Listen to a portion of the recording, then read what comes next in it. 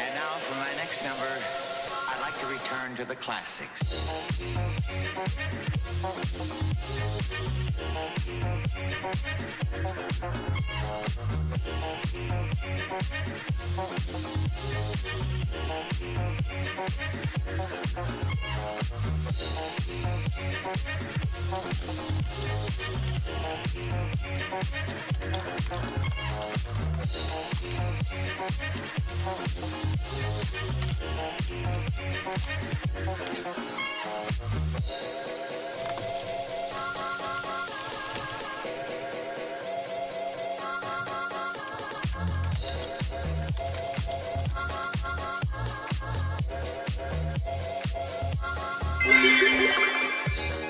Who wasn't expecting the funk there? Where were you expecting the funk? Bacon, I've got 3 fucking shipping containers full of the funk. Where am I supposed to put it? God, people make these work orders and they don't think about logistics. Bacon, obviously thank you for the bits. How are you doing? Watto and welcome! Give it a rant, hello, hello. I thought I'd have a little bit more time to bounce around in my chair before you all snuck in here.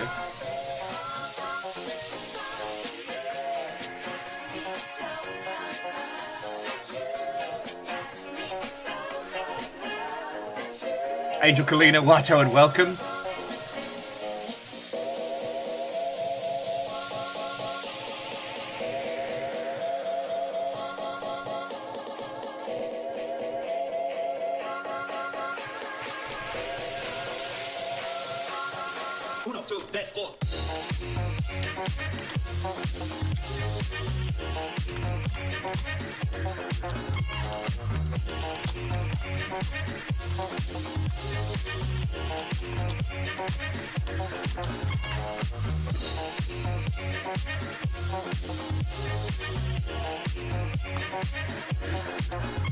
Oh, Kimball, Watto and welcome. Hello, hello.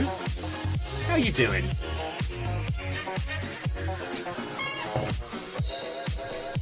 Sorry, forgive me, I know it's like 2 o'clock in the afternoon, but I'm still getting my fucking first cup of coffee in me. The animals are actually being, touch wood, very well behaved today, but you know how it is. So, Same. it's a lot. It's a lot. Anyway, more importantly, how are you all doing, friends? I've been slowly trying to catch up on the hot sheets this morning, but it doesn't seem like there's been too much going down. Say with a question mark.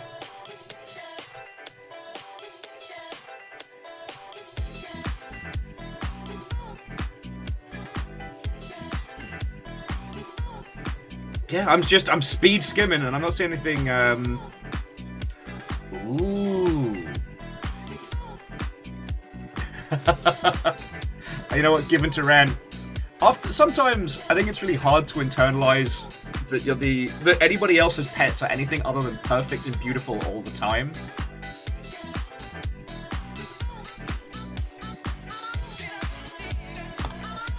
Like, I'm under no delusions. All children are monsters. I was a child once. I was a fucking monster. Anytime you encounter a child that isn't being a monster, they've either been a monster earlier in the day or they're gonna be a monster later. But when it comes to pets, like I said, I can't, my brain can't comprehend the idea that any of your pets are anything other than perfect, beautiful, gorgeous angel babies who could not do wrong if they tried.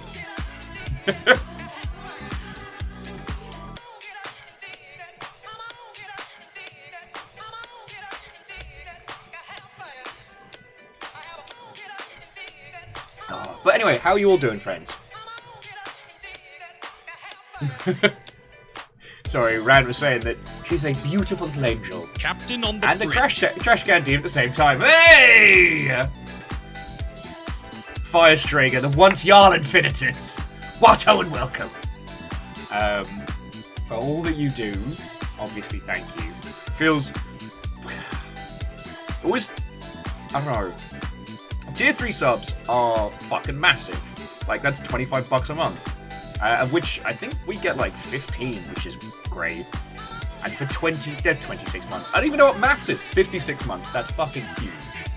I don't know, A regular thank you doesn't seem enough. Also, Lost Flowers first! Square Peg, Watto, and welcome. Angel Kalina, hello, hello. Wait, I hope I said hello. Legends like, why did I get no notification? Windows, you have failed me for last time! So I like to imagine how you read that. Anyway, how are you all doing, friends?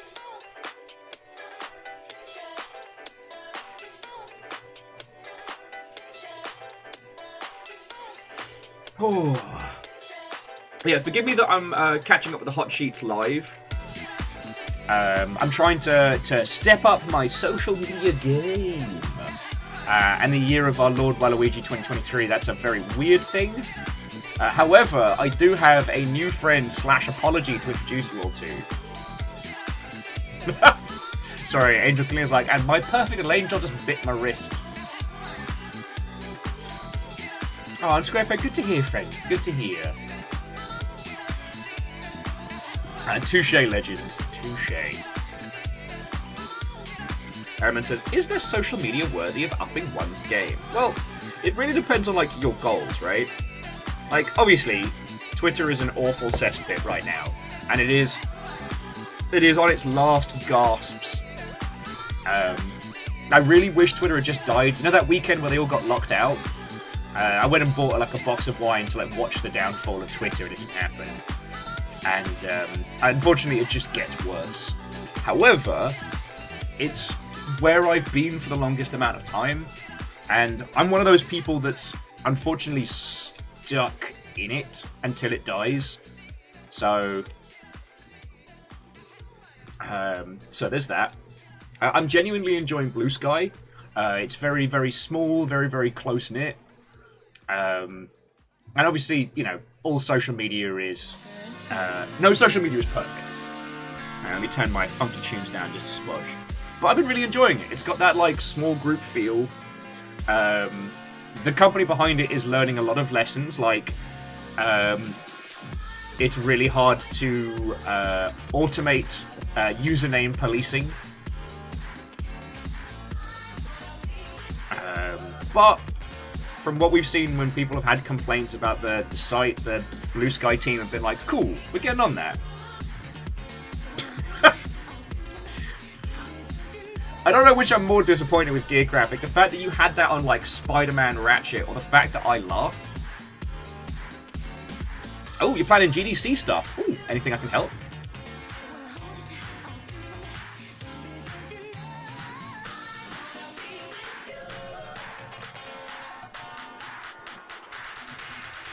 I don't know. And so Squarepeg and Given to Rant, no. There's no way Twitter survives this nonsense. If it doesn't get picked apart by lawsuits, it will just implode infrastructurally. It sucks being stuck on it. Like, it's still a big tool of what I do for work. Want to see it first? Always. And also, Airman, thank you for the bits. What the fuck?!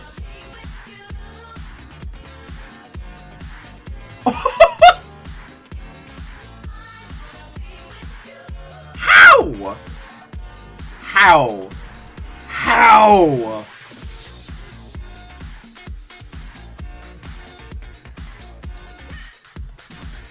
Oh. I didn't think it would ever happen. Do you know how many like polls and fuck? Oh no, Dustin, you haven't missed shit. Alright. River, I'm gonna need you to move. I'm gonna need some space in here. Alright, River, come on, out of here. I'm gonna move the dog blanket and all. It's alright. We'll be coming back in a sec. Fucking hell. Do you know when you create something that should be impossible? This should have been impossible.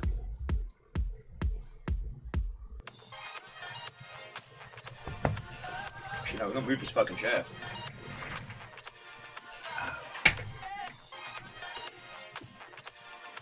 Amos, out of here. No, out. What part of putting the chair in the door did you make you think like, oh, my name's Baby Amos, I'm gonna come back here? Yeah, but okay, but J-Po's like, things have been calmer this year than in previous years. Just slugging coffee. Okay, so if for those of you who are new or are confused, so 1,000 years ago when we started Along Ship, I added we were talking about like things to do with channel points, right? And we added a dab and counted. No! J-Post! No! I'm still gonna fucking do this. We added the dab, and at the time the behest was that there be a way to counter said dab. The counter dab's broke, and I haven't been able to fix them. But like, one dab is like what, 80,000 points? Do you know how long it takes to get 80,000 points? So we were joking about more stuff, and the 1 million point ultra mega skelly dab came up.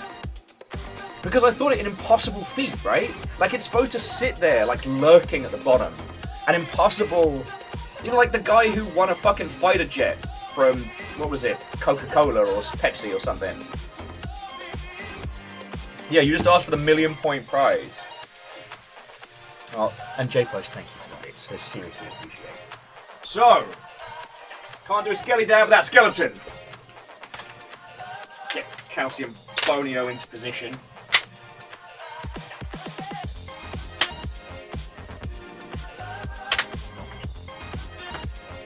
Can't quite crux it into his arm there. That's the closest I can give you. That's the closest I can give you. With, of course, my skeletal friend. Yeah, fuckers! Who did you think it was gonna be? But Lord Calcium fucking Bonio! Hoppacha! A hoppacha! A hoppacha! Is this what you want? Skeletons for your amusement! Skeletons for your amusement! The skeletal dab! Calcium Bonio! Hoppacha!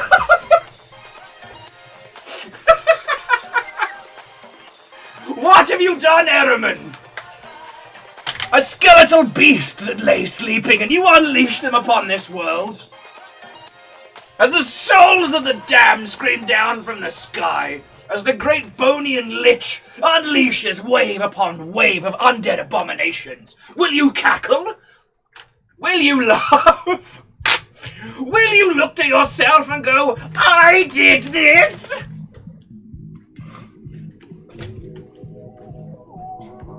Actually, you've got to admit, it's pretty cuddly. It's cuddle high.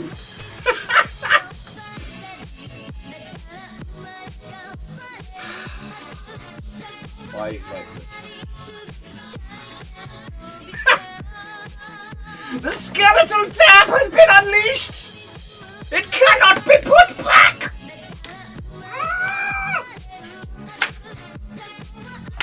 Skeletons!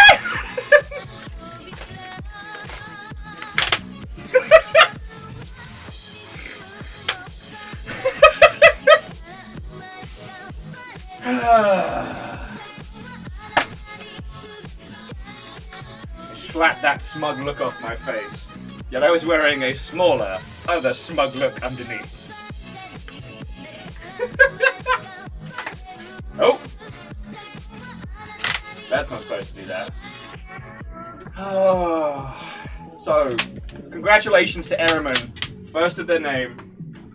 Whichever house you swear allegiance to, the very first person to unleash the true power of Lord Calcium fucking Bonio. A king, a scholar, a lich. This is gonna be a day. Okay. This is gonna be a fucking day. Vanderbeest, head of house order, thank you for filling the pint glass. I'm gonna put the makeshift dog bed back down. A million me points! Like, how long did that take? Oh my life! Oh my life!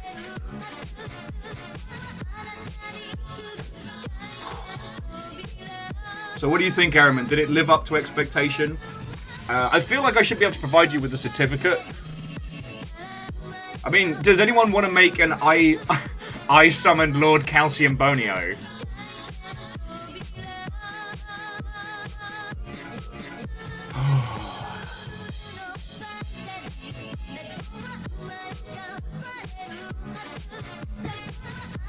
I'd say you better not have Lizzie.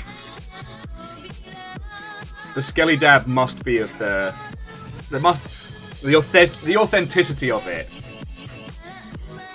Oh, everything is so skeletons right now. So skeletons.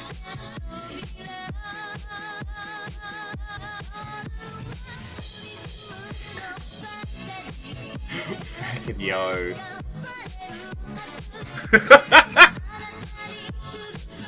I summoned Lord Calcium Bonio and all I got was this lousy shirt.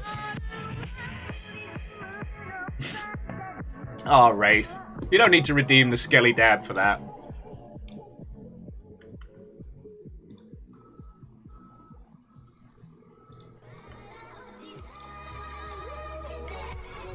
Oh. So we're starting this week off proper, huh? We're starting this week off loud.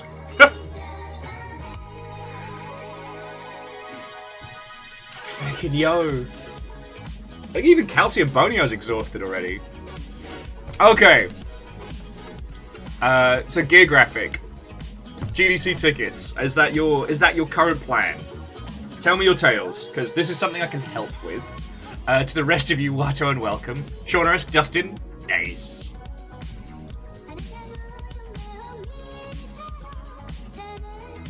I hate that I laughed at that. So, update on the skink. Okay. They're F-male and still free range, but it prompted my husband to buy us a baby bearded dragon. We don't know their sex yet, so we named them Crowley. Aww. Okay, obviously, Keldra, thank you for the bits, because, you know, that keeps our little household going. But that's fucking cute. Got a little free range skink. That's super cute. I had, non-drunken guinea pig cuddle party last night, which was real nice.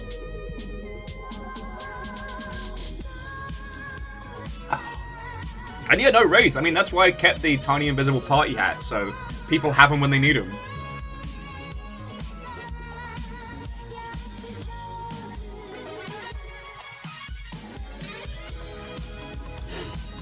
Okay, so first things first, we're going to help gear graphic with GDC.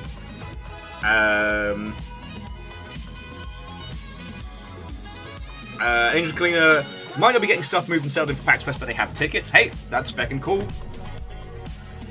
Our Longshipian philosophy is that sometimes as a squad we do end up having excess tickets. House Longship. Well, okay. So Angel Kalina, I'm not speaking for yourself. You know, sometimes selling your tickets to the reputable scalpers, if you're unable to attend or selling them online and things like that, can be a good way if you're hurting for funds. Me personally, and I know like Bacon and other people have the same philosophy, is that if we ever end up with excessive tickets, we just make sure they go to people. Because I've been lucky enough to attend PAX for work or as a guest many times over the years. So if you ever find yourself in the PAX environment and you're unable to attend because of tickets, like, do let me know. I can't promise anything, but yeah. Okay, so now we're jumping back to Gear Graphics says they're looking into prices and have about $4,000 to $5,000, give or take, to do GDC. Okay, so let's. Right, so the two big ones are flights and hotels, right? Oh, excuse you, fucko. So Gear Graphic, can you give me a rough where you are in the world, like just to the state? Out of OKC. Sadly, Dustin, Killer Frequency doesn't feature Hero to the People Dan Jones. And honestly, I think that's, you know... Okay, Oklahoma City. Which is Oklahoma a state? I know it's in a state. Can vouch, one PAX Prime will hand it off around 4 sets for me to green beans. Yep. And one PAX Prime, due to a cock-up, I had an SPG badge, a media badge, and an SPG badge and 2 4-day passes. Like, the PAX ecosystem giveth. So I try and make sure that I'm always giving forward, you know. Alright, so...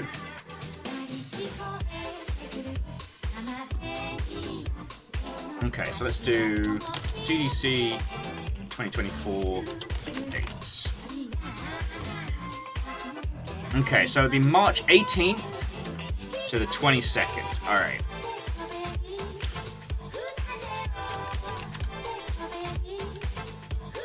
Now the downside is San Francisco as an environment knows about GDC very well, and they do plan their prices around it.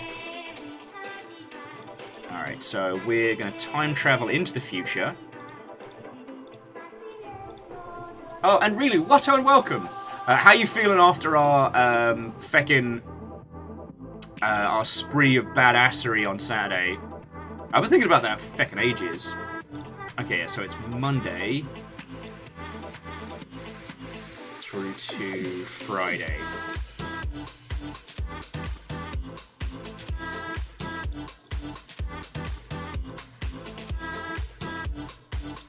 Alright, so we'll just assume... Okay, no, so you probably want... I'd advise coming in on Sunday through Friday, but again, we can adjust. So...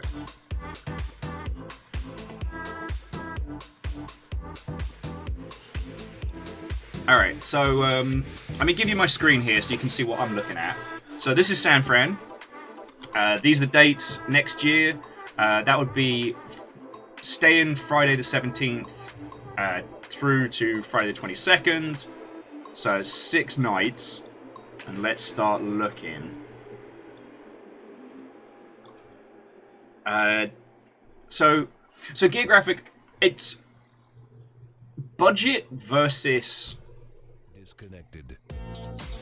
So yeah, so budget versus like ability and risk. That's where, I mean, sorry friend, GDC is, you know, it is one of my favorite events, but it takes a lot of insider trading. Alright. So this shit here, like, so here's the Oak Hotel. They're doing $60 a night. Holy shit. Alright, so it's a 3-star, so it means you do get your own bathroom. Alright, now let's see where it is. Oh, wait. Ow! Why did you disappear? Okay. So Mission, Dolores, Artisan, Fillmore, Japantown. Trying to see where the Tenderloin's at. Because some of the places in Tenderloin are dirt cheap, but there's also... You also have a bit of risk. This place up by Golden Gate, out of Bay. Ooh. Oh, here we go. Oh no, that is smack bang in the Tenderloin. That's why it's $70. Alright.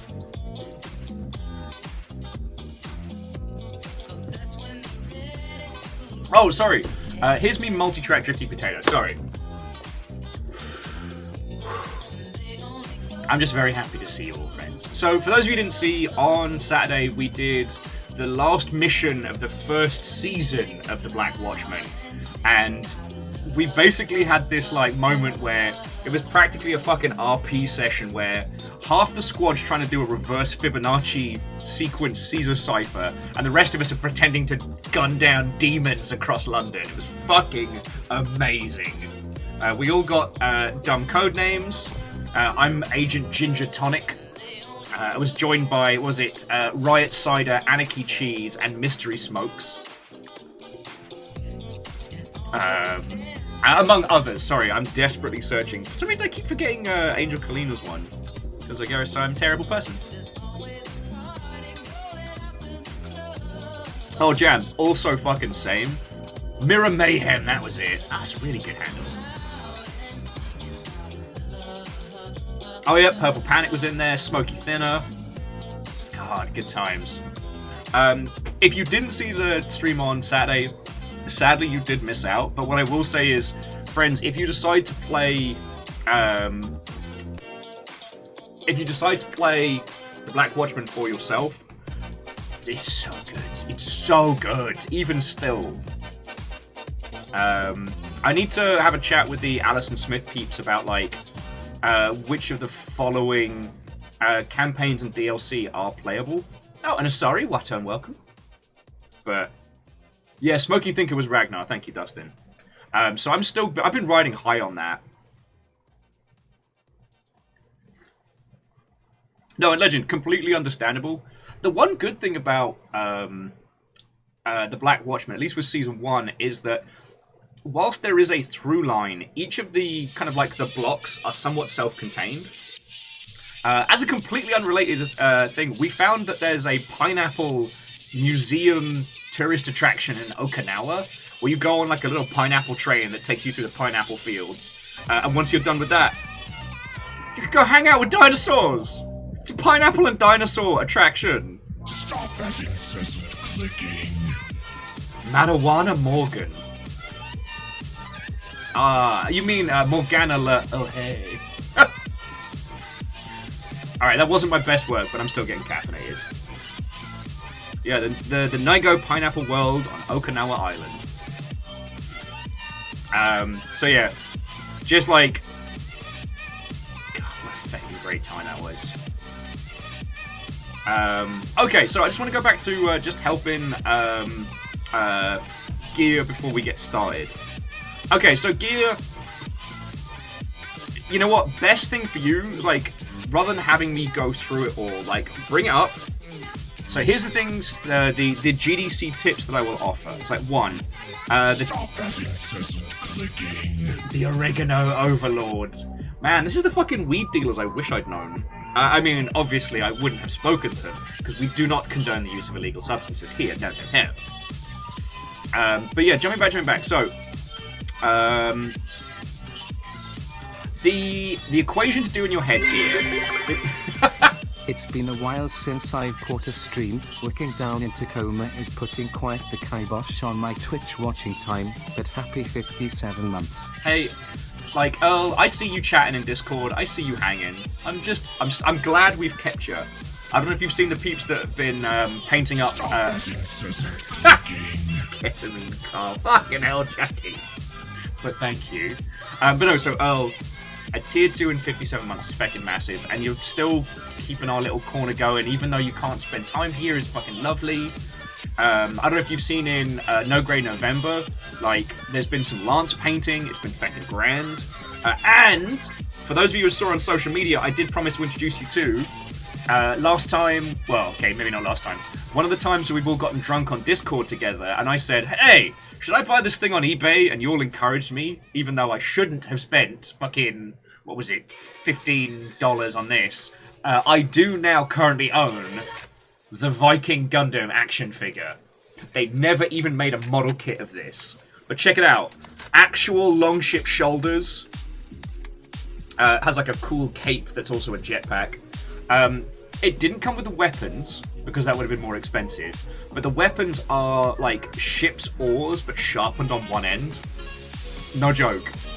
And it actually does have a boat that it sails around in.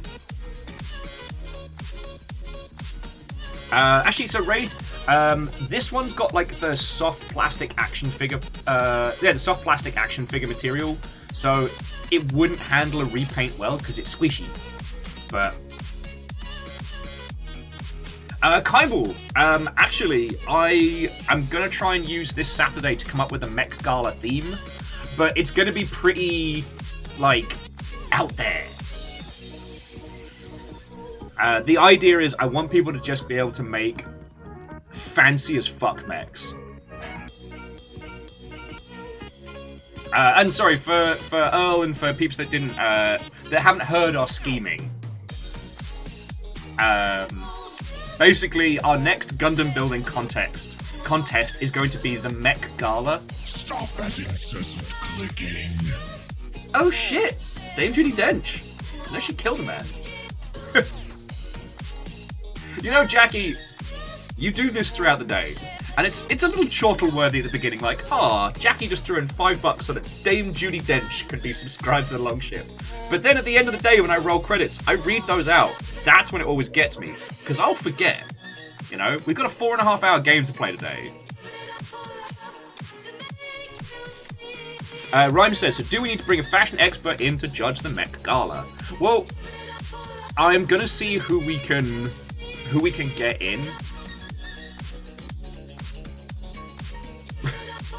Mech Gala dressed to impress.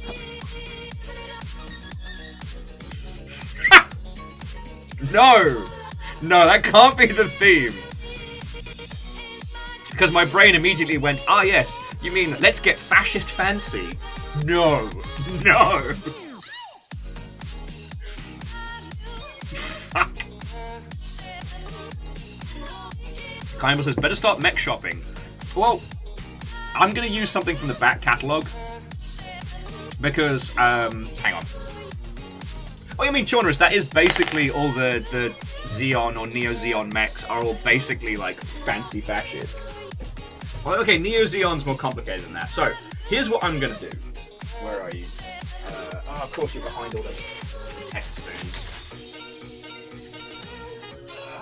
Too much stuff. So, I want to do a little challenge. So, I want to take this guy here, the GM Sniper, which is traditionally kind of, when people do repaints of this, they traditionally do it as a very military style. Because look at it. Like, it is a sniper. It has a snipper riffle. It has a shield. Like, it's...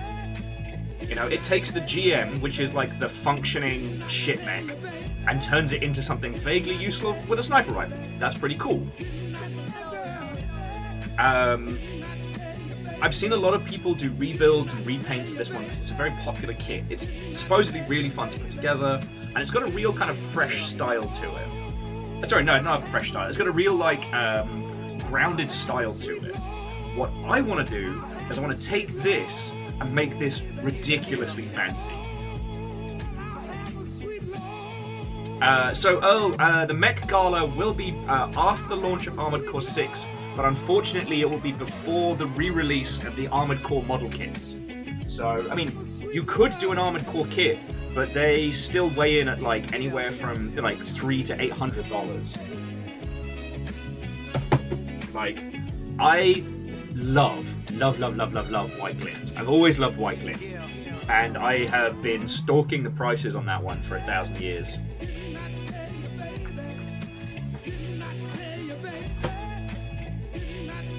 There was a brief window when it was affordable, where just before the explosion of Gundams during lockdown, and that did not last. So, like, Kaimal, that's my theme, but, like, it feels like it'd be too cheap, but I do also have the Cubely, the big drag Gundam, with, like, the long nails and the huge swooping pads and stuff like that. Oh, hang on. I made the tiny version of it. So there's also this one, the large version of the little Cubely. But that, I don't know, that feels easy, right? Or am I making a rod for my own back by making it more complicated? I don't know.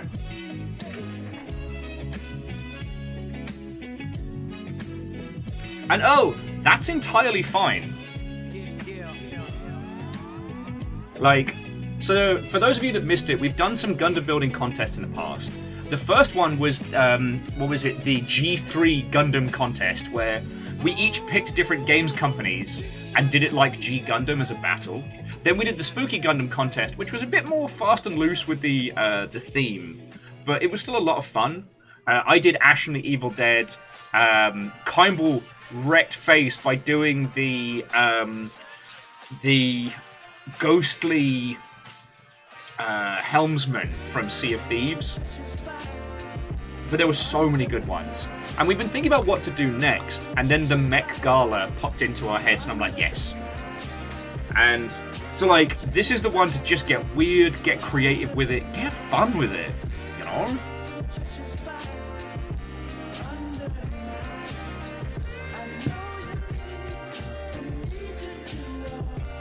I mean, oh, you could do that. Yeah. Legend, that cracked me up, and it was Eric fucking with me, but for those who didn't see, one of the entrances was the Invisible Gundam, and I had to, like, I had to give props. Sorry, we don't have a theme for ducks yet, but the only problem is I don't currently have the means to get ducks here. It's a two-for problem of cash and other problems.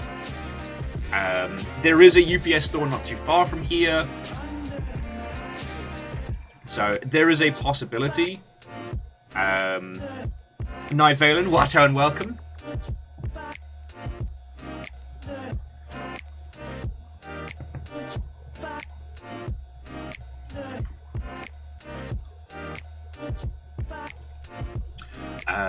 I do want to open up the pit for ducks.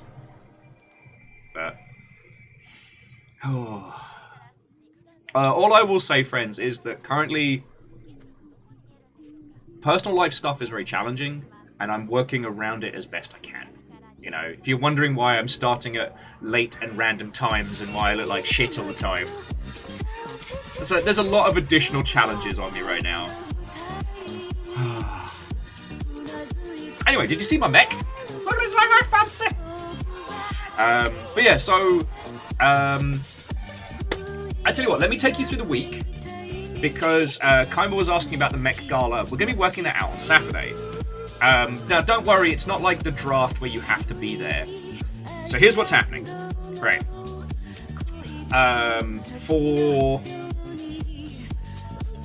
today, we are doing Killer Frequency. Now, some of you might have seen this game before. I still think it's worth a run-through, because, like, we chose to do Homebody first, because both Homebody and Killer Frequency, while very different games, had a very similar kind of not quite spooky aesthetic.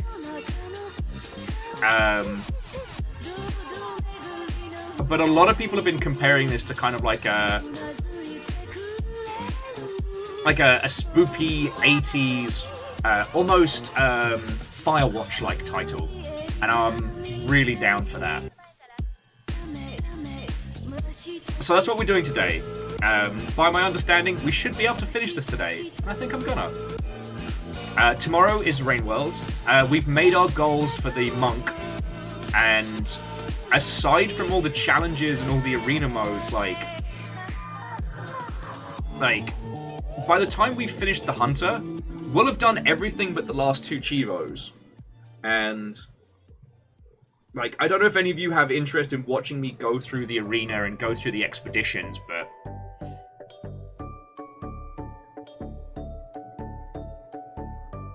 yeah, well, and I think that Killer Frequency, from at least as I understand it, is one of those interesting titles that, like, you can watch multiple people approach it, and there's still value.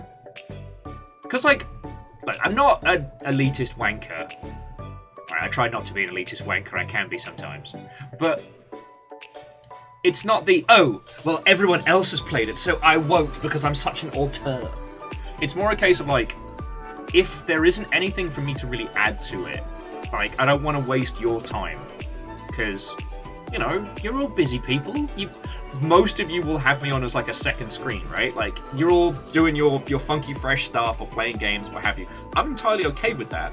And my goal is to, like, if you're going to have a second screen, it might as well be something that you wouldn't have seen. Something that gives you some additional games literacy. I know, these are the big fancy words today. But there are some titles where, you know, they are worth going through with a squad or going through later or what have you.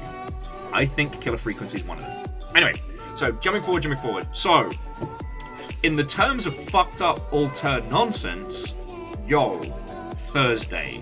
Mark Thursday.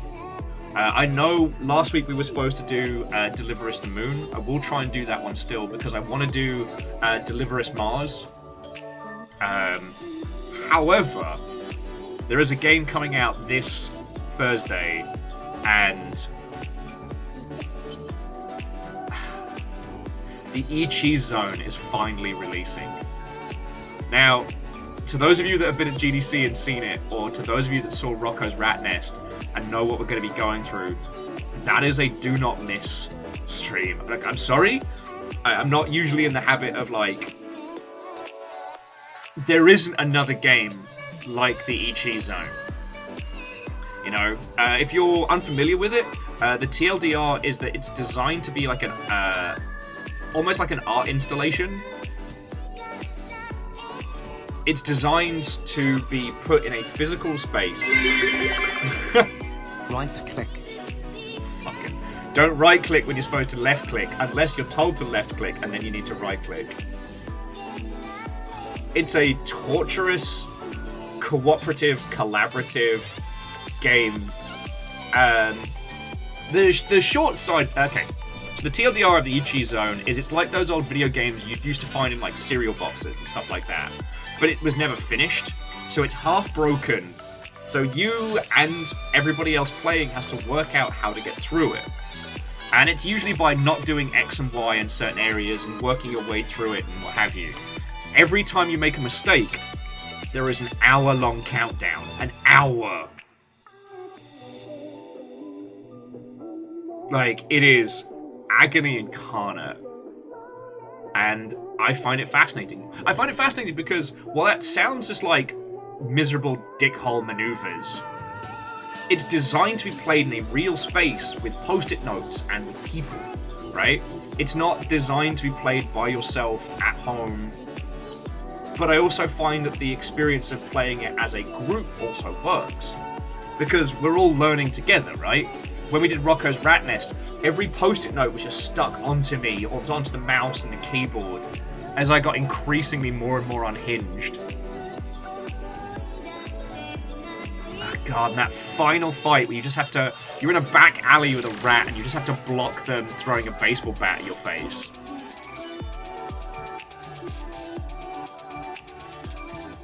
So yeah, Thursday's gonna be something special. Now, Friday... is also something special. Friday will be the Monkey's Island content for Sea of Thieves. Now, I don't know... I am trying to make sure people who are coming for the Sea of Thieves stream can commit. And I don't think I've been super clear in my communications on that one, so... Hopefully I can get that all sorted.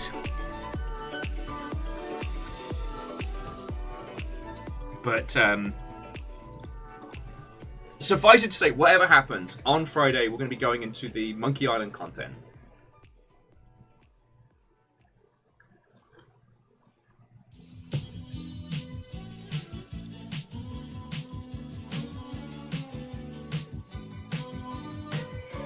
So, I almost forgot the important part, why I started telling you all this bollocks.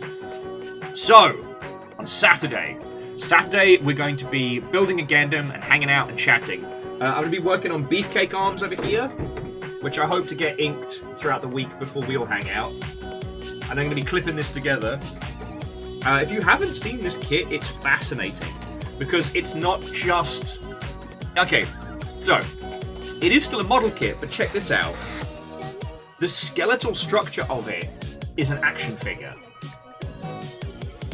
So this part comes pre-built like an action figure, and then you assemble and like add the rest. Yeah, it's fucking rad. It has these gigantic arms, and if you manage to get another master grade red ashtray, it can fit a second set of arms.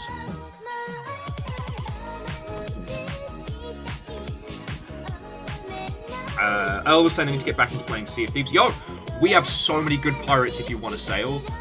Like, there's a lot of people who picked it up in the Steam sale who are kind of finding their feeties. And the irony being is that, unlike a lot of other games, playing Sea of Thieves by yourself is actually the most challenging way to play. So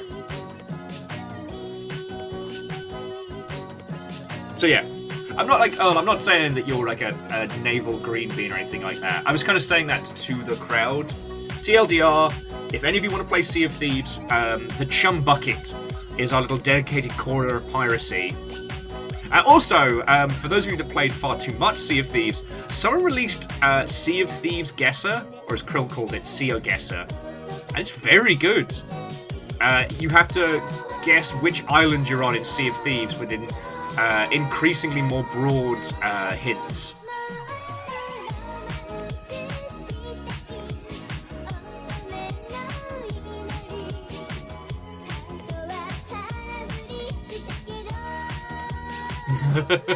See, Earl, you get it. You get it.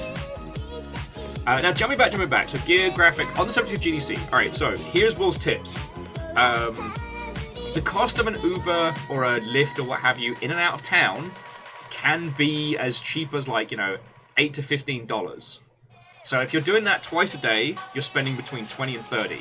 But, if your accommodation ends up being, like, super low, what you can do is you can save a buttload of cash by booking a place outside of, like, the main city area and just taking a cab in and out.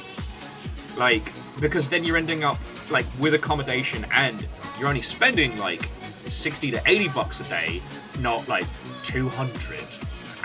If you're pitching, there is some value in being at places like the Marriott or the Mossa or the hotels around, like, the block area.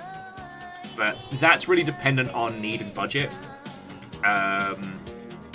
Book flights as soon as. And one of the reasons why I advise going in on the Sunday is because, like, what I tend to do is get a fuck you o'clock flight for a fraction of the price, but then have Sunday to kind of, like, land, recover, breathe. You know, you're going to be going hot for, like, 5 days. As for actual tickets to the event, what are you looking for? Like, what is your goal of going to GDC? Sorry, I know we're leaping between conversation topics, but jumping back. During the Beefcake Arms stream on Saturday, I'd like to invite you to build or paint along with me. I really like the idea of, like, for those of us that are avoiding this hateful ball of fire, we can all just hang out on Saturday, we can work on our little creative projects. And... yeah. We can come up with a topic, we can come up with a theme for the Mech Gala. Something weird, something kind of arty-farty.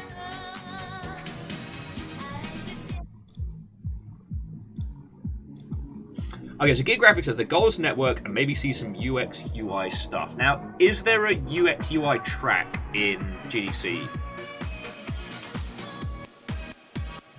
Ah, Kimball, do you want to bring some rain over here? That would be amazing. It actually rained a little bit last night. So lovely. Or I didn't rain last night and I'm just having a fucking breakdown. Both are incredibly valid right now.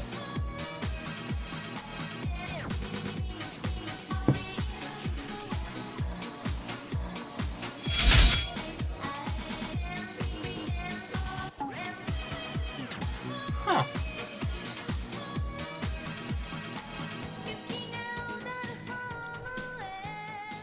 Oh yeah, no, I mean, Kimball, you can just pop on over. We've got so much fire right now.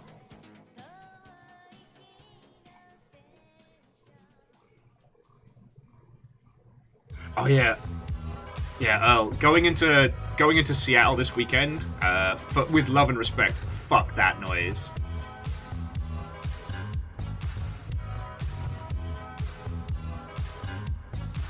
Yeah, I tell you what, Kimball. Yeah, we'll do like a little swapsy tradesy.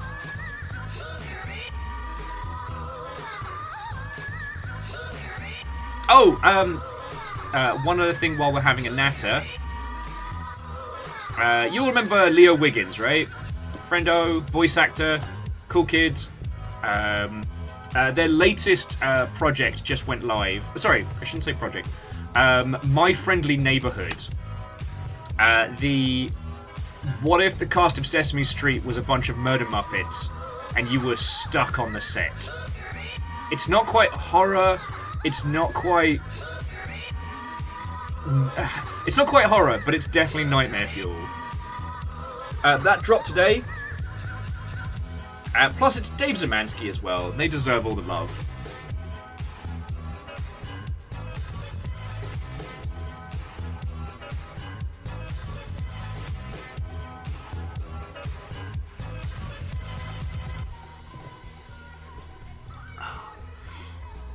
I think that was the only other thing to be nattering on.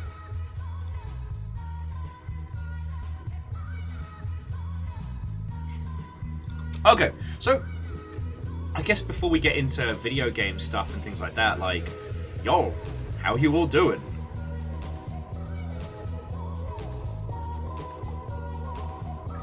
Wolfgrad, Watto, and welcome. Like, I know it's only been a couple of days, but I haven't had a chance to chat to any of you. I had grand ideas of doing a Plastic Duck stream last night, and those plans got shit on from a great height. So I guess that's why I'm kind of like, hey, I don't want to tell you all this stuff, I don't want to tell you all this stuff, but what's going on with you, but here's what's going on with me, but I want to tell you a stuff, but okay, but maybe.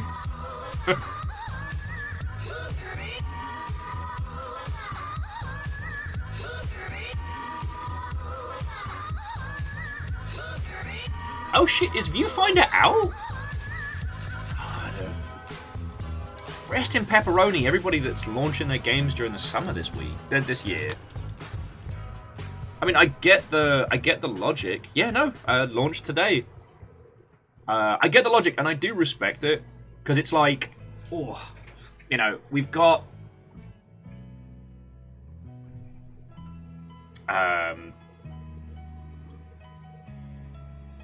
both Armored Core 6 and Starfield launching next month, and you don't want to be anywhere fucking near that.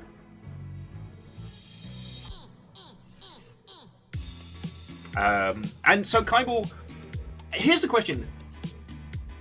I personally think that Viewfinder is the kind of game that I should play with you all in maybe a month or two, once everybody that's had the chance gets to go through it.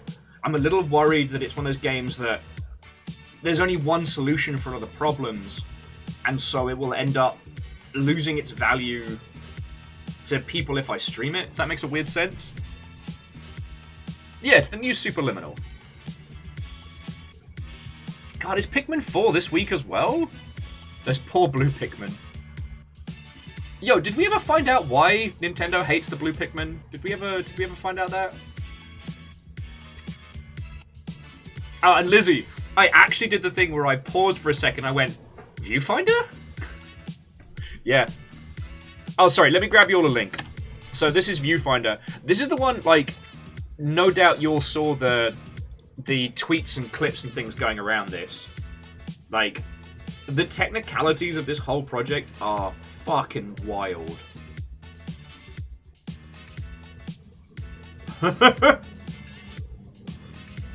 Oh, how could I forget? I was saying, don't forget about the other Juggernaut release, Hollow Cure Steam Edition. Yo. Hollow Cure looks great, but I fucking survived Vampire Survivors, and Battle Grid got its teeth into me. I have to sleep sometime. Those fucking V2 avatars can't take my soul as well.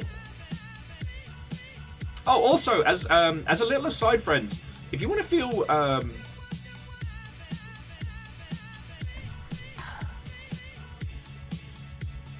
oh god.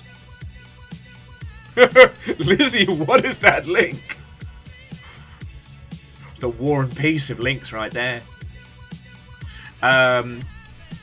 If you need some YouTube watching, like either this evening or over the week, NoClip put a really good documentary together about Vampire Survivors, and it's a real heartwarming tale. I really appreciate it because, one, the gentleman that made Vampire Survivors doesn't like doing public appearances.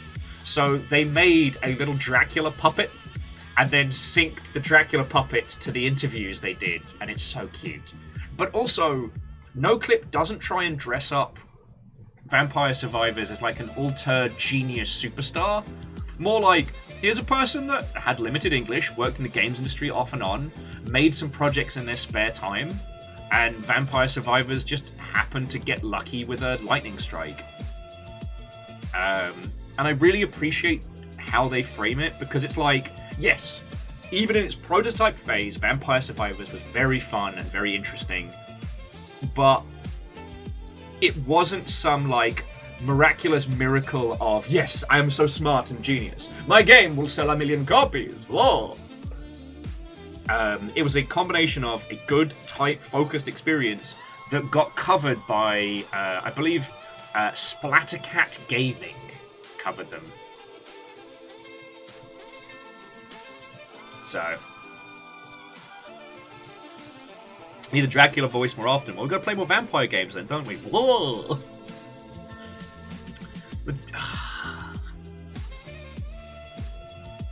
Kyle saying Viewfinder is exceptional technically. The art's nice. No spoilers. Yeah. So, I mean, Kyle, am I wrong in thinking that it's something that I should stream in like a few months? Because I know Manifold Garden was one that technically incredible, loved it, but like once you solve Manifold Garden, there isn't much beyond it. Stream it with a warning. Is it motion sickness? Because I will admit the times where it plays with gravity reminded me of the OG Prey, and that's one of the ones since Sonic Adventure that made me feel sick. Sorry, I'm sure I've told you the story like 50 million times, but I got lent a friend's Dreamcast for a weekend with Sonic Adventure and Soul Calibur and all this. And I just sat and played Sonic Adventure 1 for 20 hours. Like, 20 hours, one sitting. And I was physically sick. Shouldn't have done that.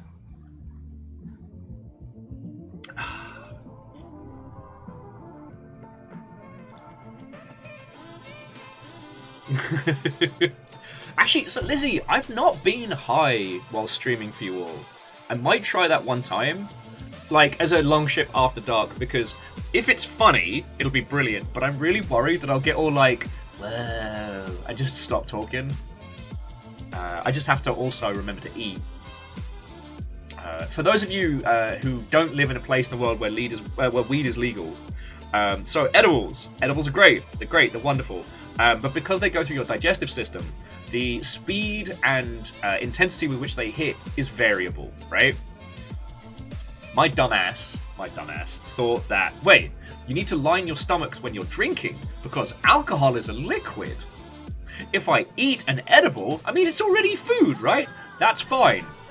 That's fine. It was not fine. I thought the guinea pigs were talking. Oh, yeah. The reason why I don't volunteer for it is because I worry that I do that gamer thing. I just kind of like sinking into the chair with my pad ever increasing above my face, just sitting here and not speaking. And then I wouldn't be hanging out with you lot. Oh yeah, so yeah, on the end of that story, I managed to get up off the couch and just tell Fiona, like, I'm too high. I can't function. So Fiona made me like a little basket of like fries and chicken nuggies. I tried to watch Osmosis Jones. That was the dumbest fucking idea I've had. And then I ended up watching like one of those like post-Vikings history shows where it's like loosely based on history, but everybody's fucking. And apparently that was fine for my brain, so.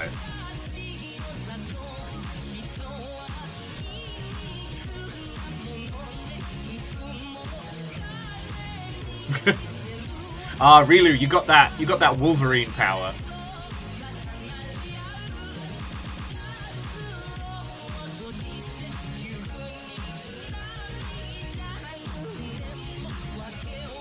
Oh, and Alnus, the 20 hours of Sonic Adventure, you got to understand, that was not long after the Dreamcast's launch in the UK. And obviously we couldn't afford another console.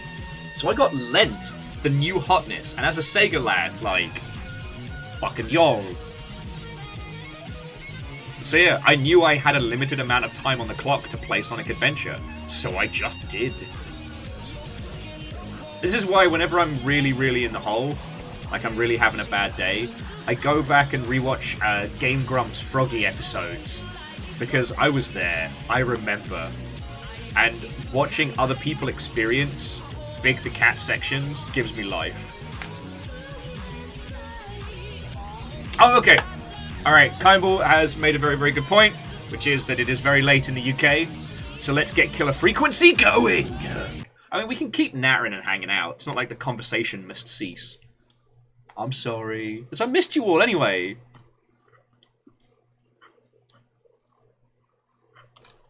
Let me just update the game real quick.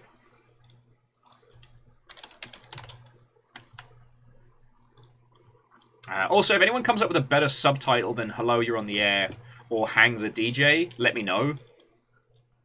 Oh, it kind of back at you, friend. Back at you. Like, we're here to do both. We're here to play some video games, and we're here to hang out.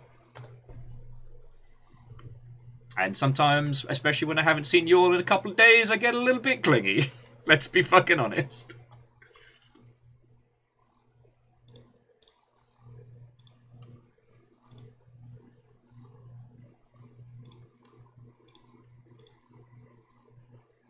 Video games killed the radio star? Not bad, not bad. I think we can do better though, Relu. I think we can do better.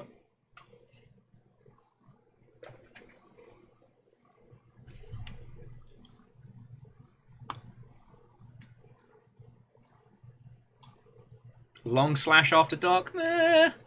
It's still light outside. Look.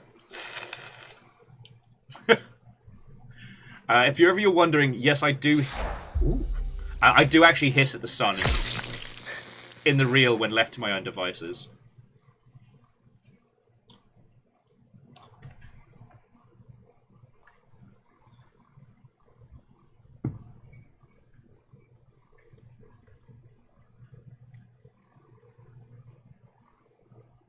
Now, the one I keep wanting to do is obviously only if it was legal in Washington State. And I was legally able to acquire such things, but I want to do mushrooms and play Sea of Thieves. I've been thinking about it a lot, and it would either be the best or worst time, but I want to try. Because one of the things that, in theory, because obviously I've never tried illegal substances, one of the things that really shits you up is going from a small space to a large space, or a large space to a small space. But I feel like if we're sitting in a space and playing Sea of Thieves, that could be good. Ah, killer frequency live and on scare. See, Dustin, this is why I love hanging out. Gear says, why is every GDC place a fucking hostel? Because the hostels make bank during that section.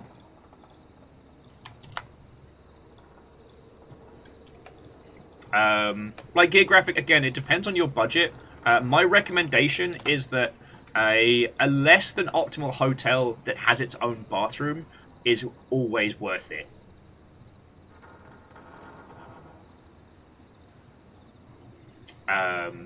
Oh no, sorry, it's not like the Hostel movies. Yeah, no. Now, in the past, like going to the indie hostel is actually can be a great way to make a whole bunch of friends because all the indies are crammed into one hostel. But I just like I'm not precious. But sometimes I just need to stand in the shower before I'm ready to face humanity, you know?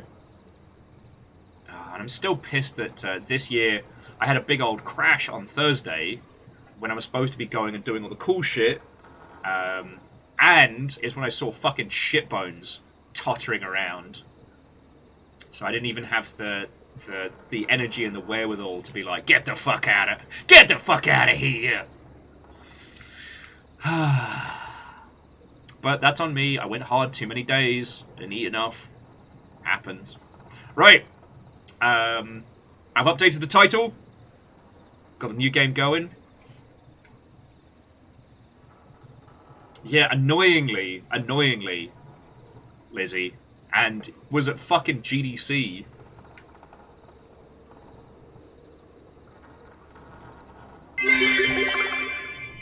My senses continue to deceive me.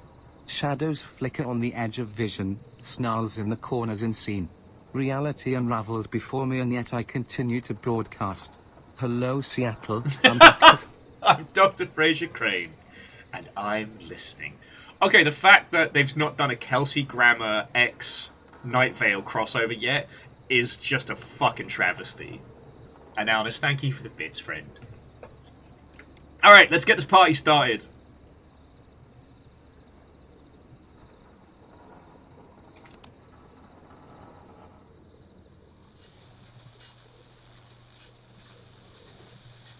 Well, Bacon, where possible, do link to the clip. Because Twitch will be rolling out their... move around. Twitch will be rolling out their whole Discovery nonsense soon. And then we go...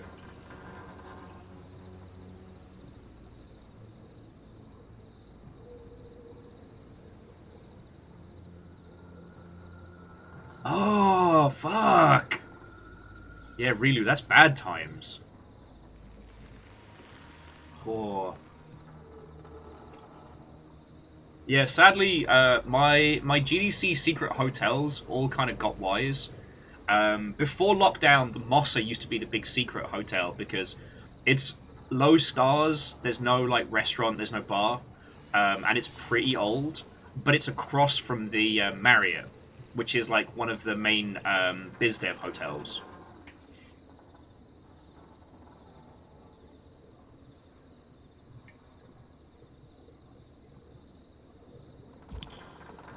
Dibba dibba dibba. Ooh. Beer bottles. Object interaction. Drop objects. Throw objects. LT to place. Valid. Alright. Hadouken! Alright, well. Okay, so we got context controls.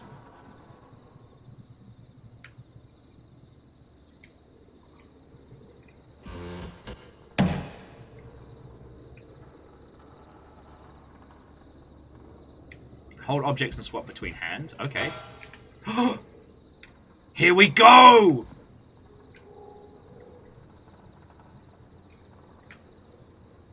Hang on, I did something there. It was like... had a Hadouken.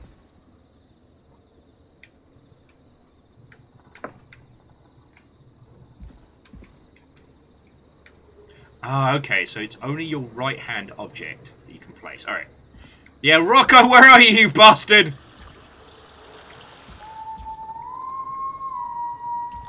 Rocco, you owe me money!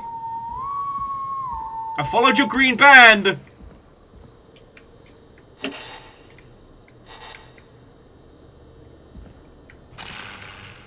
I followed your green band! Where's my money?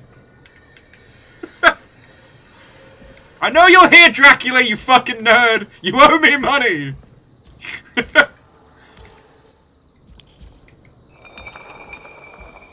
Yeah, right click this, you piece of shit. Alright.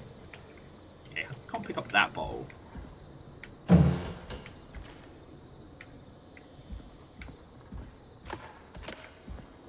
Alright, inspect an object. Okay. KFAM! Your only radio source with an unhinged rat for a DJ. Let's go! Rocco live on the air.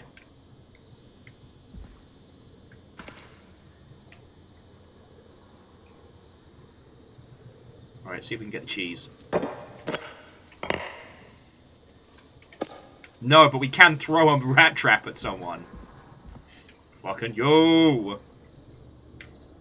Killer frequency, slash into the oldies. Oh, we're gonna have a good time.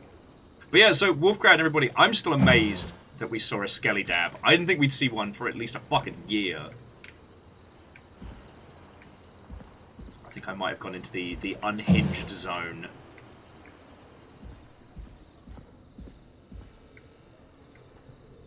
Opening doors.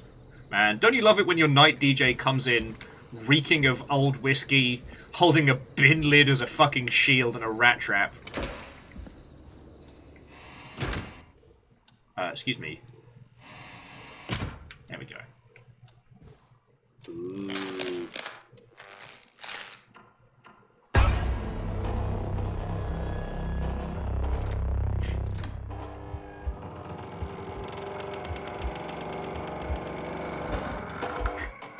Where are you, Dracula, you fucking nerd? Where's my money?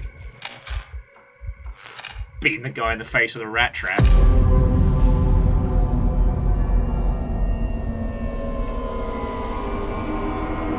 Pachow! Rocco sends his regards.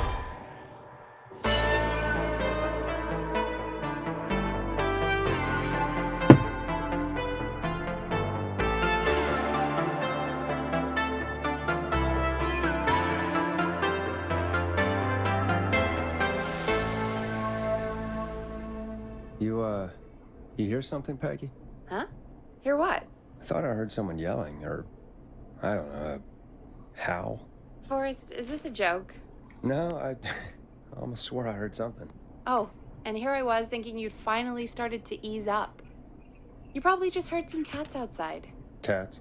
You know, 4 legs, whiskers, tails, not dogs. I know what a cat is. But I mean, does Gallows Creek have a stray cat problem or something? Not since the rats moved in. Anyway, you ready to do the pre-flight checks? Seriously? Do we have to do these checks every time? And do you have to call them that? Reggie pays us to check the equipment before each show, and he pays us to call it a pre-flight check. But if you're sure you don't want to... Nah, let's do the checks. I need to know what I'm fucking doing here. And the voice acting is already really good. Alright, fine. Let's get through this. Alrighty, this is your captain speaking. Really? Come on, let's have a bit of fun with it for once. Buckle in, folks. We're about to hit some tubular rents. Let's start with record playing. Fucking did it! Okay. Grab a record, stick it on the player, and hit play. Alright, we've got Easy. 1980X, Dave Scoppo, what was the other one? The Flow, Late Night Lurkers. That's a bunch of you lot in the UK. Forrest, you need to grab a record. I'm and stick it fucking on the choosing! table. Stabbing in the Night by Knife and the EZ. Riders or the Hang-Ups. Or the Word. I'm gonna go for Stabbing in the Night. Actually, no. The record box is on the left, and the record player is on the right. Pick Yeah. a record and stick it on the turntable. This one Then goes hit out to all the play. Late Night Lurkers. If you dare.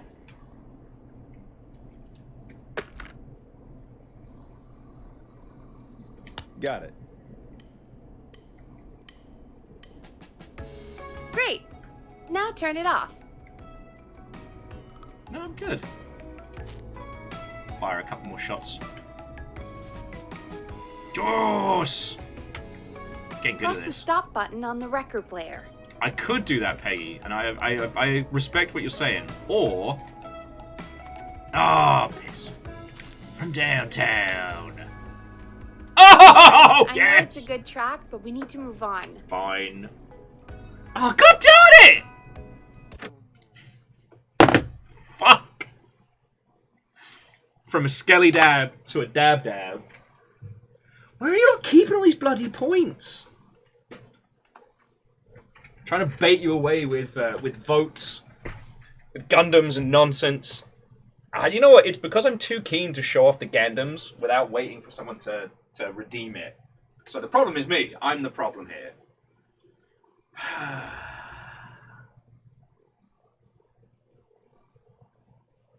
Geographic, no. Hopcha! I very nearly ate shit there.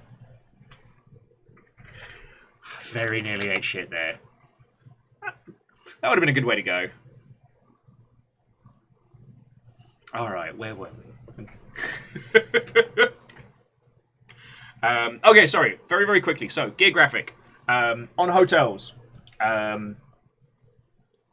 Avoid Soma and the Tenderloin. Remember, the blocks in San Francisco are fucking massive, but it is entirely valid to book a place like outside of the catchment area and take a ride in and out. Like, I did that from down near the Mint, and I've done it from like further out, and you can save so much cash. If your overall goal is networking, you only really need an expo floor pass, so you don't have to spend a gajillion dollars.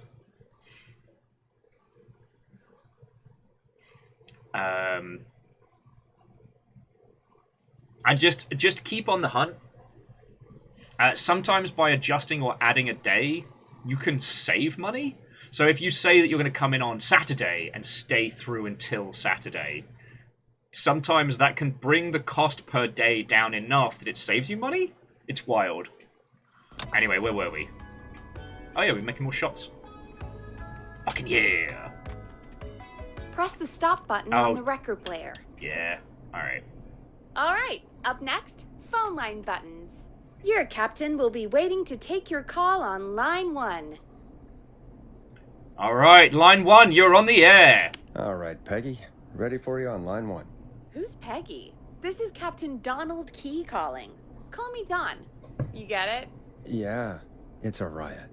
Great, and button 2 works just the same. So, let's move to the Peggy button. You mean the producer line? Like I said, the Peggy button. Press it when you need my help during the show. Is there a Peggy mute button? They haven't invented it yet. Now come on. The Peggy button is the third one on the phone line. I labeled it for you. Can't call it the Peggy button. Press for Peggy. This is your brain, Forrest. Sorry I made you such an unfun turkey. I'm a turkey now, am I? Okay. Are we almost done? Sound blaster next. That's an easy one. Alright, let's blast that sound. Let's blast that sound. Let's blast it. Yarr. Sound blaster. Front of the desk to the right. Oh, this one. There we go. Always good for a cheap laugh.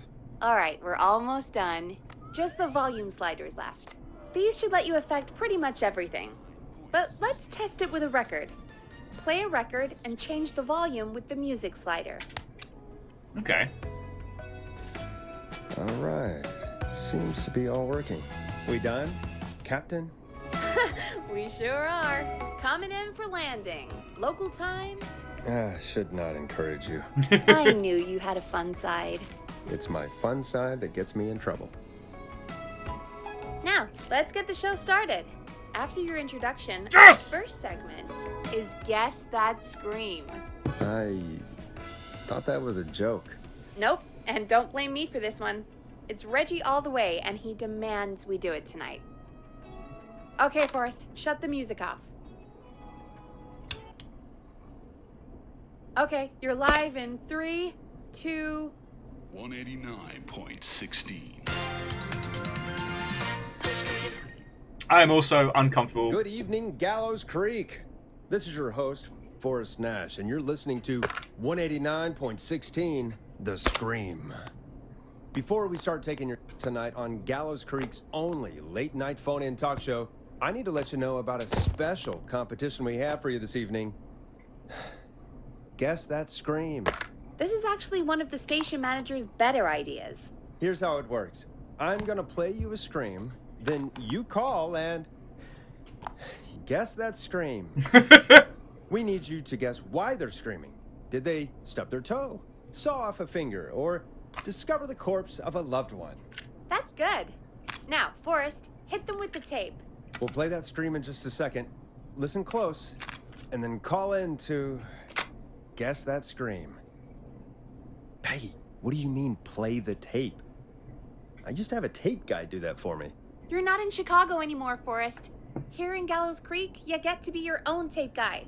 Come on, I gave it to you yesterday. Alright, I think I got Forrest, you do have the tape right. You knew The we were doing world-famous this annual right. Gallows Hey, Creek Harvest let's be Festival real. is Guess that back! scream is a We got it all out idea. on Giblet Field. We No, got the Little Miss I don't have the Harvest tape. Mansion. It may be a stupid idea, but that doesn't mean it can't be fun. We're going to need a scream tonight, Forrest, and you're the one at the mic, so... I hate what I have become. Also, yeah, Wolfcrad, you're right. I'm also uncomfortable is a great name for a radio show. Why did it have to be called the Peggy Button? I used to go out all across America, and now I'm just screaming into a mic in a backwater town. Jesus. Come on, Forrest, just do it. That's enough dead air already. Just think of a scream and let it rip. Oh, God. Sorry about that. I'm back. Had to step away there for a second. Listen close, and then call in to guess that scream. The Perturbed Yeti, Falling from a Cliff, or The Drowning. I like the Perturbed Yeti. I can't imagine any of those being better.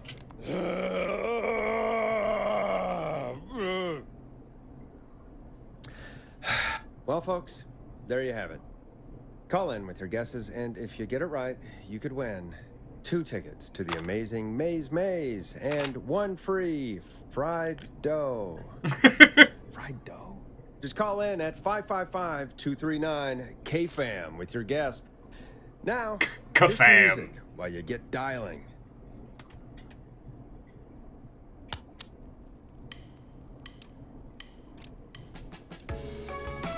listen in to this next track from Late Night Lurkers, if you dare. Yeah. Oh, God, Forrest, that was amazing. Thanks. I can't wait to hear what people think that was. How the hell did I get into this mess? Lighten up, Forrest. That's gonna be the highlight of my week. Oh, so close. Oh, Forrest, there's a call coming in. Okay. Time to turn the music off. Fine. Producer's gonna get grumpy if I don't do the thing. Alright, first caller, you're on the line. Welcome to The airline. 16, Line air. The Scream. Caller, you're talking to Forrest Nat. What's going on with you tonight? Forrest, thank God I made it through. My name is Leslie Harper. I'm the 911 operator and police dispatcher for Gallows Creek. Alright, are you gonna guess the scream? Welcome to the show, Leslie. Are you calling in to guess that scream? As a 911 operator, I bet you may have an educated guess. What? No! Look, I found a body and I need your help. 911 is calling me to report a body. Interesting setup. All right. I have a I'll bite. problem. They shouldn't What's the give me mini punchline games. Forrest, I recognize her voice. I'm pretty sure that actually is our 911 operator. I think this is real. Peggy, I'm not gonna be happy if this is a prank. I don't do prank segments on my shows. It's in my contract. Forrest, I really don't think this is a prank.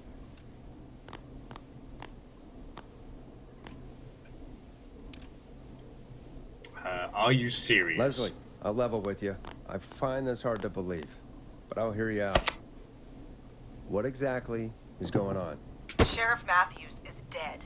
What? Sheriff Matthews is dead? Sheriff Matthews is dead! Department. That's never happened before, so I came to the station and I found him. Oh, God, poor Sheriff Matthews. Do you know what happened to him? Someone got him. Someone got up very close and I really don't want to say what they did to him. Did he fight back? I don't know. I think he tried. He's surrounded by bullet casings. I think he tried to shoot at whoever it was, but...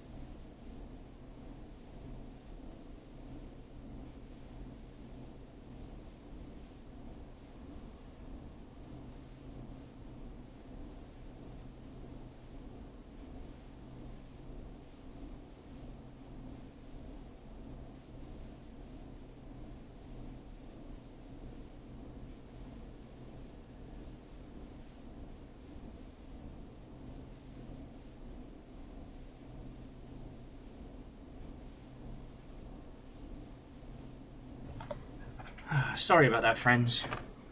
Fucking is what it is, right? So, Sheriff dead. Is there anyone else at the station? Or is anyone else at the station? Anyone who can help you? Or who might be responsible? No, I checked everywhere. Deputy Martinez is here, but she's knocked out, tied up, and locked in a holding cell. I called you right after I found her. God. Wait. Please don't tell me that this hick town only has 2 cops. Don't be ridiculous. We have 3, but Officer Gunderson is on leave and can't come. Leslie, do you have any idea who could have done this? Not a clue. I didn't see anything on my way over. Leslie, you need to call over to Henderson or Quiet Red. They need to send someone over from their department. I tried, but I can't call anything but local numbers. Something's wrong.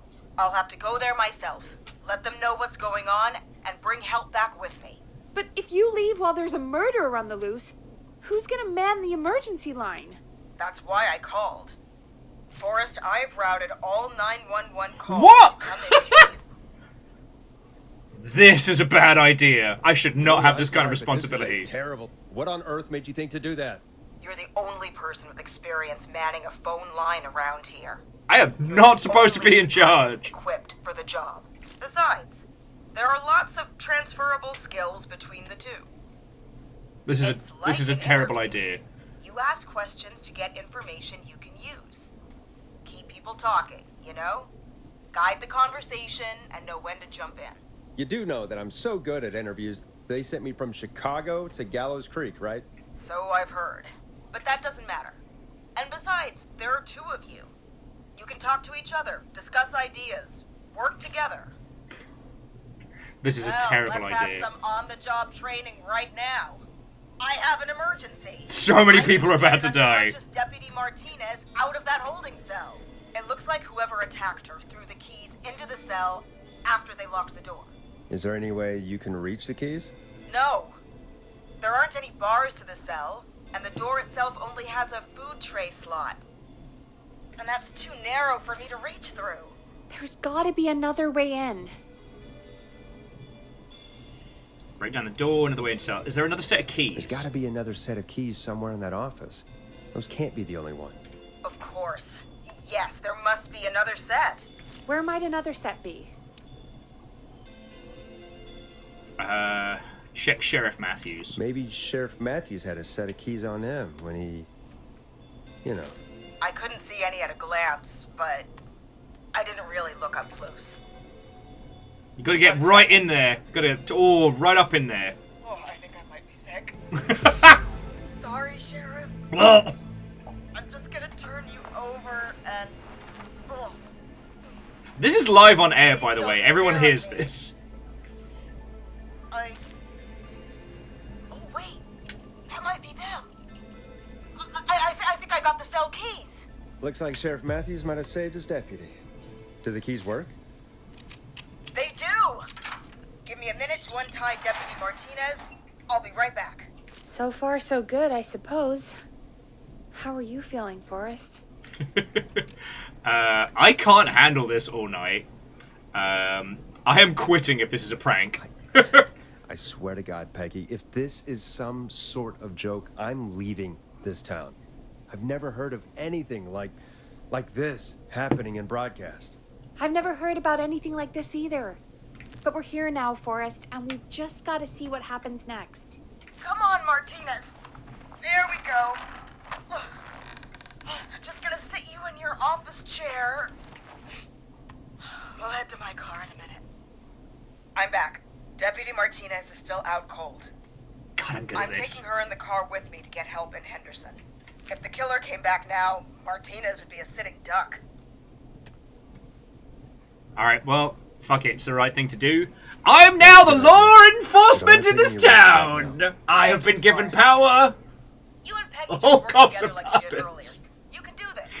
Now I'll be back as soon as What? My car! My car is on fire! How did you What do you mean fail it's on starting your car so What much? the hell? Did it just go up in smoke? What happened? Wait. What? No way. This can't. Oh, Forrest, we have big trouble. What's happening? What's that noise? It sounds like whistling? Whistling? It can't be. Oh my god. I can see him, but he's dead, right? Right? But that mask, how the hell is he? Who, Leslie? Who? The whistling man! The whistling man? Who's the whistling man? He was a He's the serial man who killer. whistles! The fuck you want? That mask. But he's dead! He's... What the hell? Oh, God. Do you think he attacked Sheriff Matthews and Deputy Martinez? He's coming this way. Throw the deputy at him! Alright, lock the doors. Stay inside and lock the doors. Right. Take the other guy, shuck him. My car's torched. We need to think.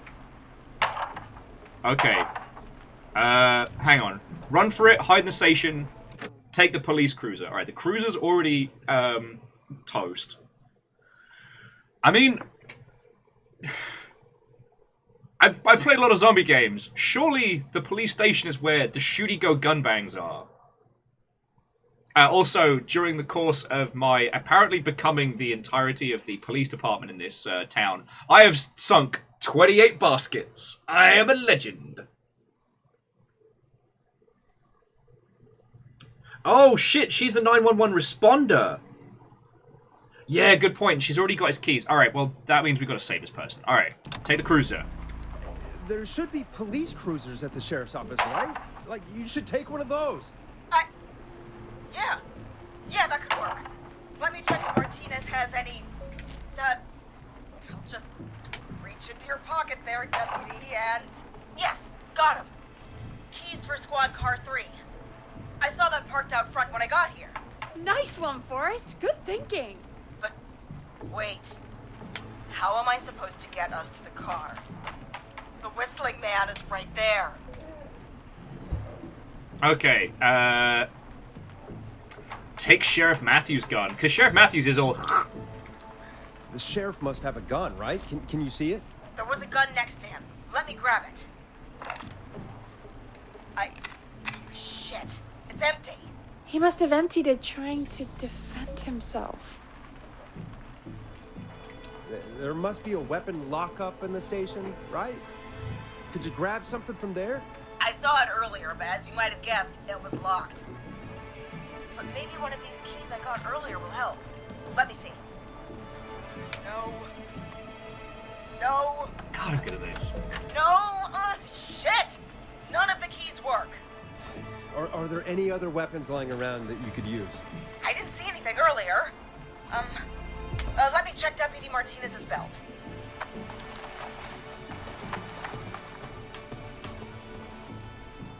All right.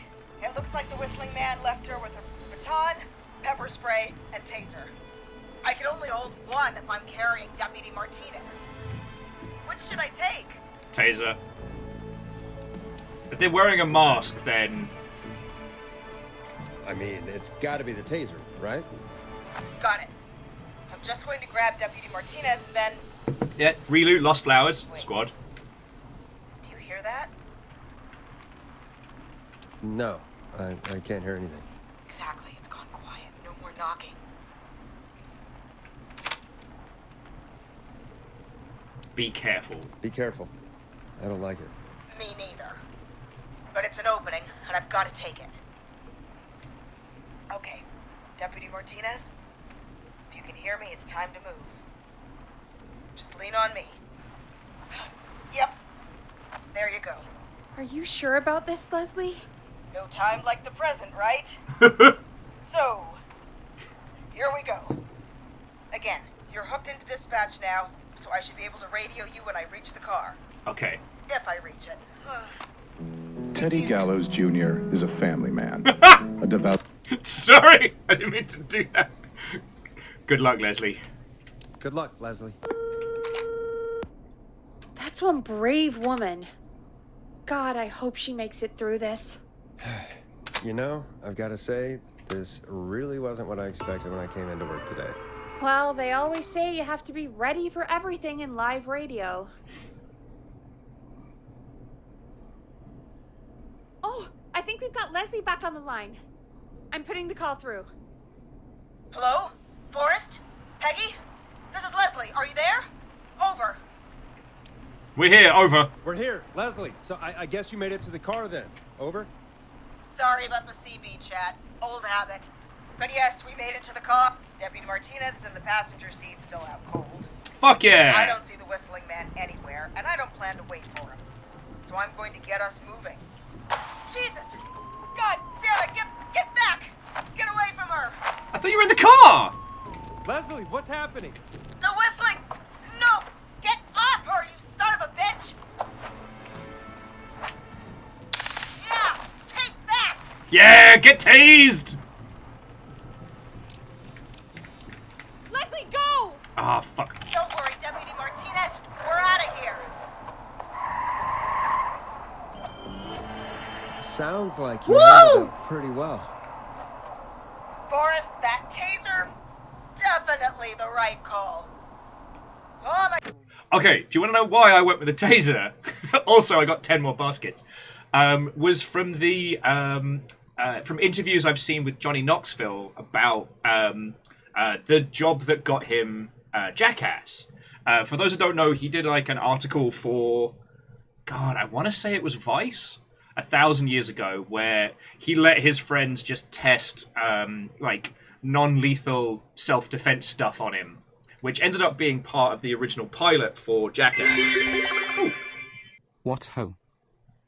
Crux, feckin' thank you for 25 months. God, it feels like you got hit just yesterday. No, seriously, Crux.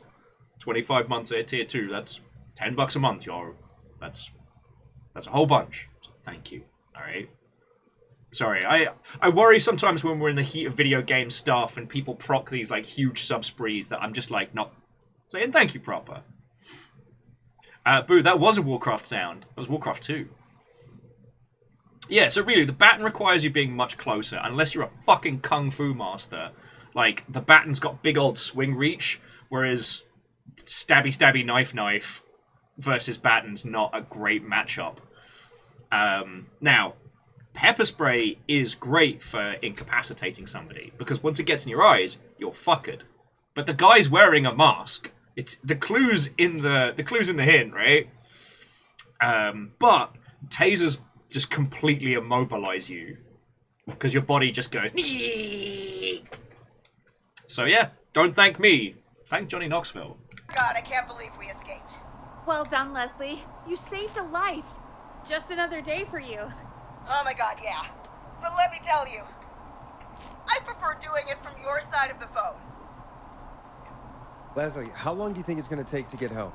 Gallows Creek isn't Nowheresville, but it's pretty damn close. It's going to take a while, maybe 2-3 hours each way. Slightly less if I put my foot down. You better floor it. You keep that pedal to the floor then. We'll see when you're back. You don't have to tell me twice. Anyway, once I'm in... Oh, I think Deputy Martinez is starting to stir. Forrest, Peggy, I've got to go. I'll be out of range soon, but I'll radio back as soon as I can once I got the cavalry. Take care, Leslie. Be safe out there. Good luck, Leslie. Feel better soon, Deputy Martinez.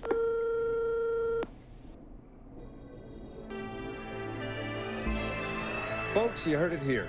We've got a killer on the streets of Gallows Creek tonight. Please make sure to stay safe. And Leslie, we're counting on you. We're gonna get back to the show meanwhile. If you have anything on your mind or have any information about this Whistling Man character, then give us a call. We'll talk here on 189.16, The Scream. For now, here's another hit record for you all to enjoy. It's funky, it's groovy, it's Stabbing the Twilight by Knife and Easy. This is not what I signed up for, Peggy. This is actually insane. Did she really say it's gonna take her 4 hours? This guy's gonna kill half the town in 4 hours. Forrest, that's not helpful. I know, I just... Who is this Whistling Man character anyway? He was a serial killer back in the 50s. Edward Marshall Mooney. Went around in a freaky mask, whistling, and stabbing people. Killed about 12 folks in Gallows Creek. No reason for it. No motive. He just did. We're so screwed. So we're screwed? Because it sounds like we're screwed. Well, probably not. Police chased him up to Ellis Point one night. We call it Whistling Point now. And it was, well, it was on this night actually. On this very night. Jumped into the river. His body was never found. So is he alive? Dead? I mean, what's the story? Story is he's biding his time, waiting to take revenge on the town. All right, that's the story. What's the truth? Other than we have a whistling killer on our hands tonight, I don't know. We're so screwed. So we're screwed, because it sounds like we're screwed. We're not screwed. Things just aren't great right now. At least we got the word out, I guess. What kind of listening figures do we get at this time? On a Thursday after midnight, could be around 35? 35? Isn't 3,500? Huh. I didn't realize Gallows Creek was that large. No, it's No, 35 people. At best. 35 at best? At best. 35, yeah. It's a school night. And what's the population of Gallows Creek? I don't know exactly. A little over 1,000? Oh. How many did you get before? You know. Before my career exploded and I ended up on a midnight hour talk show in the town of 1,000 people? Yeah. Before that. I like Around Peggy. 5 commercials on the Hey! Big So, gas could is your pump that out survival to linked to 10, how many 15, waste paper easy. baskets you make? 5,000 on the low end? We could only dream of that. 5 million. Million? Yeah, sometimes that's just the way it goes. At least the Whistling Man hasn't killed me yet. I guess. Yeah. I guess we're gonna learn a lot about perspective tonight, huh? Oh, we have a call coming in. Take it when you're ready. Okay, Forrest, shut the music. All right. Okay, so Red Burning Dragon, TLDR, we play, as you can tell, a washed-up radio DJ in a small town who, after a killer murderates the sheriff and beats the snot out of the deputy, we've become the dispatch caller now for the whole town. Vanderbeest, you are correct. The more paper baskets that we make, the more that we will, in fact, survive the night. I'm at 51, so let's see how that goes. I am definitely having fun with the sound effects. The chance of us getting people killed is very high. I am not a trained professional. You're on the air. Hello, caller. You're live on 189.16, The Scream. Is everything, all right? Oh, no. Okay, who is I this? hear that. If I hear the sound of one Hello? hand clapping, I'm cutting him off Hello? immediately.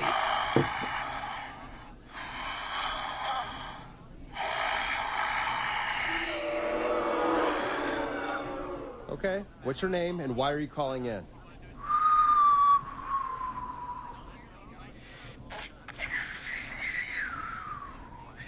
You know my name. I've come back from the dead to kill again. No one's safe. Do you accept requests? Do you accept requests? I've got a list of names I'd love to see in the obituaries.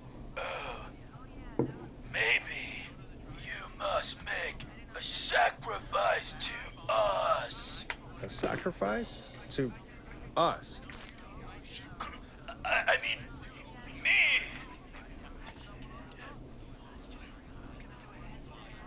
We want cheese-dusted pretzels. I mean, I want cheese-dusted pretzels. Or I'll cut your face off. Like in that movie, Face Off! Goddamn kids. I'm cutting them off.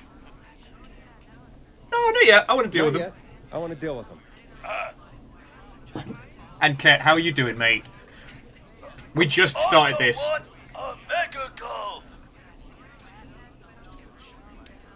Alright, I'll do it. I'll do it. Okay, so cheese-dusted pretzels and a mega gulp behind the gas station. You got it, Whistling Man. A wise choice. See you soon, Horace Nash. Needless to say, I won't actually be going out to the gas station to buy anything for these kids. And none of you should be going out tonight either. We've got an actual killer out there. Anyway, this next one's dedicated to all of you staying inside with your doors and windows locked.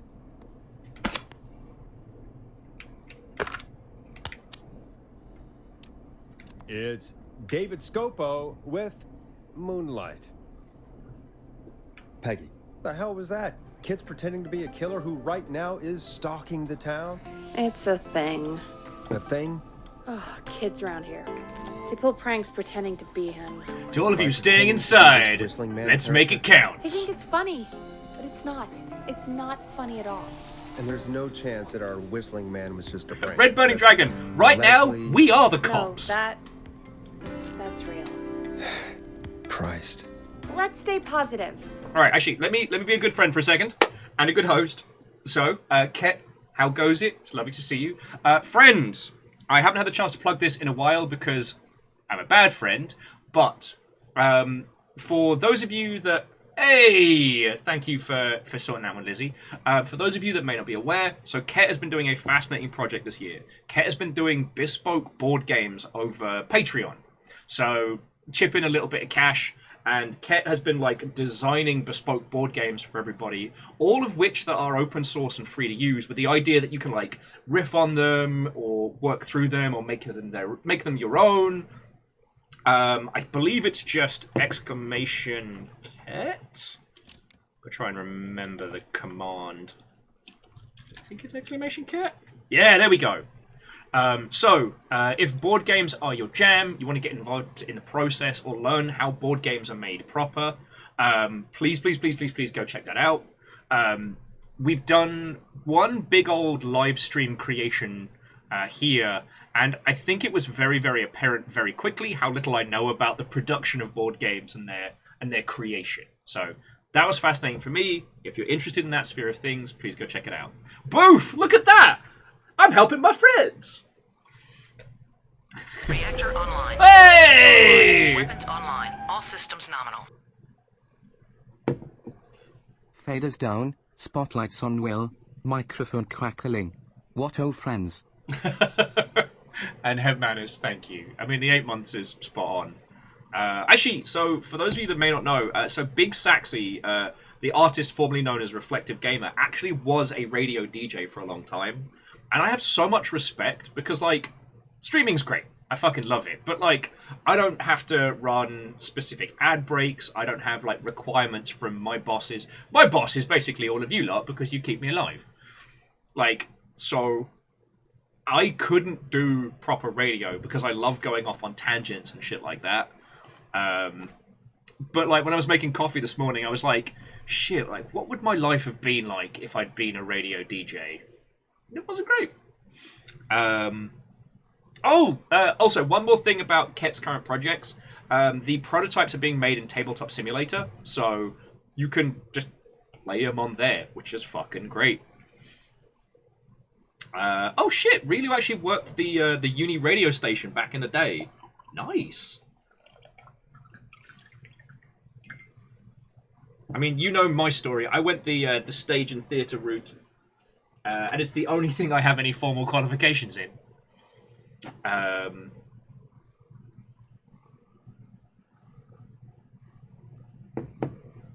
Hermanas, some days it is the best thing in the world, and some days it is fucking scary and worrying, and it's...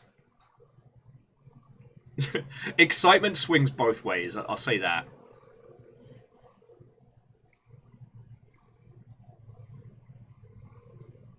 Oh, wait, cool. Oh, okay, so really, you've always kind of had that through line with charity and fundraising and stuff. Oh, that's fucking cool.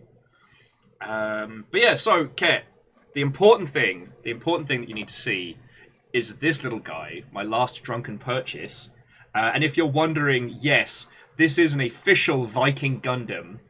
Not a model kit, but an action figure from G Gundam. And yes, those shoulder pads are meant to be like a little longship. So, go drunk me. Should I have spent $13 on this action figure? No, because I can't afford that. Was I encouraged by the longship while drinking late one night? Yes. Yeah, Lizzie, most recent drunken purchase. I've been better. I've been better.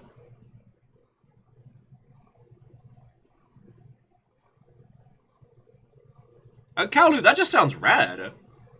Yeah, it's a tiny longship Gundam. They never made a model kit of this one, so sadly, this is the closest I'll get.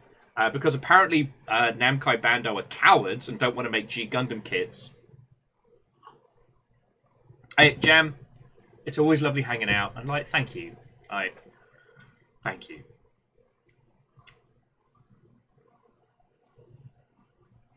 Yeah, well, my last drunken purchase that I remember was that wasn't like actual sensible and practical. Was a bag of skips, and just making sure Amos isn't behind me so I can run him over. Okay, I did get one thing.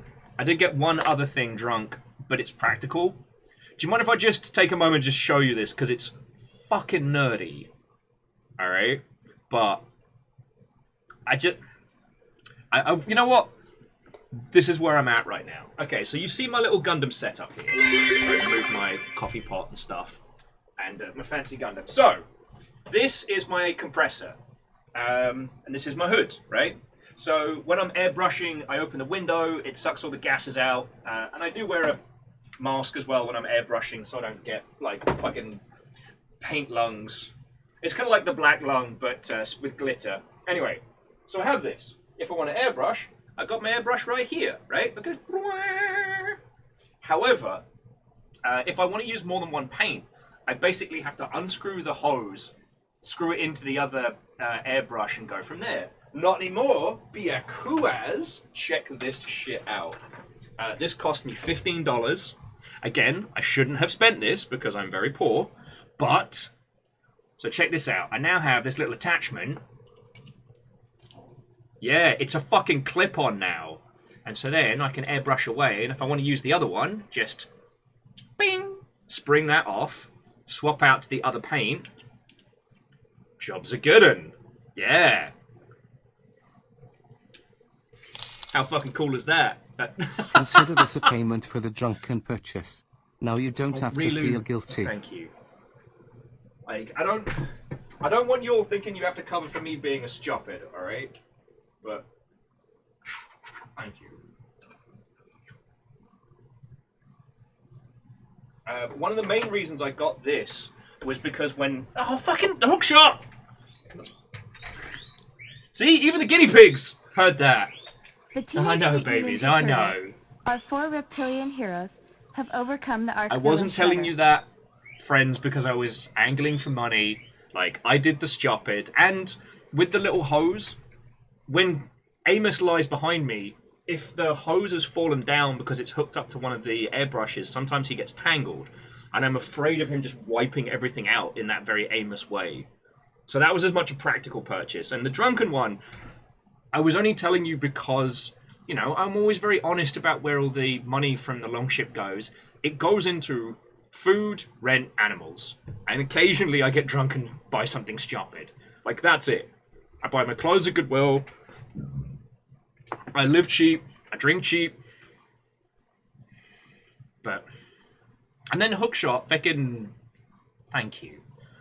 Hookshot, obviously, as you saw, gave out 5 subs to the crowd.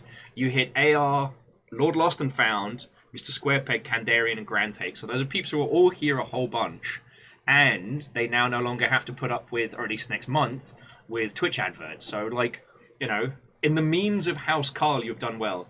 It does mean that, sadly, in a few seconds, we'll no longer be at 269. Nice, nice, nice. But no, seriously, Hookshot, thank you.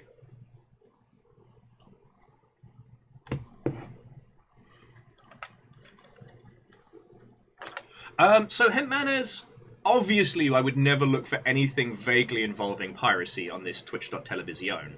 All I've seen when it comes to 3D printing and Gundams is like conversion kits and accessories. So sadly it's not available at the moment, but there used to be a conversion kit for the Windmill Gundam, the Nether Gundam. And there's loads of pieces and bits and stuff you can get the CAD files for online to do like cool shit with them. The Crotch Gunner Gundam from Gundam Hathaway, you can get the little crotch conversion kit from. You can get the files online and print them. There's a version of Guts' Dragon Slayer from Berserk, and a few other kind of like iconic swords, but designed for Gundam size, which is real cool. Ragnar, I saw your painted core block. That's very, very impressive. Headmanners, do you mean the Nether Gundam or the Crotch Gunner?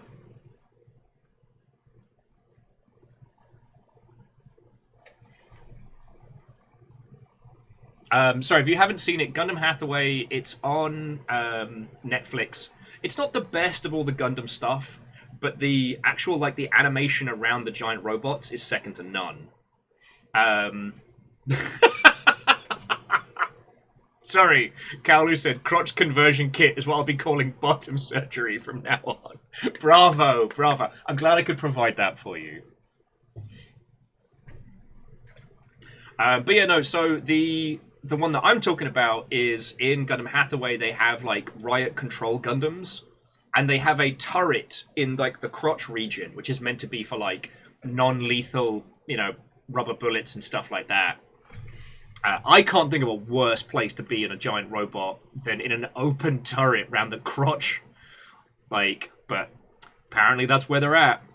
Hang on, give me 2 seconds. I'll get you the link. Because my Etsy is like, my Etsy wish list is like 70% gifts for other people, and then like 30% nonsense, usually for Gundams. So there's a few like there's a few full-on kits, like there's like a custom scratch built Zone of the Enders orbital frame. There's a couple of SD Gundams that don't exist and stuff like that.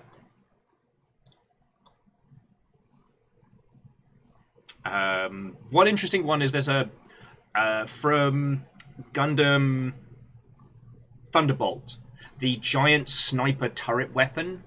There's 3D printable files of that. Now, to my understanding, I don't think there are any, like, this is a model kit, you're printing out the sprues and then building it. But again, I could be wrong. I have not come across anything vaguely involving piracy. And where's the crotch gunner gone? Oh, beans.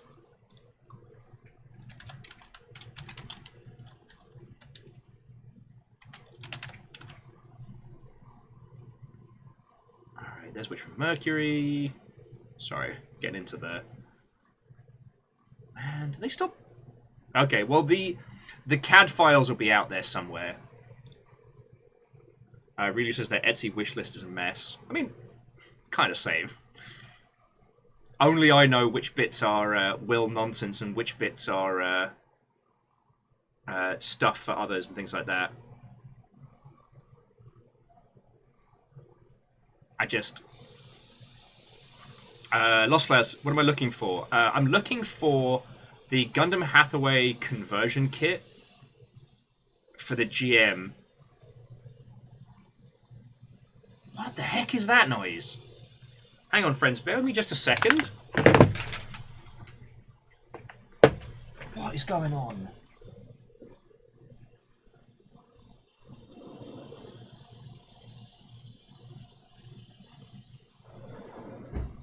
You okay, puppies? You're okay. Alright, I'll get us back into game, because you'll probably, hopefully you can't hear it like I can, but they're doing some, like, street cleaning across the road for some reason. So,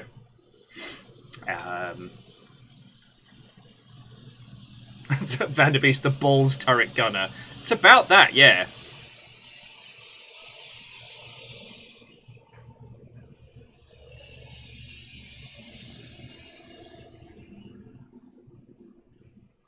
It's gone. All right.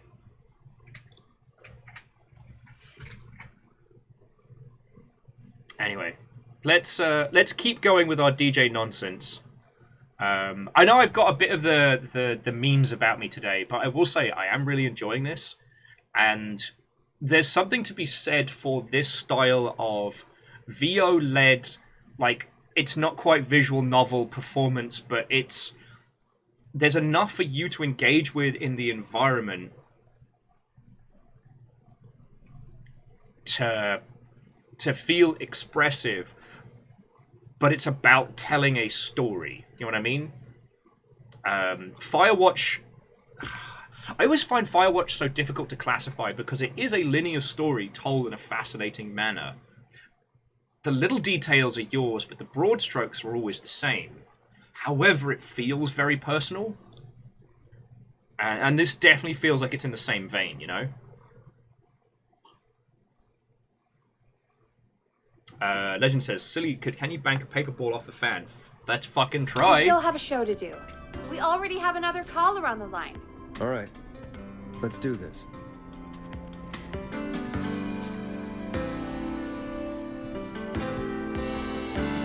All right, caller, you're on the air. When you're ready, shut the music off. Hello, caller. You're live on the stream with me, Forrest Nash. What? I dialed 911. I need the sheriff right away.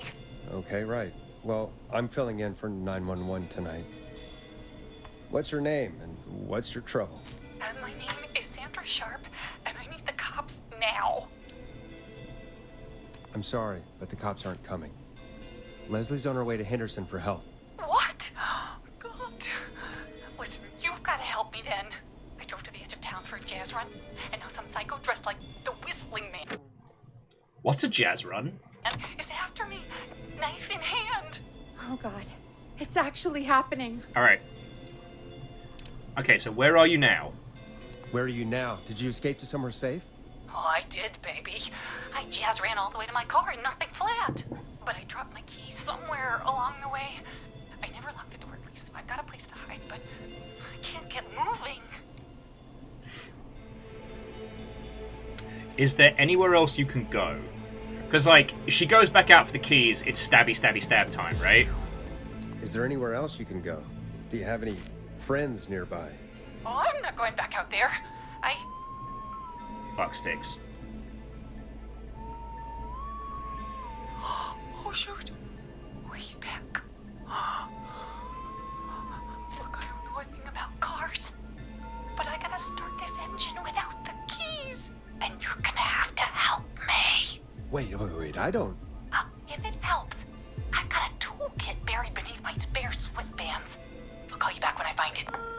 Okay, we're gonna let her hotwire a fucking car? You're listening to 189.16, The Scream. Hosted by me, Forrest Nash, your friendly neighborhood radio host. I can move? Panic and Savior. Sit tight while the record spins, folks. This one goes out to you, Sandra.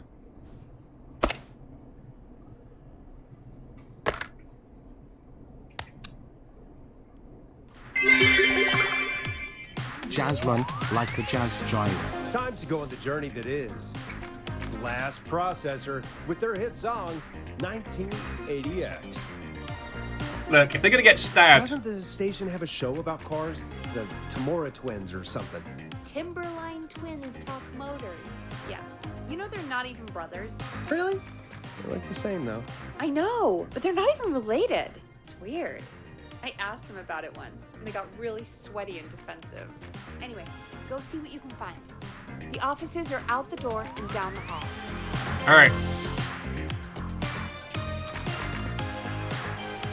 Oh yeah, now it's getting us to do the old door opening.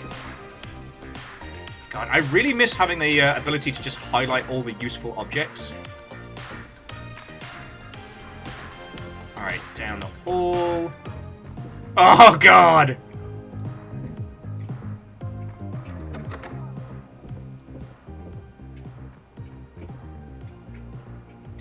Oh God, there's so much pee.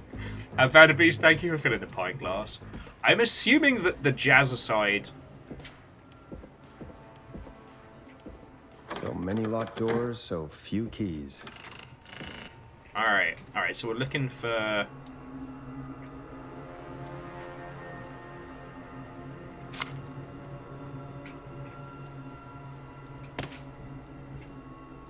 We're looking for information about cars. I don't know shit about cars. I'm not equipped for this shit.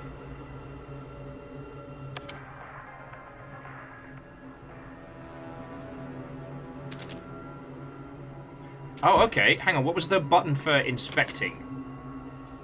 Okay, Bradley, please enjoy a free sample of garlic bread. Oh, I fucking love garlic bread. I didn't get any fucking garlic bread. Wait, hang on. Did you guys all get... Sorry, did you all get garlic bread? Yeah, hookshot. Car go vroom. If car not go vroom, car sick. Take car to car doctor. And Captain Hillian, yeah, we've only really just started it. Ignore the 61 dunked baskets. Keller's like, honest to Gorb, how did we survive before Google? A lot more people got murdered on the roadside trying to fix cars. Rilu had the lasagna, but not the garlic bread. Okay. And to the Metal Monk, Watto and welcome. Oh. I'm trying to read this. Garlic Spree's new officer is terrible. We should read the advert instead. I ate the garlic bread. Much like your show, it's mediocre. Ah! I see you've seen our stuff.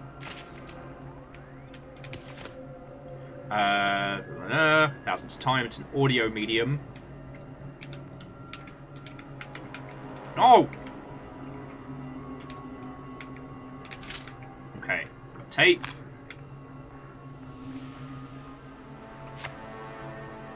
Well, that's ineligible. Okay.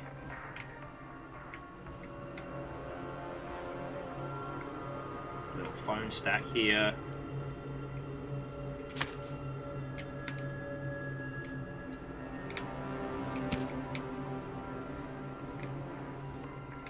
Alright, attention staff, stop putting stickers on the office furniture. I will not! I am beyond your morality!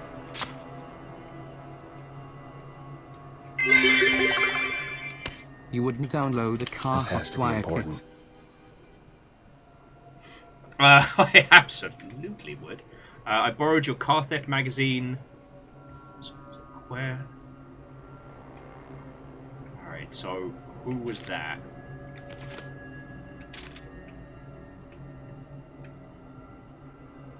Okay, so we're trying to find a car theft mag. I don't know if we're on the clock here or what.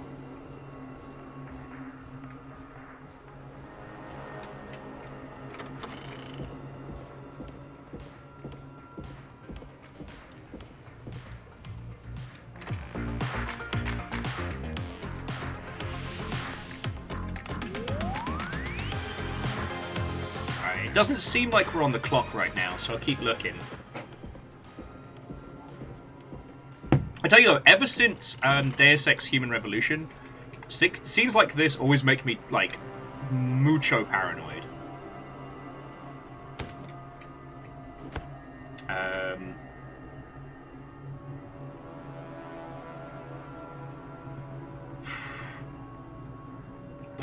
God.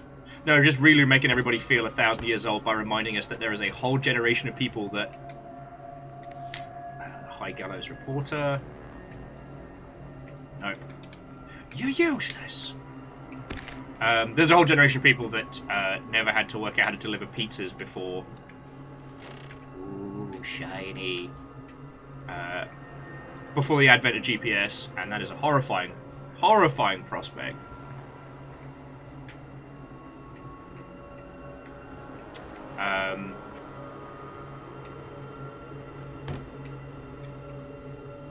So yesterday evening was not a good evening. I don't want to get into details, but it wasn't a great time. So instead of stressing about it and continuing to perpetuate the bad times, I actually stopped. I turned off my rig, and I read a whole feckin' comic book. So I'm just pausing this for a second, because I read... a good friendo lent me this, called Crowded. It is about a person who wakes up one morning and has a crowd-funded assassination campaign on them of over $1 million. And hey! Ben Watto and welcome, friend! Hello, hello. And it's a bit of a satire on the whole gig economy stuff, and also a super good hella queer action comic. So I highly, highly, highly recommend it. But it got me thinking about, like, you know, the times before. Wait, no, I just checked those. Okay. I borrowed your car theft magazine.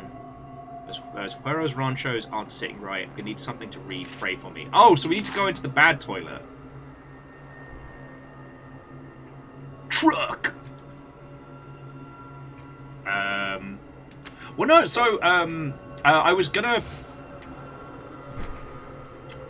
message you yesterday about it, Ben. I saw that you are getting some traction on the Worms Armageddon tournament, and I wondered if you wanted to try and put something together between now and Armored Core 6, because I have a lot of Saturdays that would be ideal for some excellent honka-chonkin Worms Fury.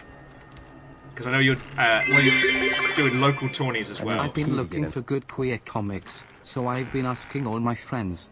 They're no help, though. Never got a straight answer. Puns. I want you to know how close I was to being like, oh, well, allow me to recommend you a cavalcade of exceptionally queer comics. And then, boof! You got me. Alright, so we're looking for Car Theft Magazine. Car Theft Magazine near one of the potential horror toilets. Oh, Joe.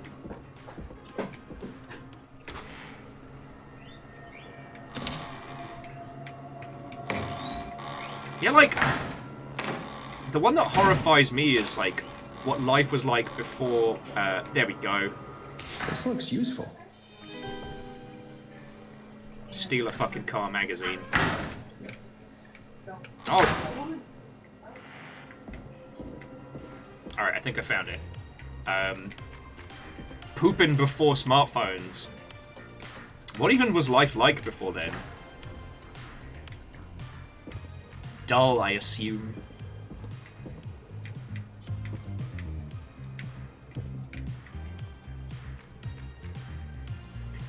Rilu, I call this the danger beverage. Is it tequila? Is it human urine? There's only one way to find out. Ket was like, you read shampoo bottles. Yeah. Holy Bus Crusader. Dark times.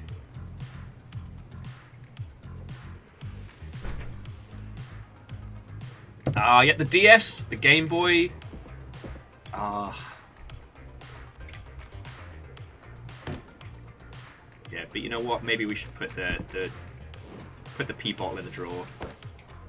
I shouldn't be quaffing piss on live radio. Yeah, and comics. What is he?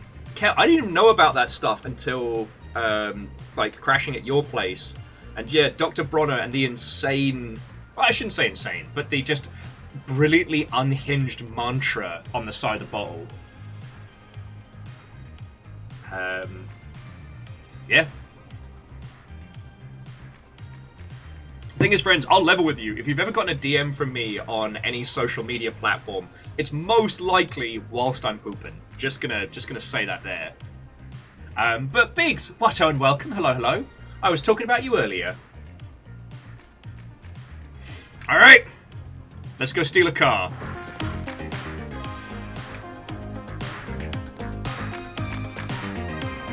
Okay.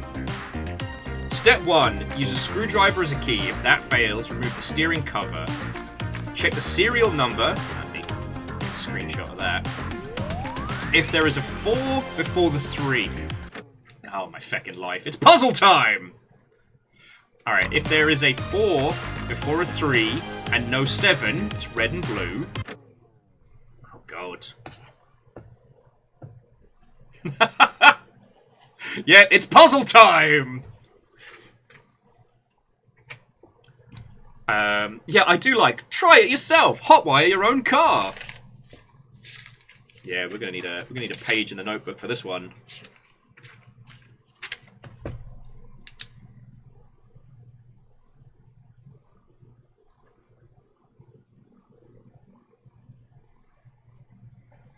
Okay, so if there is a... Alright, so 4 before 3. Before 3.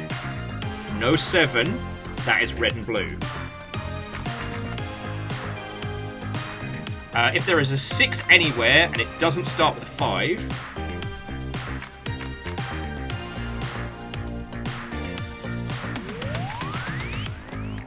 and doesn't start with 5. That's green and brown.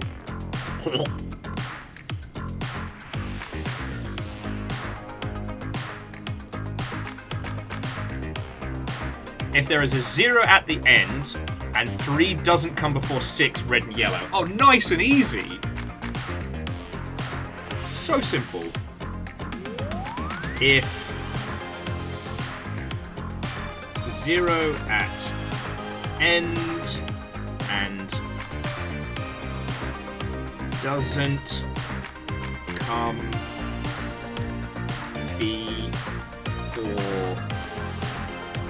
and 3 doesn't come before 6. Lol. Red and yellow. We are going to be master car thieves by the end of this. Okay, now strip the purple wire. Do not touch it, it's live. Brush the purple wire against the twisted wires from step 3. Oh, okay, notes. If the radio turns on and won't turn off, cut the left pink wire. Do not cut the other pink wires, this will trigger the car alarm. If the car alarm is sounding, cut the triple braided green, not the double braided green, or the quadruple braided green. Doing so will mess with the electronics.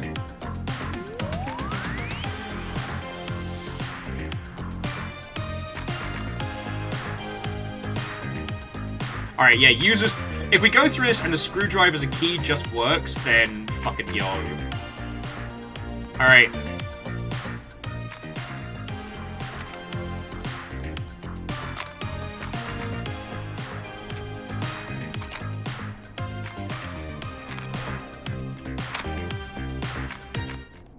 Let's see what's on the tape.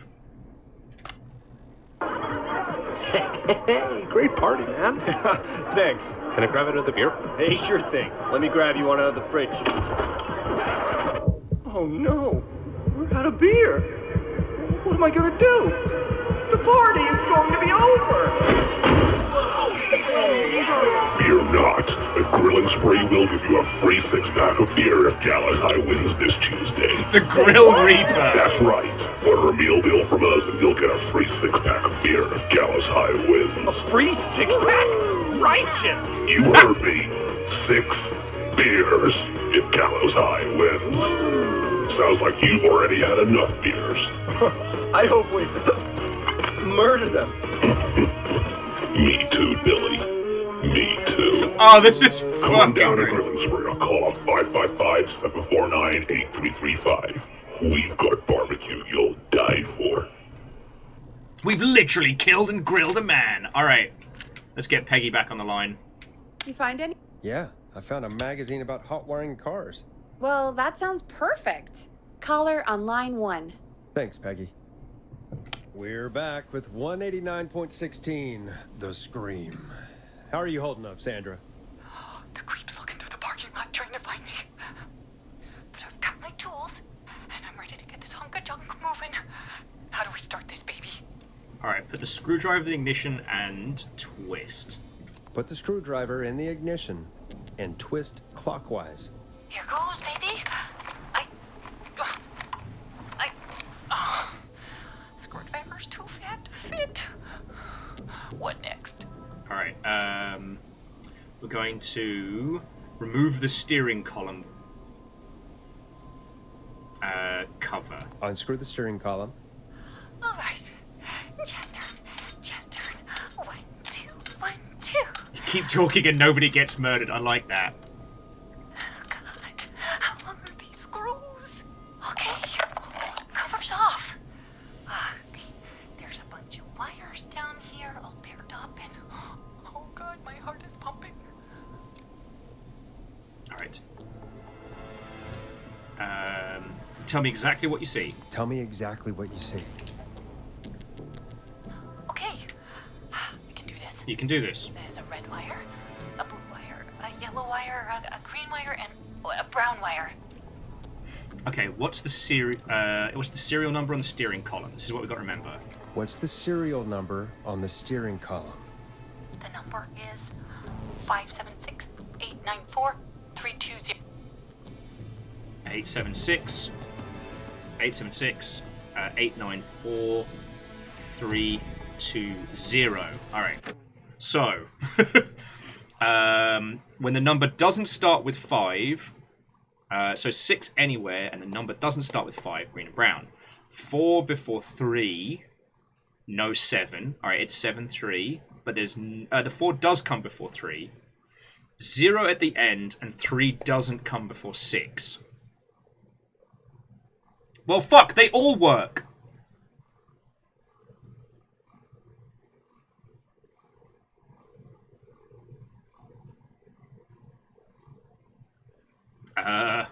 You all got suggestions?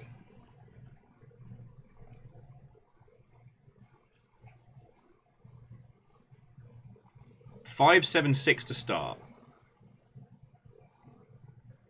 Okay, yeah, so red and blue is out because there's definitely a 6. Sorry, there's definitely a 7. Alright, so it's not red and blue.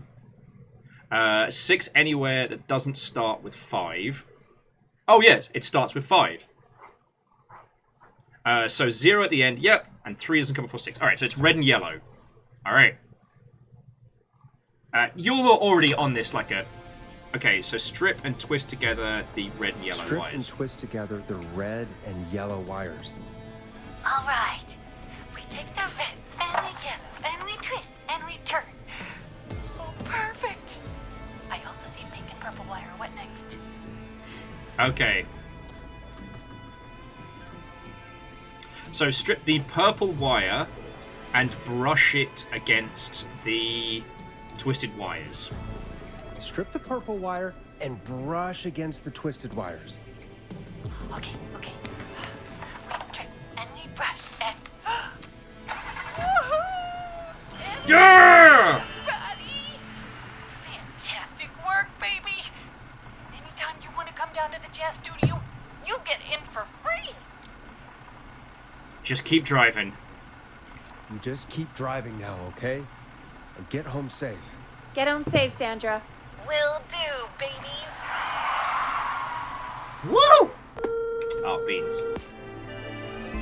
We did it, Forrest! We sure did. Here comes another hit track that we're excited to share with you. And remember, if you're also having car troubles, then tune in to Timberline Twins Talk Motors here on 189.16, Monday to Friday at 5. Take it away, Forrest. All right, and next up we've got... Let Storm Riders take you on a rock and roll ride with the Glam Jam. Jam. I still can't believe this is happening. Right? I can't believe we're in charge of the fucking Popo right now. What do you mean? Gallows Creek is a miserable place to live. Really? Miserable? It's not It's personal. nothing personal, Peggy, but it's not Chicago. Or, hell, it's not really anything. I need to get 6 more baskets. Well, I like it here. People are polite and, Ass backwards. don't be awful, Forrest. Come on. All right, Kleinball, have a lovely rest of your evening, and thank you for giving this your seal of approval. You know, I take your recommendations very highly. I'm having a great time with this. It's got just enough tension and just enough cheese to kind of keep it going. I feel like if this was leaning too hard into the horror aspects, it would be frustrating because of your lack of control. And I think if it was leaning too hard into the whoa, then it would drive me up the bloody wall. So, yeah, go get the good sleeps, friend. And there must be something you like about this place. I guess some folks have been okay. You're not terrible after a while. Not terrible after a while? High praise coming from Forrest Nash. You know what I mean, Peggy. I do. It's Forrest Nash for I think you're swell.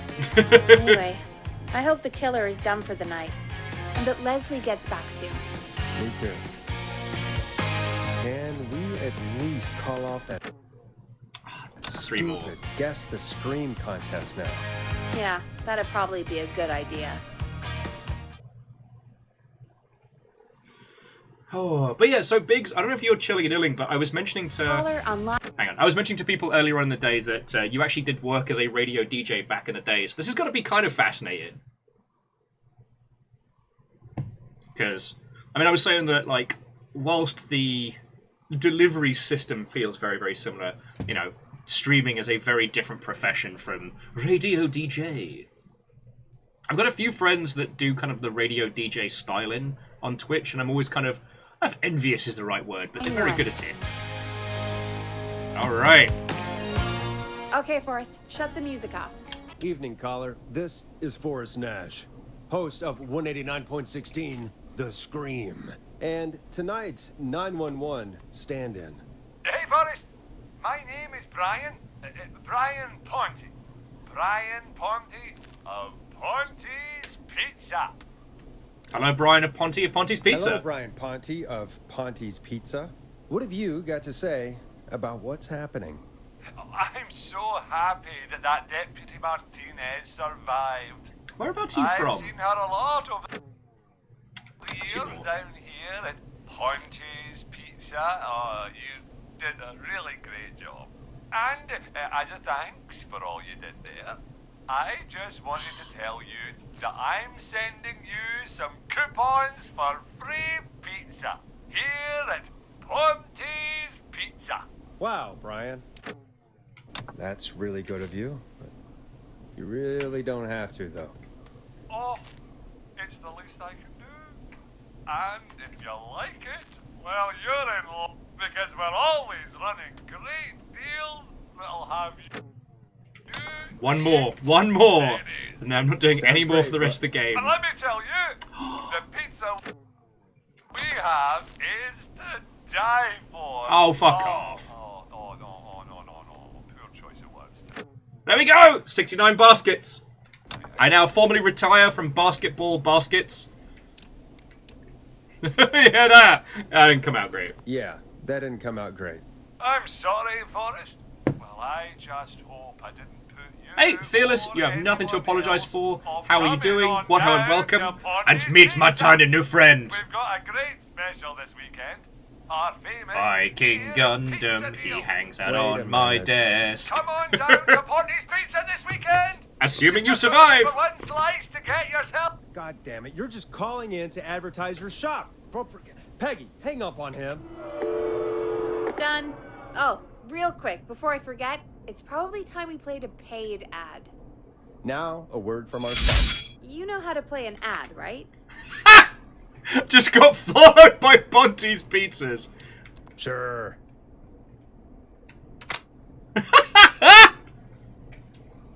Sorry in chat. Ponte's Pizzas, best and only pizza place in town. Come on down and get yourself a cracking deal with our 2-for-1 pizza. Bring a sleeping bag under our new all-you-can-eat pizza buffet. Either you win or you die. But whatever happens, you'll leave Ponte's Pizza proud and full of pepperoni. It's not people at Ponte's Pizza. Oh.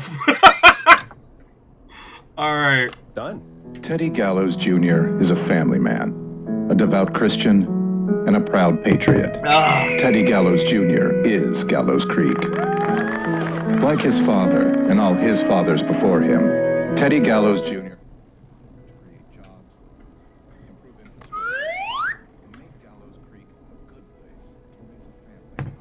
Okay, what have we not played? So we played Blast, we played Scopo, I don't think we played The Flow yet. Late Night, Stab in the Twilight, I think we did Storm Riders just now. I don't think we've done The Word or the Hang-Ups.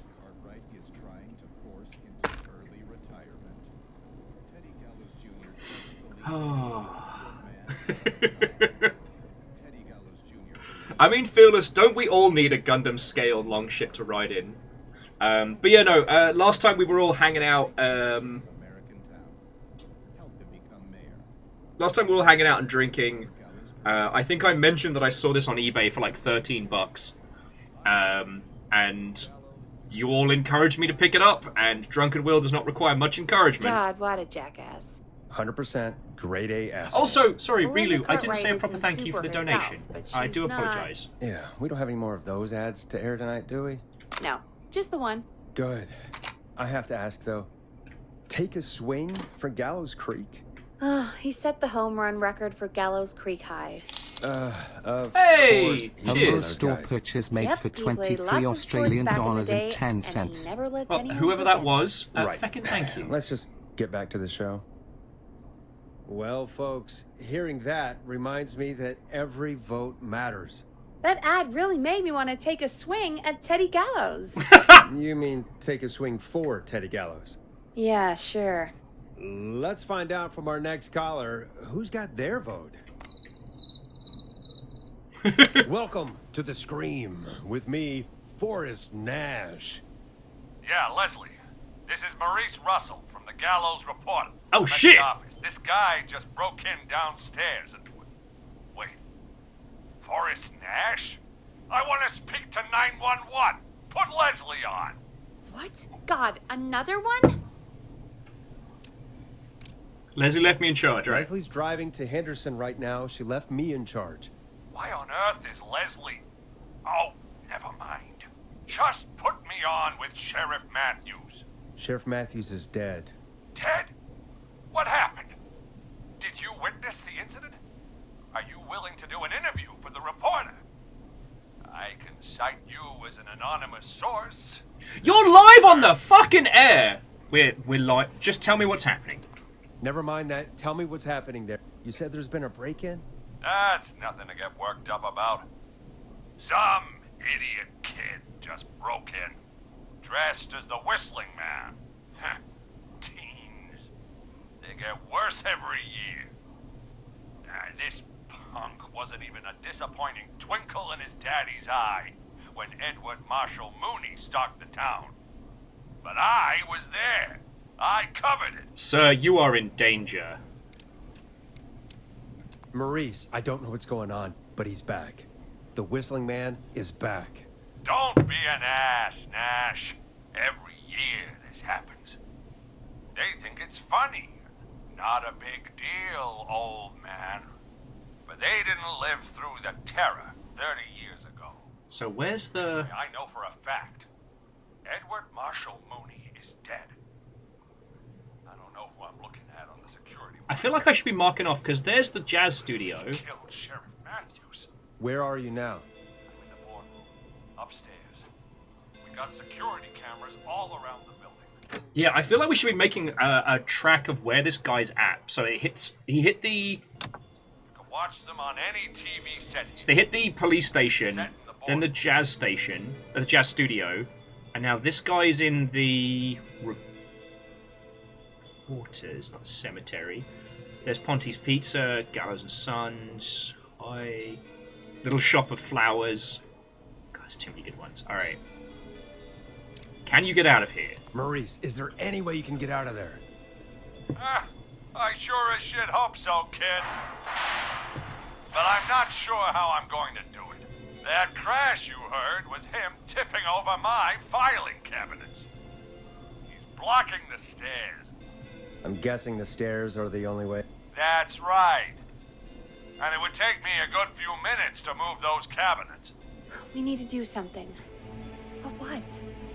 All we can do from here is... Forrest, I think I got it. Why don't we call the killer?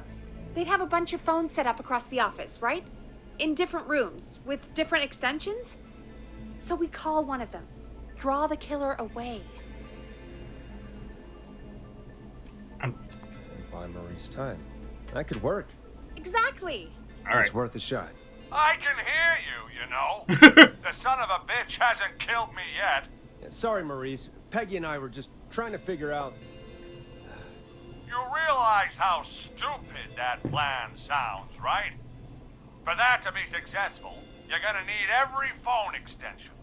Plus, a plan of the entire office floor. All delivered while the killer is en route. It's puzzle time! I've got it. Thank God I've always been cool under pressure. Don't go anywhere. I don't know why my brain immediately went puzzle-tov. Like muzzle-tov. But apparently this is what I'm about today. You don't think the killer got him, do you? Mr. so. Russell. I'm here. Freak's going to be here any second, too. Go check your fax machine. Don't cow.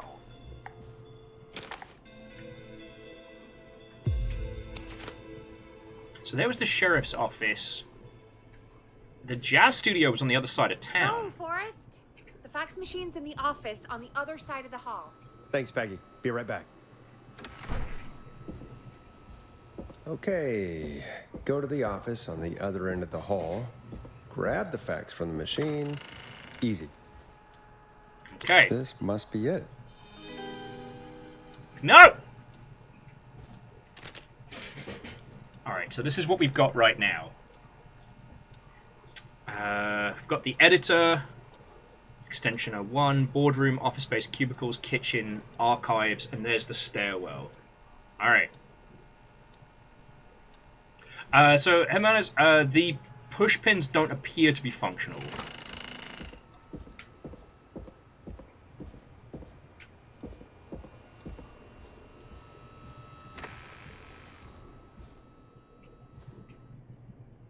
Yeah, they're currently not functional. I have a feeling they might end up being something later on, but we'll go from there. It looks like it's the setup to a puzzle for later on, you know what I mean? Okay. See if we can work this out. Okay, and nothing progresses until we call Peggy. So, I tell you what, friends, will you bear with me just a second? Let me pause it. I'll put some jams on. I just want to nip to the loo very quickly before we get into the next round of like puzzles and whatnot, and grab myself some water because I have consumed nothing but coffee today, and it turns out that is a non-optimal maneuver. I know, shocking. No one is more shocked than I am. But we got the floor plan. We know where the stairs are and the filing cabinets to block them. So we'll probably be trying to draw the killer away to either like the editor's office or the boardroom. That could work. But if we just got sent a fax, that means that Maurice is in the boardroom now. So we want to try and draw him maybe into the archives. That might work. Okay, Crux. The answer is coffee and water. Like, one need not choose between hydration and victory. There are many facets to the Triforce of energy. But friends, I'll be back with you all in just a second, alright? So don't you go anywhere. Tunes!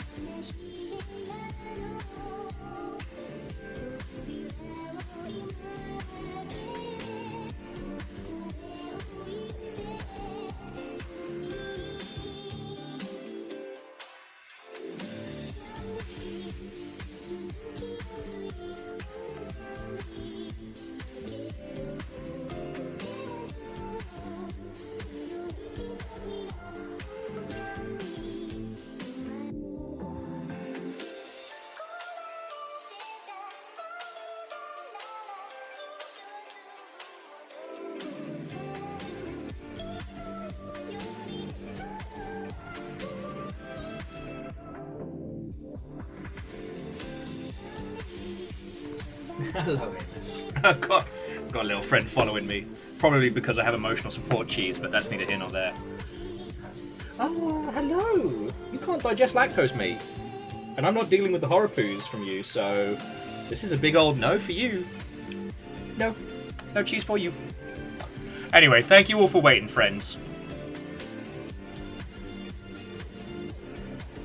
Alright, let's continue being DJs! And we've got puzzle to solve as well, so let's get this all set up and go from there. Oh yeah, we've got to proc the call from Peggy. Hey, did you get the fax? Fuck yeah, I did. Yes, I have. Mr. Russell, you still with us? I am. You get my fax?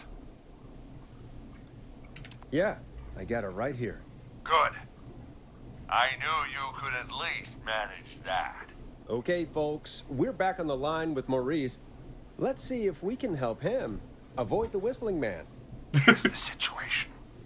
The Whistling Man searched every room in the hall leading up to the boardroom. And now, he's in the office next door. It's now or never. This plan of yours better work. I'm ready on my end, Forrest. Again, we want to draw the killer away by dialing an extension number, and then move Maurice somewhere safe. So, what extension should I call? Okay. So right now, hang on. Right now, Maurice is in the boardroom, and the killer is in the office space next to it. We could bring him across to the editor's area with 03. The archives of the kitchen feels dangerous because we've got to bring Maurice across there. So yeah, I'm going to say we call the editor. But what do you all think? Now I'll pause it just in case there's a hidden timer.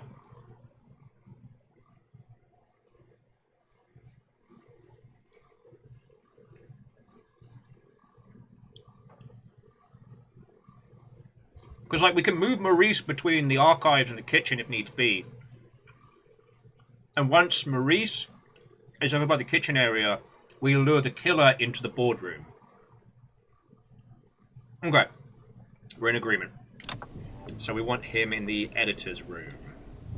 Let's go. Call the editor's office. The extension is 0. Got it. I'll put the call through when you're ready. All right, Nash. Where do I need to go?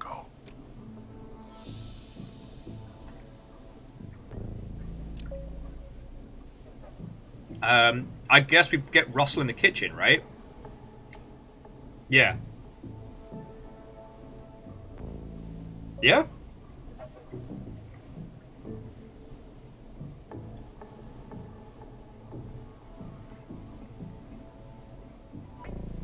Okay, we're in agreement. To the kitchen. Oh no, so man is the stairs have been blocked by a bunch of filing cabinets. So we have to buy Maurice time so he can move the cabinets and get the fuck out.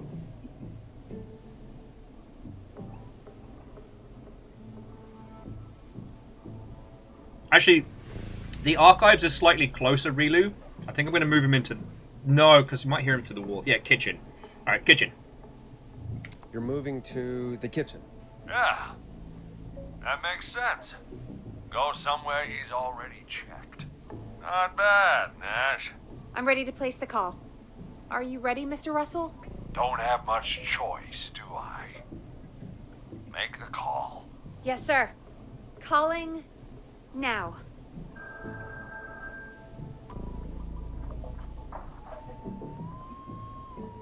I can't believe it. He's actually heading to my office. Don't worry, Maurice. You can thank me when you're safely home. Thank you. It's your producer I'll be crediting if I make it through this. The coast is clear. I'm shutting off the TV so he won't see me on the security cameras. Then, making my move. I'll call when I get there. Okay. Do you think he'll make it okay? I'm sure he'll be fine. But now, what do? We gotta find some way for him to get past that barricade. What do you mean? I don't think calling the Whistling Man is... gonna buy Maurice enough time to move those cabinets. We gotta think of something else. Okay. Maybe we could... Oh! Call incoming. You ready? Ready as I'll ever be. Yeah, Hitman, as we call the boardroom next. Ready as I'll ever be. Put him through. Alrighty. Mr. Russell, are you there? I am. I don't think he saw me. I've got to give you credit for that, but I'm not out of the woods yet. Right. Let's review where we are. So, the only way out is by the stairs, which the Whistling Man has blocked with furniture. Exactly. I can move the furniture out of the way, but not quickly or quietly. Okay. What do you reckon? Obviously not fight him. Play dead's not going to work. Can we lock him in a room? Could you lock him in a room? That'd probably buy you time enough, right? Maybe. But the damn fire rigging say every door in the office has to unlock from the inside. He'd be able to get out just as soon as... Wait. No. I got it. The secret archive through my office, where we keep our most sensitive records. Ooh, a secret archive? Reggie would love that. What have you got back there? Juicy secrets about outer space? Now's the time, Peggy! Peggy, I don't think now's the time to be playing around like that. You're right. Sorry, Forrest. Kids, we're in the big time now. I've got it all figured out. The secret archive. There's no lock on the inside of that room, only the outside. You can't break out. If we can get him in there, and I lock him in... We can catch the son of a gun. Exactly. Oh my god. Forrest, we might be able to end the nightmare right here. So should I call the secret archive then? You can't. The archive is a room for secrets, not gossip. Ah. So we don't have a phone in there. Oh, we're gonna need to change it up then. Any ideas for it? Is there a TV in there? Oh, what about a radio? Maybe we could use a radio. There's no radio in the secret archive. Are there no radios at your offices? I don't have one in my office, but... What is it? Our sports reporter, Hopkins. He has a little portable radio he never turns off when he's here. Is it still in the office? That might be what we need then. Is his portable radio still... It should be. It's what he calls his work radio. It should be in the archives, actually. I'll sneak over while our friend is still distracted with his search. I'll call you back once I've got the radio. Okay, so he's going to be in the We're gonna archives. save him, Forrest. Heck, if this works, we might even save the whole town. Are you trying to jinx us? Don't get excited Still yet. a lot to do before we celebrate. Let's just see how it goes first. What do you mean? He's not out of there yet. He's still got to find the radio, unblock the stairs. I know, but we've got a plan for how to do that. And, oh, call incoming from the reporter. Putting it through now. Nash, hello? Nash, are you there? We're there! Here. Is everything okay? I found the radio. It's right where I thought it would be. It's all coming together. I'm just gonna turn it on quickly, make sure it's still got some juice. Maurice, turn the volume down. We don't want that thing blasting just yet. Yeah, I knew that, Nash. I was just doing that when you yelled at me. Yeah, sure you were, mate. The radio works! If I make it out alive, Hopkins might just get that day off he wanted. He's earned it. Let's do it for Hopkins, Forrest. Wait. Ah, god damn it. If I can't have this stupid thing turned up, how am I supposed to draw the killer? I can't be in the room when it's on, or I'm dead. You just... Oh, that's a good point. But wait, we're the radio. We can just be quiet until you're ready. If you can do that, then... Yeah, sure. 189.16, I know that's your station number. But a good editor always double checks. Can you confirm that? Hit the stinger, Peggy. Hit the stinger, Peggy. 189.16. Jesus Christ. I've got the radio on silent, but I'm tuned in. Now, I just need to get to my office. Sounds like we need to make another call, Forrest. Where should we send the killer? Alright, well, we've got to send him to the boardroom. It's the only safe place. Call the boardroom. The extension is 04. That might work. The boardroom is fairly close to the editor's office, but we haven't seen the killer go there yet. Are you sure? And Boo, this game is fucking adorable. And I know what you were saying about it being, like, suited for VR, and it might have started, but this is definitely taking advantage of the fact that it's a first-person game in a limited environment. Rilu, yeah, we're sending him to the boardroom, right?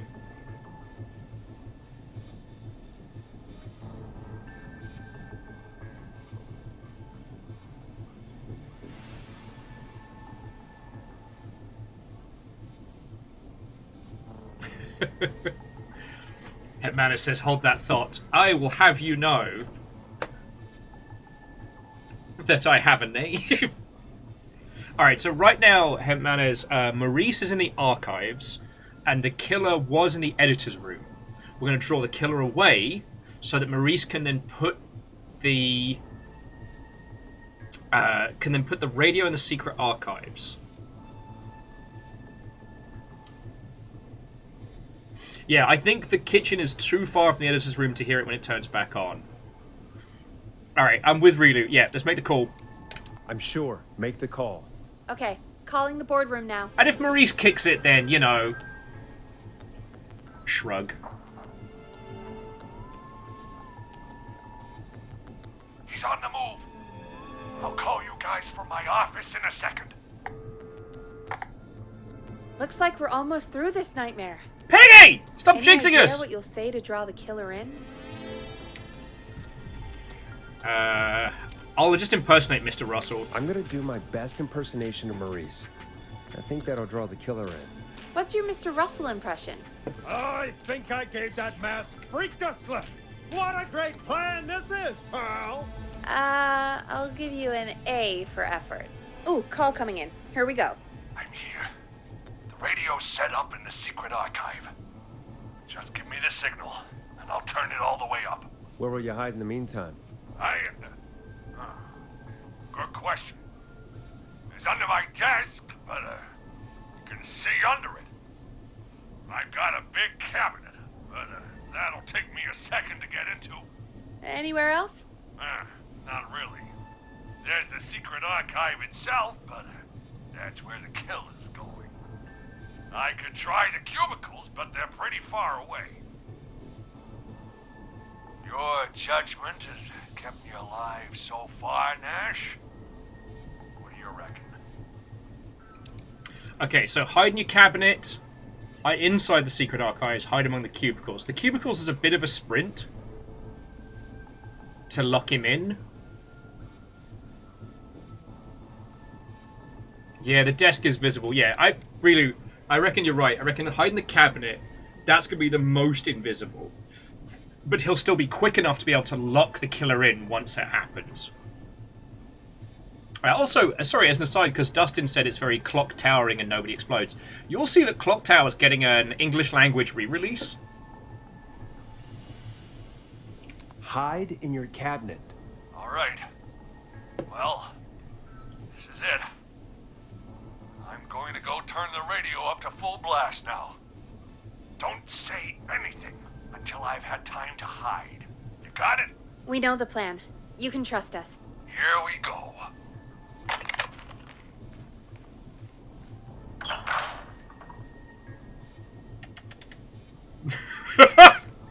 In his life, I hold my hands. I think it should be safe now, Forrest. That's it! No more hiding! I'm a tough old man. I've been on the beat longer than you've been alive! Come on down, Whistling Man! Come and get a knuckle sandwich!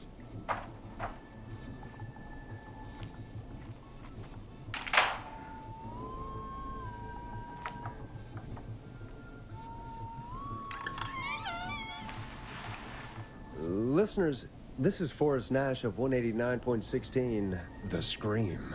And if you've just tuned in... See you in hell, kid!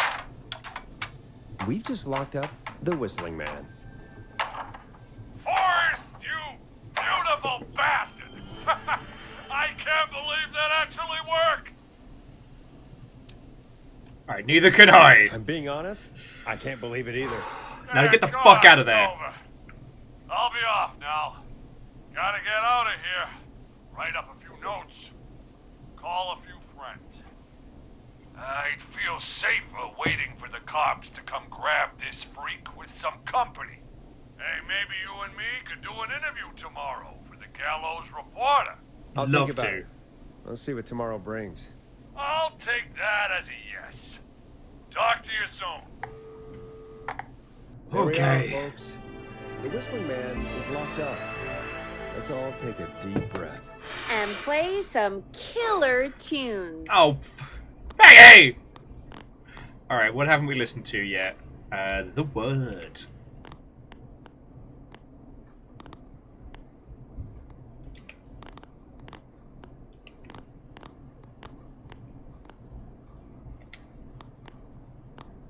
Oh, because I've got the fucking thing in my Play hand. a record, Forrest. Alright. Enjoy this classic by Smooth. It's their hit song, The Word. Looks like the night should be pretty easy from here on out. Right? Thank God that's over. I guess we got some downtime now. I could ask you some questions to kill the time? You're gonna interview me. You sure about that? You're not so scary.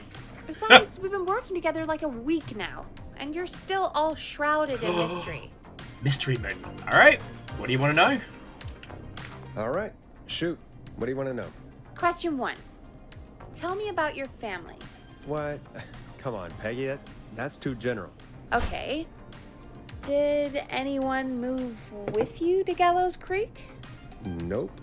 Now that's too specific. Too specific? Do you have any siblings? I don't.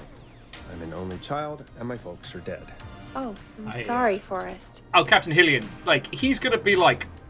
It's gonna be like 50 Whistling Men after this. Or gonna bust out, like, Kage Bunshin style. Don't be sorry, I'm not. Oh. Anyway, what about you? Any siblings? Your mom and pop still around? I thought I was asking the questions. You are. I'm just making conversation now. Oh. Well, my folks went the same way as yours. Oh. Yeah. My dad walked out when I was about 13. He'd been a wreck for a while. Then he got himself into a wreck, and, well, that was Dad. Mom didn't take it well. She remarried pretty quick after that. She wanted to forget Dad so bad, she even made me take my stepdad's last name. So I'm Peggy Weaver now. Ew. Anyway, Mr. Weaver got sick one day, and my mom didn't last long after he went. I'm sorry to hear that, Peg. Don't call me Peg. Sorry, I was just trying to be... It's okay, I know. I'm sorry. I'm defensive about that name. I can't Any imagine siblings? why. Funny you mention that now. No, not anymore. I had a sister, but I haven't seen her since before my dad. Hold on. Someone just rang the door buzzer. What on earth could someone want at this hour? I don't know. Do you want to go check it out? Me? You sure you don't want to go? I can't leave the booth while we're on air. One of Reggie's K-Fam regulations. I'll pass you the key to the stairs. Understood. I'm on it now. The buzzer's no- on the front door. See you in a bit. There's no way this is bad. No way Okay. this Then is first bad. floor, then check the door.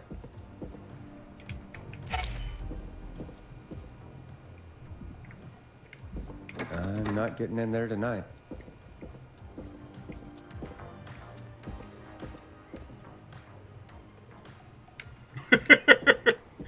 I'm just Really, I'm genuinely impressed with how clever, smart.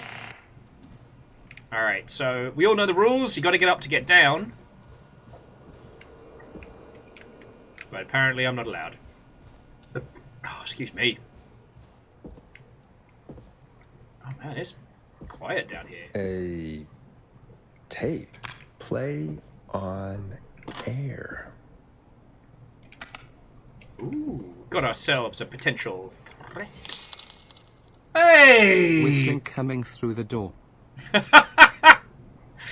I'd like to do the shout out to the killer, who has been murdering people up and down town, but just donated me $20, so my allegiance has changed. Let's kill some locals. Look, I know what I'm about, alright?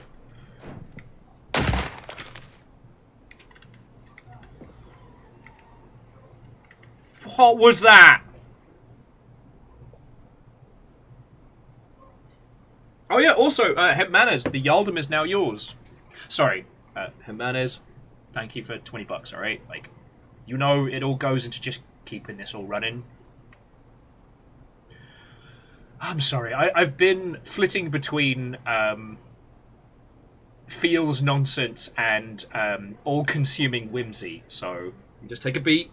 Seriously, everything that you lot put in is why I get to keep doing this, so thank you, alright? Thank you. It's the Jenny and Kerry friendship quiz. Most likely to peak Mount Everest. Hot David, not to be mistaken for not Hot David, Kyle or Heather. Kyle could do that. Most likely to win an award for worst poker face. Cynthia's definitely in the lead there, but Scott, Chad, and Tammy, equal ranking. Most likely to end up in prison, Seth. Yeah. Mainly on account of the fact that he's going around town stabbing people. Most likely to escape prison, Jennifer. And most likely to become an Olympic athlete. It's a tie between Hot David and Heather. Most likely to pass their driving test without errors, Jimmy. Most likely to win an Oscar, it's a toss-up between Lisa and Tammy. Most likely to beat everyone at go-karting, which for some reason my brain read as go-karating. Some kind of like mashup of karate and go-kart. That's Scott. Most likely to trip while running in a horror movie, Jimmy has no chance. And most likely to end up in a car crash, Scott. But I thought Scott was our go-kart champion. Again, whatever. Alright, what else we got? Rock on! Gallows for life! This must be like the, yeah, this must be like the intern's desk. Congrats on the new job. Don't mess it up. Good luck. Jenny, good luck. I'm so proud of you. Make lots of friends. Work hard. Lots of love. Your mem. Axe Decapitation 3. Oh man, they've got the full series of Axe Decapitation films? Fuck. It's a collector's object now. Rilu! Are we gonna ignore the loud bangs from earlier? Of course we are! I think I am. There's no way that it is the killer, who has clearly been locked in. It came from below. Yeah, the killer's clearly been locked in a strange studio. We are absolutely fine and safe.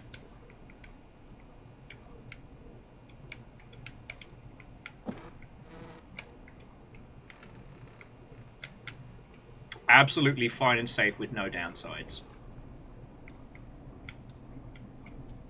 Need to We got here. Oh shit! It's a ticket to the amazing maze. Ooh, something tells me we're going to need that later on. Oh, look at all these good kitties. Got a little umbrella. Ooh, what's this? Nice. New music to... Final Breath by the Roddy Snatcher. What else we got down here? It came from below. Lol. Vertigo. An exclusive look inside. Died alone. Must have been something you said. Some uvu woo. Oh god.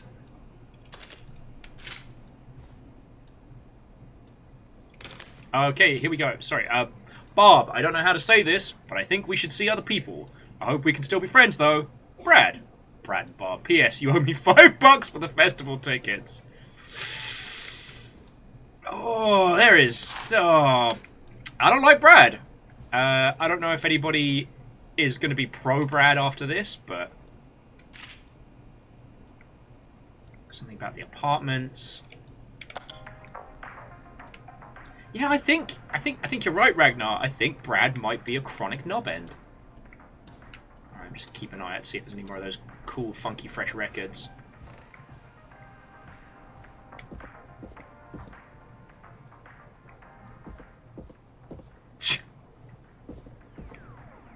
I'm sorry, I don't think we can see each other anymore. Also, you owe me for pizza.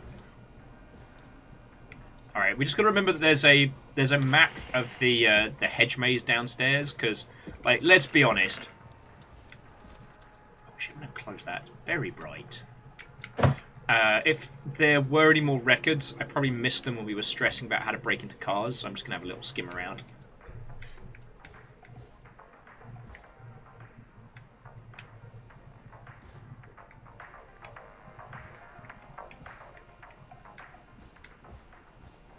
Okay. But, like, so if this tape is from the killer, right, this is where we need to start, like, thinking laterally, because, like, if we have a look at the map of the town, there's no way they made it across that clear. So we might be dealing with a Scream situation. And by which I don't mean a deconstruction of horror movies from the 90s. I mean, like, there's more than one killer pretending to be one killer. So, because, like, we are here in the center. KFM radio station next to the Infinity Arcade, Cinefilm Pictures, and Rise and Shine Coffee. Across from Nancy Drive and Rewind Video Rentals. Chalupa Cabras. God, now I want Mexican food. Actually, that's not true. I always want Mexican food. Okay, so, to recap. The jazz studio was over here. Now, they said the person went for a jazz jog, so they could have gone running around this area, right? We know that the sheriff's office was the first place hit. So that's, like, right across town. Now, it's a few blocks, certainly, but... Now, the Gallows Reporter is here. So the Gallows Reporter is literally, like, the next block. So it's possible this was the killer. Fuck. Alright. Who was there? I didn't see who it was. Are they still out there? No. They left as soon as I went down there. They pushed a cassette through the door. It says, "Play me on air." All right. Well, turn the music off and play it. It doesn't seem like a smart play there, Peggy, but... Reactor online. Hey! Online. Weapons online. All systems nominal. Hail, look who lost £20 since the last streak. Fuck yeah, go you, friend! Go you.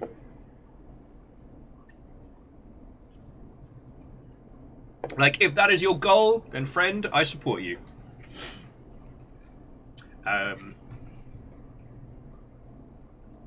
So, Holy Boss, so far I haven't gotten anyone murder-rated, but we did just pick up Final Breath.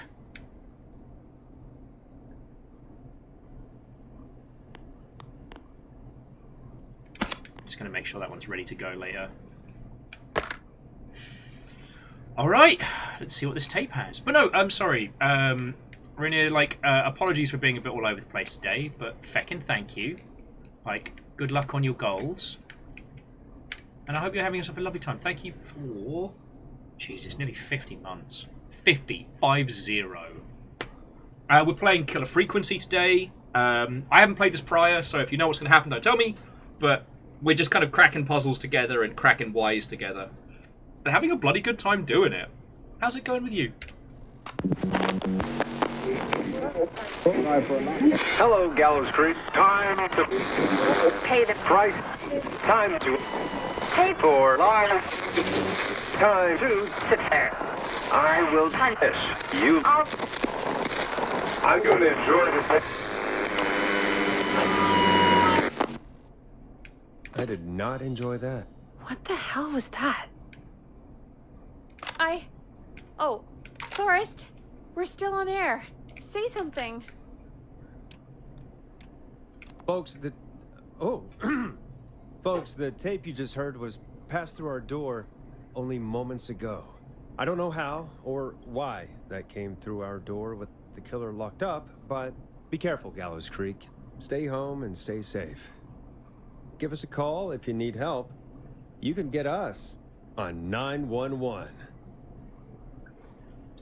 And we might have to do that, Kat. Like, do a second run where we just get everyone fucking murderated. Hey, we had a call come in. Because the thing is, like, I've got all of you lot to help with puzzle stuff, and especially after we beasted the Black Watchman, like, we're on point for this. Caller, you're on 189.16, The Scream, with...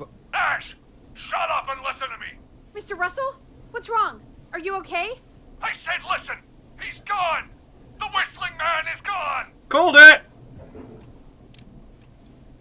So the one who left the cassette, he really did escape.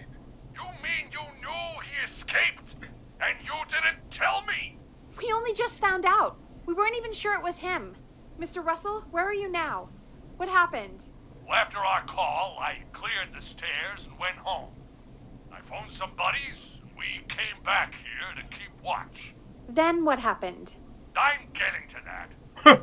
We came back here. Door was shut, just as I left it. We had a couple of drinks, and, well, there was a bunch of us, and we were all armed.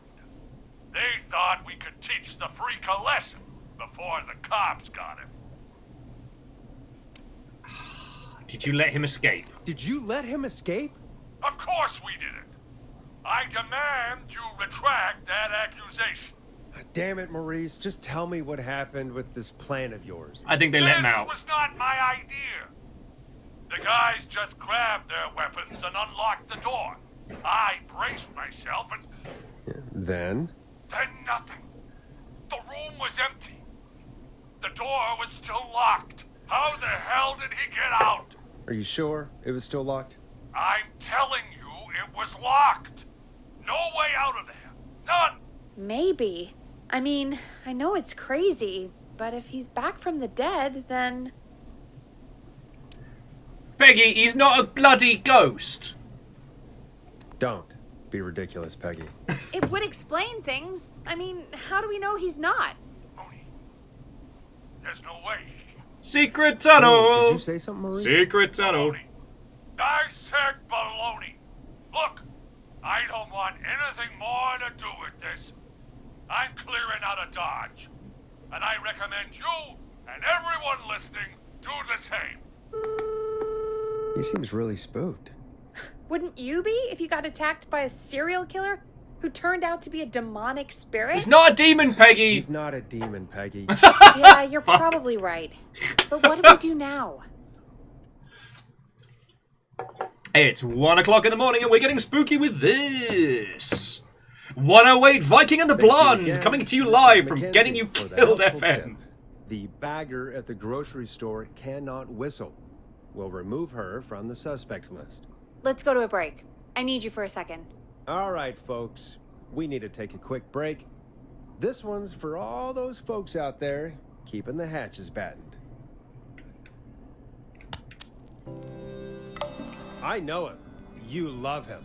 This is Roddy Snatcher with his new single, Final Breath. Roddy Snatcher. All right, Peggy, what's up? That is the most porn name I've heard all night. Go play it. Sure. Just go get it. Hurry.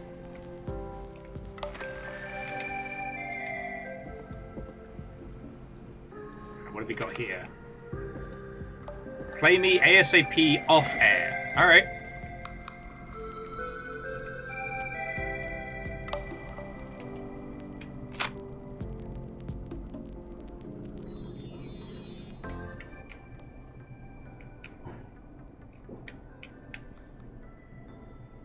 Or try your call again.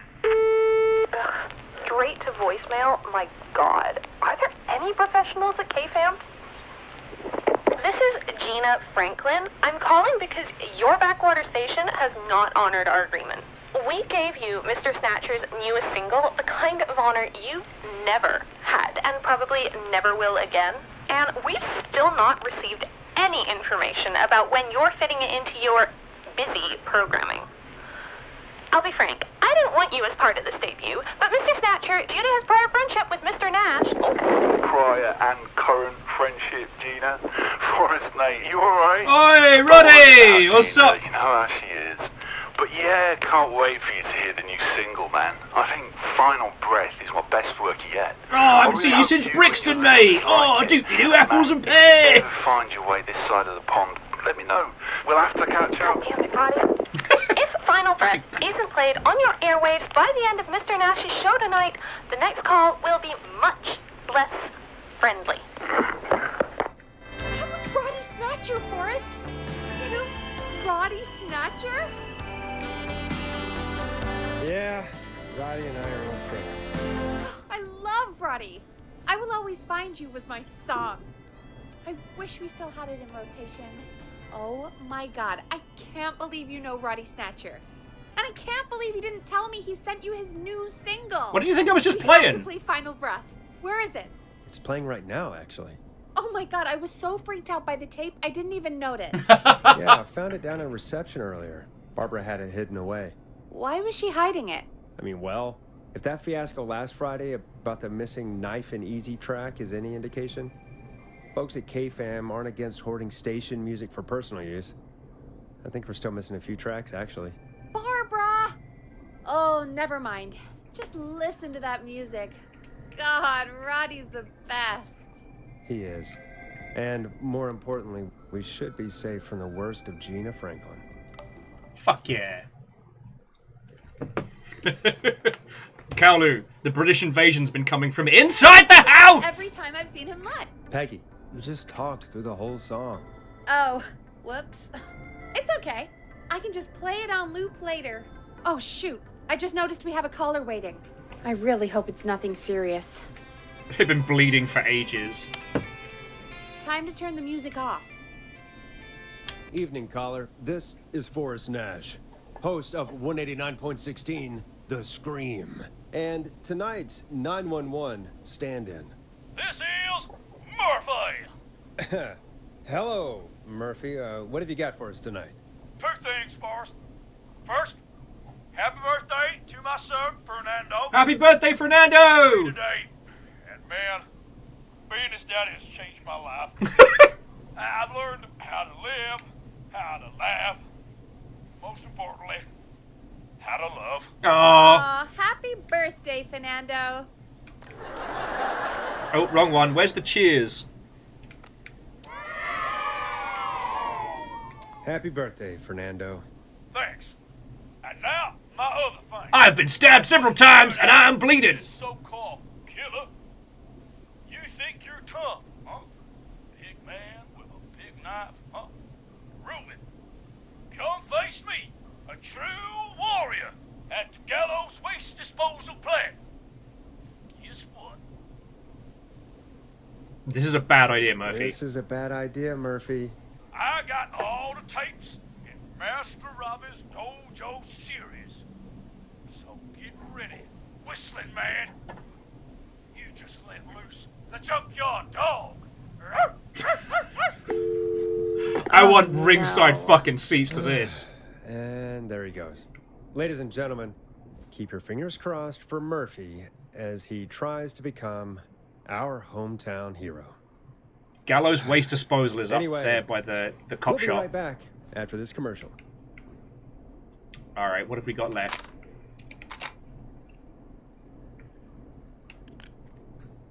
Master... Oh, shit! It's Master Robbie's tapes, no less.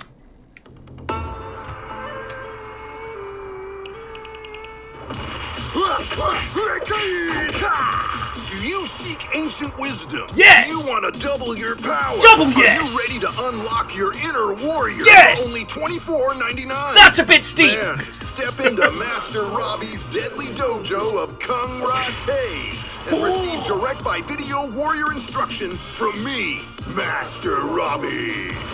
you will learn the 4 qualities of an ultimate conqueror. What are those? The power of the alligator, the discipline of the tarantula, the speed of the tuna, the poise of the scorpion, and the wisdom of the bullfrog. Ribbit? Using classified techniques, I'll unlock your inner chi after only 5 30-minute video sessions. Are those still $25 a month? Because that's quite a lot, Robbie. Now, for the low price of only $24.99. Just call 555-7861 USA to take your first step to becoming a champion. I'm glad I got to share that with you all. Never forget Oh, the God! surprise! If Get you fucked, win, Robbie! You'll receive 2 additional VHS tapes, the tornado technique, and karate love me. Call today. So Vanderbeast, thank you. You learn the Will-O-Ware at the end. Friends, I don't want to dwell on this point too much, but I'm not okay with the Karate Sutra. Damn it, really, that's way funnier than what I was gonna say. Fuck. I was gonna do a whole bit, and then Rilu upstaged me by being much funnier. The Karate Sutra.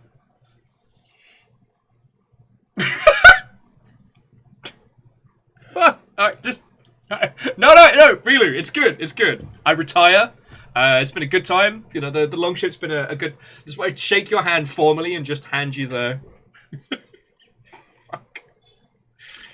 Oh. No, I've got... Literally, I've got nothing I can do to beat that one. Kaolu's like, Chop Chop Master Run and taught me this already.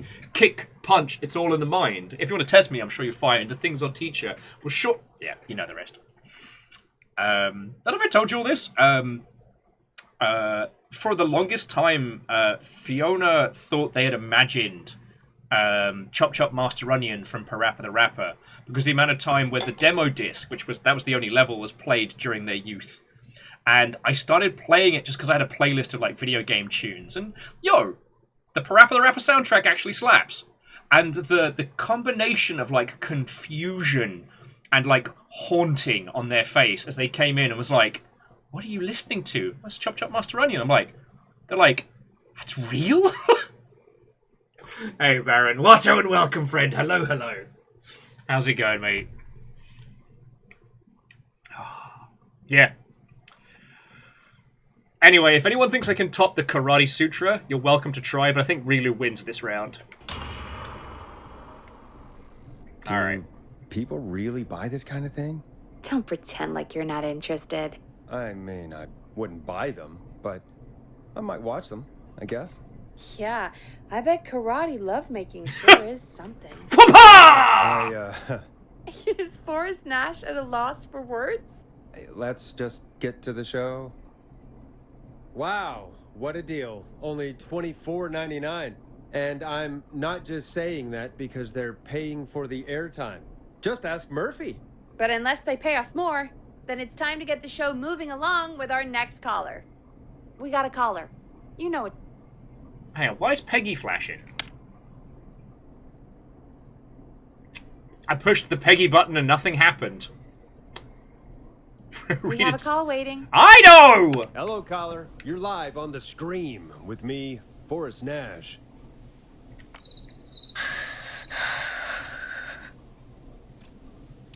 Hello? Who is this? I swear, again, if we hear the sound of one hand clapping. Are you okay? Do you need help? Forrest? He called me? That horrible whistling down the phone. He's coming for me? Jesus. Okay, listen, caller. Don't panic. We've done this a few times now. We can help you. A few times already? So, you saved them, or? We sure did. You're in safe hands. Okay. We're gonna help you. Can you tell me your name, caller? I'm Dr. Sullivan. Virginia. Sorry. Take some deep breaths, Virginia. You're gonna be okay. Please don't let me die. I won't. Just calm down. Tell me where you are right now. What's your address? I'm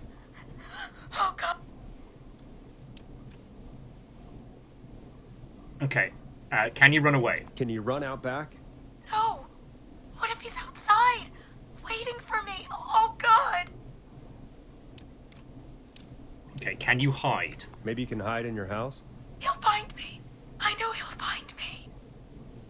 Can you call a neighbor? Is there a neighbor you can call for help? No. Everyone's away tonight.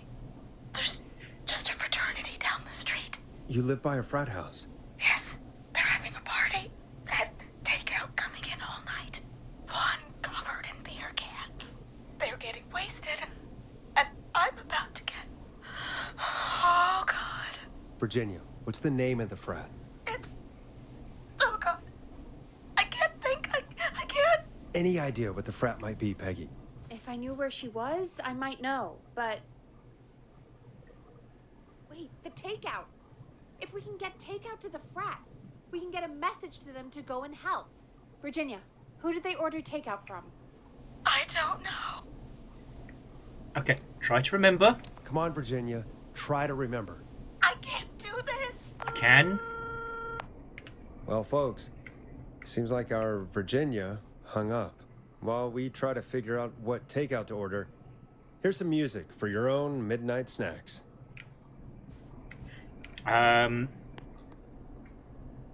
We'll go for the hang-ups. It's gotta be the Grill Reaper. Like, if I was getting fucking trashed, I'd order from the place that would give me free booze as well. Hope you enjoy this one as much as I do. Peggy, what places do takeout in Gallows Creek? Off the top of my head? Well... There's the barbecue place, Grilling Spree, and you can order from Chalupa Cabras. I fucking love that name. And of course we have Ponte's Pizza. That's it, I think. All right. We'll call each place and ask who they deliver to tonight. That's not going to work.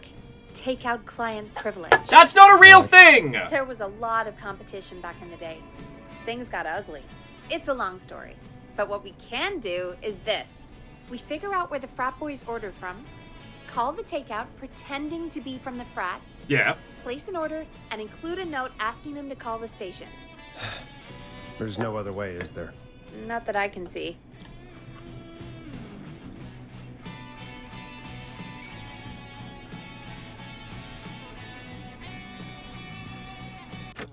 Oh, sorry about that. Alright, let's get to it. Well, let's not waste any time then. That's the spirit. You got any suggestions on where to look? Check the offices for anything food related. And maybe the kitchen downstairs. You'll need a key for that. I'll just slide it under my door now. Thanks, Peggy.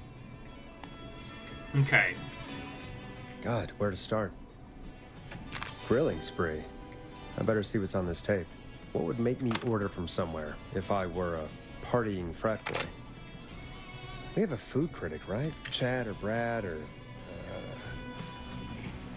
Well, okay. I just have to look around. We're not on the clock right now, so let's head down and check the kitchen, but... Oh, yeah, we'd go down to Barbara. Mainly because there might be some extra records and stuff down that way. But I'm 100% sure it's going to be the Grilling Spree. Because, like, why wouldn't you order from the place that gave you free fucking bevies?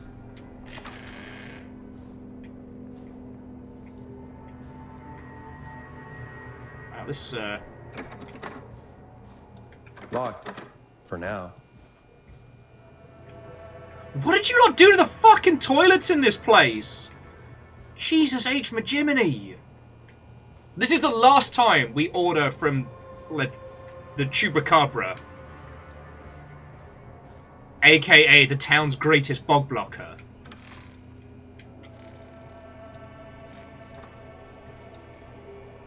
No. Sorry, Ket just noticed that this place has the same fucking carpet from The Shining.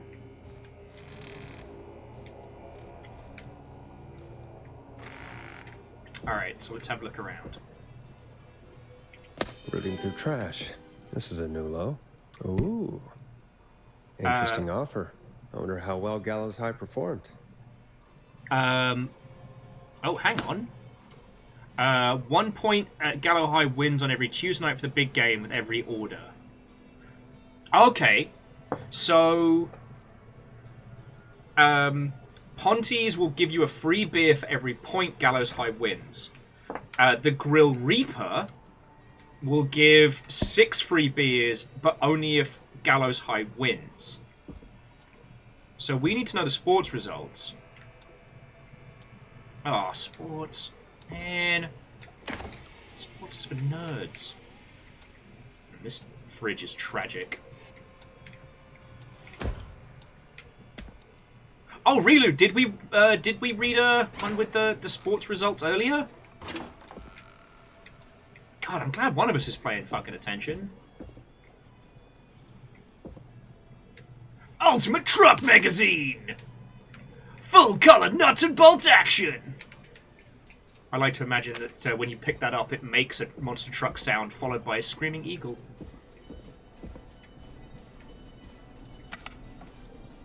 "7 days. Go Gallows High, I guess. Alright, so Gallows wins the big game 28-20. Which means if you were ordered from Ponty's, you'd get 28 free beers? No, there's no way that that's allowed. Out of order, come back tomorrow. Caged Tiger. Checking behind the couches to see if there's any records I've missed.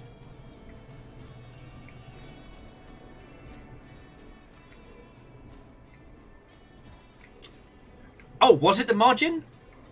Once again, I'm very glad that y'all are here, because, like, I don't claim to be the brightest spark today. What was that paper again? Perhaps here. Yeah, so 28-20. So Ponty says 1 point for the Gallows High wins in Tuesday every order. Oh, wins by! Yeah.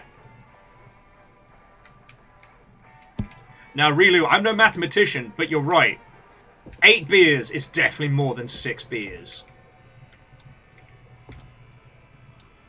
Oh, that reminds me, I get to put a green tick on my box.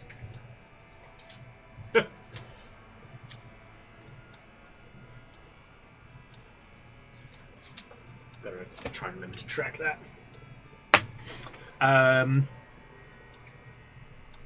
Okay, so what we don't know is if there's a deal with Chupacabra. So let's have a look around, see if there's no takeout menus in the toilets. And the sinister music when you're in the back rooms. Not taking this. So many locked doors, so few keys.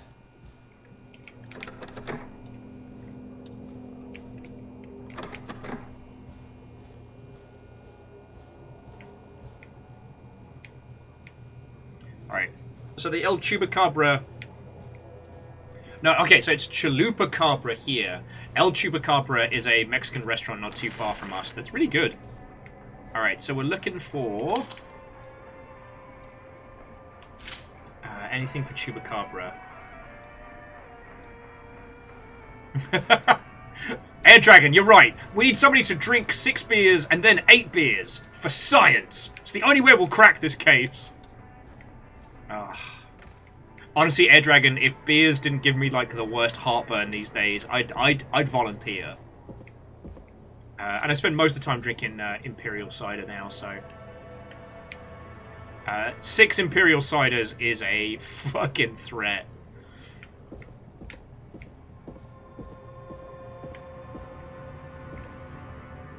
Alright.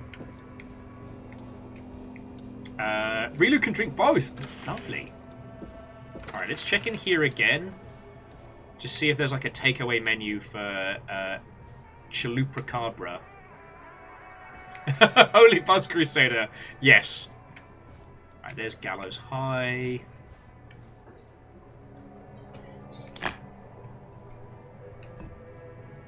Gallows Creek Chili Cook-Off Champion, 1984. Alright, I'm not seeing any takeaway menus.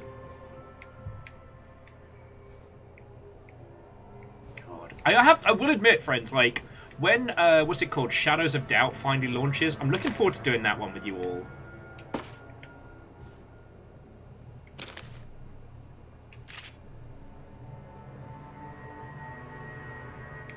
Okay. So far, only one person has really engaged with Chupacabra, and they basically are having some... They had some kind of Pukano earlier in the day, so... Alright. So yeah, I think it's safe to say that it's going to be Ponte's Pizza. No one knows how cool we are. Oh my god, friends, but look! The future is now! The Megabyte!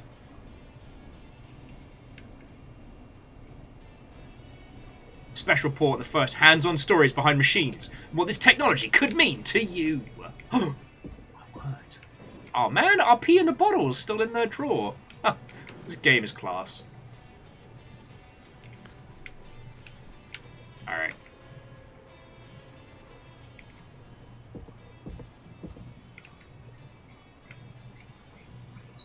Relu says, there was the garlic bread note in the office. Yeah, but garlic bread would be Ponte's, right? There's no way there'd be, like... Well, okay, there's not no way. But I don't imagine that the Mexican restaurant's going to be doing garlic bread.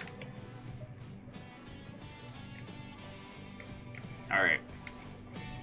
So yeah, I think I got it. Hey, find anything useful?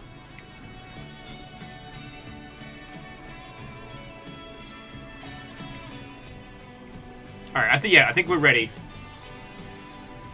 Yes, I have. That's great. Are you ready to get back on the line? I think so, yeah. Let's make the... Okay, Forrest, shut the music off. Okay, Forrest, what'll it be? Alright, we're going for Ponte's Pizza. Call Ponte's Pizza. You got it. Ponte's Pizza is on the line.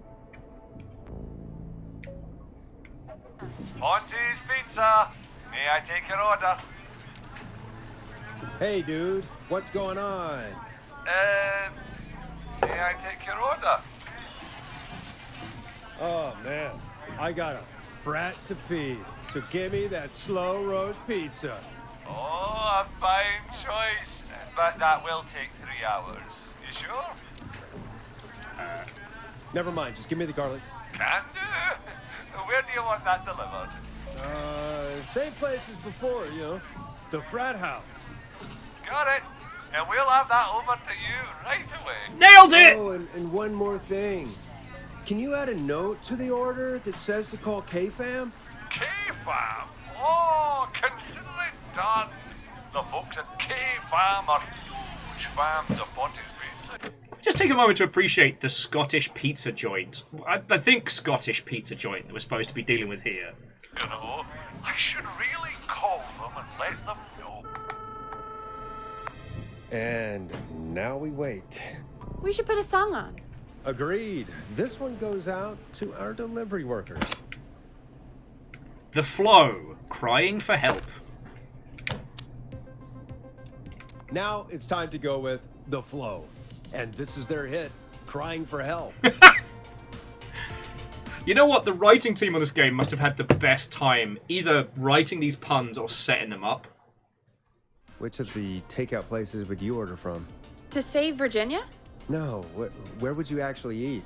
Oh, I mean, they're all pretty equal. Equally good? You mean equally good? Yeah, not Ponte. He's not Ponte. Right. So, between Grilling Spree and Chupacabras. I mean, it depends. Do I want a plate full of meat? Or do I want really, really good nachos? It can change depending on the day, you know? Yeah, fair enough. Maybe I... Hold that thought, Forrest. We've got a call coming in. No nachos for you! When you're ready, shut the music off.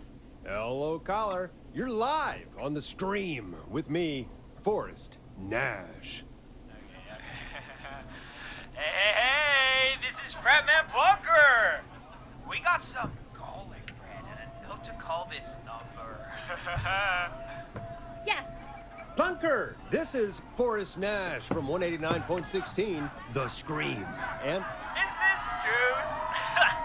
Oh, man. It's totally you, isn't it, Goose?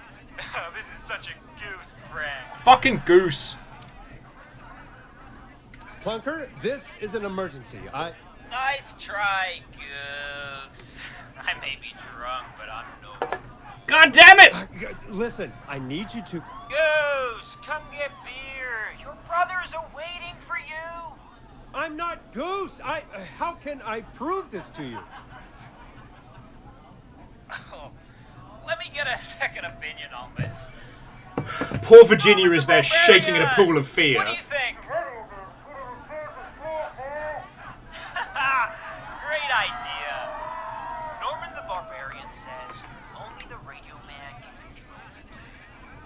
So, play us the flow. Wait, really? What? The flow?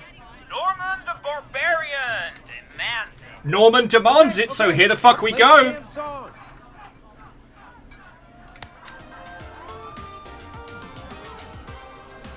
Oh shit! Okay, Radio Man. Got my attention. What is it? Plunker's not gonna make it. Listen, you've got to get over to your neighbor's house. All of you. Just... Say no more. Plunker's moving the house. Forrest, line 2. Unleash the Frat! Friends, this is basically the closest to Pikmin you can get in real life. Hello, you're live on 189.16. The Scream.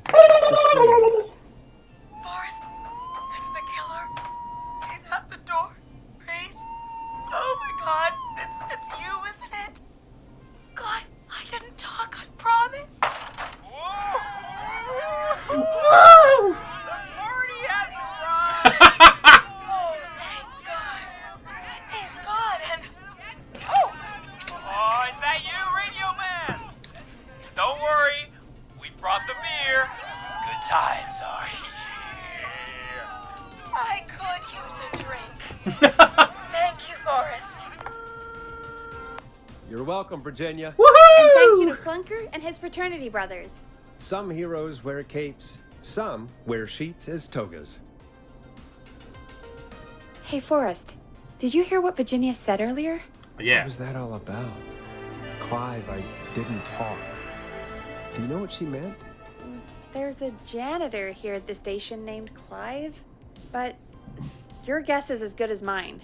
All right, folks. Seems we may have a lead. If any of you know a suspicious Clive, then please call in. It could save lives. In the meantime, looks like we have another caller. And the only one I know is the suspicious Chives. On at Ponty's Pizza, now with 2 for 1 and free beverages. I suppose I should take this call. Okay. Okay, Forrest, shut the music off. Hello, caller. You're live on The Scream with me, Forrest Nash. It's great to speak with you, Forrest. As a local small business owner, I find this all horrifying. Moose, the very same. Roaming the streets of our fair town? Terrible. I hear you there. It's a scary time for everyone in Gallows Creek. How are you holding up? You somewhere safe tonight? Yes, Forrest, I am. I'm here at work in my small business. It's a safe, family-friendly place. Good for you, friend. Good for you, friend. I'm glad you're keeping safe and busy. Thank you. Oh, I'm really living the American dream. Here in my business. Ponty! You must really love your work. You must really. I'm dragging really it out as much as I can. Oh, I do. My small business really is my whole world.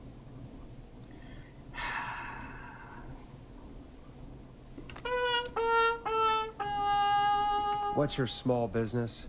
Oh, well, I'm not really big on promotion, but since you asked, it's Ponty's Pizza! The best and only pizza place in town!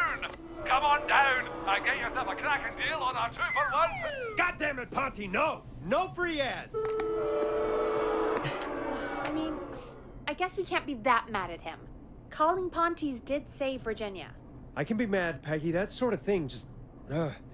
I can be mad. Look, he's gone now. We already have somebody else on the line. Just take a deep breath and let's keep going. Alright. Next soon-to-be victim. I mean contestant. I mean... person. Evening, caller. This is Forrest Nash, host of 189.16, The Scream. And tonight's 911 stand-in. Hi. Hello? Am I on air? Sure are, caller. What's your name? And what have you got for us tonight? Name's Eugene Stein, and I've got a heart full of love, Forrest. I'm hanging out in the middle of the maze, listening to your show, looking up at the stars and waiting for her. Oh, mate, you are fucking You got dead. a special lady coming out to see you. Yeah. Molly. We planned to get lost in the maze tonight. I've seen The Toxic Crusader. I know how this ends. To take our first journey together into the love labyrinth. That's why I'm calling, actually. I thought she'd be here an hour ago. And since I've listened all night to how cool you play it, I thought you were the perfect guy to ask. Should I call her up and ask if she's coming, or wait and see? For real, kid? If you've been listening all night, do you really need to ask? Yes, that's why I'm calling. Go home to your parents. Eugene, you really need to go home to your parents. My parents are dead, actually. But, Oh, jeez. yeah, I guess it's not the night. Hang on. I hear some rustling. I guess she came after all. Molly! I'm in the middle! It'll take a little while to get here, but, thanks again. He's dead! It's been good talking. Oh, wait a second. Molly can't whistle. No, this is supposed to be the best night of my life! Not the worst. It's me, drinking! Alright, we'll get you out of this. Stay calm, Eugene. We'll get you out of this. Carm! I'm about to die a virgin! Listen, Eugene, breathe, hide, and call back in a minute. We'll get you out. I'll do it for Molly. But please, hurry. Well, listeners, while Peggy and I deliberate, here's a track for all you lovers out there.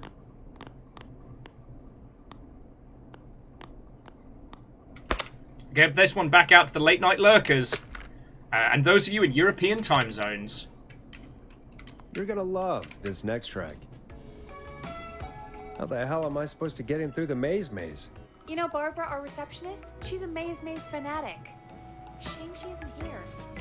I was supposed to go with her last week, but she changed her mind.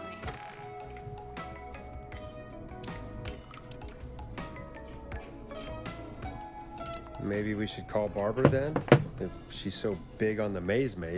We could, but I don't actually know her number.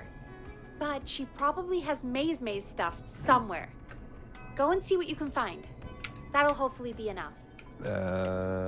Which one is Barbara again? Barbara! You know, Barbara! Forrest, I've seen you speak to her. Help me out, Peggy. She's the receptionist.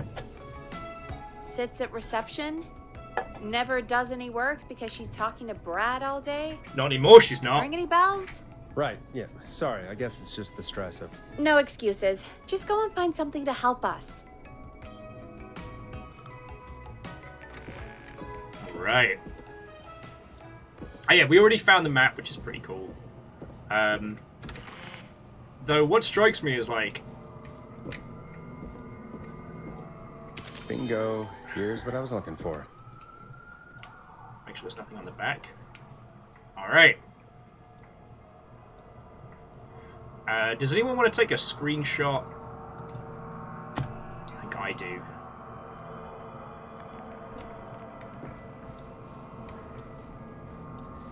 Actually, I'll get back into the area, and then what I'm going to do is I'm going to take my screenshot and do like a little draw over.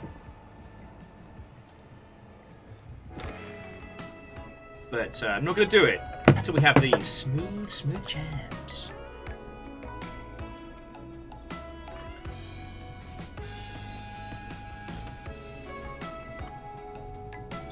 Open with MS Paint.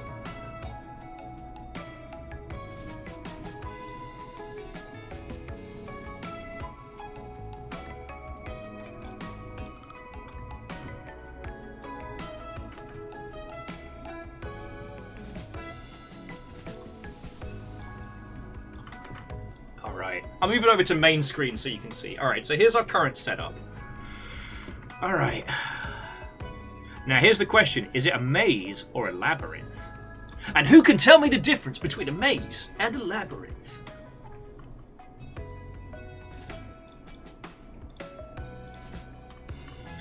Alright, so the center is here, right? Possibly.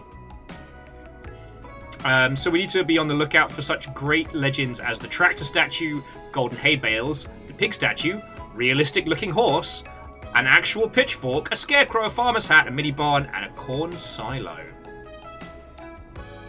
Angry cow and the middleman.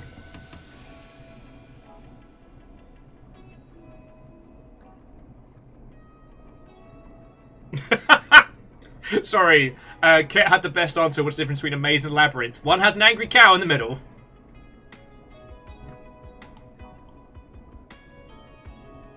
Okay, and the plus side isn't too bad. So what we'll do is we'll reverse engineer where we gotta go. I'm doing this with my mouse, don't judge me.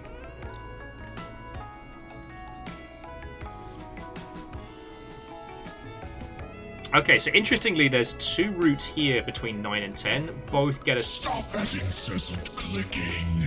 That both get us to this crossroad here. So it's just whichever one of the two is shorter, right?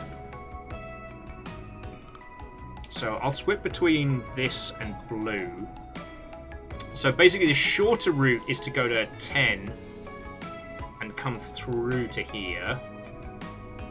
But yeah, so going through 9 just loops us back around to the same point. So this is pretty good.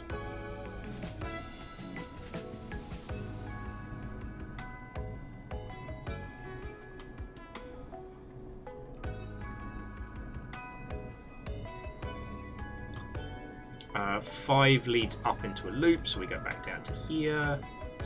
4 and 3 are not good. So I guess, yeah, we can do that if we're going for like the closest way to 10. Now, we might have to swap this up, but... Oh, Jackie. Sorry, Jackie. I feel I keep missing all the comedy stuff you've been throwing in. But yeah, thank you for gifting a sub, even if it was to Man Cow.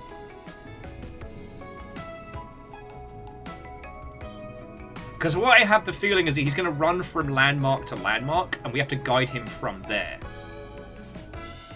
So we swap back to red at this crossroad here.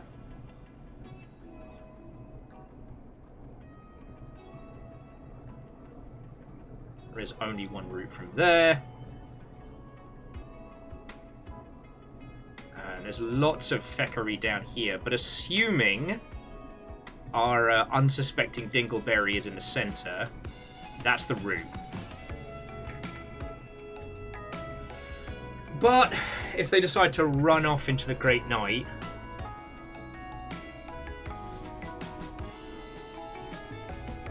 Captain Hillian says, doesn't the public availability of a map of this kind kind of defeat the purpose? Little bit. But let's let him have it. Let's let him have it.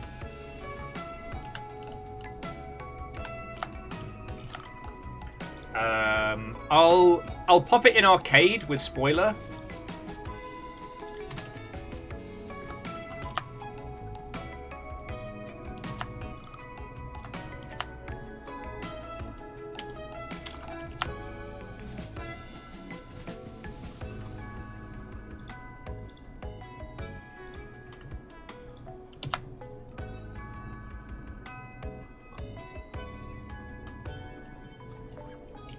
Darn it!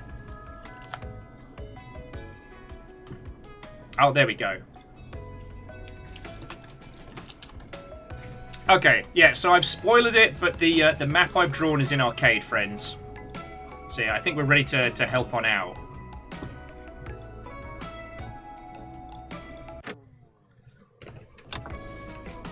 Okay. Any luck? Yeah, I found a map for the maze in the trash. Why was it in the trash? Never mind. It doesn't matter right now. That's a question for Barbara later. Eugene called while you were away. He's on line 1. Time to turn the music off. All right. Welcome back to 189.16, The Scream. I hope you lovers like that track. And I hope we can help our lover in the maze. Eugene, you're back on air. I'm lost, Forrest. I just ran and I don't know where I am. I'm at a crossroad, facing a tractor statue. Okay, crossroad facing the tractor statue. That's 1. So he needs to head... So if he's facing the tractor, he needs to head left. Alright. There are hay bales painted gold on my right. You need to go left. Go left.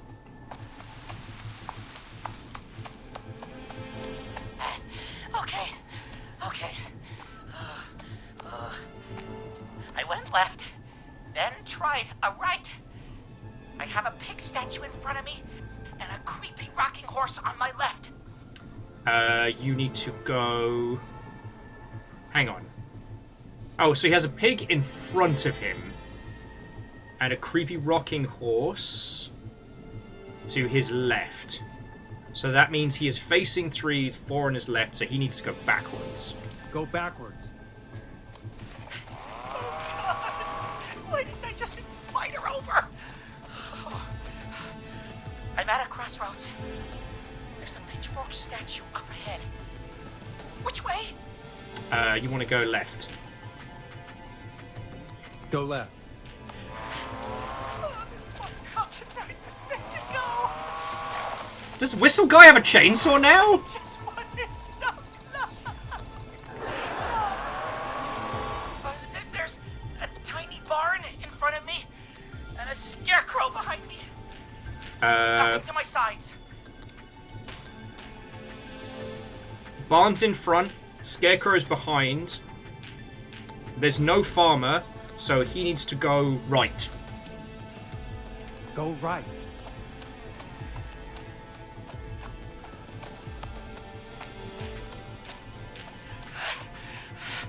I can't run much more. You got this, buddy. Don't worry about it. I just passed a corn silo. Corn silo is Didn't 9. see anything else.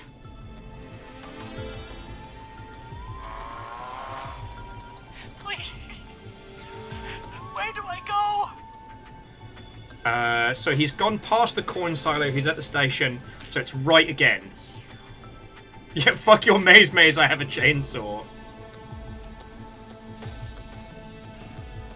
Alright, go right. Go right.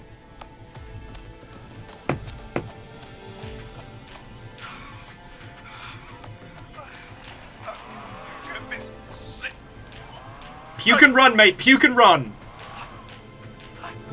I'm out. And my bike's still here. Yeah! Oh, thank you, Forrest. I love you, Molly! Yeah! That was tense. I think I held my breath the whole time. I think it went pretty well, all told. I think you're right. By the way, why do you think Molly missed their date? Do you think she's okay? Unfortunately for Eugene, I think she probably never left home. That's a bit brutal. That's a bit brutal. And thank you for calling in, Mr. We'll make sure to add the town librarian to our list of suspicious Clives. Remember, report a Clive to stay alive. Next caller is up, Forrest, so take it away. Remember, friends, report a Clive to stay alive. Alright, sadly, I am suffering the side effects of hydration, so I need to nip to the loo, but let's keep fucking going with this. This is brilliant. This is fucking brilliant. I'll be back with you all momentito, and it's time for me to play some jams for you. I'd never be a radio DJ. But I will admit, like, working out the map backwards was pretty smart. Check us out. Alright, I'll be back in a second, friends.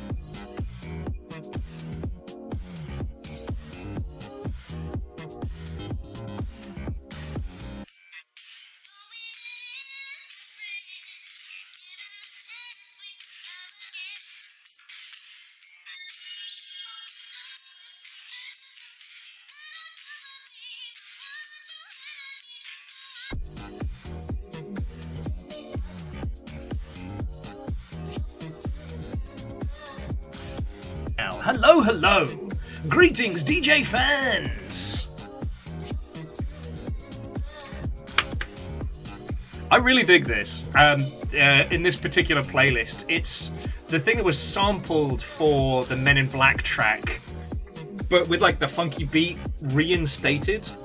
It's kind of like the Metal Garurumon to the Skull Garurumon that was Men in Black. Hey, Legend, if it was a good nap, then I'm happy for you. I did a whoop snap last night after I did that thing I do sometimes where I eat a whole box of mac and cheese to myself when I'm hungry. I'm a family of one. Horse Ninja, Watto, and welcome. It's a family of Will. It's a family of me. Also, can we just like shout out to the masked whistler for going, wow, this sure is a hedge maze. I could chase this kid with a knife, or I could get my chainsaw and just make my own path.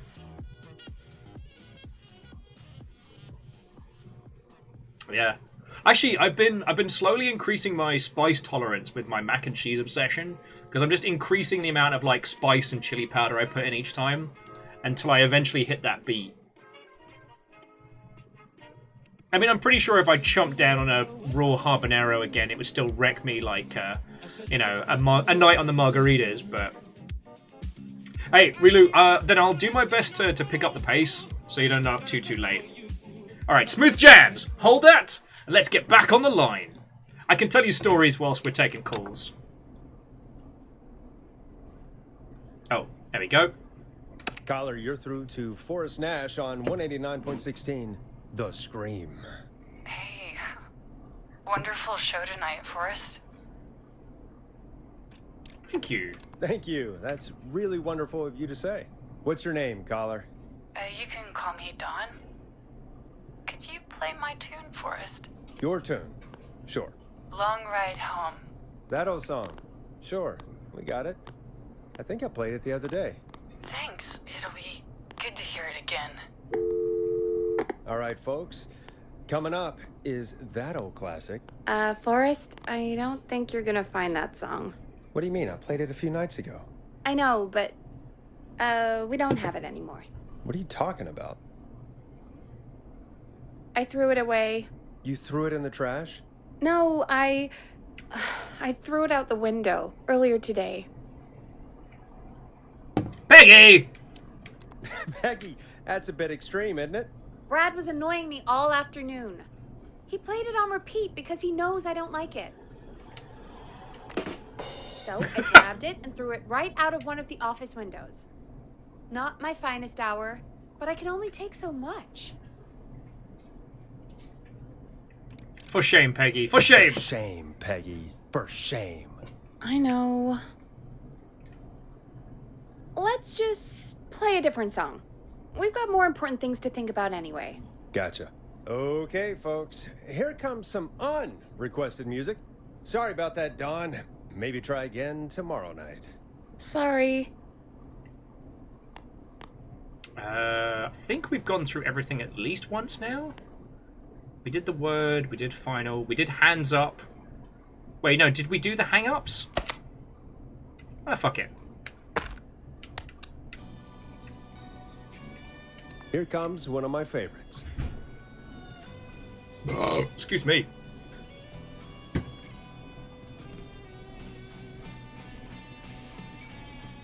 Of all the songs to request, why'd it have to be that one? Gee, Peggy, what did the barn finds ever do to you? Wrote that song, for one. It gets real old when you're forced to listen to it on repeat for years.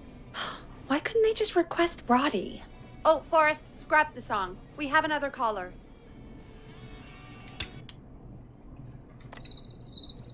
Sorry to cut the music short, folks. Callers take priority tonight. Welcome to 189.16, The Scream. This is Forrest. Forrest? Oh, thank God. It's me again. Murphy. How did your Karate Sutra go against the Whistling Man? Mr. Dojo! Hey, how'd it go, Mr. Dojo? Oh, the killer got me, man. Why did I ever trust a guy named Master Robbie? I warned you not to. Hindsight is 2020, okay? Forrest, we need to do something. Goddamn piece of... You came to the gallows waste disposal plant. Beat on me, man. Carry me inside and lock me in a dumpster. I got a flashlight, but... Oh, goddamn. I smell smoke. I think he started a fire. Hold on, Murphy. We'll call for help right now. You gotta hurry, man. I need someone here now, or I'm gonna... Peggy, get the fire department on the line. On it. So he was up here. Hey! Oh hey, my Bezos dollars have restocked. I would be remiss in my duties if I didn't do something with those. You've just stolen money from Jeffrey Bezos and given it to a friend. I bet that feels pretty good. How are you doing, Tasty? We're playing Killer Frequency at the moment, and it's bloody brilliant. But no, thank you for, like, I mean, as I've been saying to a lot of people today, it feels weird just saying thank you for the sub sprees, because, you know, you all do so much more than that. But thank you. And Head Manners, I hope I said a proper thank you for the $20 from earlier, alright? I worry these days that I'm being a bit... Whoa! So, yeah. Yeah, we're playing Killer Frequency. If you haven't seen this game before, the TLDR is we're playing a washed-up radio DJ in a small town where after the sheriff and the deputy are attacked, we have to be the 911 responder for the night. And there is a masked killer on the loose. So we've been helping people, solving kind of like quirky puzzles, and generally helping the populace not get fucking murdered by this knife-wielding maniac. And that's been the long and short of it. I've made exactly 69 paperball baskets from the desk, which I'm very proud of. And we've only found one tune. All right, you're in? Let's go. Hi. Yes, I'd like to report a fire over at the Gallows Waste Disposal Plant. It's an emergency. What do you mean it's not operational? Why is there no backup vehicle? Oh, god damn it! Forrest, that evil son of a bitch slashed the tires on the town's only fire engine. Oh, boo! But I have a few friends who live nearby. Maybe one of them can save Murphy. Where do they live? My friend Alex lives on the corner of Haddonfield and Romero Street. And Catherine lives on the west end of Myers Lane. And there's Jericho on the east end of Myers Lane. But he's old. Really old. Where's Haddon? Okay, I'll check the map, see who would be best to do this. Alright, Haddon and Romero's the closest, right? So it was Haddon and Romero. Yeah, there's Romero, and there's... Wait, Haddonfield Road or Haddonfield's...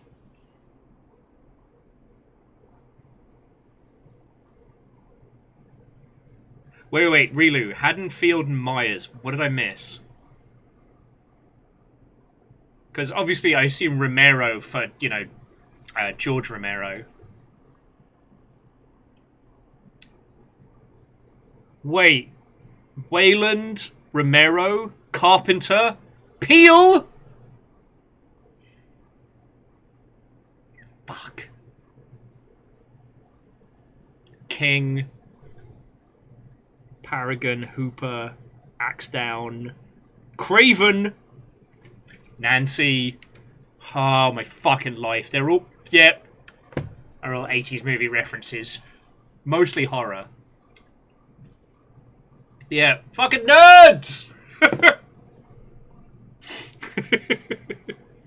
I mean, Chalupa is still my favourite pun name. Yeah, also, I love that Peel got a mention. The fact that Peel's now one of the people when it comes to horror makes me very happy. Jason's Furch, Gallows, Waste Disposal, Ironside. The Loramine Estate, that feels like it's something very, very on point. Yeah, it looks like Riot Side is peeling back the layers again. Although I feel like I'm actually being more useful than usual on this one, so, you know, Agent Ginger Tonic at it again. Ket, stop me if I told you this when you were in already earlier, but we did the Black Watchman on Saturday, and we all got cool agent names.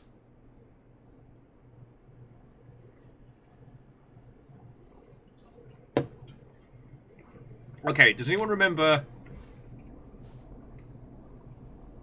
do you remember what she said again? So it was Romero and Haddon, but also it was like Carpenter and McCready?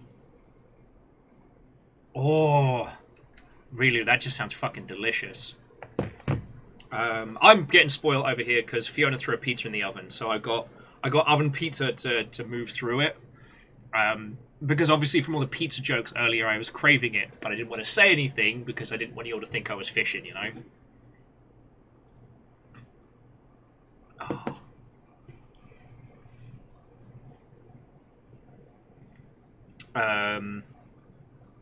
But yeah, Haddonfield and Romero might be closest. Oh yeah, and Rilu, we're doing this tonight, all right?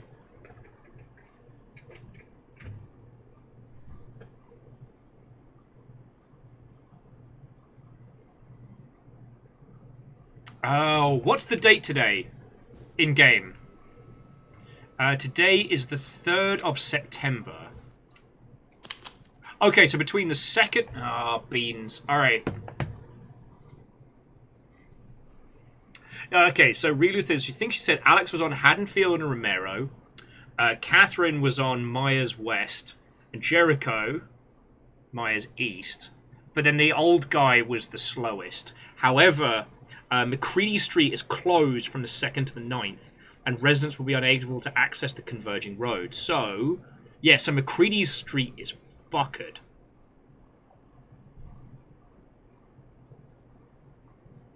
And the old guy was on Jericho.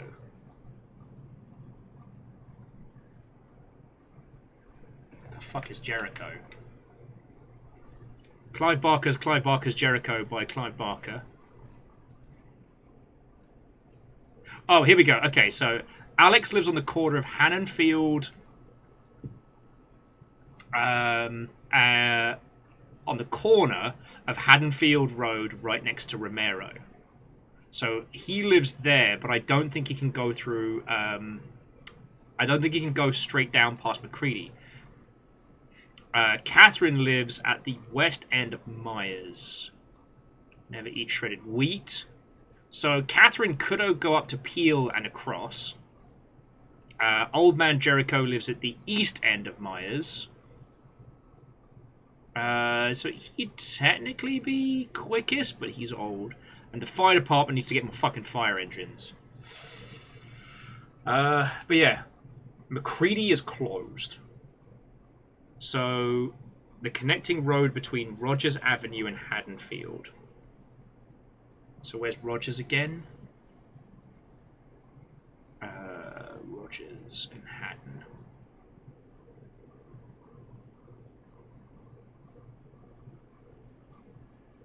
Oh yeah, so okay, so Rogers is closed. So Rogers and Haddon. Okay. So I think that means that the old guy might actually be the quickest. Oh no, it's McCready. So Myers and Rogers should be fine.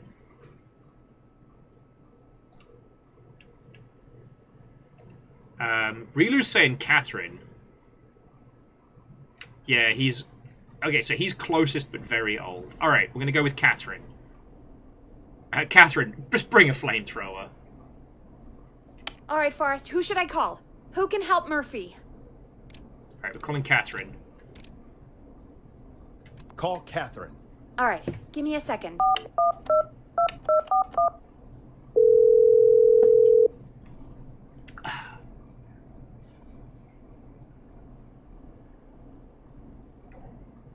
They're on the way. They'll call from the plant. You Wrong can button. direct them from there. Well, let's hope they get there in time. Better button. Call coming in. It's Catherine. She and Murphy are now both on the line. Hello, Catherine. Are you there? What's happening at the plant? The whole damn thing is up in smoke. Oh, God damn it. I'm going in. Oh, my reception is terrible in here. God, my eyes sting.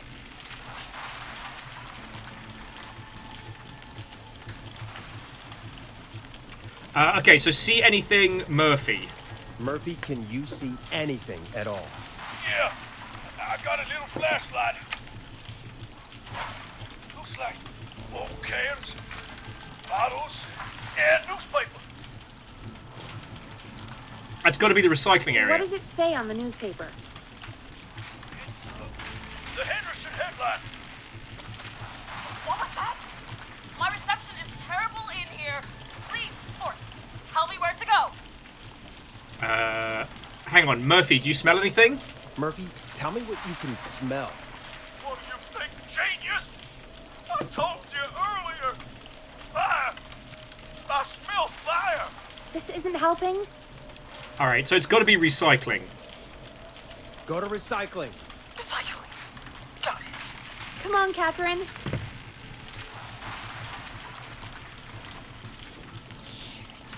The plant's messed up again. I can go shredding or crushing. Which way? Murphy, do you know what part of the plant you're in? I'm in a dumpster, man. What do you want from me? Alright. Murphy, do you hear anything? Do you hear anything, Murphy? I hear my heart about to pound out of my chest. Put the receiver up to the lid. Good enough. That sounds...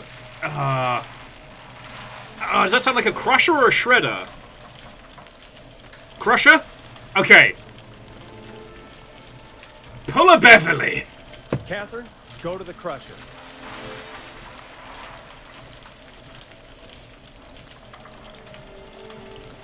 Okay, it's super loud.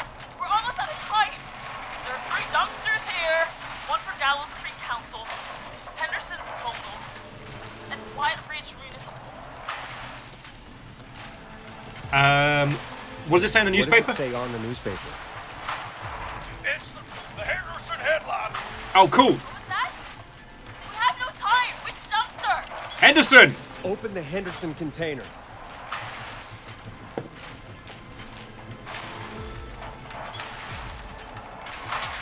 The lock is I found him! Thank God. Alas!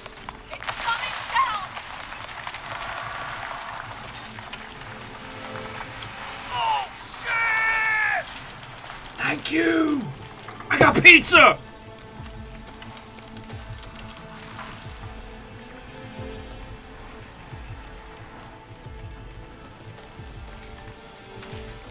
Are they okay?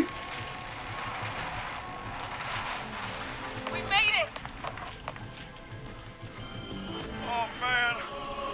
Yeah! Thank you. Thank you. And I swear to you, now, I'm gonna raise Fernando to be like you. Absolutely do not do that. I'm getting my money back from Master Robbie. Oh, yeah, no, beat the snot out of that guy. You just get home to your son, okay? Will do, Forrest. Yes! Gallows Creek has 2 folk heroes tonight, Murphy and Catherine. I'm sure their deeds won't soon be forgotten. Great job, Forrest. No time to celebrate. We got a caller. You know what to do. All right, folks. Another of our good We could have citizens taken is out the on old guy and Let's the see other what guy at they the have same to say. time. All right, what's up next? Welcome to 189.16 The Scream with me, your host, Forrest Nash. Forrest, Teddy Gallows Jr. here. I just want to say that my thoughts and prayers are with my Gallows Creek neighbors during this awful time. Oh, it's mayoral candidate and scion of the town founders, Mr. Gallows. Are you in danger? We need to be a town of law and order. We need cops who have the tools and funding they need to keep us safe. Okay, Teddy. I know, you're an outsider to our little Sorry, what was that? Forrest, but you're really stepping up to bat for us all tonight. I just want to say thank you for taking a swing for Gallows Creek. Jackass. Alright, thanks, Teddy. Right. Thanks, Teddy. Now, are you... Teddy, you lowlife. This is not the time to promote your damn campaign. I just want to make sure our town is safe and prosperous. That's why the Gallows Family Factory, founded by my father, Theodore C. Gallows, I can just hit the boot button all night. which employs over 200. Teddy, unless you've got an emergency, I'm cutting you off. You know what? I do have a problem. A problem that's ruining our town. You know what it is?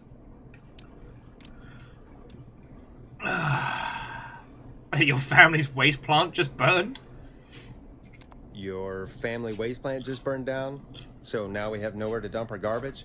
The problem is that woman, our current mayor, Linda Cartwright. Oh, here we go. She just isn't one of us. Linda Cartwright is un-American, unstable, and... You're not better than anyone, Teddy.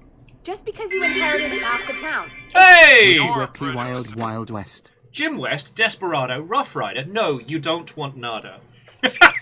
Get the boat. How are you doing? You understand that because you've done that, I'm now going to have to unironically rewatch Wild Wild West again. Sounds a little unstable too. Don't you dare speak to me that way. Cut him off, Peggy. I can guarantee this kind of thing will not happen when I take office. The moral decay of... And that's enough of Teddy Gallows Jr. for one lifetime. I always feel disgusting after hearing him talk. Just play an ad for us? I need a minute. We'll be right back after these messages.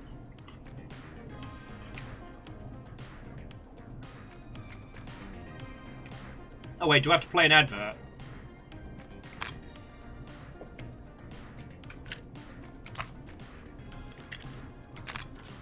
Oh shit, I don't remember which advert's which. Time to play a commercial. We'll play the Harvest Festival one. The world-famous annual Gallows Creek Harvest Festival is back! Oh shit, yeah! It's all out on Giblet Field. We got the Little Miss Harvest Pageant, Princess Harvest Pageant, Harvest Queen Pageant, Cotton Candy, Corn Dogs, Cornhole, Corn on the Cob, Crokinole, Country Music, Hand Jam, Jams, Jellies, Jamborees, Juggling, Roller Ricky's, Roller Disco Lessons. Oh shit, Roller Ricky's here? We got baby crawling, balloon popping, balloons for sale, beard contest, Fight babies! Hey toss, hey you there, safe donkeys and ponies, apple bobbing, firearm, fireworks, funnel cakes, fried dough, seed spitting, sand licking, cracker cannon, and cat shop.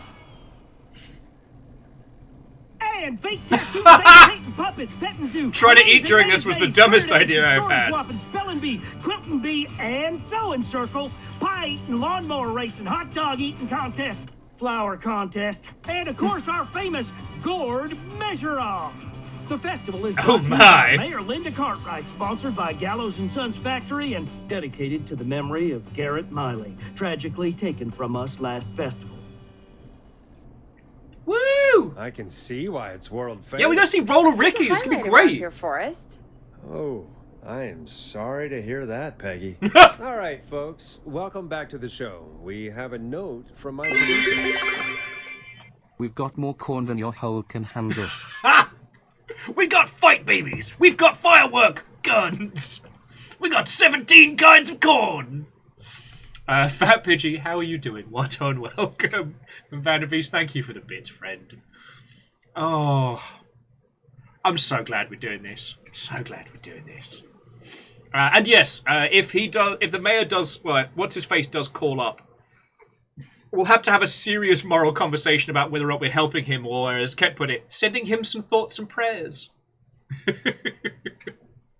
One time, I didn't try and fist fight it. I was having a good time. Mistakes were made. That's right. Come find me at the Harvest Festival tomorrow to grab your choice of a K-Fam mug, sticker set, or poster. Let's see what our next caller would choose. Caller on line 1. Alrighty, you're on the air. Hello, caller. You're live on the stream with me, Forrest Nash.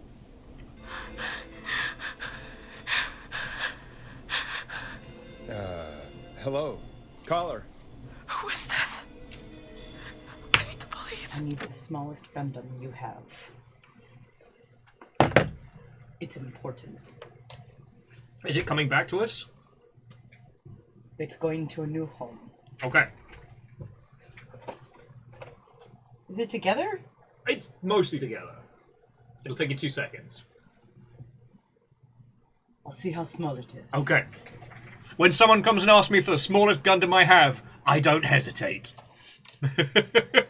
And Fred, how are you doing, friend? Watto and welcome! Okay, now this is not the shitty politician, so let's try and help this person. I'm Forrest Nash. I'm standing in for 911 tonight. What's wrong? There's a guy hunting me and my friends. I think he's killed some of them already. That's him. Fuck.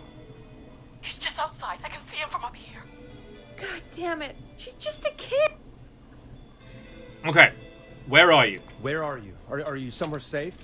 Oh my god, oh my god. Stay with me, kid. Focus. I can't do this. Yes, you can. Focus.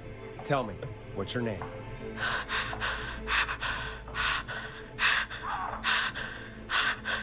Sweetie, you can do it. What's your name? Carrie. Oh no. Good. Oh no. Listen to me. We're gonna get you out of there. All right? Now, where are you? The old murder house. Upstairs. What do you mean you're in the old murder house?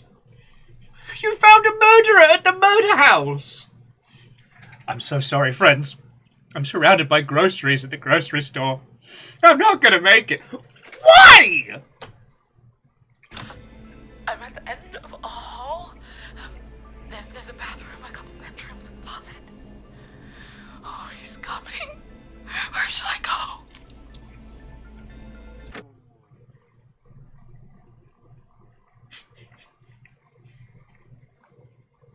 God. Okay. Okay. She's stuck in the murder hall. Closet seems like the best hiding spot right now.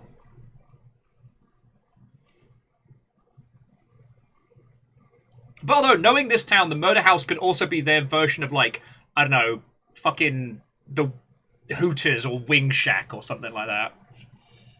And yet, get to the boat. Hold me closer, tiny Gundam. Doo-doo, doo-doo.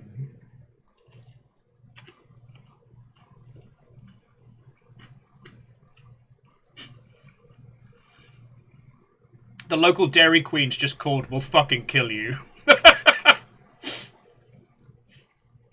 Alright. Bathroom, bedroom, closet. Go to the closet. Go to the closet. Okay,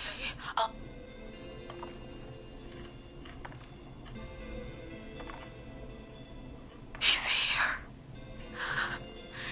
He's here. He's gonna kill me. Forrest, I don't think we can... Don't move!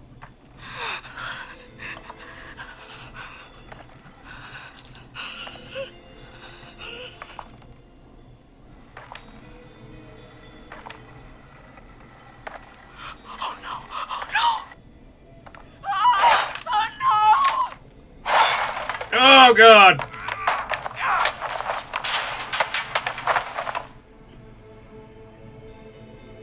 Forrest!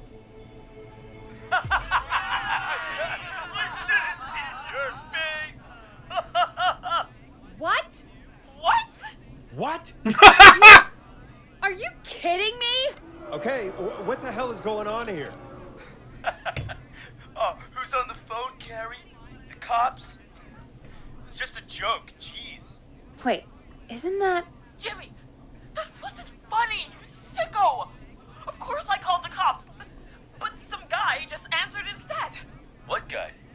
Forrest Nash! What the hell are you all doing? It's prank night, old man.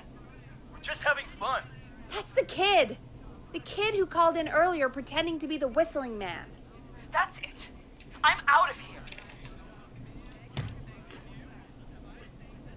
Go home, Jimmy! Jimmy, everyone, it's really not safe to be out. Please, go home. And waste whistling night?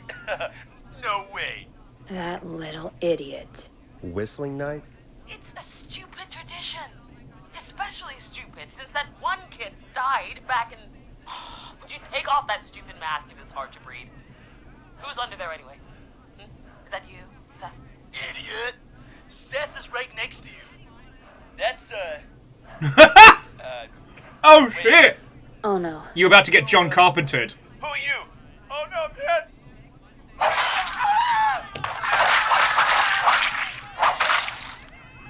Everyone, get inside! Everyone, run! You two, barricade the door. Scott, Heather, you barricade the back. Same, Cat, same. And we're in here. We're safe, right?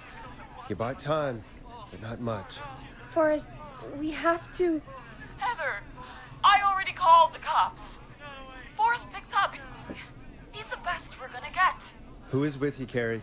My friend, we drove out to the old murder house and... To the old murder house, huh? How smart was that? Who's got the keys? Jimmy had them. Jimmy. Oh.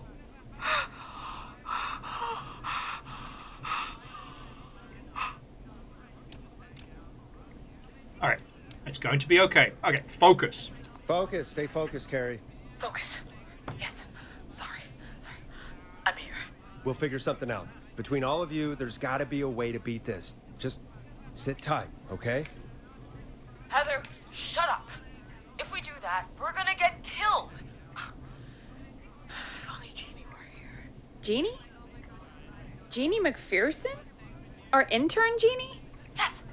She's my best friend and the smartest one out of all of us. She stayed in tonight. Forrest. Yeah, that's why she's the smartest. We'll see what we can come up with, and, What? Scott, you're not any good at... And... No, Chad. Out of all of us, you're not the one to...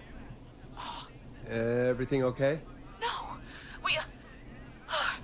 We're figuring out a plan, but everyone's volunteering to do things they're just bad at. I think we can figure out what to do, but I don't think we can agree on who should do what. I think you'll have to be the tiebreaker, or else these... Oh, shit! Get us killed. The personality test! Shut up, you... Forrest, I'll call you back. I don't know anything about your friends. To the downstairs quiz! I could have phrased that better. Kids never learn. Breathe, Peggy. It's okay. They do this kind of thing every year, Forrest. People get hurt. All right, folks. We're gonna work out a way to save Carrie and her friends. This next one goes out to all the trapped kids out there.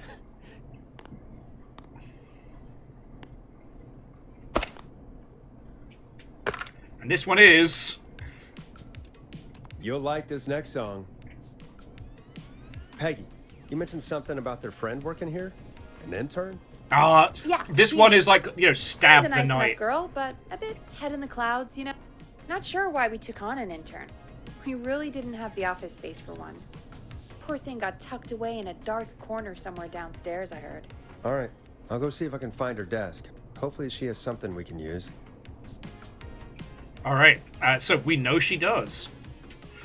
Later, Peggy said her desk is downstairs. So earlier on, while we were fucking about,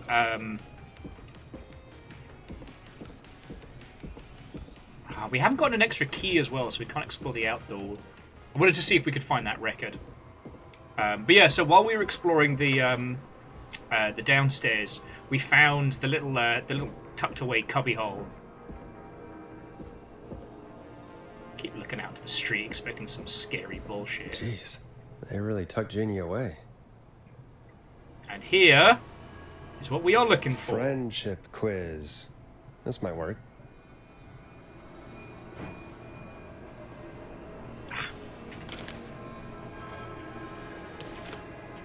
can't remember if there was a part 1. No. Because the friendship quiz part 2. I don't see anything else. So far we've only found one hidden record as well, so... I don't know, am I being a dingus?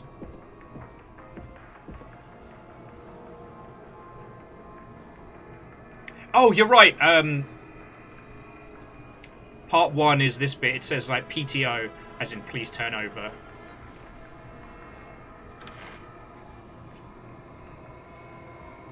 I need a key to get in there. I'm just having a look to see if there was any other... Oh, poo corner. If there were any other records that I've just missed. Yeah, Crux, there's a record that got thrown outside, but sadly we can't get to that one yet. Vanderbeast, don't make it seem weird. I was just exploring someone else's cubbyhole. Alright, let's never talk about this again. I've trekked... so, hey, manners, I've checked... I think I've checked all the trash bins so far. That's where we found the map maze. And there's no flashlight button.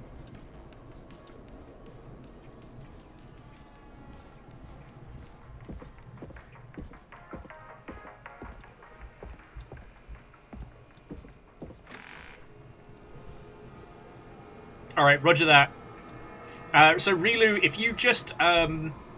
if you pop an exclamation or something like that, I'll pause what we're doing, just to give you time to respond on Mowgli. And there wasn't any in the... There wasn't any, like, hiding behind the snackettes or anything. Alright. Because, yeah, we found one record hidden back here. Yeah, Hermanas, we can open the fridge. There's nothing in there, sadly. No one put, like, a record in the freezer. No one's mixtape was so fire that it required special refrigeration, but...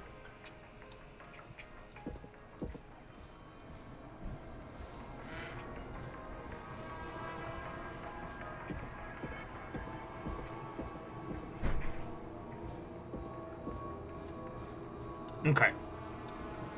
Didn't see anything additional up here. Okay, so we have the Jenny and Kerry's friendship quiz. Yay! Alright, let's have a look. Okay, so let's take notes. Alright. The best climber is Heather. The one with the least good acting ability is Cynthia. Seth is unhinged. Most likely to escape prison is Jennifer, so they're squirrely. Most likely to become an Olympic athlete. Alright, Hot David and Heather can both run, but Heather's the better climber. Alright, and then over here, most likely to pass their driving test without any errors, Jimmy. Alright, Jimmy's dead. Fuck you, Jimmy. No one else has this skill. Most likely to win an Oscar is between Lisa and Tammy. Most likely to beat everyone at go-karting is Scott. But Scott is also most likely to crash.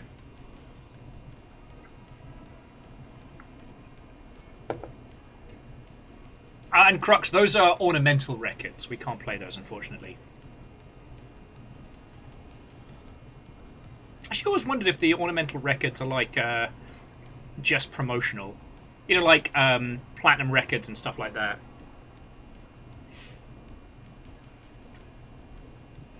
Okay. Hopefully we'll have enough time to look through this.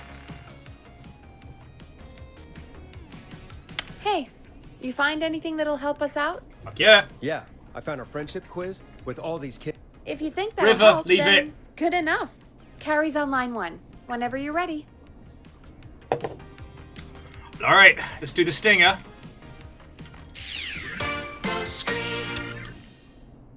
I'm getting better at this. This is Ford, back again with an unlucky caller on this unlucky night. Carrie, are you there? Yes, we've got a plan, but we can't agree on who should do what. You want me to be the tiebreaker? Exactly. I'm ready. What's the first step? Okay, first things first, we'll need a spotter. Someone who can keep an eye on the killer. We'll need someone on the roof. It's gonna be a hard climb. We're deciding between Heather, Kyle, and Hot David. Well, you, Hot David and Kyle suck, so it's all about Heather. Heather's got this. Yes, Heather, he picked you. Now please, stop talking about all your cheerleading trophies. Part 2. The Whistling Man padlocked the gate back to the road. Before we drive out of here, we need someone to pick the lock. Seth, Jennifer, and Scott all want to do it. Jennifer's the only one who's most likely to escape prison. Unless there's another one.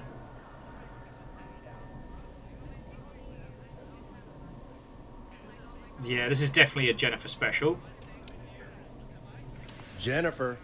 Jesus, Jennifer, you carry a bump key? Why didn't you say so earlier? Anyway, that brings us to part 3. Getting the van keys. I'll volunteer for this. I don't know Jimmy as well as you guys, so it'll probably be easier that way. Then is part 4. This plan is impressive. This is a very detailed plan. I'm impressed. Yeah, it's weirdly easier to think when you're about to die. You're doing great. What's the next part? Part 4, we need someone to lead the Whistling Man away. We need a fast runner. For this one, we're trying to decide between... Who was it again? Hot David, Cynthia, and Scott. Okay, who should lure the killer away? So Cynthia has the worst poker face. Hot David is an Olympic athlete, and what is Scott known for?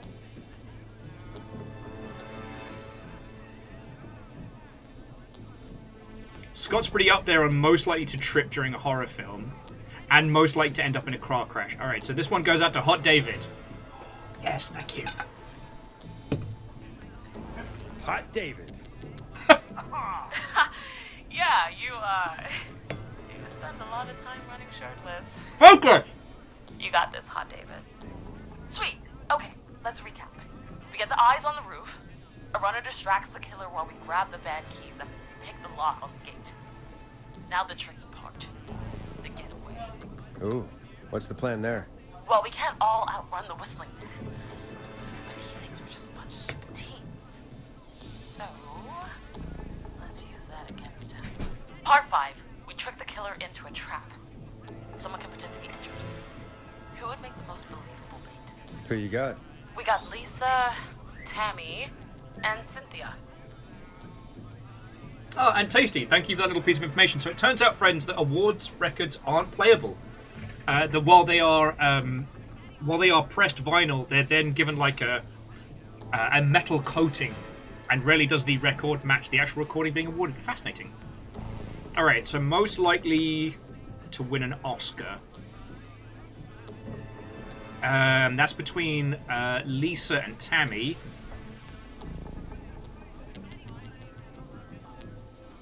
Alright, so it means there's got to be a tiebreaker between Lisa and Tammy. Because Cynthia has the worst poker face of all time. Okay. So Lisa and Tammy could both...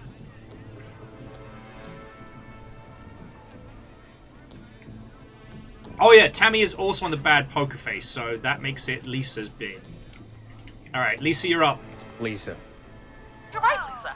Having to smile at rude customers is perfect practice. That should take care of the killer. And then it's time to get out of here. Finally, part 6.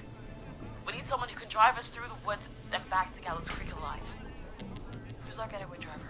Should it be... Who have we got? Chad? Scott? Cynthia? Whatever. Forrest, you know what. Okay, so Scott is most likely to beat everyone go-karting, but is also the most likely to end up in a car crash. Who else is on the car crash list? Cynthia. So Chad could do, I think Chad could do it. I think this is one for the Chad. All right, and Tasty, if we don't see you, have a lovely rest of your day at work, all right, friend?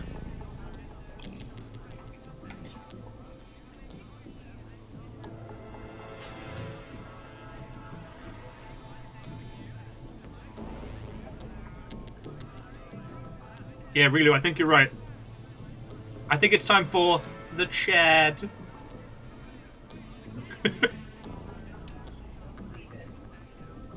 All right. Don't fuck this up, Chad. Don't fuck this up. Oh, perfect. Your go-karting experience will be great, Chad. Thanks, Forrest. We'll just take a few seconds for ourselves, and then it's go time. Sounds good. Talk to you in a sec. Good luck, Carrie. That actually sounded like a pretty good plan. Impressive as hell, right? Damn straight.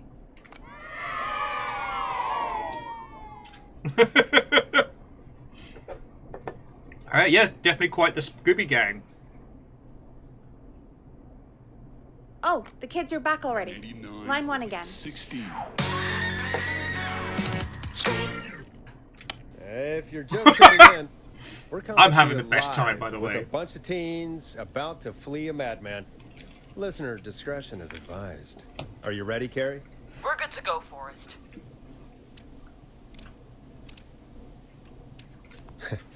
Don't die, okay? You got this. Here we go, everyone. Spotter, to the roof. Go, Heather. She's off and away. All right, Renner. Get ready. Go, Heather. It's your birthday. It probably isn't your birthday. Spotter says go.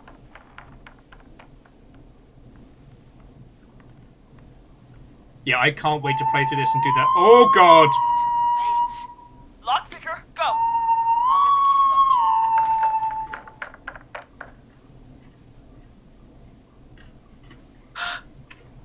Jimmy. Oh, Jimmy. Oh, his face is... The keys, Carrie. You need to get the van keys. His face is lying next to him, Forrest. Oh, God. Oh, God.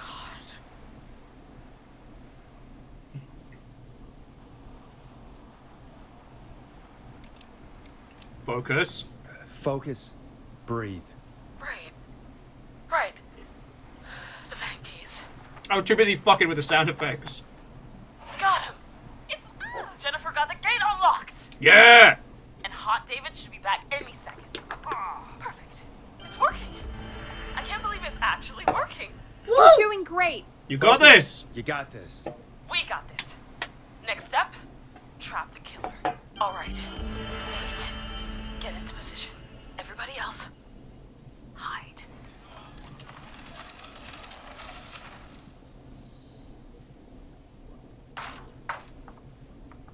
Okay, performer. Now, act like your life depends on it. Oh. There he is. He's buying it.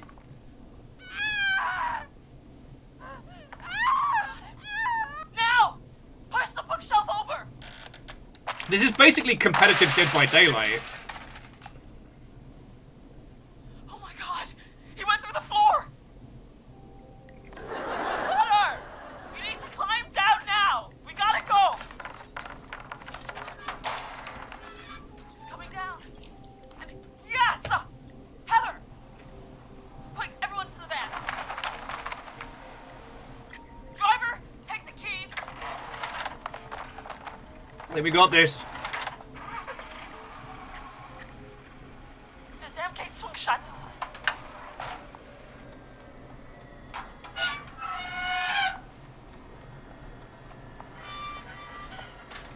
What? It won't stay open.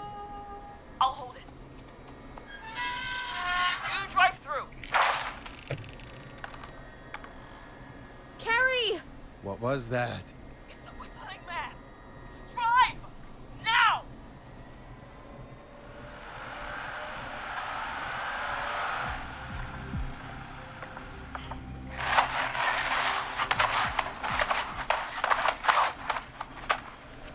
Let me go! Just go! Just drive! Oh my god. Please, no! Oh no!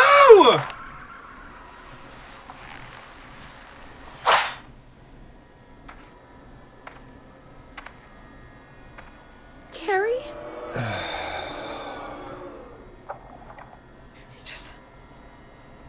He just stared at me.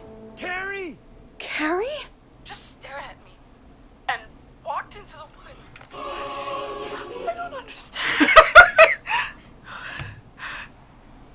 God you're okay. Can you get somewhere safe? I can make it home. Thank you both for helping. If you hadn't, It was your plan, Carrie, and it was a great plan. It was really all you, Carrie. Still, I need to get home. Breathe, Carrie. You're okay now. I'll call you when I'm somewhere safe. Talk to you then. Folks, that was a lot. Our thoughts go out to Jimmy's parents in this awful time. For any kids listening in, please stay inside and stay safe. And parents, hug your kids extra tight tonight. Here's a song for the girl walking home in the dark.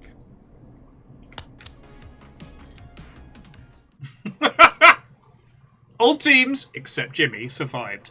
He had it coming. He had it coming.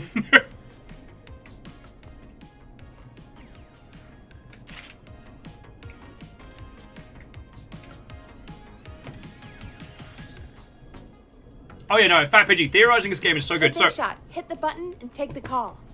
I made a little note about Carrie potentially having a relationship to the killer. 189.16.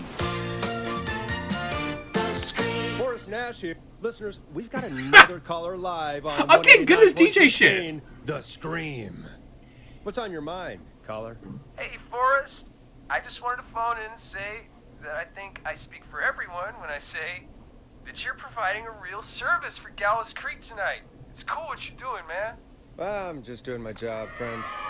Anyway, tell me about yourself. What's your name? Are you keeping safe tonight?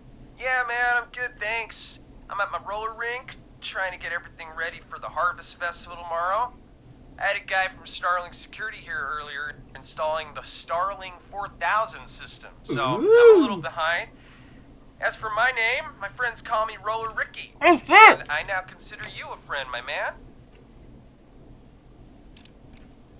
We're friends now, huh? Well, that's kind of you to say. Thanks. Yeah, man. We're friends with Roller Ricky! More than just a job to you. So is this vocational? I wasn't always Roller Ricky. Once upon a time, believe it or not, I used to go by just Ricky. No. I can't believe it. Back then, things were pretty rough. I used to roll with a bad crowd. Not all bad, but there was one guy. Anyway, some bad stuff went down. I harbored a lot of guilt for a long time. Turned to a bottle. I didn't really talk about it or even know how to talk. It's just how it was. That bottle took the best years of my life. Or so I thought. It's never too late, Roller Ricky. How did you turn things around? I joined a support group. I opened up about my problems, and sharing that burden just took so much weight off. It's a long story from there, but I found roller disco. I learned how to have fun again, cutting loose and making shapes. Now whenever I get down, I get down. I'm finally free from it all, man. It's important just to talk to somebody. That's the first step. Ain't that right, Max? Oh. Aw, hello, Max. Oh, he's a good boy. Oh, he certainly sounds like a good boy. Max is my emotional support dog. He's a rescue dog, but I always say he's the one that rescued me. He's the best dog a guy could ask for. Of course, the first thing I did was teach him how to skate. He's better than me now, a real pro. Max can skate? Yeah, man. At first they said it couldn't be done, and then they said it shouldn't be done.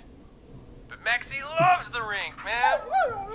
There's no rule that says That dogs another can't do train, roller Maxie? disco. Maxie loves trains, man. He's even got that special how to greet them. Aww. He's a special boy. Maxie sounds like a really special boy. Maxie appreciates all the positivity you're throwing out, my man. You know, I'm actually hosting free skating lessons tomorrow at the festival. I think it's a great opportunity to give back to the community. Man, all this talk of skating's got me itching for a boogie. Before I switch my radio off for the night, could I request a song, Forrest? Something I can groove to, you know, something funky. It'll be me and Maxie's final boogie breakdown tonight. Then I think we'll take it down a level. I can do that. Thanks again for calling. You and Max, be safe now, okay? Bye, Maxie. You got it, man. Peace. Well, folks, this next one goes out to Roller Ricky and Max. Enjoy. Hope you enjoy this one as much as I do. I really needed that call, you know, after everything. Yeah, I get that. He talked a bit much for my taste, but it is inspiring to hear somebody come back from the brink like that. Yeah, that's what I... You were thinking about Max on skates, weren't you? We all Would you were. look at that. Another caller on the line. What are the odds? Better take it. All right. Play the jingle. Welcome back to 189.16, The Scream. This is Forrest Nash. How are you tonight, caller? I'm doing okay. I made it home safe. Yay! Hey, I just wanted to thank you for doing what you could earlier. You know, even though we lost Jimmy, and I don't know. Hey, it's okay. You were so brave earlier. You're safe now. I wanted to ask you why he didn't... Why am I... Why what, Carrie? Why did he spare me? After what he did, why let me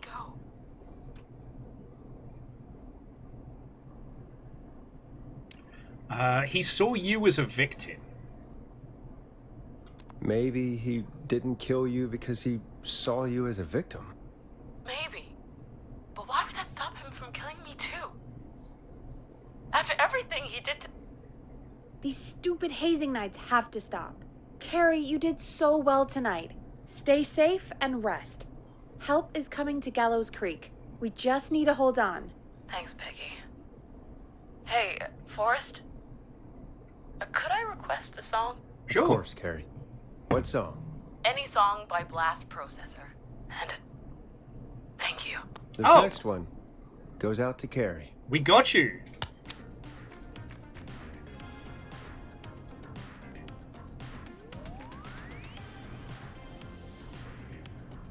You know, what Carrie just said has really got me thinking. About what? The whistling man left her alone. Why? There must be a reason. When it comes to masked whistling killers, I don't think a reason is a key part of their process. Well, it's something to consider. I need to take a break. If you want to stretch your legs, now's the time. Just hit the Peggy button when you want to get back on air. All right, that sounds great.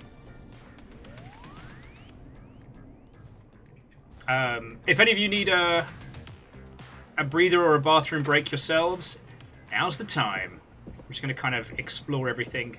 Someone was saying that there is an achievement for...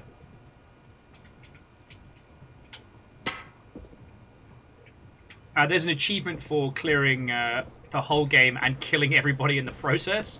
And it's not that I want the people here to get murderated, but I got to admit, I think that would be funny as heck. Yeah, Fat Pidgey, it was you were saying that. To those of you that have played this through before, like, you know, thank you for no spoilers. I really appreciate that. Because it was weird. We had this guy come in for, what was it? Plastic Duck Simulator. And was like, oh, I'm a big fan. I love this game. And we're like, oh, great. We're working through all the puzzles now. And the dude just started telling us the answers. Thankfully, due to a combination of poorly thought out sleep patterns and too much gin, I've already forgotten, which I'm very grateful for. Sometimes my spotty memory is a blessing. But yeah, the theorizing is too good. Now, what you all were saying about... Oh, hello. Oh, it's a rat trap. I was like, oh, was ist das? Rat trap. Darn it. I thought I'd gotten lucky and found another record.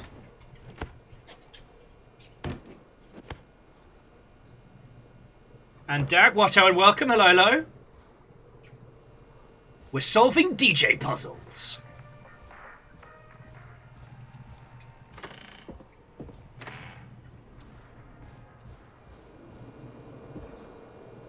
I couldn't tell though if the doors noises was what we'd done to a few of the swinging doors, or if something had changed. Indeed. Was it? You're listening to 108.4 Blonde and the Viking, coming to you live from the 80s. We've got a lot of people not murdered tonight, and dogs can in fact go to roller rinks, so it's wins all round.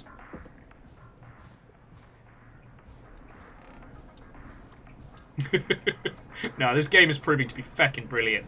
And the thing was, a little while ago we had to make like a little choice between this and Homebody. Because you can understand, like, the kind of the neon horror, the retro vibes of it. Both of them kind of occupied a similar spot. And I didn't want us to get overwhelmed with doing two games too similar at the same time, right?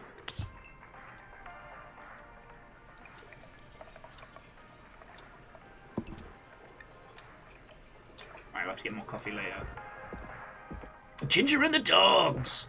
Oh, and speaking of which, when he started talking about Max, I looked back and, well, he's trundled off now. The wee baby Amos was just out cold behind me being cute as shit. Alright, I think we've checked everything we can. I'm going to check the creepy back door, but I think this point here is meant to be a, like, go and explore if you haven't had the chance to. Needs a key. The heinous toilets of doom.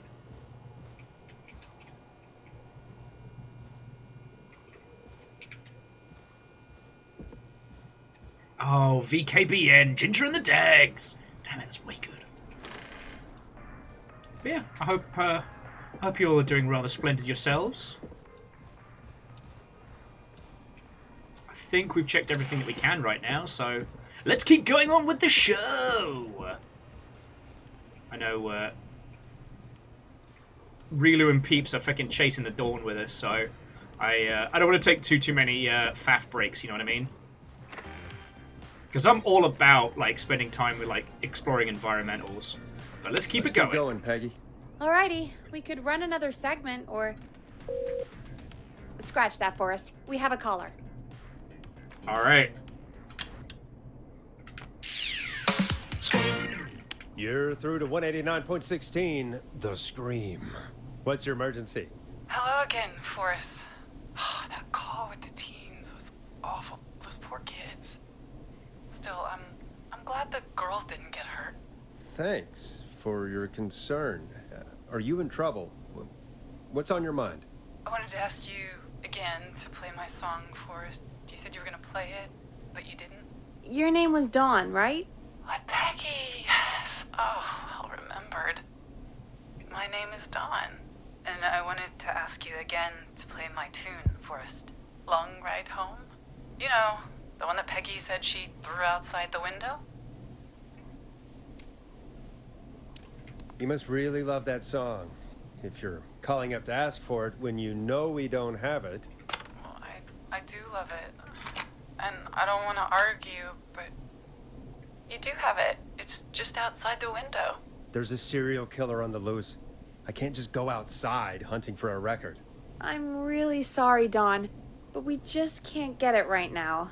But wasn't the Whistling Man just at the old murder house? That's miles from the station. It won't take you a second to grab it. Where's the old murder house? Is it the Lorian estate?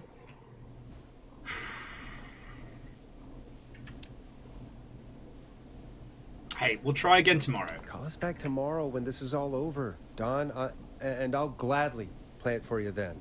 No, that won't do. Don't worry. I think I can bring you around. Dawn is not good! Peggy, I'm calling with more than a request. I know something. I think I know who's gonna be next. What? Are you serious? Play my song, Forrest, and you'll find out. Well, folks, here's some music for you while I think things over. Where's Fuck You Sideways, I Can't Believe You're Making Me Do This by Will Overguard and the I'm Exasperated by Your Bullshit!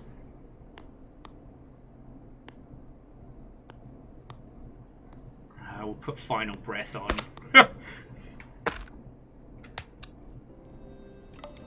You're gonna love this next track. All etch, no... Sorry, no serious, etch, all Peggy? sketch. She's serious about hearing that song, that's for sure. Peggy, I mean, is she serious about... I don't know, Forrest, but we don't really have a choice, do we? If she's telling the truth... Alright. Alright, I'll do it. You're a good man, Forrest. I'll slide you the key to the fire door. Wait. Our fire door has to be unlocked? Yeah, it... You know, I never thought about it, but yeah. We should talk to Reggie about that Yeah, we should later. fucking talk to Reggie about it. I'll hold the fort down while you're out. Maybe I'll even get a caller. That could be exciting. 189.16, The Scream. With me, Peggy. Alright, let's go get fucking stabbed. Alright, Ragnar, have a lovely rest of your evening. And yeah, the key to the fire door, but not this key. That's not opening. Yeah, no, your Gundam builds are very, very impressive. So, yeah, keep throwing photos in No Grey November. Because, well, okay, I'm a dork and I like seeing all of your work, friends. What can I say? Yeah, the fire doors are super padlocked. That is not good.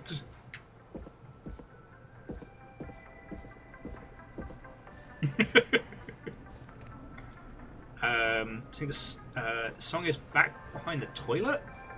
I think I checked behind the poopers, but I'll give another look.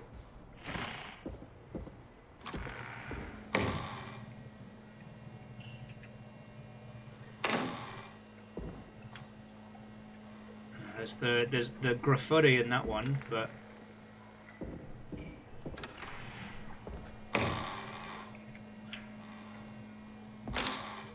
Nah, sadly, no hidden toilet songs. Although Hidden Toilet Songs is a great name for a punk band. Yeah, this is why unions are good, so they don't lock the fire doors. Alright.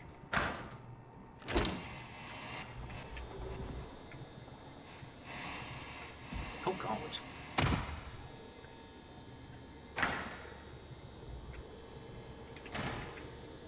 Beans. Alright, you're through to... I hope she'll be happy when I'm brutally murdered by the Whistling Man. Out here. In the open. Alone. 102.5, The Whistler. Not to be confused from the character from the popular series Blade.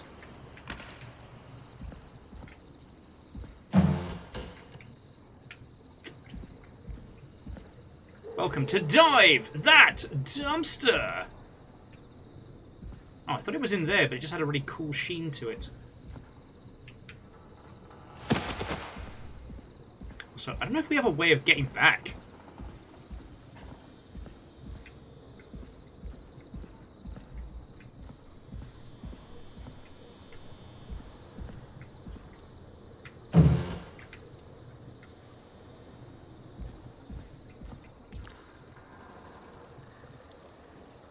Oh, I fucking saw that! I have a bin lid and I've fought rats! Alright, which window would she have thrown it out of? Here it is. Long ride home. By the barn fields.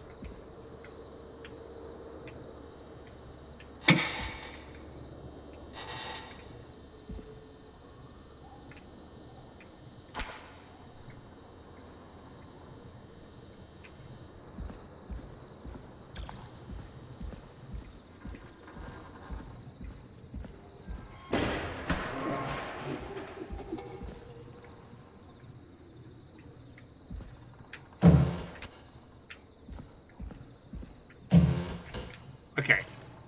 I just realized I'm just causing problems with no idea what it is I'm supposed to be doing.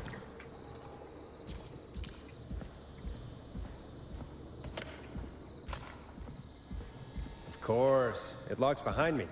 And of course the key doesn't work on this side. Fantastic. Maybe there's another way back in through the basement.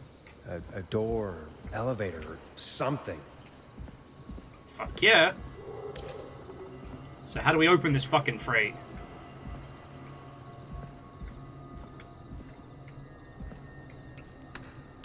Oh shit. Oh no, I think I needed that!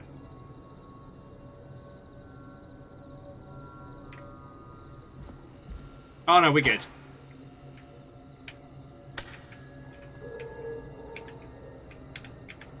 Hey, don't worry about it. Don't worry about it. So we got 1 fuse. And 2 fuse. What are you? You're red fuse, blue fuse.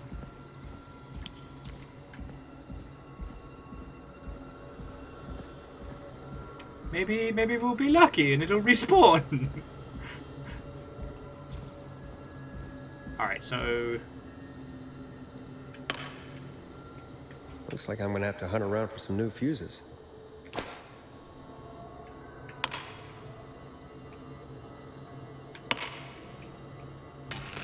Nah, that's not right. Do the fuses add up properly? 50. Oh, okay, so we need to add them up to 70. Alright. Math puzzle! Have I fucked it? I feel like I just fucked it. Math puzzle!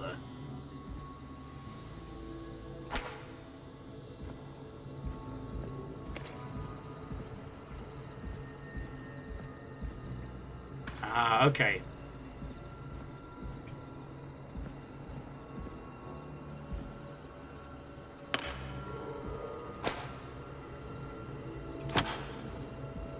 The most horrifying part. Oh! Red fuse, red fuse. Dangerous red fuse.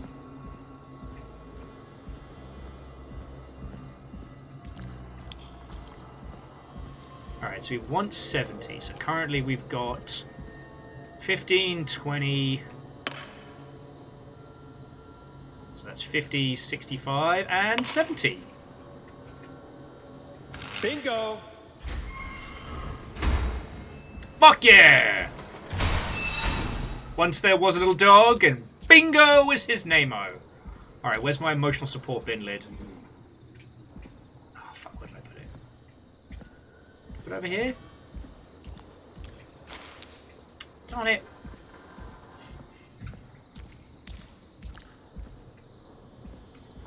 Friends, it is 10 to 8 on a Tuesday evening. Do you know where your bin lid is?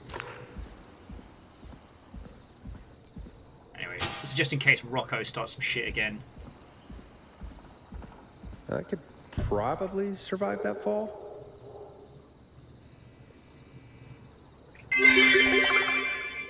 Green fuse, red fuse, snick slice, dead fuse.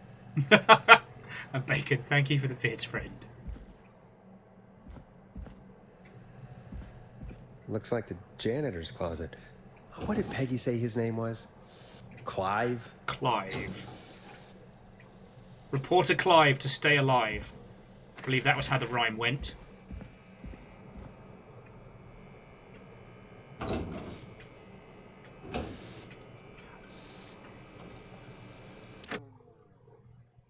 Nope! Nope, nope, nope. Nope! Look, I understand I've got to go into conspiracy basement, but... Hey, check me out! I pulled a Fiona! That's a Blackout Club joke.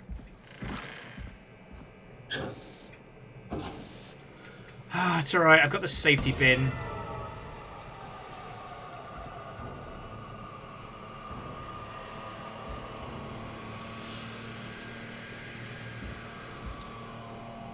What the hell? Peggy is not gonna believe this. Huh, there's a key. I'll just take that. Might be important. Key to the basement stairs. So we've got a weapon. Oh, I'm checking the fuck out of everything. I don't know if I mentioned that.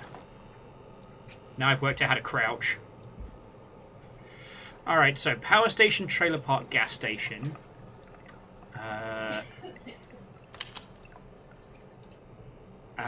Kim, Rebecca, Ant, Billy, Chuck.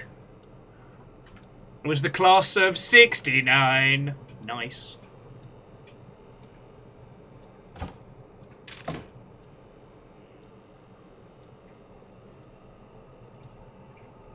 Yo. We've got some investigating to do. Alright, before we start hitting the pages, let's just see if there's anything else around. I don't like that dummy underneath the desk. That's nasty. Like,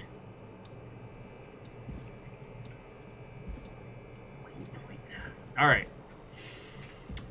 Okay, so these were people from the class of 69. Alright, so call for donations to help Chuck Brody. Former Gallows High football captain Chuck Brody is suffering from a career-ending injury as the victim of a festival disaster late last year. To help him on his road to recovery, we are buying some lottery tickets. Hopefully he gets lucky and he can get back on his feet, no pun intended. Alright. 1. Chuck Brody. Festival disaster. Big wheel breaks free. 15 injured. Who's to blame? The big wheel broke free of its support and rolled through town. Investigation is currently underway. More on page 12. Alright. Alright. Kim Walker. Flu for thought. Local Dr. Kim Walker recommends all locals get their flu shot ASAP. Flu season is upon us. 84 is no different than any year. Alright. There's nothing by Rebecca. But by Aunt Williams. Staff surge at power station. Gallows Creek highest power station is 20 new staff. Okay. Well, okay, so that means that, like, Kim is part of the hospital, right? Power station at the bottom there with Aunt Williams. I mean, that's all part of Chuck Brody's thing. And then what else have we got? Alright. Marriage announcement. Kim and Peter.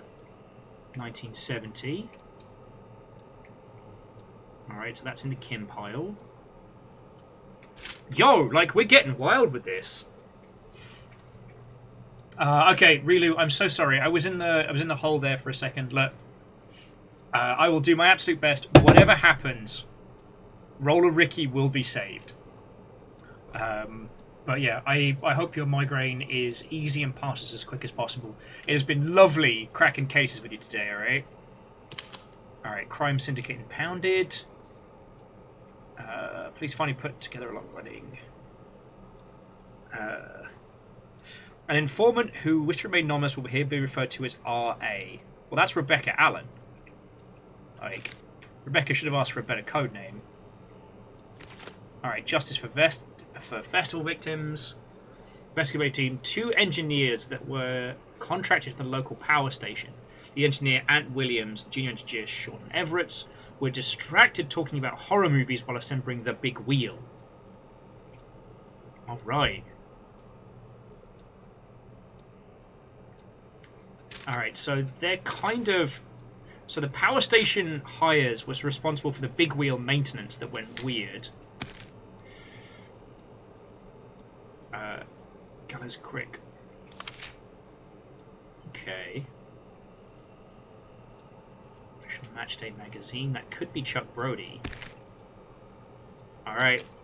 Beep beep, look out, tragedy. 5 dead? 15? How many people die in this town? Fucking hell. Deceased by identified as Mr. D. Rudd. This is Mr. M. Houston, Mr. P. Shine, Miss K. Shine, and Miss J. Mildred.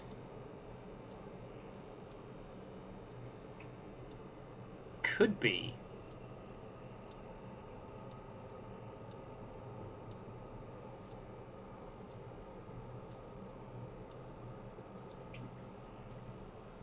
Right, I'm not sure where that goes yet. Alright. Trailer for sale. Nice and cheap. I'm sick of being a local celebrity. People are so mean to me. I only stole a few cars. Who cares? I'll buy a new one.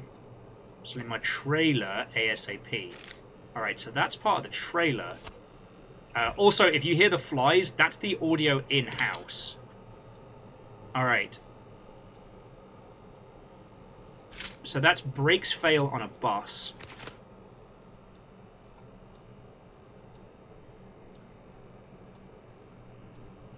Oh, the ex-lottery winner. So that goes over there. Actually, I should have read it first. Christine's Gas and Repair has been sold to a man who won the lottery 14 years ago. The new owners claim it will keep him busy. Diary of a Car Thief. Police Informant Tell-All book. Shit, who wrote that?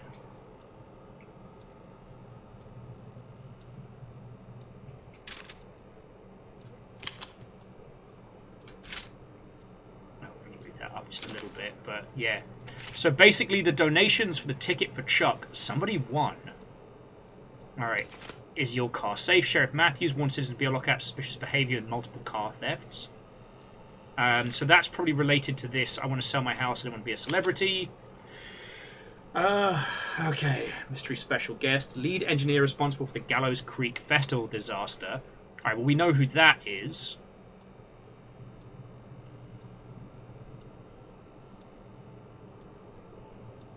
Wait, but that says 1987. The game's currently set in 85, right? That's some time travel shit. Local legend takes to Manhattan. Infamous author of the tell-all book Diary of a Car Thief moves out of Gallows Creek to begin new life. She stole our cars and then she stole our time and money. Yo, is that Rebecca Allen?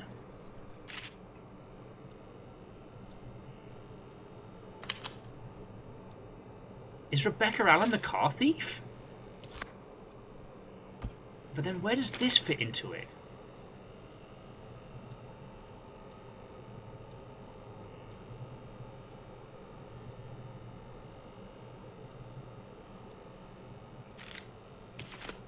Okay. This is fucking wild.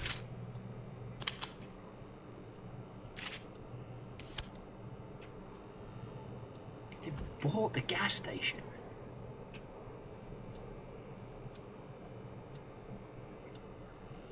Was it so Evil Geek, was it? Hang on.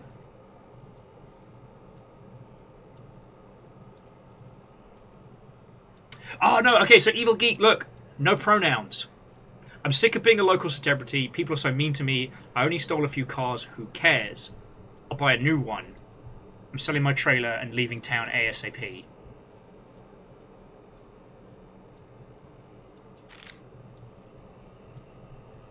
Alright. So this isn't everything here. But, yeah, so basically the janitor has been following these 4 people and the shit that they've done.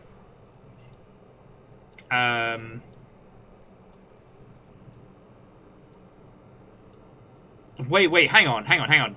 So, Kay Walker married Peter Stein, who was in the bus crash. Shit. So whatever happened to the bus crash killed both Peter and Kim. Because Kim took his last name. Fuck, what is going on here?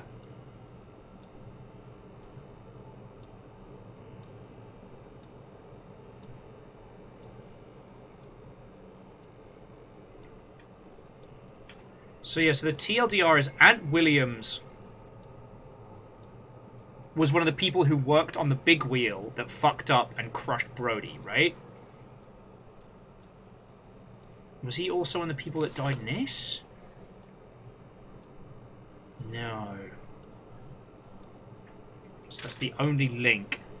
Yeah, no, Tasty, this game is fucking rad. I love games like this. If you didn't see our playthrough of it, there is a game called A Hand with Many Fingers, and it is one of the best, like, puzzle conspiracy games. Okay, so I guess if this game is set in 87, then that does make weird sense.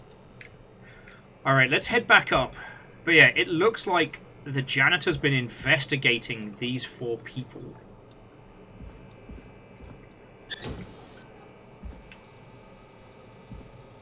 He also didn't leave me any records, so you know, can't help but feel a little hard done by. No cool music.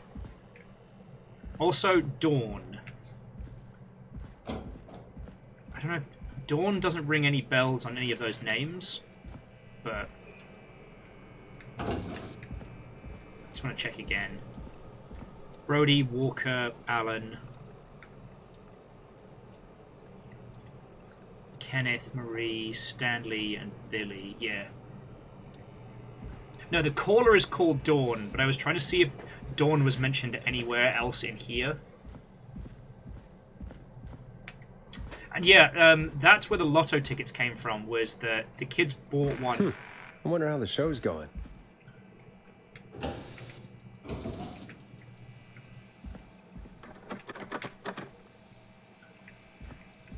But yeah, it looks like, so basically, when the Ferris wheel fucked up, local sports star got just obliterated by it. So the friendos bought lottery tickets for him to allow him to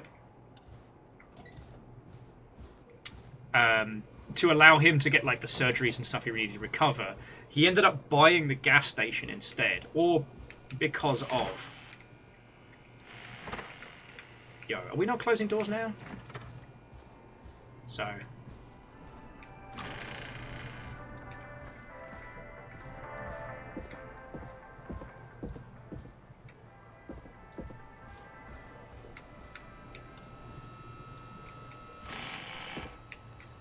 No, I should be okay without the screwdriver. I've got my personal defense shield.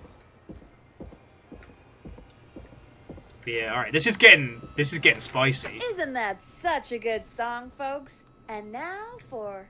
Jesus, Forrest, you've been gone for ages. I thought something had happened. Something did happen. Clive, the janitor, might be Clive, the murderer. No, he's not. I'll start from the beginning. The fire door locked behind me, so...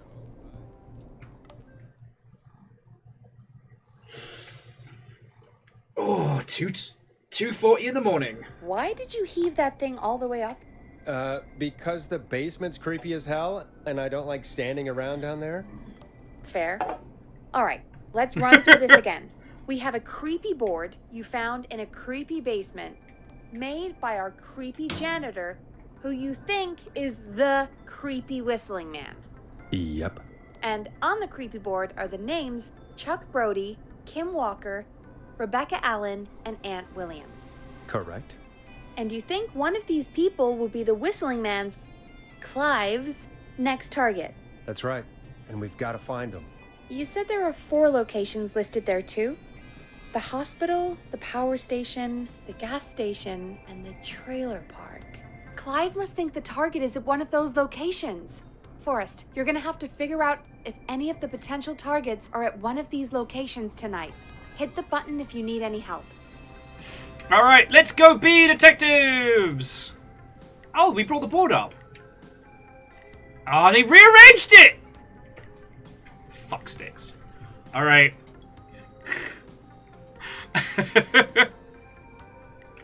Okay, so we'll do it from, like, oldest to newest. And then we'll allocate the location. So we've got the disaster. And after that was the Chuck Brody. So that does mean Chuck Brody Game Day was before that. Because that was March 69. That was March of 72.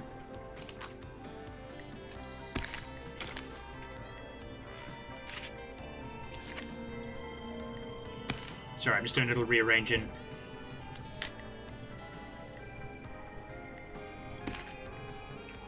We know Kim's just fucking straight up dead. So, flew for thought. Where was marriage announcement?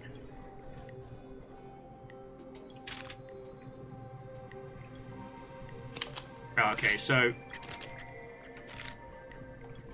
Kim got married in 70, then put out the thing in... then put out the call for flu shots in 84. Sorry, this is the kind of puzzle shit that I'm good at, so forgive me if I'm, like, zipping ahead. And Tasty, yeah, the Black Watchman was the one that gave us cool nicknames. And then Beep Beep, Look Out, Tragedy. Wait, hang on.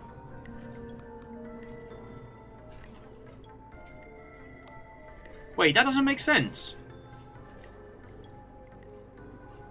Kim and Peter got married in 70, right?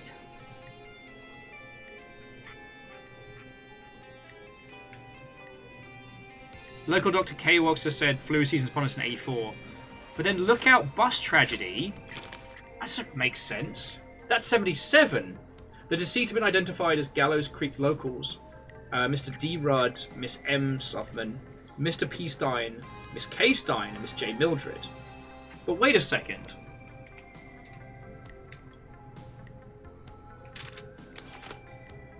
That's weird. Because according to this, Kim died. But then there it's saying like, yo, don't worry about it. Kim's cool, I guess. What the fuck is going on here? Alright, so the injury to the disaster.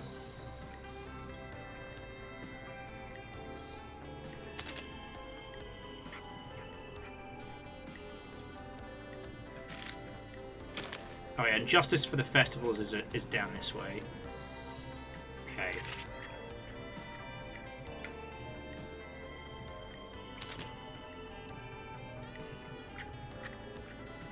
Did Kim have a sister? Kim could be Dawn.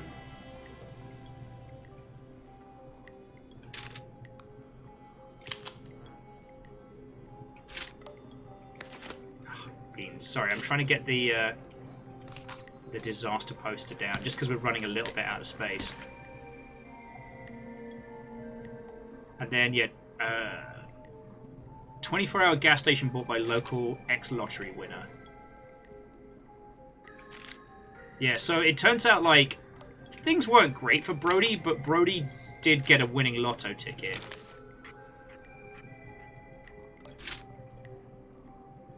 Okay, so now we need to work out R. Allen. Is your car safe? Is in 70.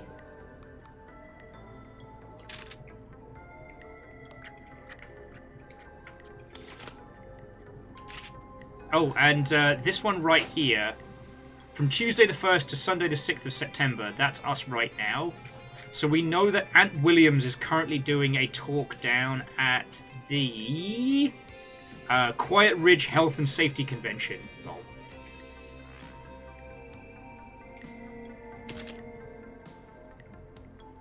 It also seems that Rebecca Allen has actually fucked off. Yeah, so, okay, so basically, Rebecca was jacking cars, squealed to get out, but became locally famous. They sold their house, or they tried to sell their trailer back in 86, didn't sell it until 87, and have fucked off to Manhattan.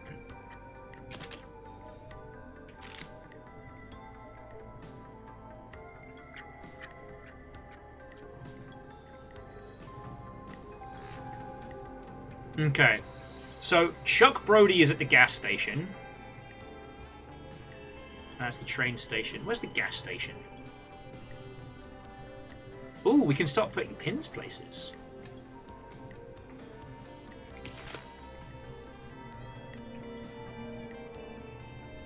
How's that fucking gas station?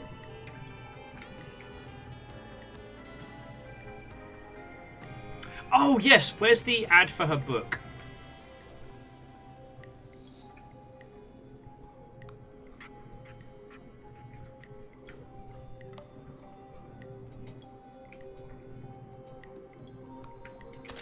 Now, did we see the ad for her book somewhere else? Oh, it's right here. Diary of a Tell-All Car Thief. So, yeah, so before Rebecca fucking bounced, they wrote a book on the way out. Okay. Hey, Legend, whether it be semi-snooze or full-on good time sleeps, I hope you feel better, friend. So, okay, so here's what we know. Chuck is at the gas station. Kim is technically at the hospital, but Kim should be fucking dead.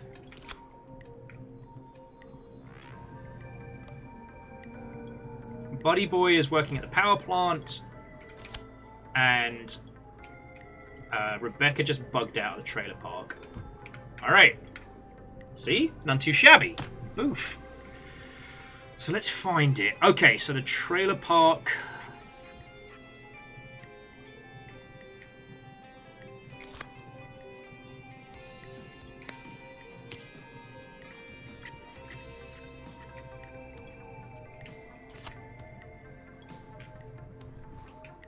Okay, we can only put it on here. Alright.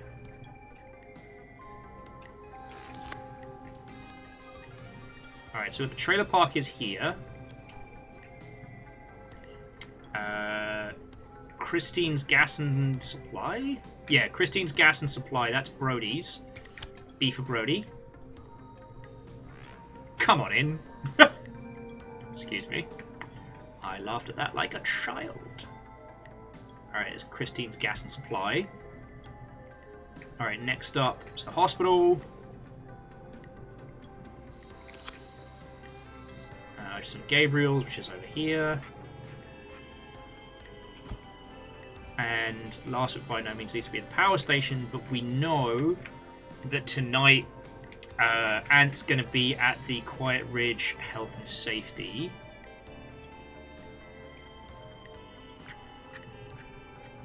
Quiet Ridge. Wait, no. Quiet Ridge Health and Safety Convention.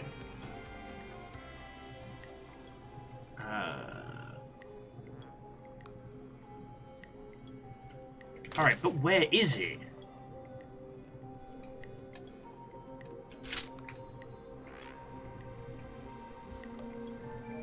I mean, we can mark the power plant for certain, but the power plant's already been set on...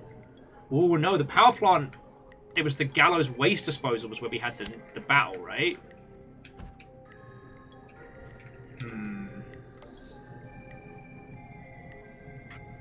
I'm fueled by puzzles and pizza right now. Alright.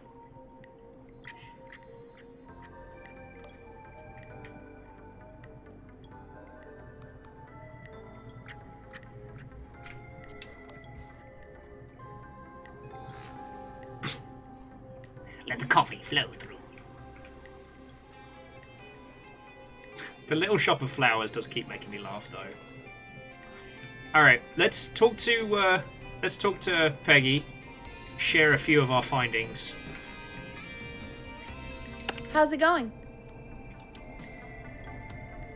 Okay. Almost got. I think we're ready. Wait, hang on. I'm okay, thanks. I think I've almost got it. Good luck.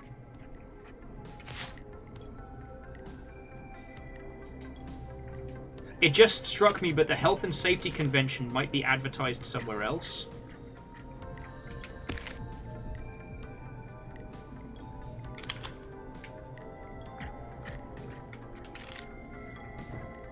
Because right now, that's the only thing we don't know.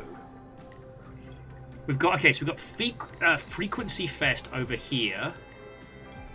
I do like the names of some of those bands.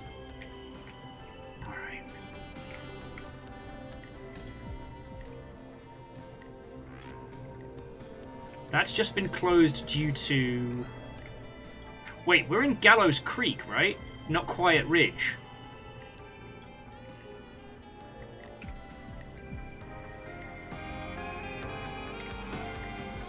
Alright, oh.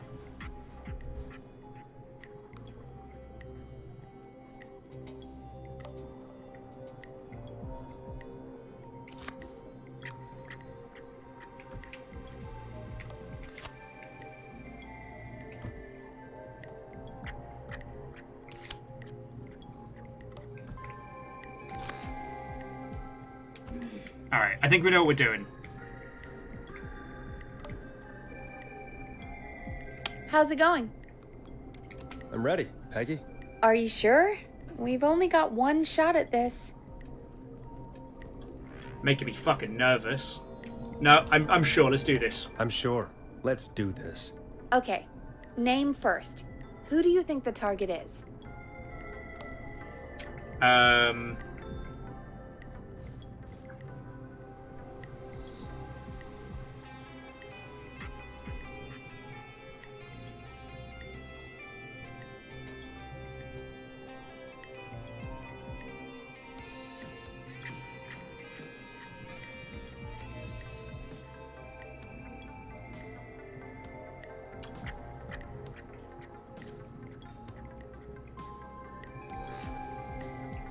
Do you think Chuck is the most likely one?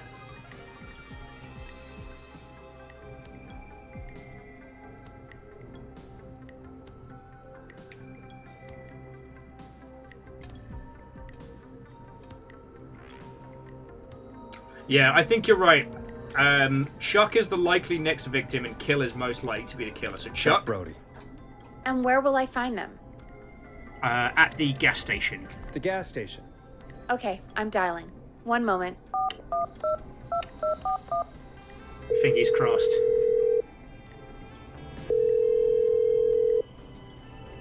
Hello? Chuck Brody! Listen, I know this sounds crazy, but we have reason to believe the Whistling Man is coming for you. You need to get yourself and everyone else out right now. The Whistling Man? Who the hell are you? Who is this? This is Forrest Nash. Listen, the Whistling Man's back. We found a list with your name on it, and... Oh, God. It's today. The year I finally let myself forget. Quit talking and run! I think he ran off. Well, fingers crossed that Chuck... Jesus! It sounds like something blew up. He's using bombs now? What the fuck? Is Chuck? I don't know. Hang on. We're getting a call. Hello? Chuck? Chuck! Forrest! Oh, thank fuck! The whole goddamn gas station's gone up. Is anyone hurt? I don't think so. I got everyone to follow me out. The town's only ambulance was blown to hell, though. Oh, I freaked out for a second. I thought we got him That killed. Fireball threw me. I've got to get to the hospital. I'm not feeling great. Forrest, man, I can't thank you enough, but yeah, I gotta go. Wait, Damn it. We lost him. What was that about today? Oh, Forrest, the call board is lighting up. Get us into some music while I deal with this. Here's some music while we regroup here on KFAM 189.16, The Stream. Here comes one of my favorites. Oh, we didn't play Forest yet. Fuck.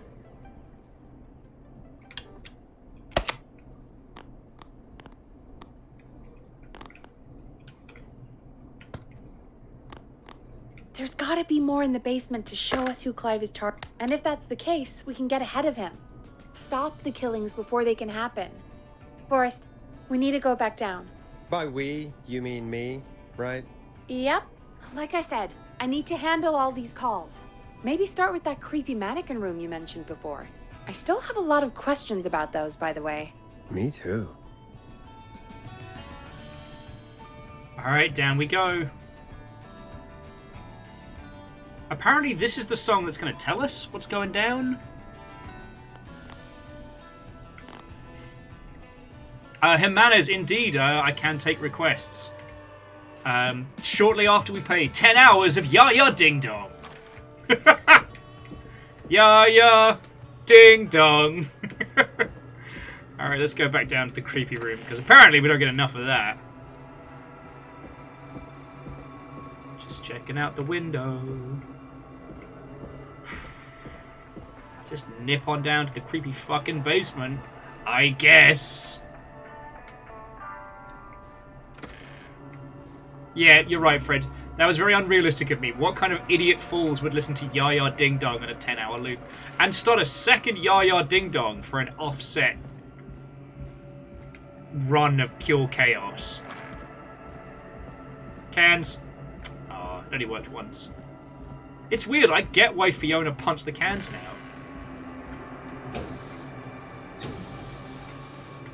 Alright.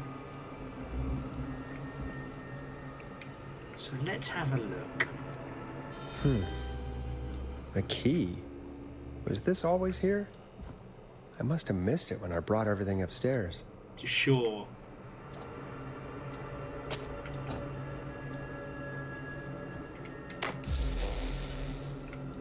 Basement storage. Alright, are any of the mannequins missing bits?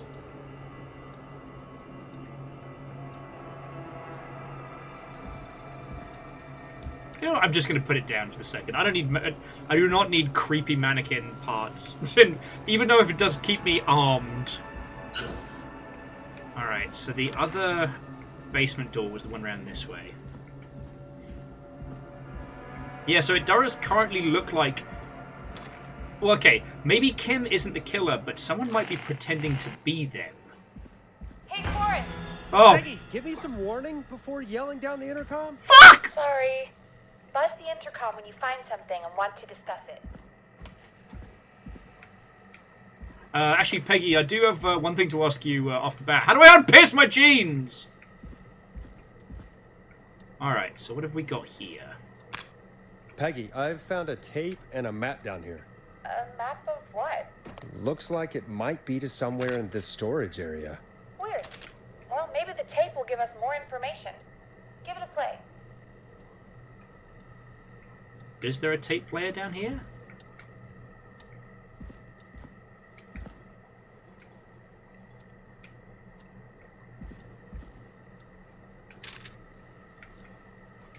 Oh, there is. Alright, I'm sure nothing bad will happen because of this. Yeah, I'm just going to quickly look at things first before I start mashing play. With my luck. Yeah, nothing in the cabinets. Nothing can jump out of this. Alright. George Barrow, 1968. That's when this all began for me. Almost nice. Follow the maps. Find the tapes. I'll be waiting. Wait, George Barrow? We all heard that he drowned after a night out drinking. Was it actually Clive? Has Clive really been the whistling man for that long? He says I need to follow the maps and find the tapes. I guess that's what this map is about. I think we need to see what else is hidden down here. Be careful, Forrest. Keep looking. Buzz the intercom when you found something.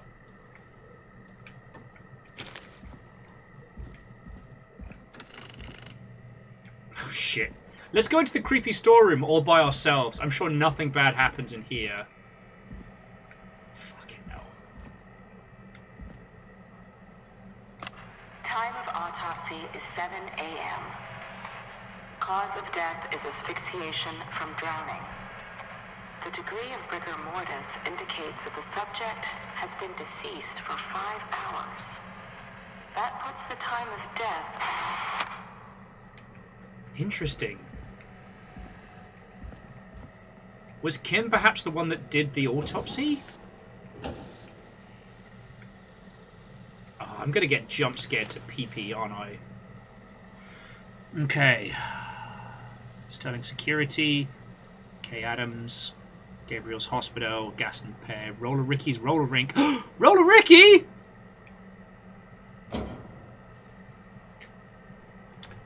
That's bad. What did Roller Ricky say about the installations?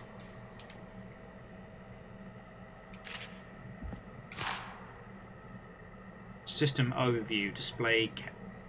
Oh no.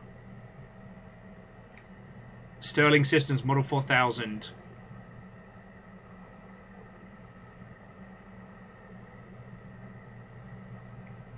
Oh no.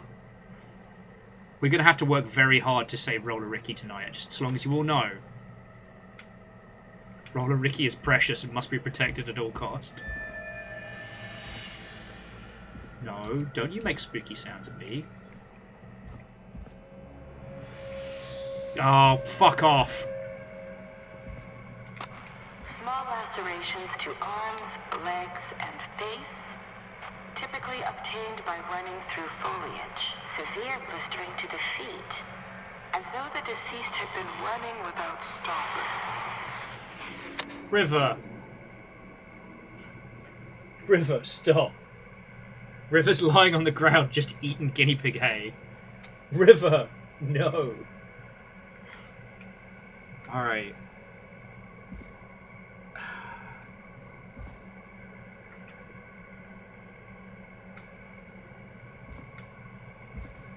Oh, I do not like this. I was watching Pat play in Amnesia the Bunker. And I was like, I'm sure I'm glad we're not playing super spoopy games today.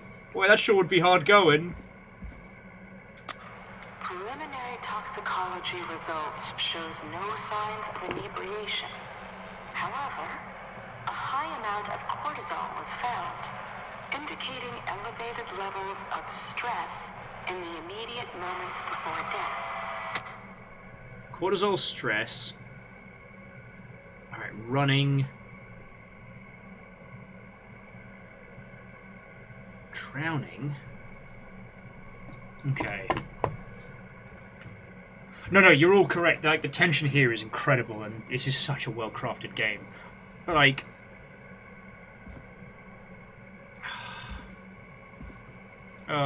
Moth! Fucking Mothman.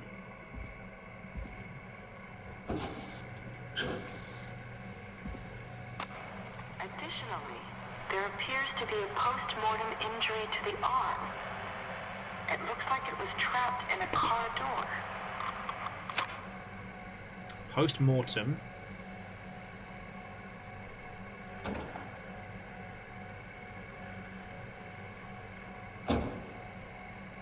Post-mortem car door arm? Okay.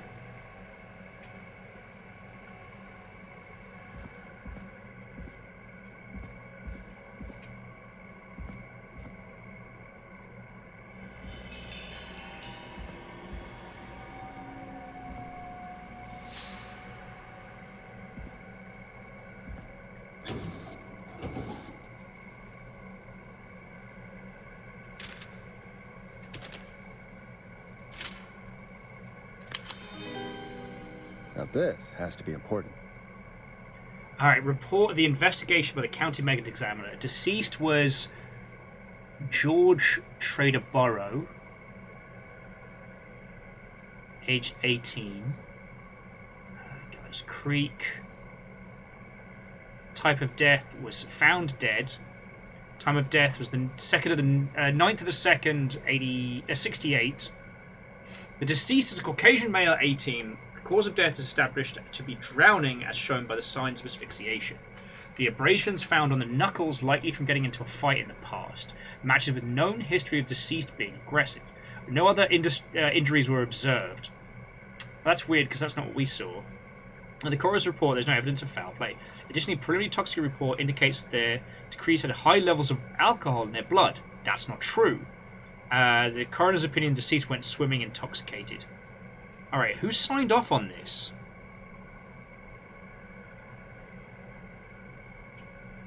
Like, who fucking signed off on this? MD V. Sutherland? Virginia Sutherland. Sorry to do this to you. Alright. It is the coroner's opinion that the subject likely feared for his life and was chased, resulting in a fall from a height into a body of water, where he hit his head, was knocked out, and drowned. Following that, he was moved. Dr. Sullivan, we need to have a talk. That recording. Shut it off. Yo, so Sutherland changed the coroner's report. Fuck.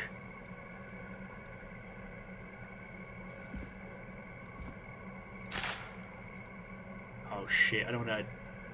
Gallows Creek High presents Humpty Dumpty.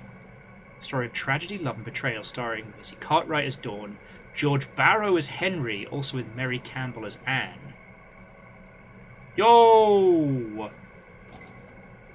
They were in a fucking play together. And of course, good old Scare magazine. If you're listening to this, then I'm probably dead. What the? I'm a man who likes to stay informed. I've got subscriptions to newspapers all over the country. A few weeks ago, I noticed headlines cropping up in those papers, one after the other. Each headline about a murder. Each murder, the death of someone I knew. almost 20 years ago. And each one drawing closer to Gallows Creek. Drawing closer to the anniversary. None of us are innocent, but I don't think we deserve killing. All I hope now... Oh shit, the sheriff made him cover up! Save some folk from the worst. And I can... I don't know. Do something to make up for what I did back then, I guess.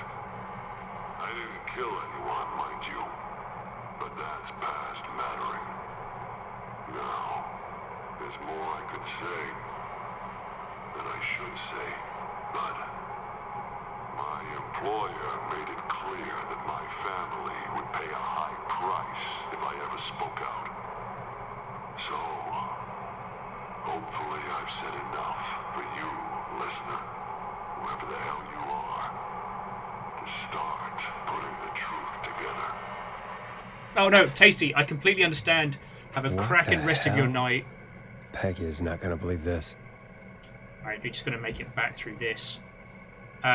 Also, we're going to have to rush down here for poor Roller Rink Roy, because I have a sneaking suspicion that whoever installed his security system is about to pull some shady shit on him. Oh, no. Oh, I don't like this. Oh, I don't like this. Oh, I don't like this a lot.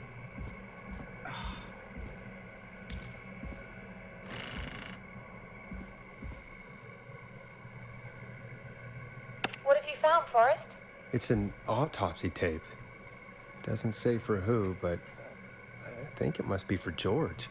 Poor George. He was so young. Something's bugging me, Peg. What do you mean? I swear I recognize the voice of the woman talking on the tape. I just can't place it. Seriously? Do you think you've met her before? I don't know. I mean, I just got here recently. I don't know. Found another tape that talks more about how George died. What did it say? It sounds like he was running for his life. Sprinting through trees and bushes, getting cut up all over. What would drive someone to do that? I'm not sure yet. There's also a tape about a toxicology report. There were no signs of drinking or that he was on anything. What? But everyone said he went swimming drunk and drowned. It was in the newspaper and everything. I found a written autopsy report. What is this? According to that, it's just like you said at the start. George drowned after getting drunk. Said he liked to fight, too. But that contradicts the tape. I know. And I think I know why. There's a note with the report that says, "I'm sorry I made you do this, Virginia." If it was on the autopsy report, then Virginia must be our coroner. It's gotta be Dawn. Wait, the caller from earlier, when we had to call the takeout restaurants, wasn't her name Virginia?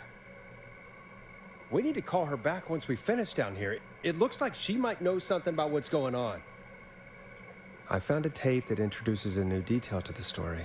Post-mortem injury. Apparently, his arm got caught in a car door. A car door? Yeah, after he died. How do you suppose they can tell? How can they tell? I'm a radio producer, not a coroner. In another tape, the coroner comes to the same conclusion as I did. George was running from something. Maybe an animal? Maybe, but then there's this next bit, where the coroner thinks he was moved post-death. Moved the body? How weird. At the end of the tape, someone burst in and demanded Virginia stop recording. I think it was Clive. This is starting to make sense now. This is a conspiracy to cover up what happened to George. I think I found Clive's last recording. I think Clive might be gone. Gone? I found a confession. Not for any killings, but for playing a part in covering up George's death. He left this behind in case he died. He hoped someone would find it. Do you think the Whistling Man already got him? Possibly. We've had a lot of callers tonight, but maybe not every victim made it to the phone, you know? We don't know how many there really are. Christ, Forrest, that's dark. I know, but Clive said he had read about other murders in other towns, and that the murders were all folks who knew about the incident. And the killings were getting closer to Gallows Creek. He said he wanted to do something good for once. Oh shit! Bus driver, yeah, the opening! People down to kill them. He was tracking them down to save them. Ugh, why didn't he just come out with all of this? He said his employer threatened his family if he spoke out about any of it. His employer? The one who orchestrated the cover-up? Oh, Clive. I'm sorry for thinking you'd killed all those people. Do you think you found everything? I think so. Forrest, what's going on here? Someone wanted that boy's death to seem like an accident. And they hired Clive to make it look that way. Fucking hell. Come back upstairs when you're ready. We need to figure out our next step. 3 o'clock in the morning, from beyond the grave, uncovered Clive's research. Thank God you're back, Forrest. I've been running out of stuff to pad our airtime with. Peggy, you work in radio. Forrest, I'm stressed. I mean, really. How are we supposed to keep a show going with all this happening?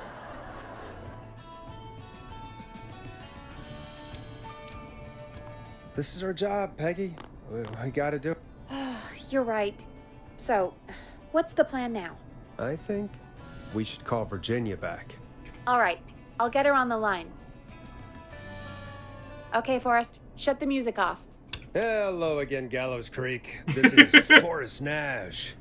Standard 911 guy. The truth behind tonight's events. To this end, we're calling back one of our earlier callers, Virginia Sullivan.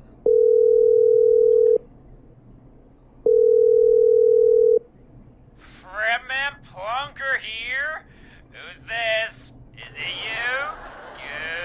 No, it's not Goose. No, it's Forrest. Plunker, hey, it's the radio man, Forrest Nash. Radio man? Also, who is doing Forrest's voice? Because they are so good. Solving mysteries, saving lives. The huge. Right on.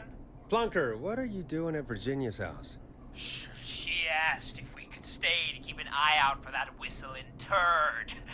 So we're hanging out, bro. Whoop whoop. Well, that's big of you, Plunker. No, it's nothing. Can I speak to Virginia? Sure thing, Radio Man. I'll just go get her. Who is this? Hey, Virginia, it's Forrest. I'm glad you're still okay. Oh, Forrest. Sorry, I'm still jumpy. Don't be sorry. You've been through a lot. I'm so sorry this happened to you, Virginia. I thought I was. I thought... Easy. We're not calling to talk about earlier. We're calling because we think you can help us understand why this is happening tonight. Me? What would I know? Hang on. Yeah, so Evil Geek, you're right. George was scared for his life. This town full of, like, evil teens are, like, scaring each other. Yeah, George got scared to death, and they tried to cover up his death as an accident. Moose would like to point out how quickly he got Virginia on the phone. She had a near-death experience. If she decides to spend the rest of her evening, like, knee-deep in naked frat boys, I ain't gonna judge. And yeah, Captain Hillian, if she hadn't survived, this whole bit wouldn't have worked. And yes, we did use drunken frat lads basically as Pikmin tonight, and I'm feeling pretty good about it. Does the name Clive mean anything to you? Clive? No.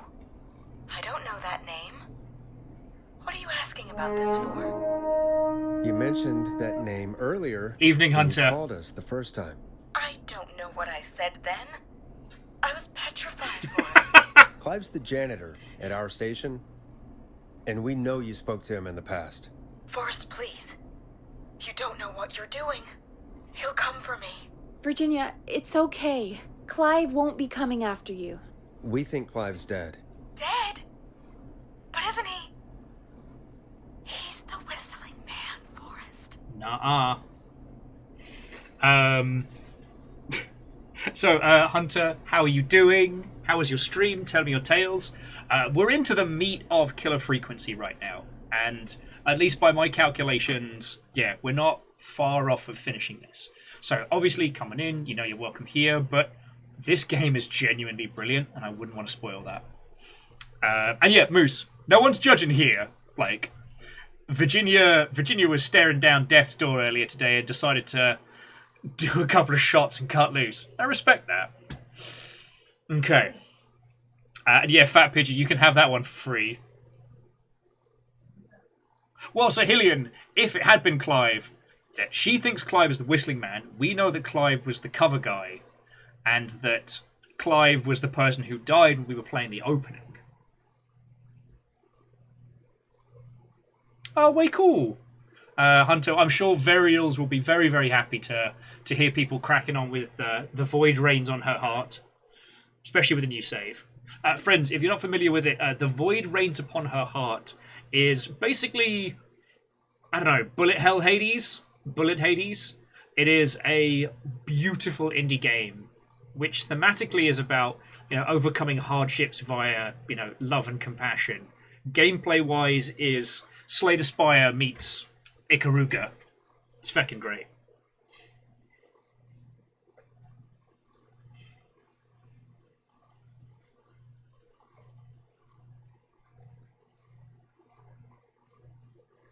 Captain Hillian, that could be a thing. It does seem like the Whistler's been cutting faces off. Oh, alright, let's continue. Alright, so we thought so too. We thought so too, but... You don't understand. All those years ago, It's okay, Virginia. He's gone. We found evidence to suggest he... well... And we found your autopsy reports for George Barrow. How? I saw him destroy them. Well, he didn't. I don't know if he kept them or made copies or what, but we found them. And we know it's related to what's happening tonight, which is why we called you. Why did you write a false report? All right. Here we go. One day, I came into work to find a boy on my slab. And as I finished the autopsy, this man, Clive, he just burst in. And he started making demands to give over the reports, to falsify what I found. Of course I said no, but, well, when someone wants to make you do something, they can use the carrot or the stick. For me, he used both. You see, my sister is sick. She has a chronic condition that's never going away. It's expensive to treat, and it was getting to where I couldn't afford it. And Clive promised me that his employer would pay for my sister's treatment if I did what he said, and that if I ever spoke about this, he'd beat me to within an inch of my life. I don't know why he had me do it, but my sister needed me. You have to understand, she needed me. We understand. Thank you, Virginia. That was brave. God, I just want this nightmare to end. This will help end it, Virginia. Thank you. Stay safe, Virginia.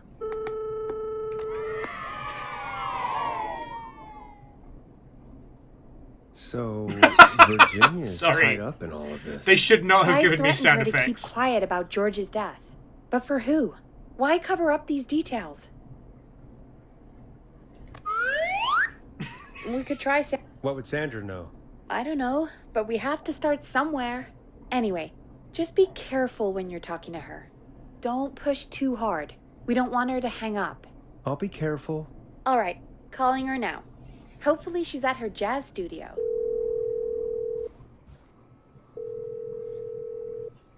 Aha! Forrest, you're through. Hello, this is Sandra at Jazz Pizzazz Jazz Studio. Who's this? Hello again, Sandra! It's Forrest Nash of 189.16, The Stream. And you're live on air. Oh, I know always thought folks called into a radio show, not the other way around. How jazzy. What can I do for you? Well, we're trying to understand what's behind the attacks tonight. We had a few questions. Why, Forrest, of course. Heck, after the way you saved my life, I'd say yes to just about anything you asked. Ooh. That sounds nice. Really? Well, that sounds nice. I might just call you back tomorrow then, too. Oh, you got my number. But what about tonight? Is there anything you want to talk about right now? Remember why we called, Forrest? Of course. Do you know why the Whistling Man might have targeted you? Ha! As far as I can tell, he was just a knife-wielding psycho with superhuman cardio. He'd have chased after anybody. Right. Well, we think he might be chasing specific people. People who know about the death of a boy named George. Oh, I don't know anything about that. Sorry. We don't have any evidence to connect her yet, do we? Have you had to keep quiet about anything? Any secrets you've had to keep? What would I have to keep quiet about? I don't know. I mean, could be that you've seen something or heard something. I never saw anything. And even if I did, what would that matter? And it was years ago. Sandra, are you okay? It was years ago. We know, Sandra. You do? You know about? Yes. Of course. This studio is my life. After I found the body in the river, I couldn't lose my studio. Do you understand? Of course. Sure. I understand. When the rent just kept going up, he said he'd stop if I just needed to keep quiet. And everything would be okay. Of course. Who was he? So, of course. Of course. We understand. I mean, it's not like I killed him. What was the harm in saying I found him in the reservoir instead of the river? Right? Right? There we go. I'm sorry. I can't do this. And she's gone. I don't think that could have gone any better. You truly did great, Forrest. Well, folks, if anyone out there has any thoughts on what's going on tonight, please call it. That's good timing. We've got a call waiting just this second. All right, let's do the stinger. Welcome to 189.16, The Scream. I'm having a blast, by the way, friends. Hi, Forrest. I know this is really out of the blue with everything happening tonight. I swear to But God, I wonder pizza. if you could send a special birthday message to my uncle. Sure, why not? It's Pot's Pizza. You know what? I'd welcome a change of pace. I'd be glad to. Thank you, Forrest. He's my Uncle Ronnie. His first name's Peter, but he never liked his name. But since he always had salt and pepper hair, even as a kid, can you believe it? Folks always called him Pepper. Thanks for the history lesson. Is there anything besides happy birthday you'd like to say to Mr. Pepper? Oh my God damn it! Yes! Tell him he can get the best birthday deals of money back here at Putney's Pizza. Starting at just... You son of a bitch! Stop calling us! Sorry, Forrest. Let's just move on. We've already got another caller on the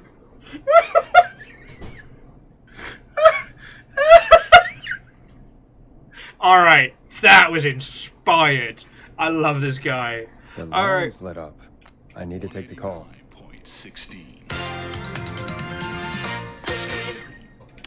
This is 189.16, The Scream. I'm Forrest Nash. You're on the air.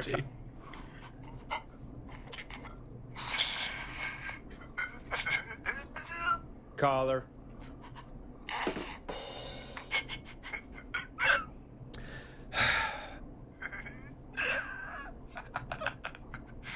Ponty. Ponty's Pizza always delivers. Come rain or sleet or whistling man, we'll be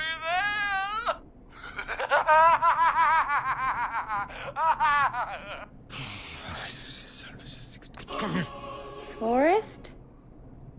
Forrest? Are you okay?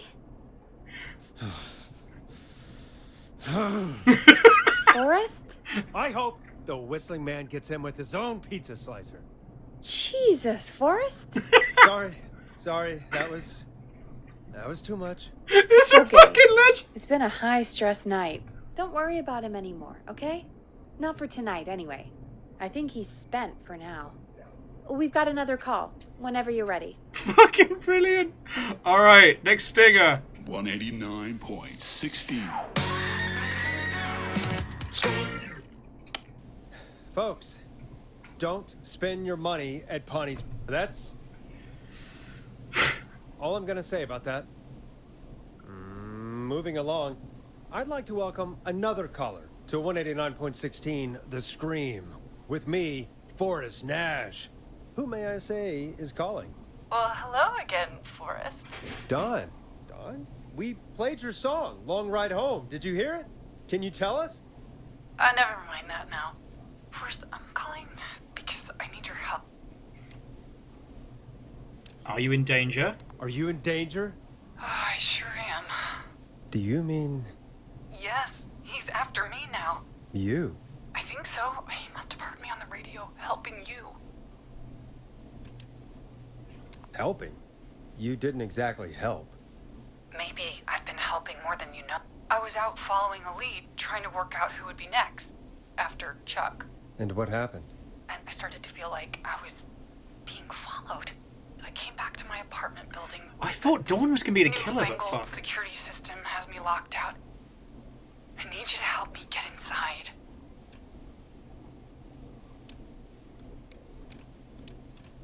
Alright. Can you go somewhere else? Well, home is the safest place I can be. Please. The front gate requires an entry code to open. All right, it's puzzle cracking time. Code to get inside. Which apartment block do you live in? Maybe one of our listeners lives there too. It's the New Woodside apartment. In danger of not getting a pizza. I doubt any of your listeners live there. I don't have many neighbors. Sounds like a prime piece of real estate. Right by the really fucking carries trains. At night. Shit.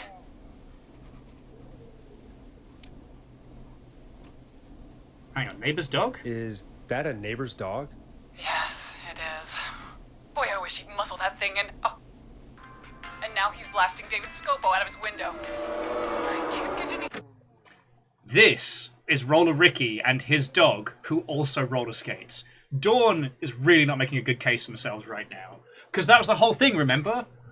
Ricky's dog, Maxie, barks at the trains. Which means that... Forrest, please. I need your help. I need the code for that security system, or I'm gonna die. Give me the security system's name. What's the name of the security system? There's a sticker on the box. It says Starling Security 4000. There's a keypad, and it looks like it wants a 6-digit number.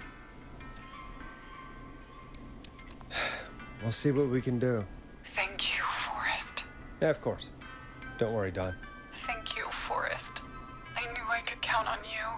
I don't think Dawn's a good person. Call me back soon. All right, folks. Here's a little tune for you all to enjoy while I try to break Dawn into her apartment. No, we did the flow. We did Stab in the Night. Let's go back to Storm Riders. I haven't put Storm Riders on in a while. Let's get funky while we crack security systems. You'll like this next song. You were pretty quiet there, Peggy. Forrest, was it just me, or was there something... Yeah, it wasn't just you. Something was weird about that. Yeah, well, tell you what, we have a Starling 4000 or whatever here at K-Fam. Clive bought one for the station. Maybe we can find something to help. Well, I'm not sure who, but to help someone. We're not doing that. Okay. Okay, so she's locked out of the Woodside Apartments, and somewhere, Clive probably has the papers for the Starling 4000. They've started. The irony is they just set off the moment a dog in-game started barking at trains. Stop. No. No. Well, so Captain Hillian, I'm kind of thinking the same thing. Or if Dawn is the killer, but I don't think Ricky's done anything bad. But anyway, Roller Ricky's is here by the train station. So, yeah. Something about this worries me, but I just want to make sure that...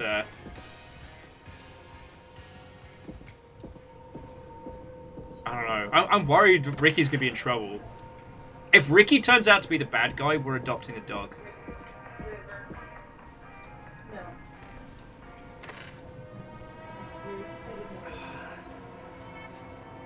God, it's the way that the audio gets creepier and creepier as we go deeper and deeper into this. Gives me big, I don't like this vibes.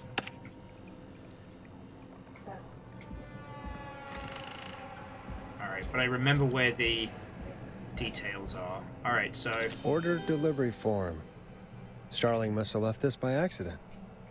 The system's not even installed at Woodside. Starling 4000. User manual.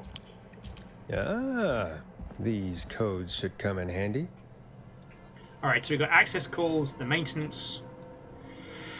Okay, so, important. When entering the codes and commands, a sequence of key presses must be made within 4 to 5 seconds of one another.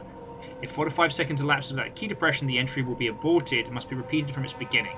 Make sure to observe this precaution when performing any procedures. If you make a mistake while entering security code, stop. Press the star key and start over. If you stop in the middle while entering a code and immediately start the entry over, the erroneous code might be entered. Please change these codes immediately to... Alright, alarm test. Warning, this will set off all security measures. Alright, alarm test deactivation code. And then the entry code.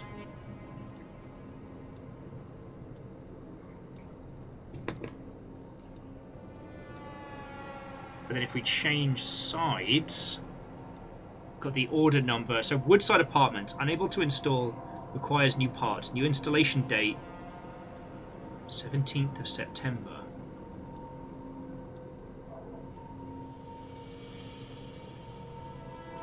She said she was trying to get into Woodside Apartments, yeah?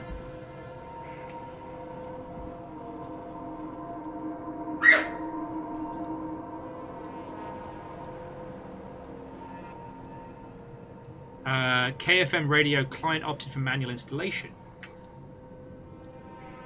Woodside Apartments does not have one. And today is not the 17th. Alright, I'm going back up because I think Dawn's full of shit.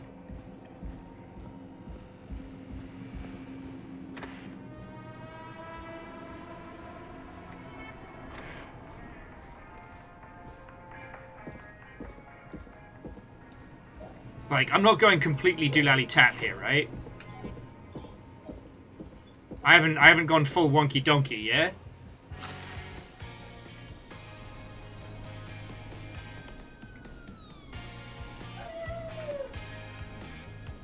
Amos, you're fine, mate.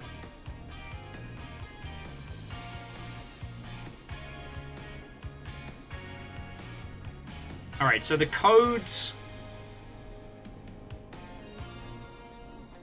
Alright, so let's just to quadruple check. Fiona has gone out the house for 2 seconds. It is now the end of days. Amos, you're okay. I know, I know.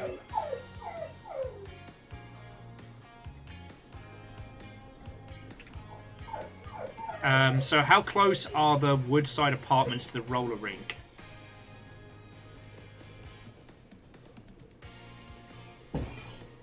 Oh, hang on. Sorry, friends, I'll be just a second.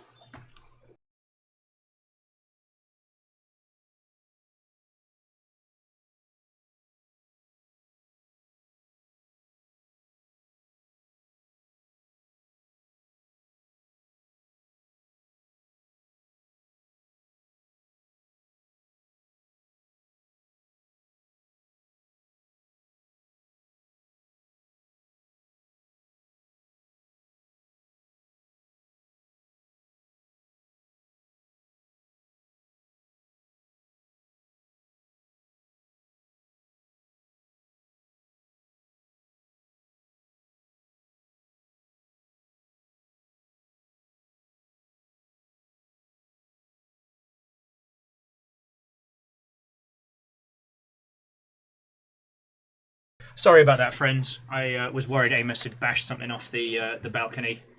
All right. Sorry. So where were we? All right. So we were just quadruple checking, weren't we? So Woodside Apartments. Yeah, Woodside Apartments is nowhere near. That's right next to the trailer park. So I think that Dawn's not on the level. Like, I'd love to hear your thoughts on this one, but we can do an alarm test. This will set off all security measures. And Ultrazini, Watto, and welcome.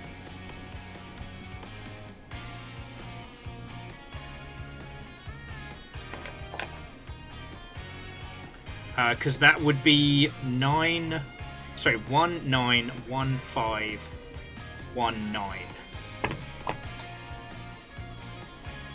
Okay. Welcome back, Forrest.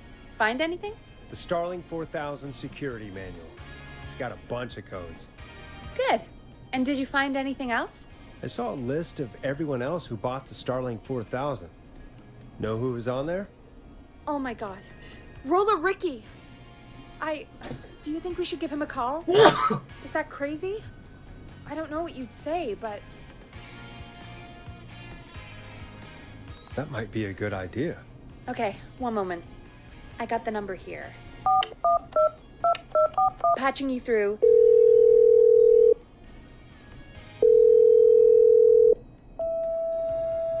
Shit. He probably can't hear it over the music. Okay. Forrest, I don't know about this. This is super weird. Just put me through to Dawn. I'll take care of this one way or another. Okay, if you say so.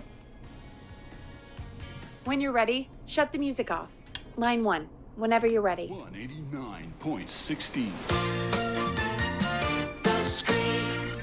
Dawn, are you there? This is Forrest Nash from 189.16, The Scream. Oh, thank God you're back. I'm so afraid. What's the code to the gate? We're going to give the alarm test activation code. The code is 191519. Thank you, Forrest.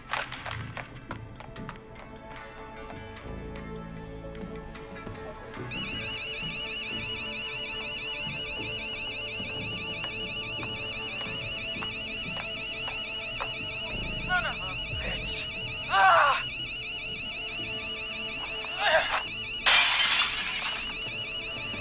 Is she?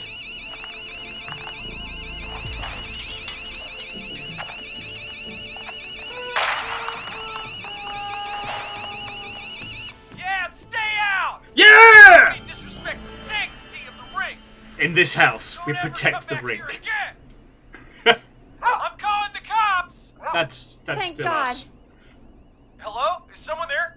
Ricky, get back inside and turn on the radio. Whoever that was, she was trying to break into the ring. She? Forrest, man, you got no idea. That was him! That was the Whistling Man! The alarm gave me just enough time to get my rifle. I don't like hurting folk, but I can't let anything happen to Maxie. He's my best friend, you know? We protect Max. Listen, man, I'm heading back inside. Gonna barricade that window. My man, thank you. You and Peggy can skate for free whenever you want, forever. That's a done deal. Thanks, Ricky. Can't wait. You got it. Talk to you soon. Okay, Gallows Creek. All right. While we process what just happened.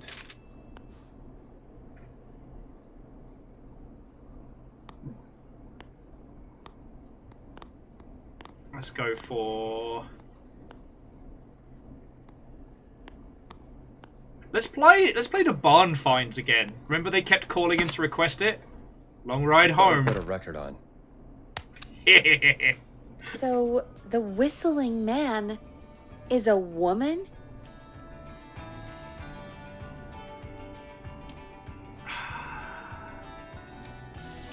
Honestly, I think we're dealing with a Jason Voorhees situation here, but I can't believe it.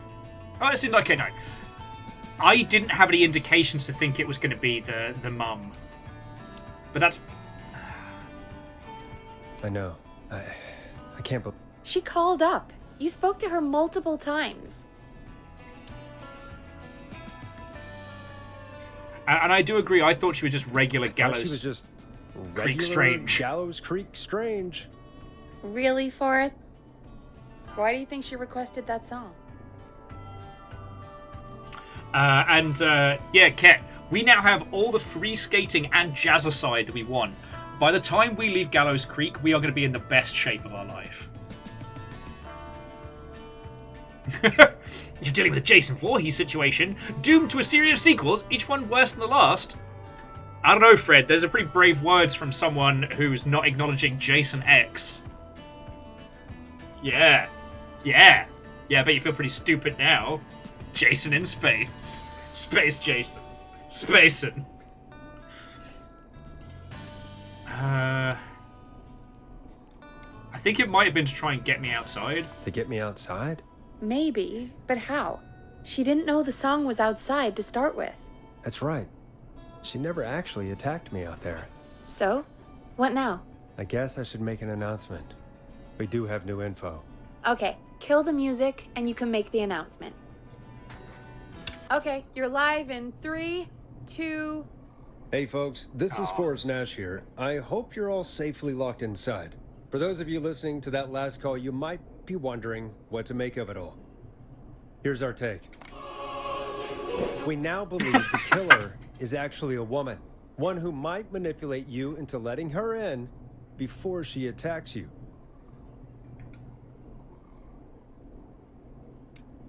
We're neighbours, look out for each other. I'm sad to say this, but this is the time to trust no one. Which one do we go for? Like, Lockstep or well, not Uzumaki, but Lonely Only?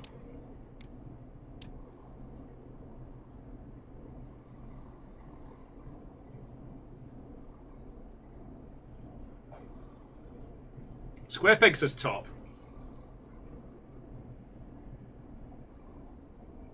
Okay, yeah, we'll use the power of friendship and this gun I found. We're neighbors. Look out for each other and stay safe. The killer was calling themselves Dawn. This could be a fake name. This could be a fake name. If anyone needs help or you have info on the killer, please call in. You folks have my new number, right? It's 911. Amos. Hopefully, our next caller can help shed some light on our killer. Unless it's Ponty again. Hey, we had a call come in. Okay, folks, time to take a call. You're through to Forrest Nash on 189.16, The Scream. Hey, man. Murphy? Yep. What's going on, Murphy? You in danger again? Nah, man. I've just been listening to the show here at home.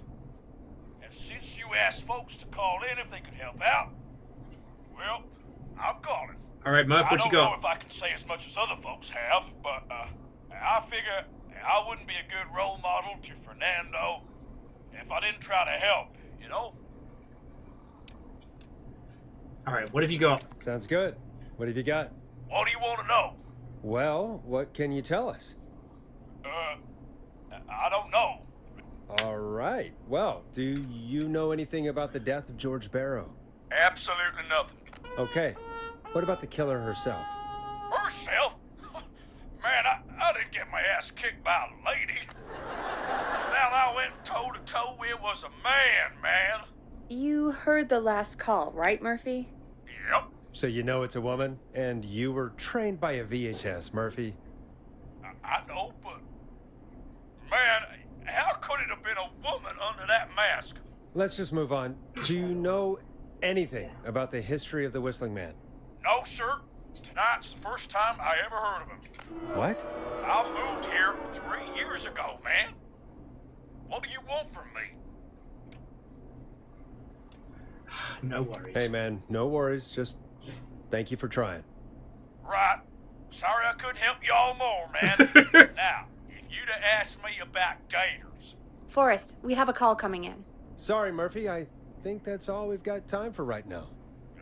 All right. I'll catch y'all with the gator talk later. Night. Well, folks, that was a bust. But perhaps our next caller has more they can tell us. Let's find out. They didn't answer the call with later gator, so all right. This is Forrest Nash, and you're listening. Please help me. My name is Casey Moore.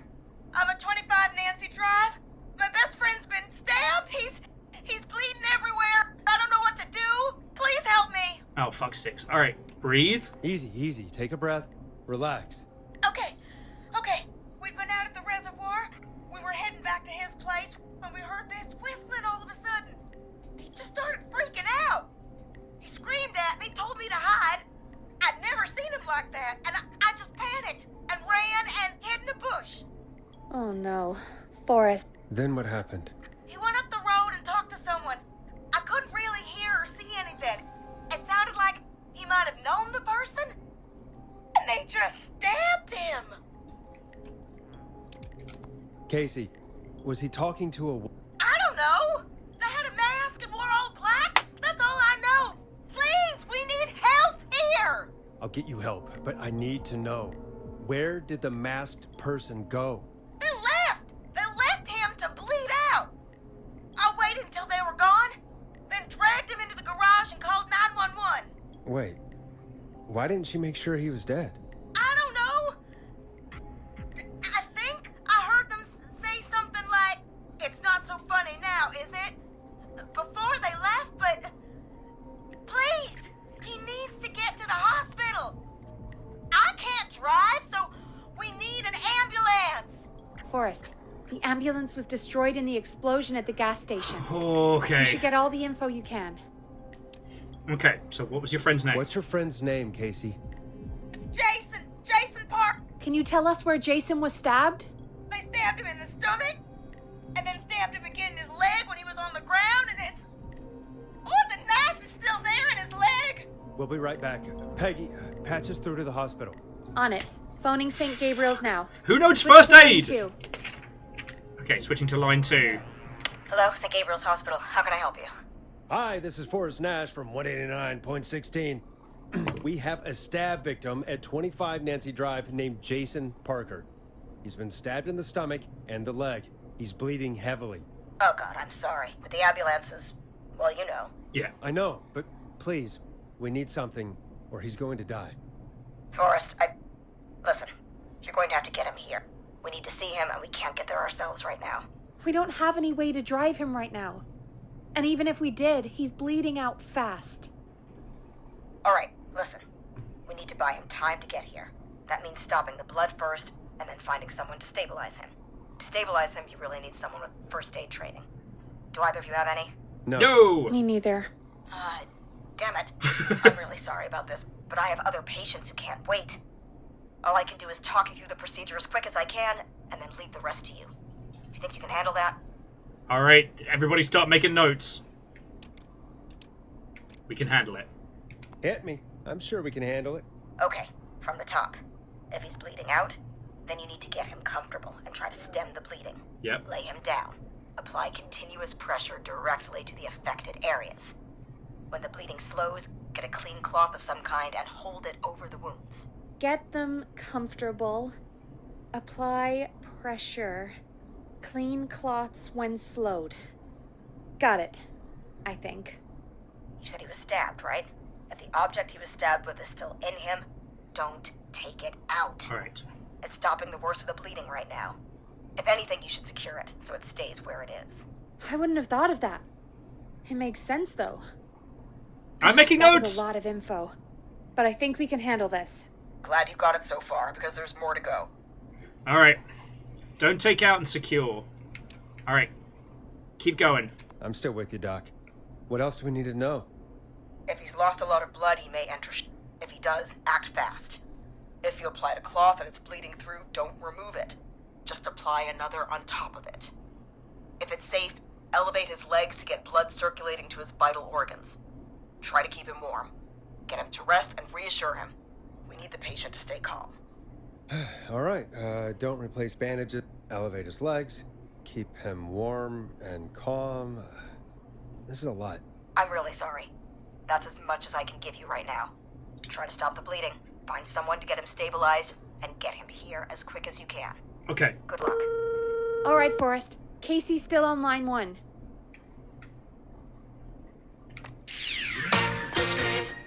Hello? Hello? Forrest, are you there? Alright. How is Jason? I'm here. How is Jason doing? Badly. He's still bleeding. I need help. I've been putting pressure on his stomach wound since you left, but he's still bleeding. I don't know what to do. That's good, Casey. The nurse said to do that. What about the knife in his leg? It's gotta be hell. Should I pull it out? No, don't touch the knife. No, don't touch the knife. The bleeding will get worse if you pull it out. Are you sure? I'm sorry. I'm gonna stop making suggestions. No, don't worry, Casey. We're a team here. We're all going to get Jason through this. Casey, is his leg wound bleeding right now? I hate looking at that knife. Yeah. It's bleeding. His stomach is worse, though. Okay.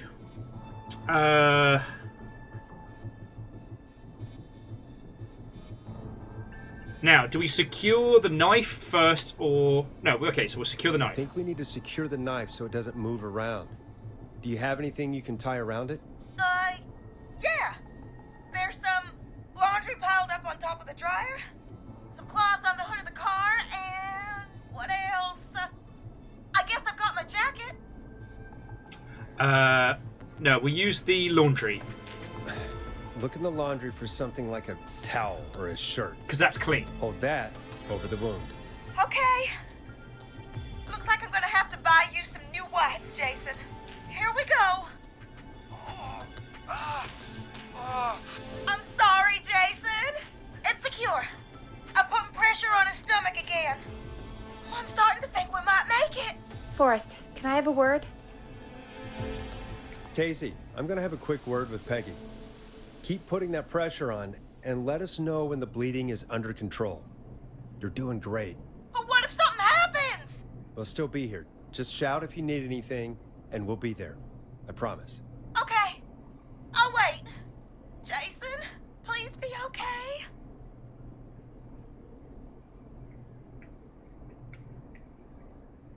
What's up, Peggy? We can't stay on the line with her all night. Dawn is still out there. What if other people need us? You're right. She's probably on her way to her next target right now. Exactly. And you heard the nurse. We need someone there with training who can stabilize him. He's got to get to the hospital Any suggestions? Is there somebody nearby that can help? Could somebody nearby help them? Maybe drive them to the hospital? You know, that's exactly what I was wondering. Do you have anybody in mind? I might. A little before you started working here, Okay. KFAM did a mandatory first aid training course. Me and Karen missed it because we were away on a producer getaway. You started it, didn't you? Never mind. So, how does KFAM's first aid course help us? Casey said they're at 25 Nancy Drive, right? Yeah? Why? They put up a bunch of cheap houses around there about 10 years ago. So a bunch of people here at the station live around there. Do you think any of them could help Casey and Jason? Probably, but I don't know who lives there. And since I missed the training day, I don't know who knows first aid. Could you call them and ask? I don't know everybody's numbers. I've only ever called Karen. Everybody's personnel info is probably in Reggie's office. Got it. I'll look through their files in Reggie's office. It's a life or death situation. I'm sure they won't mind. Right. But there are a couple of problems with that. Oh, good. Long sigh. And Fencer, I saw that there was going to be an announcement, but I didn't see any of the additional video cult news. It's sensitive information, so Reggie probably locked it in his safe. Great. Great. Do you have any idea what the combo for the safe could be? Not a clue. Reggie's a serial note taker, though. Maybe something in his office will give it away. Right. There is something else. I'm not gonna like this, am I? Have you ever heard, the future is floppy? Peggy, what the hell are you talking about? I'm talking about Only the floppy worst possible disks. times. Floppy disks are like these futuristic things that have information on them. Ooh. You put them in I a didn't think this game was computer gonna and hurt they do us. something. Peggy, I know what a floppy disk is. Anyway, Reggie decided that the future is floppy and started phasing out our physical records and replacing them with these floppy disks. I imagine it's the same been for our personnel 85 files. years! That's good to know. Since we haven't heard anything from Casey, I'm guessing Jason's okay for now. I'll check out Reggie's office and see what I can find. You'll need a key for that. I'll just slide it under my door now. Thanks, Peggy. I just have to look around.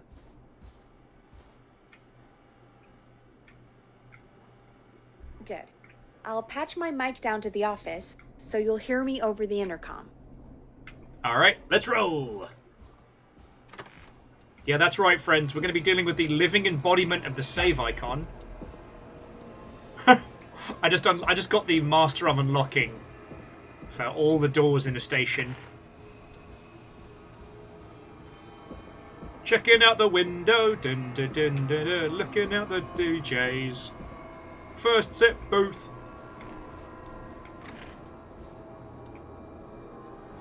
Oh, here we go.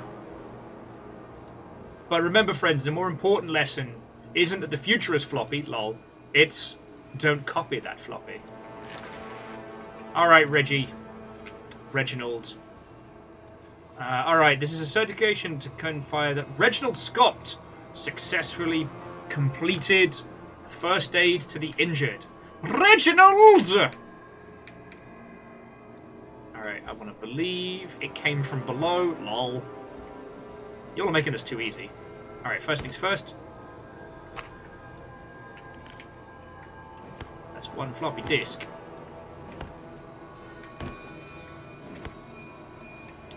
Alright, let's start cracking. Looks like I need a 4-digit code. Okay, Axe Forever. I need to write a pitch document with a good title.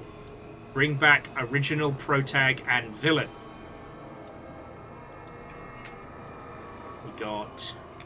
And also Deus, and everybody who's just joined. Watto and welcome, friends. Ask Jan where those tapes are. It's been overdue for weeks. And what have we got here?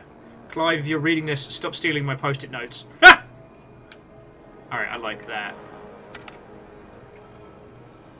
Alien sightings, USO, park, clear skies. Alright, so. Insert floppy disk. Alright, deep cut. This be it. Pizza delivery killer who kills with a pizza cutter. Free slice on me. Terrifying. There is never any pizza. What happened to original delivery guy? Maybe write him as the final girl's boyfriend. Protagonist, college student Megan. Smart, beautiful, resourceful, and lactose intolerant. Amplifies divide between her and the pizza killer. Takes place on 11/07. Very important date for the town. The Great Goose Gathering. Fuck! Where? An event where a large number of geese suddenly appear and save the town from starvation. Try to link this into the greater story. Need to kill off Megan's support network throughout the movie. Like Acts 3, but even scarier. Maybe partner with Pony's Pizzas for the launch. 110 orders, we just moved pizza. Okay. Yeah, I don't want to alarm you, friends, but I don't think that's the floppy we're looking for. Alright, so... hints. Very important date. Oh shit, what was the Great Goose date? Okay, remember, Reggie Jr.'s birthday is 0910, not 1009. Alright, so now we find out whether or not our boss believes more in Goose Day or his son's birthday. So, okay. 1107. Nice! Alright, so we need Reggie's, but let's have a look. So who's this? John Hedges, Karen Lawson. What have we got? Barbara. Bradley! Don't know why I said it like that. Sorry. Forrest Nash. Let's have a look at ours while we're... And... Get a load of this, Peggy. Apparently, I'm a lone wolf type. Forrest, what are you doing? We don't have time for this. We have a man literally dying on the line, and you're more interested in you. You're right, I'm sorry. I need to focus on possible candidates. I can read the rest of this later. Yeah, Reginald... Where's Reggie? There's Barbara. There's Bradley. Karen. The fuck is Reggie?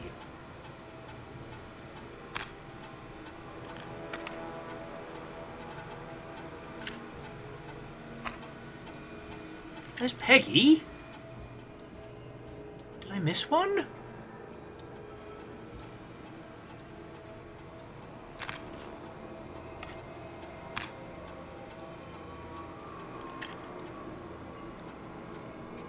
Oh, you're right. We need to find Reggie. Who trained?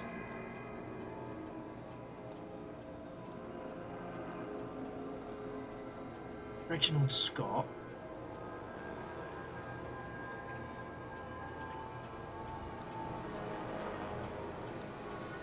Is there another Scott?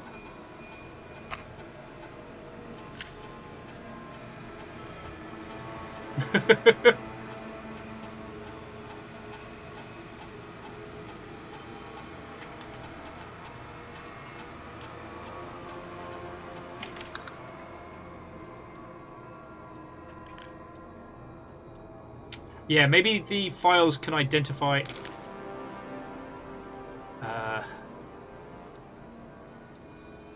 Alright, this is just terrible dieting advice. Okay, well then we just gotta feckin' go through them. Alright, so we know... Was it Bob didn't do training? Oh, fuck me!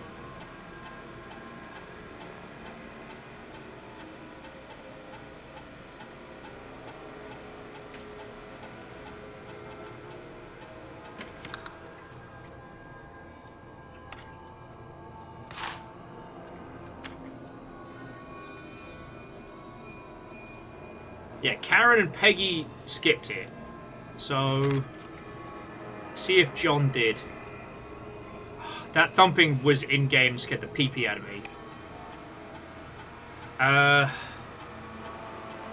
John refused to engage with the first aid trainer during the course. I know he was a war medic, but it's station policy to send everybody regardless. Oh shit! Alright, John has first aid training. His number is 5420735. That's John.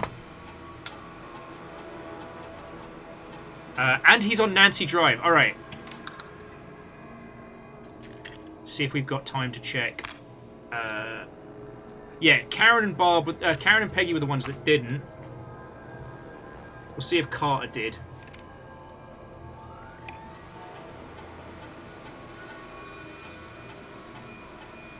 Bradley and Barbara spent a lot of time together. Brad and Barbara ended up missing most of our training aid session. Brad made a joke about. Okay. Alright, so John's the guy. It's gotta be. Hey, Peggy, you there? Yeah, I'm here. Did you find what we... I think I know what to call. I think I know who our best bet is to help Casey and Jason. All right, good work. Who should I... Hello? Is anybody there? Please pick up. Casey, I'm here. What's wrong? Jason started going pale. Oh, he's going into shock. He just threw up everywhere. What's happening? What do I do? Alright, he's going into shock. God, it sounds like he's going into shock. Casey, just stay calm. It's going to be okay. But the bleeding seems to slow down. Did I mess up? Jason, I'm sorry. Casey, calm down. You've done everything right. I need you to listen to me, okay? For Jason. Alright. What did the nurse say to do about shock? Elevate Jason's legs. Casey, I need you to elevate Jason's legs. We need to get the blood flowing to his vital organs. Got it. Jason, stay with me. I'm just gonna move you. This might hurt. He's got knife leg. Of course it's gonna hurt. I propped his legs up on some boxes. I'm looking at my notes. We need to get Jason as warm and comfortable as possible. Do you have anything you could use nearby, Casey? Yeah. I still have some laundry next to me. I'll wrap him in some blankets.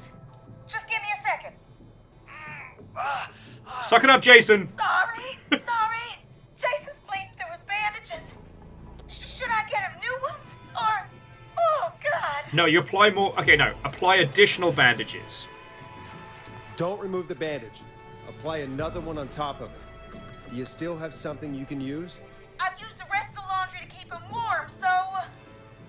I'll use my jacket. I can always get a new one. I'll fix his bandage and get him warm. Good work. Hold on, please.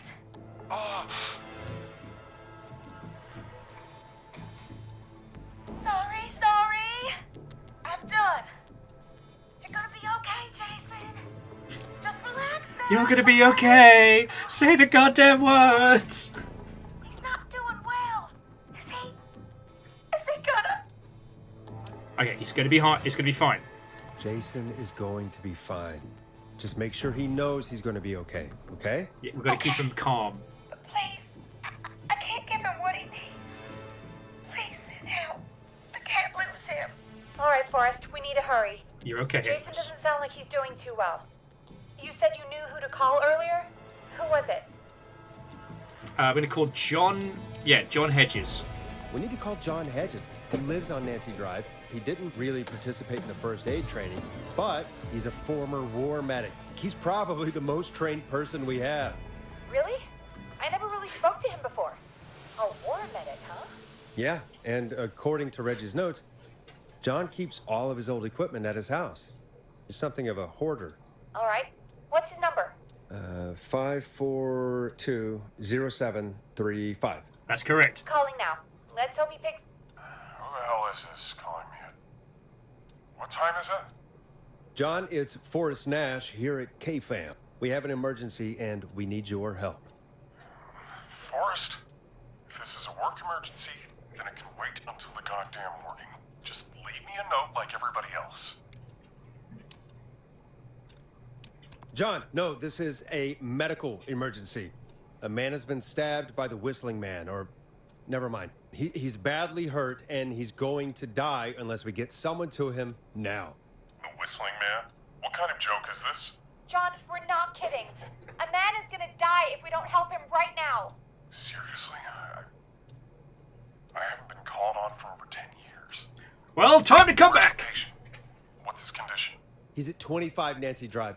I think we got his friend to stem the bleeding, but he's gone into shock. He's passed out right now. You say he was stabbed? Do you know the extent of his injuries? From what we were told, he has 2 major stab wounds. One to the stomach and one to the leg. The knife is still in his leg, and the stomach wound is open. Understood. Let me grab a few supplies and I'll head right over. Hey. Damned if he dies on my watch. Thank you, John. We'll let him John run away. immediately leaps back in. Hello, Casey. Are you there? How are we doing? Bad. Jason seemed really weak and then just started thrashing. What about now? Is he still thrashing? He's passed out. Please tell me you found someone to help. Casey, help is on the way. My colleague will be there soon. You hear that, Jason? Someone is coming. You're gonna be just fine. Just hold on for me, okay? Just hold on. Come on. Hello, Casey. This is John Hedges. I'm here about Jason.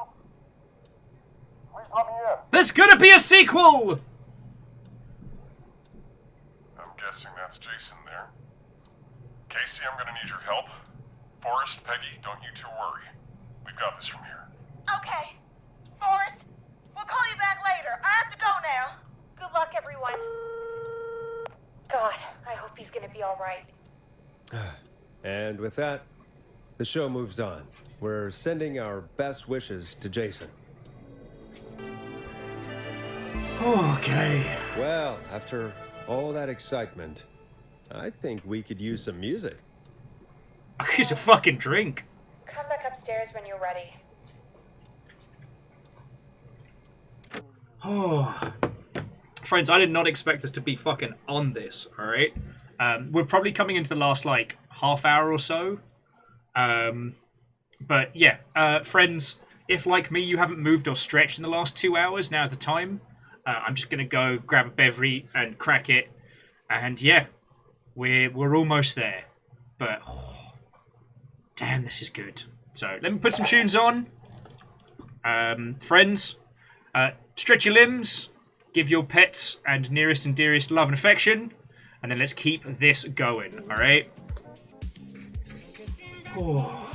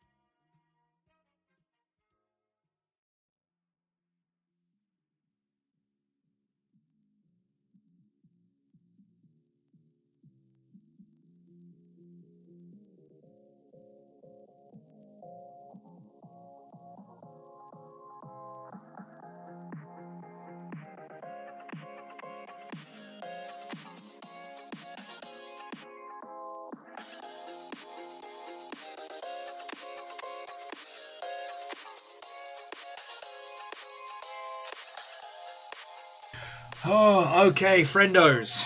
We'll give it another moment or two. Let everybody come back. We'll read some of these files, get the inside goss. You know, this game is absolutely kicking ass, and I'm so glad we're sharing this. So, to all of you, cheers.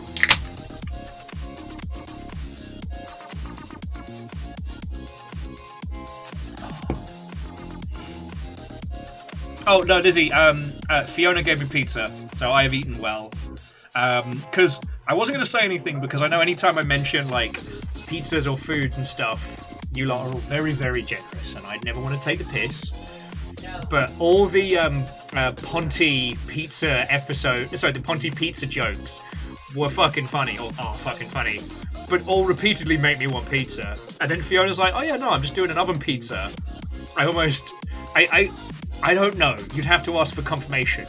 But I felt like a little tear rolled down my face there. Well, no, Gear Graphic, I actually told Fiona when that box dropped in-game, the fact I didn't wee myself was a fucking bladder fortitudinal victory. Yeah, see, Fat Pidgey, none of us are immune to marketing. This game makes me want pizza. No, and Gear Graphic, good on you, friend.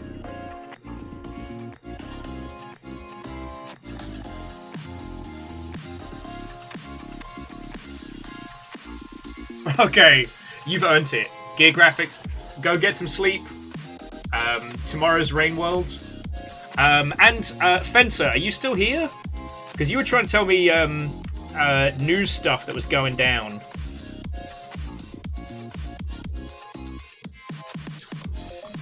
Well, let's have a look for ourselves while everybody's getting back. Hey, and Headmanez, like, thank you again so much, alright? Like, all bits and all donations are fucking so appreciated. Thank you. Let's check the Video Cult news, see if they've posted. Video Cult are the team behind Rain World.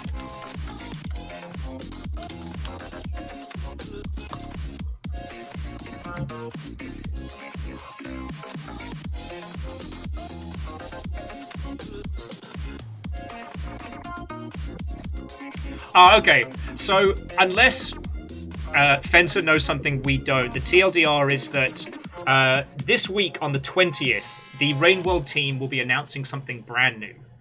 Now, they've been rumbling about some new announcements for a little while, and I'm very excited for that.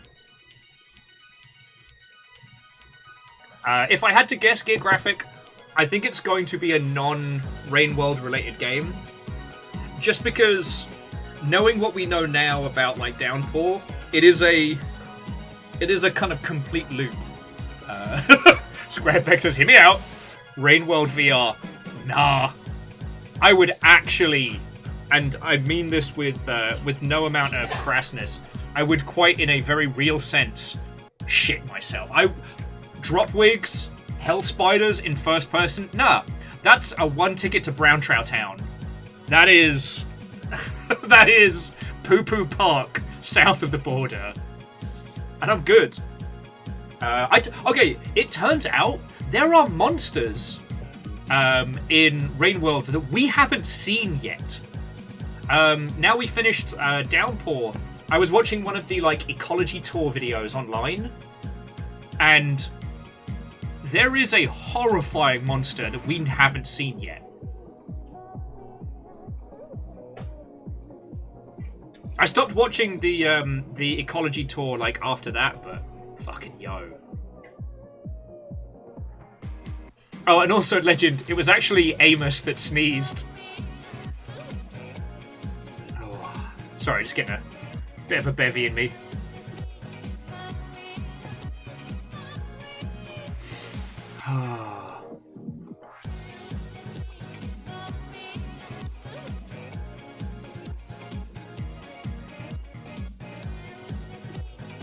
But yeah, if I had to guess, I would say that this upcoming announcement is going to be a non-Rain World game.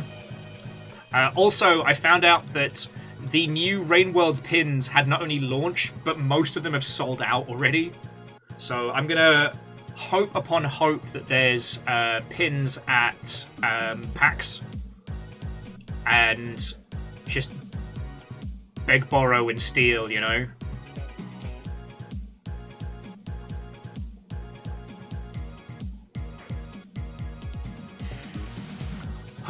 Okay, ready to get back to it? Let's fucking do this. Alright, so let's resume. So where was ours? Forest Nash.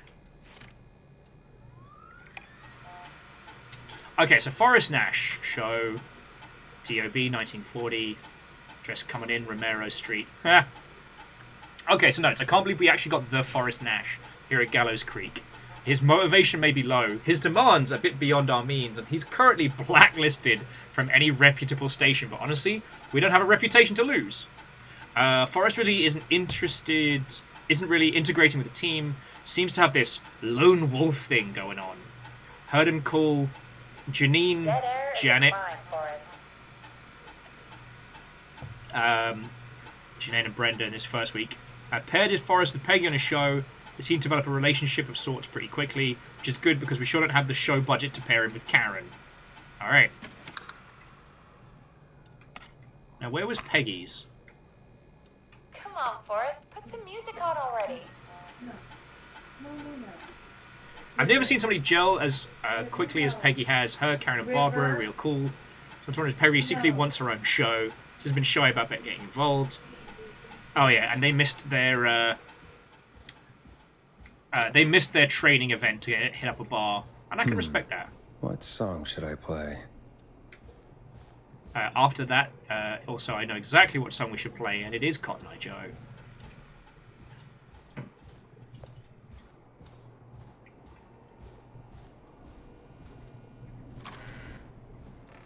Actually, Captain Hillian, I meant to ask. Ask all of you, but your question inspired me.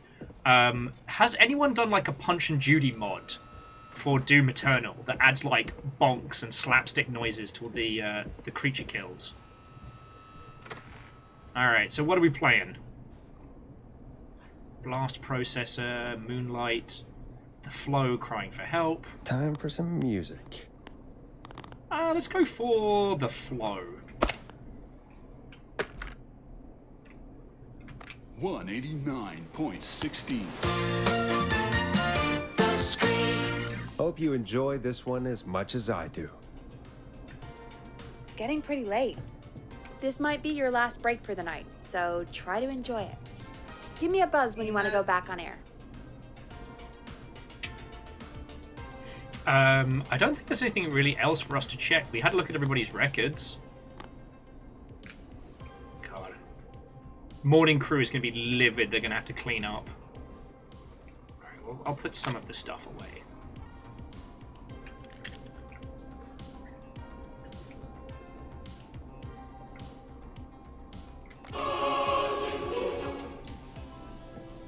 Alright. Lizzie, no. Let's keep going. You got it.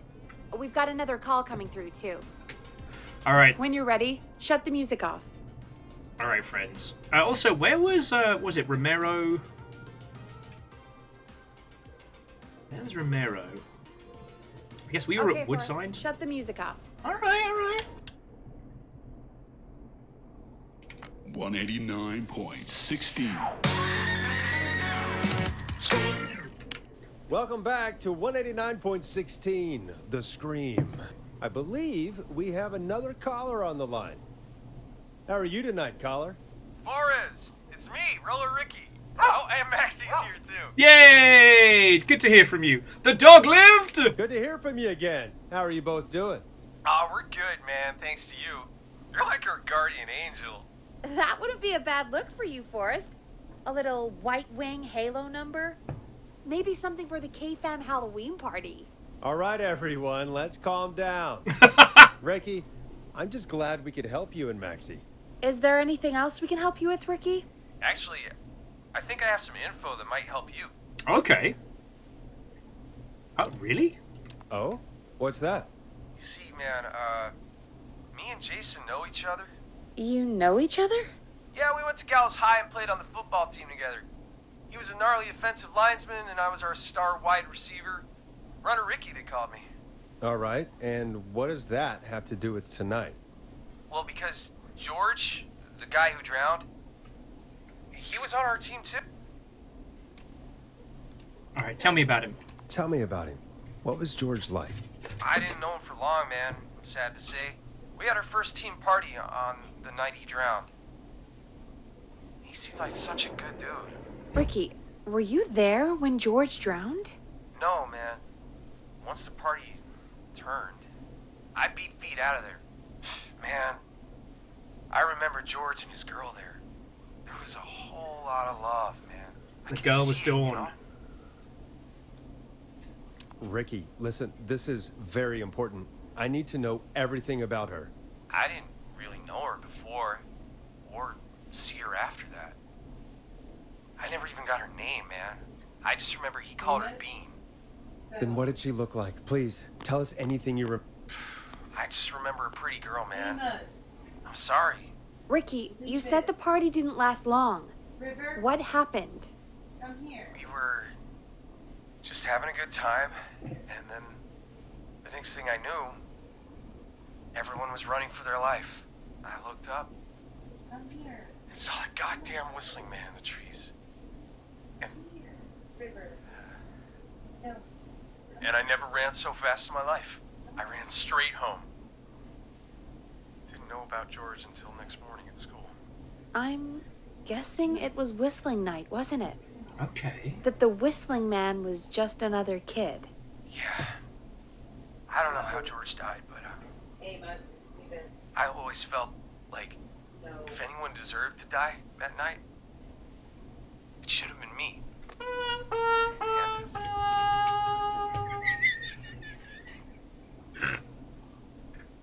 Why did they give me a soundboard? It wasn't your fault. Ricky, it wasn't your fault. You're not a bad person. I know that now, ma'am.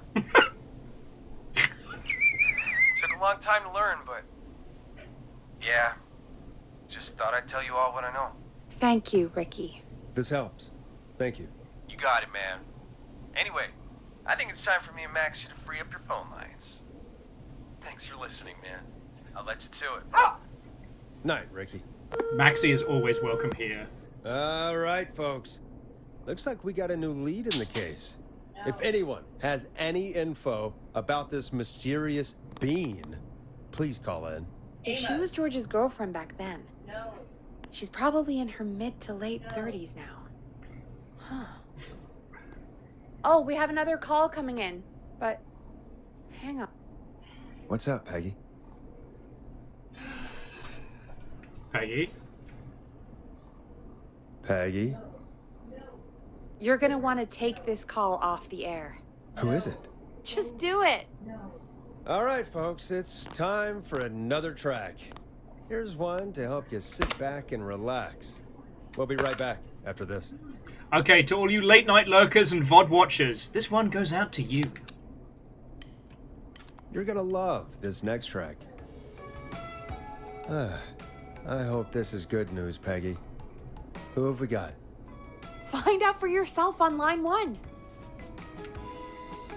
Okay, Peggy actually sounds pretty hopeful here. Hello? Forrest, I'm glad I got back through to you. Oh, thank fuck. Sounds like it's been a busy night, huh? Surprise! It's Leslie, our 911 operator, leading the charge from Henderson to come save. Well, actually, I'm the It's 911 so operator good to right hear now. from But you. Are you okay? We're doing okay. Sarah and I are both happy to be headed back home. We're happy to have you too. Wait, Sarah? Oh, yeah, I mean Deputy Martinez. Anyway, we got back into radio range a little while ago. We've been listening in, but haven't been able to get through until now. it has been a long Ever night. since you found Sheriff Matthews, it's only gotten worse. It's been a long night. Well, it shouldn't be too much longer now. I'm glad I got through to you. I wanted to let you all know what's going on. I made it to Henderson. Turns out somebody had cut the phone lines, and they had no idea what was happening. After I told them, well, their sheriff sent a goddamn squad back with me to stop this. Yeah! That's great news. That's crazy about the phone lines, though. Do you think the Whistling Man cut them? I'm guessing so. I don't know how the Whistling Man did it. But that doesn't matter right now. Listen, we're coming in hot, but we need your help. I know Gallows Creek isn't a big town, but if we don't know where the Whistling Man is, we can't get him. Her. That's where you come in. Alright, what do you need? You can count on us. What do you need? It might be a long shot, but here goes. The Whistling Man already called up a few times. I bet she calls again. We're still a little ways out of town, so if she calls, stall her. Buy as much time as you can for us to get in. And while you're talking to her, try to figure out where she is. We'll be listening in, so once her location is known, we'll head straight there and end this nightmare. I'll do my best. I'll do my best. I know you will. Heck, I can see the headlines now. Forrest Nash's interview of a lifetime. Anyway, I'll radio the other cars and tell them the plan is a go. Hopefully the next time I see you, it'll be with our killer behind bars. Take care. We'll see you soon, Leslie. Oh, thank God. It sounds like this is almost over. Why would you say that, Peggy? Oh, I don't think it's going to be that easy. It's nice to think, Peggy, but I don't reckon Dawn is going to give up without a fight. She probably won't give up without a fight, no. But neither will we. Settle this. Now, let's get you back into the arena, champ. Time to turn the music off. All right. Bringing you back live now. Welcome back to The Scream with me, Forrest Nat. The line is lit up, but before I get to our next caller, I just want to say things are looking up. It's almost over. But for now, let's bring in our next caller. It's Dawn, I'm guessing. Evening, caller. This is Forrest Nat. Plot twist, The call is coming from in the producer room. The call is coming from inside the house! John Hedges. I'm here with Casey. Oh, Give yay! you an update on Jason. John, is he gonna be okay? He's a fighter. He'll be fine. Got him stabilized and resting in a bed. We're preparing to move him to the hospital. Thank you so much. If you hadn't been there, then... God, I don't even want to think about what would have happened. Of course, Casey. We're just happy he's okay. John, Casey, you two did all the work. Tell Jason to get well soon from us, whenever he's up for it. Well, why don't you tell him yourself?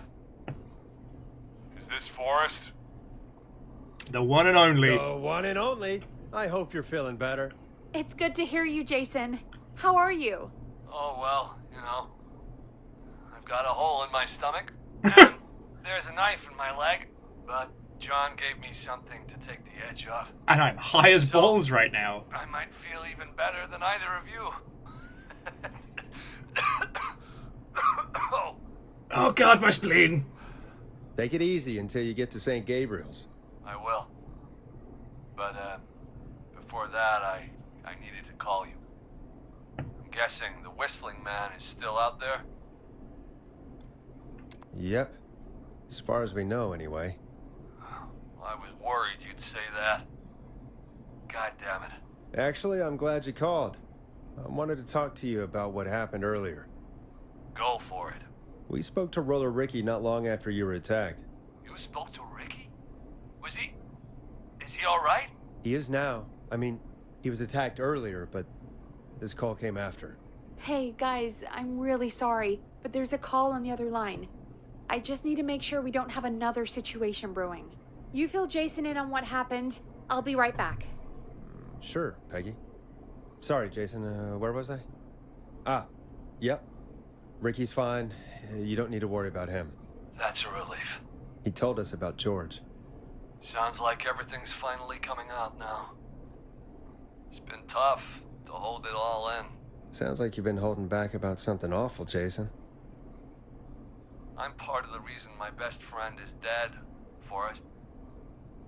And the few who knew about it said if I ever said anything, I'd find myself in jail. For a long time. It was hell. And then the town just moved on. Like he'd never existed.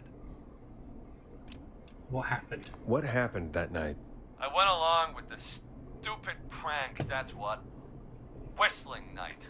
Some of the guys on the football team had an idea for a way we could haze the newcomers. We decided to plan a party in the woods and have the Whistling Man crash it.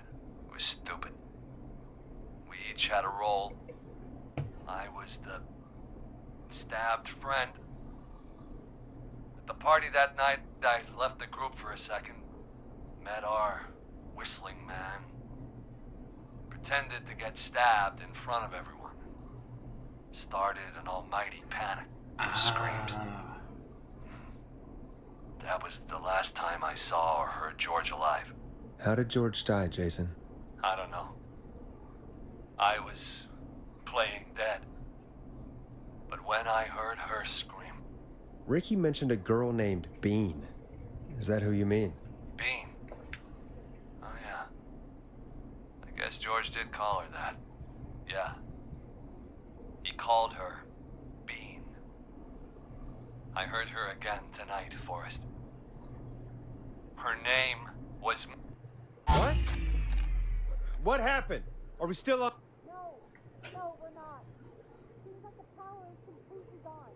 How do we get it back on? Oh, fuck no! We can use the emergency generator down in the basement. Reggie picked it up a while ago, in case you ever needed to do an emergency broadcast. An emergency broadcast? Emergency? You know, nuclear war, alien attack, broadcasting a serial killer goes into the top, so we can end this nightmare. Fair point! It's in the storage area, in the far back corner, up on the wall. You might have spotted it earlier when you were digging around for all those tapes. It'll have a big red button. Just press that. I'll see you when you're back.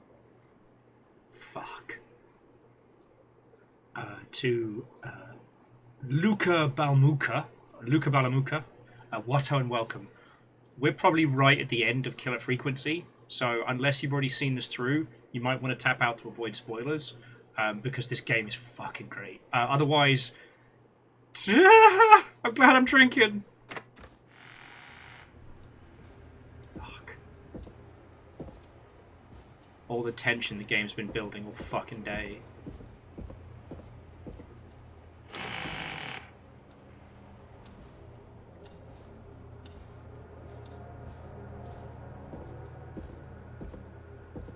Yeah, real simple, Real Hunter. Just go right back down to the deepest, darkest corner of the basement.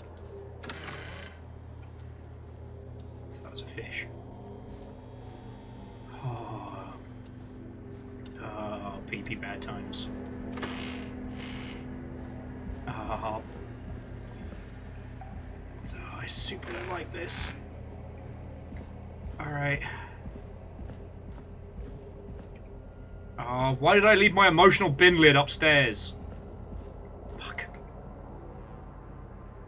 Oh, there's no time to get it now.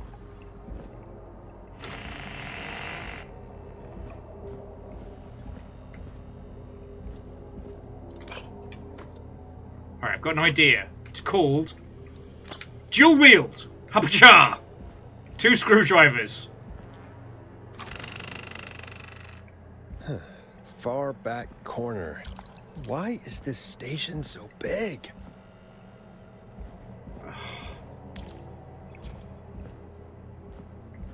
No, no, no, no, no, no, no, no. No, no, no, no, no, no, no. No, no, no, no, no, no, no, no.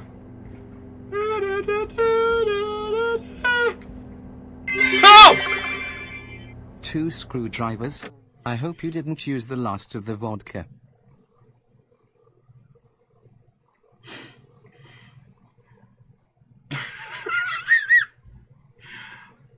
Bacon, thank you for the bits, as they help keep me alive, but fuck you for the timing. Fuck you with a spoon. That must be it. Boom! We've got power.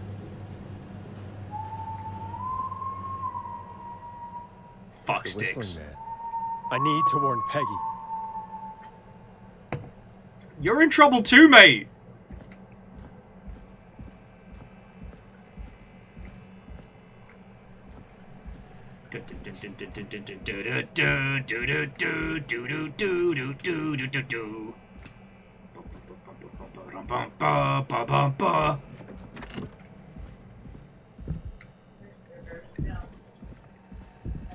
Oh, I do not like that. There is someone above.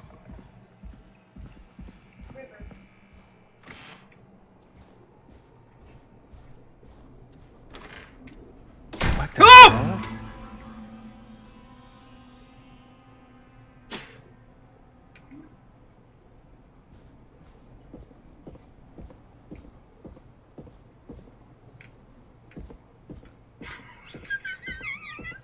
Fuck sticks.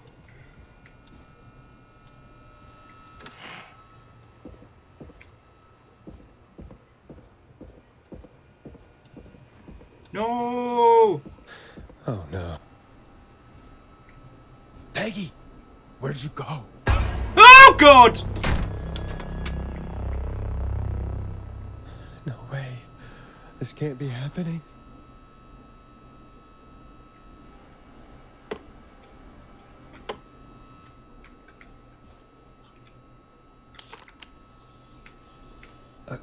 A call.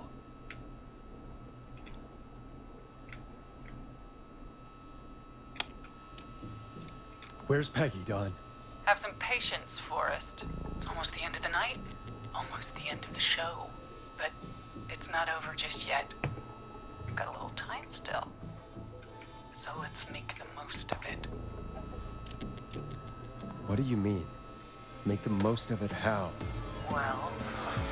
Huh? I thought we'd end tonight's Whistling Man special with a special guest.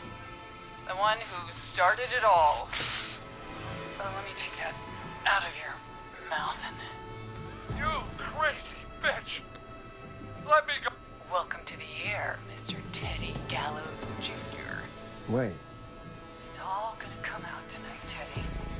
daddy and his money saved you 20 years ago. But even he crawled out of his coffin with all the money in the world. Wait, where the hell is Teddy? How are you talking to him if you're here with me? Because I'm not there with you, Forrest. Double killers! And if he says where that is, well, he knows he'll get it. Then who's here? Wait, then who am I looking at? Forrest Nash, let me introduce you and all of Gallows Creek to my boy, Henry Barrow. Hi, Henry! Hi, Henry. Nice to meet you. Don't mind him. He's just shy. But I don't have access to my sound effects in here. Yeah. I think that's for the better. Otherwise, I would have gotten us very, very fucking murdered. 2 whistling men. Of course. That explains how you were always able to get around town so quickly. And that's how you escaped the secret archives in the newspaper office. Don't think I've forgotten about that, Forrest. Locking my sweet boy away like an animal. And Murphy, he was right, wasn't he? He did fight a man. He did. I taught my boy to never run away from a fight. Hang on. Did you say Barrow? Then are you? Let me just get this mask off. Damn uncomfortable thing. No wonder Mooney went crazy wearing this. There we go. Marie Campbell? George's old girl. Oh. Well, it sure has been years since I last saw her. Oh, God damn it. Worth a shot. Quiet, Teddy. I'd be quiet if I were you, Teddy. But I'd listen to Forrest. Everyone's gonna know now what Teddy did. He killed George that night. This night. 20 years ago. Yeah, Lizzie, we had heard that briefly. You're gonna talk when I talk to you. And not a moment before. Meanwhile, Forrest, I'm gonna give you the chance to talk. You're gonna help me reveal what really happened to George all those years ago. I'll do it. Okay, look, we've got nothing to lose by revealing all of this, alright? Because, one, who's the worst person that's going to get killed? It's a politician. They're not people. But also, like, he's responsible for this big old cover-up, you know? And I'm, like, it also pads for time. So yeah, I'll do it. Okay, Marie. I'll do it. Good. Then let's talk about the night George was murdered. Murdered? Listen,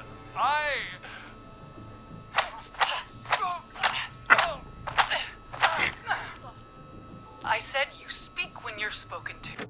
I'm sorry, I don't mean to laugh, but through the static of the booth and things like that, it sounds like she's beating him with a shoe. I don't know why that's where my brain goes. Now, I know you've done some good work tonight in piecing together what happened to George 20 years ago, and that's why I want you to interview us. I can do that. Interview you? All right, I can do that. I want you to help me and Teddy tell the story, Forrest. Do a good job. And hell, you might be the only one to leave here alive.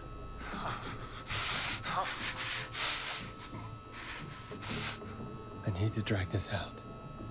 If I can buy Leslie time to get back to Gallows Creek, and if I can find out where Marie is, then this can end. Teddy, we'll start with you. Just, talk me through what happened that night. How did it start? how would I know? It was 20 years ago. Be honest, Teddy. Hit him. That's sorry. He's got. I don't want him to get knocked unconscious, because then. Teddy, be honest with me, or we're both going to die. Honest? Forrest, I'm trapped here with a psycho. What the hell? God damn it. Okay. We should have just beaten him first, but we did stall. Our first team party was coming up. And when I saw the date it was scheduled for, I had an idea for a way we could prank the new guys. Tell me why that night. What made that night special? That was the night Mooney went missing. We couldn't pass it up. I was just surprised. No one had ever thought to do it before. Oh, I wonder why, Mr. Polymatician. You mean this was the first whistling night? Keep talking, Teddy. We went up near Whistling Point. God, who was there? Me, Jason, and George, of course. But George didn't come alone. He brought Marie. And Roller Ricky. He was there too, wasn't he? Yes, Ricky was there too. Runner Ricky, our wide receiver. I helped him off the bottle, you know. Because I'm a decent man. Is that so? Yes, it is. He came apart one day. Some people do. He had some issues. Wasn't stable. I didn't want him to hurt his chances in life. So, I helped him keep himself together. You were afraid he would talk about that night, weren't you? Keep talking. About midway through the night, we put the prank into action. Okay. I looked up at the trees and saw Jason there. Bloody, like he'd just been stabbed. And the whistling man. Everyone ran, screaming. George and I and Ricky, we got left behind. But Ricky was in on it too. No. I know he was. No. Me and Teddy were as close as anybody. Teddy must have told him the plan. No.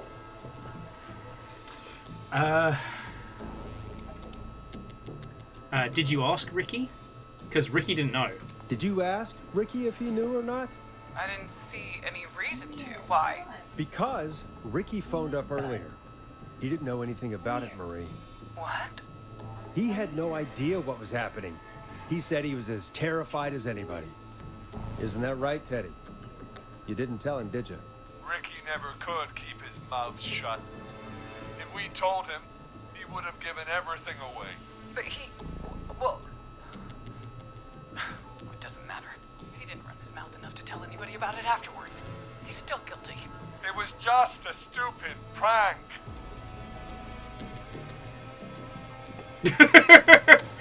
Hit him. Just a prank? How can you still say it was just a prank? Oh, come on. God damn it. You made George think Jason had been murdered. He thought his best friend was dead. God, I wish I had my soundboard right now. And so tonight you stabbed him for real? It's the role he wanted to play. Jason's still alive, Marie. He was with a friend. We talked her through how to stop the bleeding and got him professional help just in time.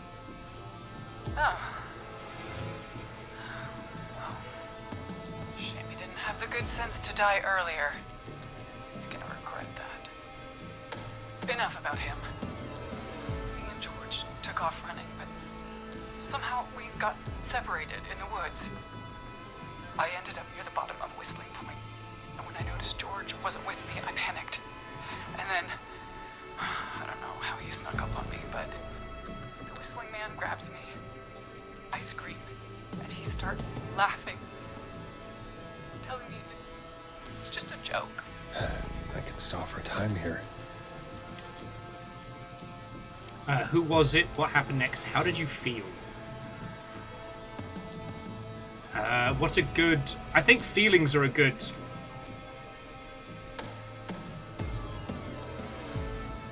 Back me up here, friends. Feelings? Alright, feelings. Thank you, Deus. How did you feel in that moment? I felt like nothing was real. I felt small and confused. We're all on the same wavelength. who was under the mask or what happened next. Tell me what happened next. I suddenly recognized it was Chuck. Chuck Brody. It was the whistling man.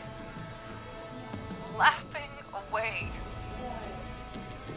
But then he stops. And he's looking up. At the top of Whistling Point. What was he looking at? Teddy, what happened next? Nothing. I mean, it was just... Hit him! Teddy.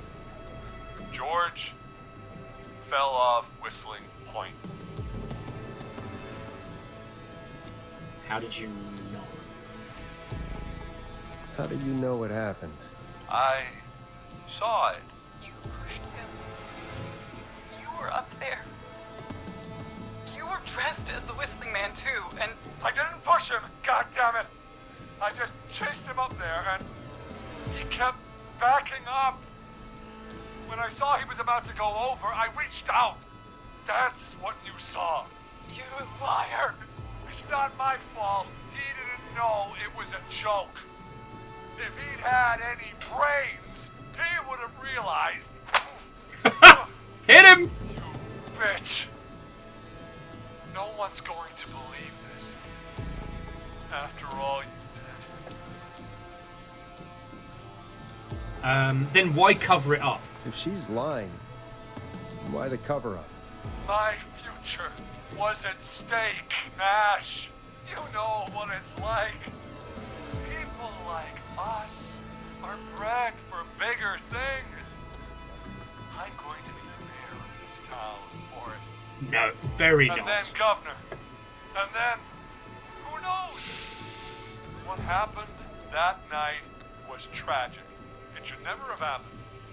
But it was a mistake. It was just a stupid joke gone wrong. So my father sent Clive out to clean it up. Why should a blip ruin my future? George was a blip? That's an evil thing to say, Teddy. That's the way it is. My father agreed with me. Sandra found him the next morning while out jazz running. She found him in the river, but she lied about that to protect Teddy. She said something about her rent going up, unless she... Teddy, did your father own Sandra Sharp's dance studio? It's Gallows Creek, not Sharp Creek. Hit him! Answer the question. I'd answer the question if I were you, Teddy. Yes, okay. We own most of the town. I just feel that hitting him's going to be Your slow. father Be was going faster. to run her out of business, unless she lied and said she found him in the reservoir instead of the river. What my father did in his business dealings is nothing to do with me. The false reports. That's why you killed Sheriff Matthews, too, isn't it, Maria? Not just to get him out of the way, but... Everyone was in on it, Forrest. Even the coroner wrote a fake report. Said George was drinking. That he just got himself into trouble. And Fake report? I only heard the tapes. you'd be disgusted by it. For all it's worth, Virginia didn't have much of a choice. She had a sick sister whose treatment she couldn't afford. She played along with the gallows to save her sister's life. And her own. Even still, she should have told the truth. I did my part. Leave it. I tried everything I could think of. I even went to the newspaper. No. That coward killed the story. He could have Take it. care of Maurice Russell later.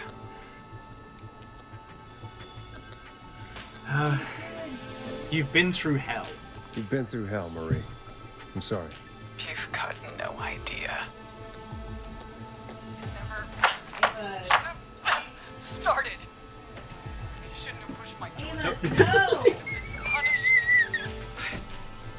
It's coming to a stop. I'm sorry, I've got to pause it. Amos keeps stealing clothes out of here and running them out to the balcony. What do you take? the clothes, the hand-me-downs that John gave us.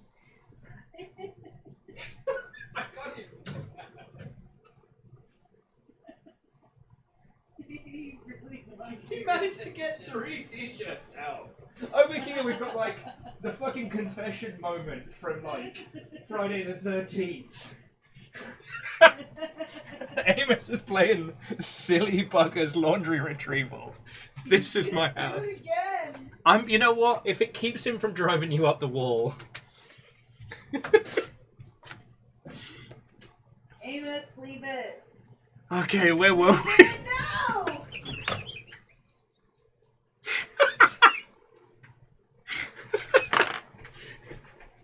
If it keeps him from driving you up the wall.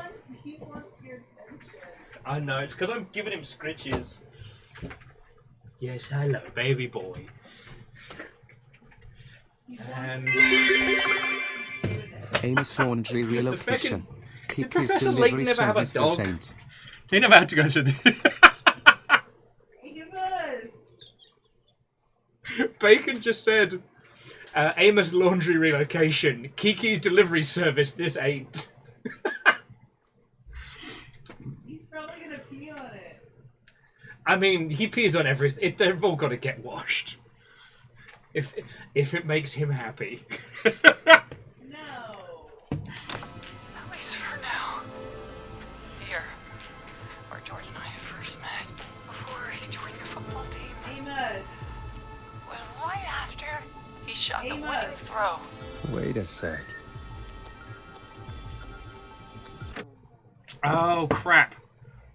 We read the Gallows Creek stuff earlier. I took a screenshot of this because my fucking detective sense was kicking off. Okay, I've got this. Hang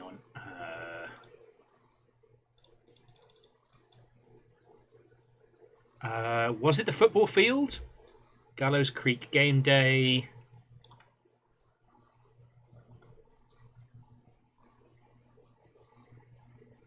No, that was Chuck. What? Oh, shit.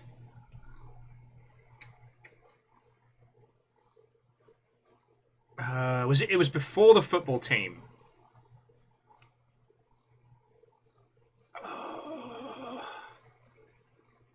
Oh, Peoples, I cannot remember.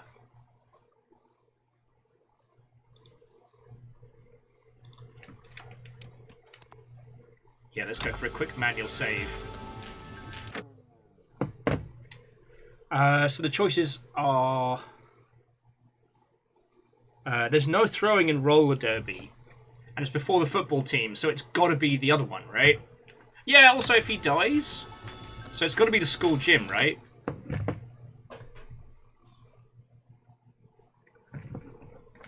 School gym.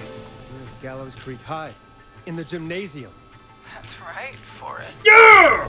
Not that it matters, but yes, we're here. Anyway, I think that about wraps up the interview with Teddy. So,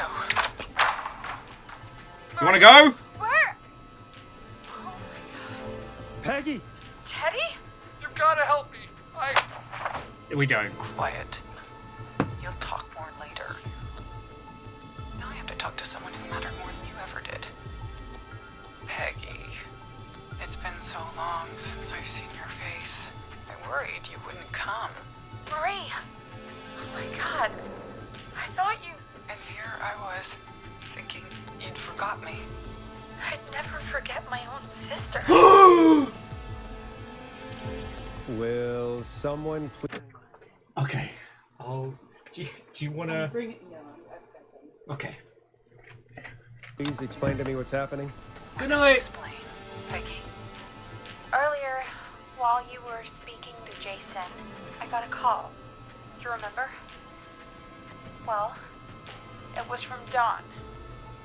She said that my sister Marie was there that night George died, and that I should come to the gym for a reunion. And when you walked in, you found out. That my sister is The whistling man. Oh, a whistling Good to man. see you too, Peggy. Why didn't you tell me any of this? She said that it was my last chance to see my sister. I knew if I told you, you'd try to stop me. No shit! Come with me when we need you on the radio. And I just... You should have said something. You should have told me. I know, okay? I should have. But I didn't imagine this situation then, so just... What happened to you, Marie? You just disappeared one day. Disappeared? I was thrown out, Peggy. I begged Mom and Dad to do something about what happened that night, but did they care? No. They told me to stay quiet. They don't care when they've learned I've been with George, and... Marie, I'm so sorry. I never knew. It's not your fault. Really, it's Mom and Dad I should be seeing right now. But since they're dead and gone, well... I'll have to settle for the next best thing. Is that why you attacked Eugene? Wait. Is that why you went after that kid in the maze? Eugene Stein? Because his parents? That's right. Eugene's parents were there that night, too. They got themselves killed in a bus accident. That's what that was about! Fuck! And since only their child was left... Marie, please. Mom and Dad are gone, Peggy. Besides, you forgot me. Just like the rest. You forgot. Is there any way I could prove Peggy didn't forget Marie?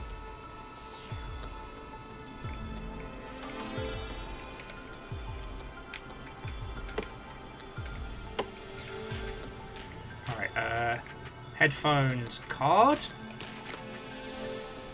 Hang on. Marie, Peggy never forgot about you. Keep your mouth shut. She kept a card from you. She kept it here on her desk. What card? The card you made me for my 8th birthday. What does it say then? Happy birthday, Peg. Now you're great and 8. Love, M. Aww. Well, Henderson police! Freeze! No! Henry! Get out of there! Peggy! We have 2 wounded, and we're in pursuit of the suspect. Henderson police! Freeze! Forrest! Leslie, how's Peggy? She's been cut pretty bad, but we're here now. I'll be okay. God, Marie! Hey, Zara! I need you to look after Peggy. She needs help. Now, we got here just in the nick of time. Where's Marie? She bolted right as we got here. The police are right on her heels. It won't be long now. It's over, Forrest. Except for the sun as well. Are we forgetting? Well, folks, it was a long night, but we made it through together. I'm gonna head off to go check on Peggy. This has been Forrest Nash. Good night and good morning, or let's make tomorrow better. Oh, or it's been a scream. Can I do the cheesy line? Can I? Because I think I gotta. Because the thing is, if I do the cheesy liner, I'm setting us up for an after-credit scene. Love and respect, Lizzie. It looks like you've been out-cheesed. Save before you do. Alright. Alright. How should I shut it? It's been a scream. And it's been a scream.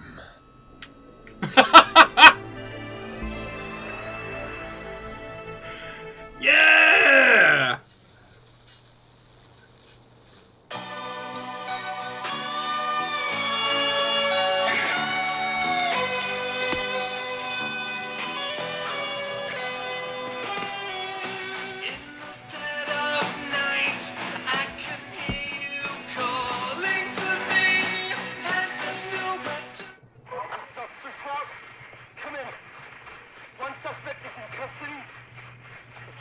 suspect into the nearby woods.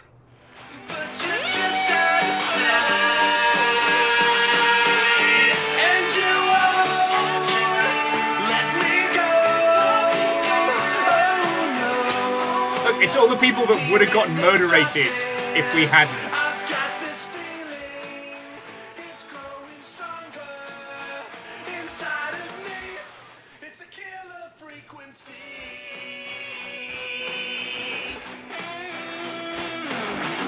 Wait, so Fat Pigeon, you got a different ending.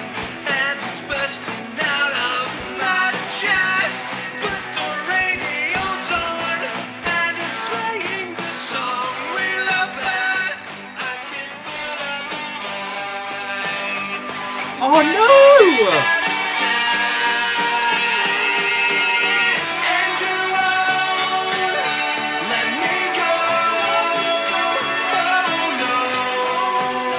Oh no! Fucking off.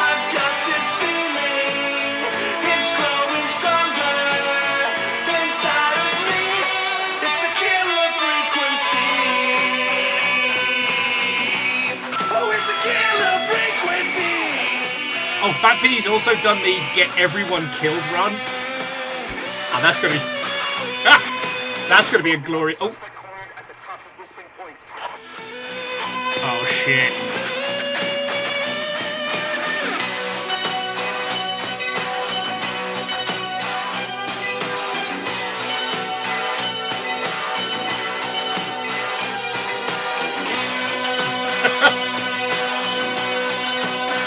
I think you're right, Fred. Stop! Put your hands in the air! Get down on the ground!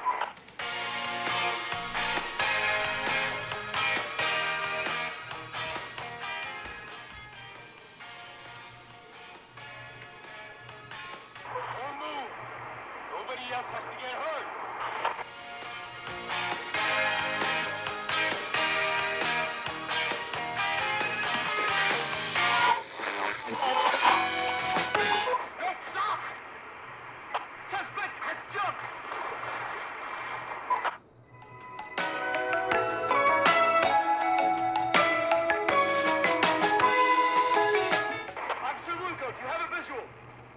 Negative. No sign of the suspect anywhere.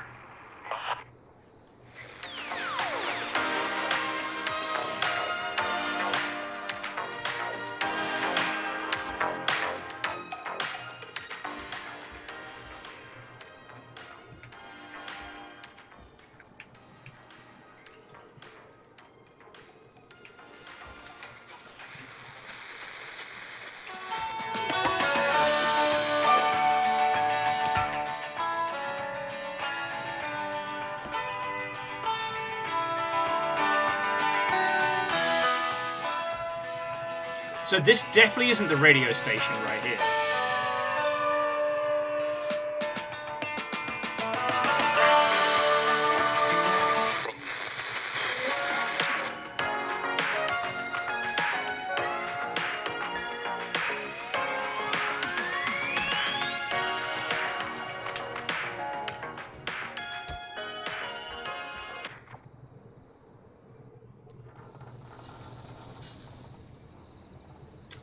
Oh shit.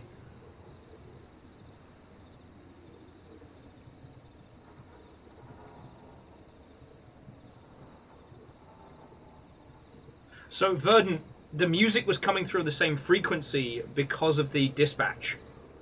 That they'd wired basically the emergency line through the radio station.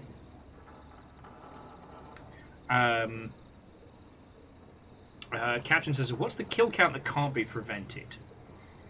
I mean, we just managed to do like a full no murder clear without trying, which, like, by my understanding is pretty feckin' impressive. All we had left was we didn't find all the hidden records, and which means we didn't play all the discs. We didn't play all the radio ads in one night.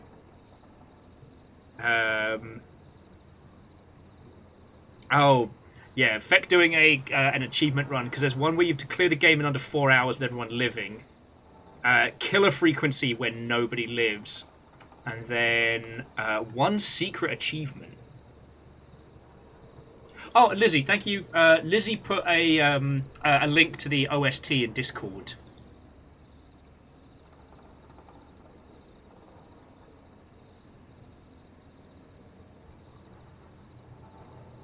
So yeah, so Fat Pidgey, your thoughts on that? You reckon that was Dawn, and you think it was the sun that ran up to the cliff? There's one hidden achievement though. What's that? What did we miss?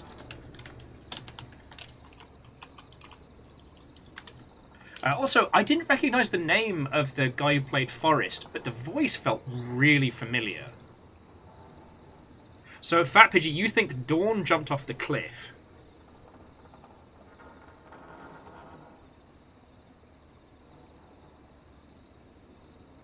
Okay, that makes me feel better. So I'm looking it up right now.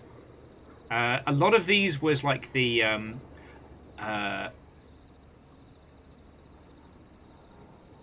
Beyond the Grave uncovered Clive's research. Did we get that one?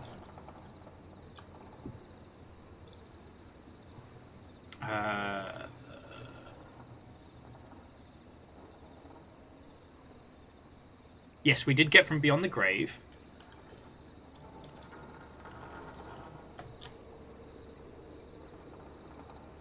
Well, at least according... so, Fat Pidgey, at least according to the Chivos, we found all of Clive's research. Alarming denouement. Jason lives. We detect 2 sisters. Restored the power.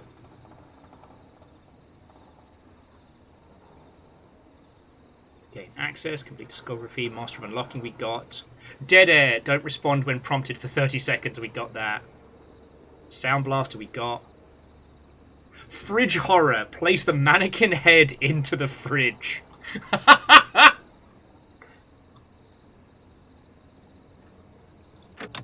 Fucking yo. Yeah, Fat Pidgey, I never would have guessed that as well. But considering the unhinged stuff we were getting up to. What a fucking good night.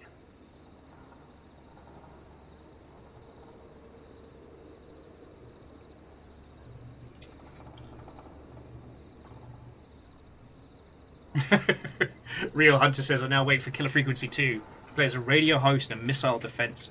There is actually an RTS game that takes place entirely over the radio, where you have to, like, guess where everything is. It's fascinating. But feckin' yo.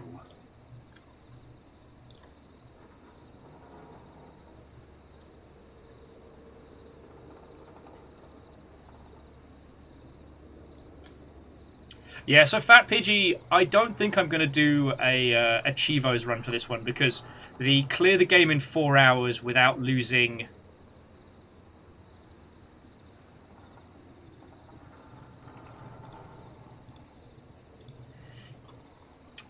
yeah, I don't think I'll be going for that one, but it's nice to know it's there. So, alright. So, okay, friends, thoughts, feelings, emotions, like... We'll be bringing the stream to a close in a little bit, but I don't know, y'all. I think we need like a stop and a breather.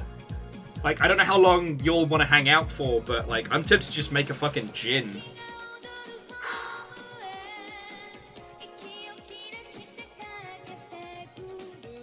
Yeah, Fat Pidgey, I'm assuming if you fuck up and don't save Roller Ricky, then Maxie the dog doesn't make it, right? And that's why, yeah, I would have broke my little heart.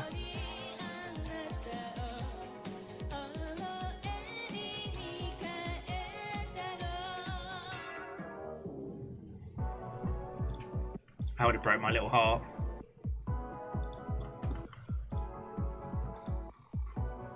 But no, that was really good.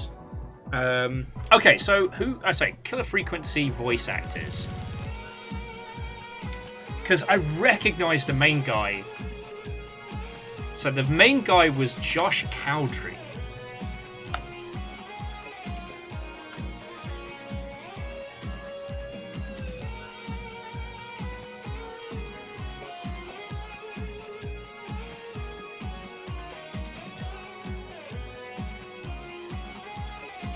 Oh, sorry, Lizzie. Thank you for posting the link.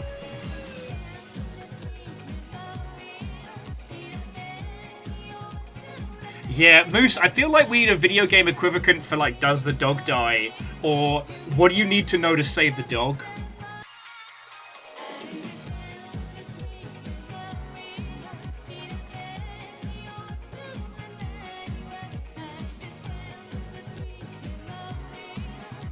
Okay, so the main guy has been in 1,000 things. He was in Agents of S.H.I.E.L.D. He was in the Avengers as a background person.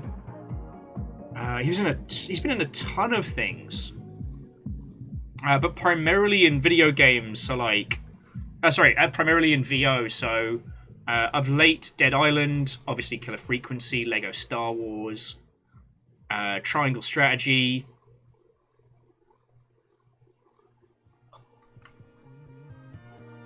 Oh, Fat Pidgey says Killer Frequency is on doesthedogdie.com. Okay, important website.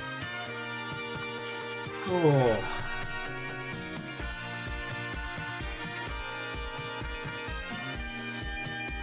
Okay, so to recap feels on this one, I thought this was exceptionally well paced. Audio was perfect. It used tension sparingly. Like, that could have been way more of a Five Nights at Go Fuck Yourself than it was. And the bit where you have to go through the entirety of the building to turn off the button, and you know it's in the deepest, darkest corner, and they don't fuck with you. They make you feel like hear stuff going on overhead, but you don't get jump scared, a box doesn't fall off a shelf. They leave that tension to linger. Oh, so bad. What was fascinating about it is how I genuinely felt like I knew the layout of the town by the end of it. Well, no, Lizzie, there was that one box that fell over when I was checking the computer. But yeah, for the most part, you lot did more scares.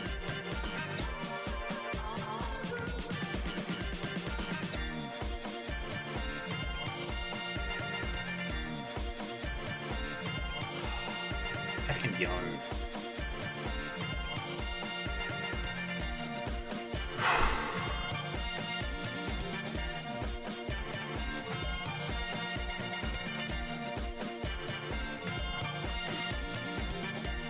Moose says, weirdly this feels like a game jam concept that got out of control. I can see what you're saying. Like, what I really loved about it is that you got a lot of tools to play with in the audio booth. They were very clearly explained, but it felt like a setup that, I don't know. It really did feel like an audio booth because the amount of things you didn't need to use but could. The jingles, the sound effects, the adverts. You only occasionally had to play an advert.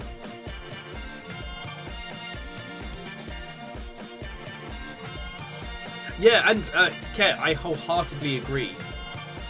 With only changing little pieces, they could absolutely use the whole thing to tell another story in a different way.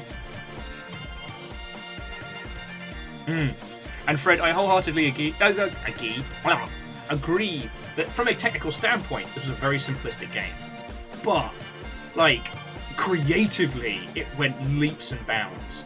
And it was fascinating how, because most of the time it made us physically hold something and read it and get the information from it, it made it feel so much more involved. Hey, Air Dragon, go get some sleep. Like, you know, it's pushing 11 o'clock over here. I'll be bringing our adventures to a close shortly. Like, as I said, I'm tempted to make a bevy and keep chatting, but... Now, Lizzie, I do agree, like, does she know? If someone else said that this would be interesting in VR, but, yeah, playing this in VR would be fascinating, but I would have done so much nonsense like disc spinning and throwing and shit.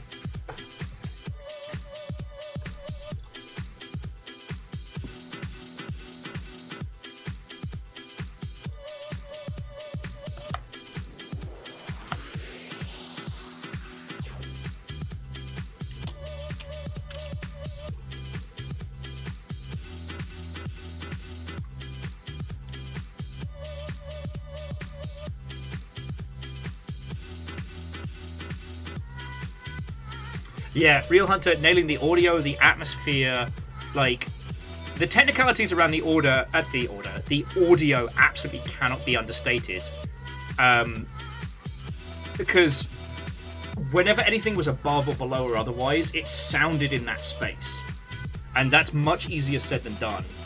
I mean, let's remember that a lot of Unity titles really struggle to do verticality when it comes to audio.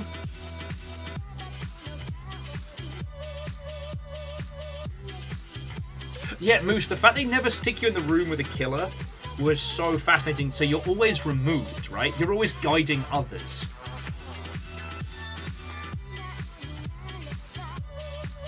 And there's the thing. Aside from the opening, you're never in the space with the killer, right? And even in the end, like, the sun locks you in the audio, in, like, the producer's room. And again, I think that was a smart play, because if I'd had my way, I would have been absolutely spamming the hot shit out of sound effects during the ending.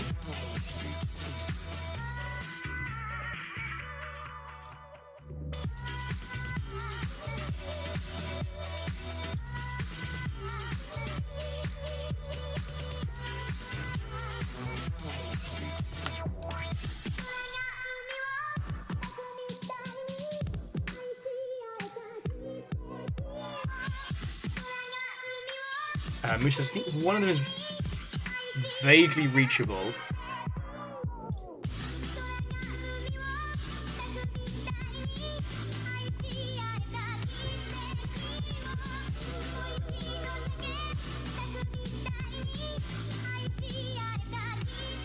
Vern flows. Would you care to mean what you mean by verticality? Okay, so with some games, they can do distance and volume, but they can't do verticality. Now, the actual technicalities of how that's done is beyond my skill set, but I'm going to use Tarkov just because I always think it's fun to bully Tarkov. Tarkov, in terms of its audio, cannot differentiate between if something is next to you or above you. So it leads to the situation where if you hear something running around, you don't know if they're about to walk on top of you or if they're in the floor beneath you. And Unity really struggles with that out the box. Oh yeah, no, Vanderbeest, go. Get some fucking sleep. Thank you all so much. I'll be rolling credits in just a second. And I do understand at this point, I'm chatting with the Insomniacs and the VOD watchers of the future. You know, future VOD watchers unite. But what a fucking good game.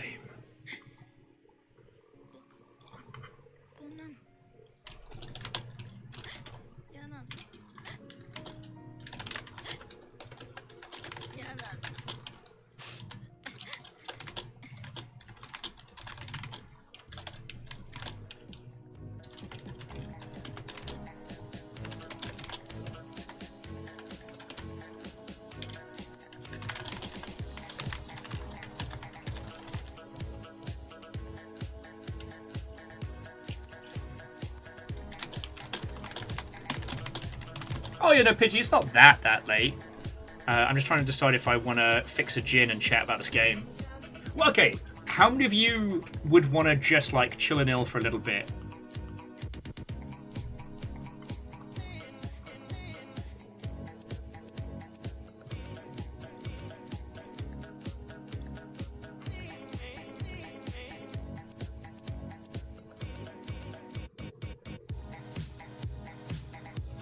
Vernon, you're down to chat?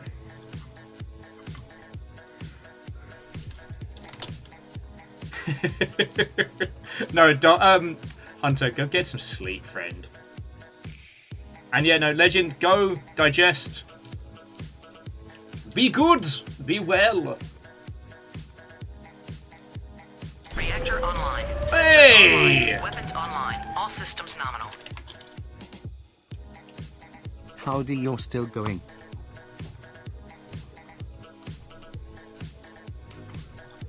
Do you mean how? Or oh, sorry, howdy.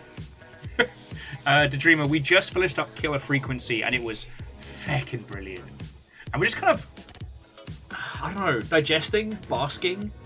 I'm dead chuffed that we managed to get a full clear without looking anything up or otherwise. Like, I'm real proud of that. But in fairness, the last stream we feckin' played was Ruddy Black Watchman. So not to toot our own horn or anything, friends, but comparable. This was an easy game for babies.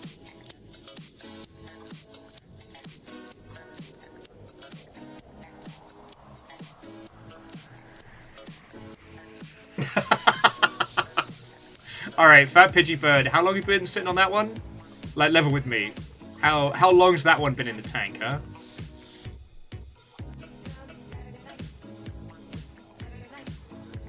Well, so yeah, Hunter, we did spend a few streams stuck in the Game Grumps Murder Dungeon, and it was very, very good. I don't regret playing Homebody. I also don't regret playing Homebody first, because Homebody is a subversion of expectation, right?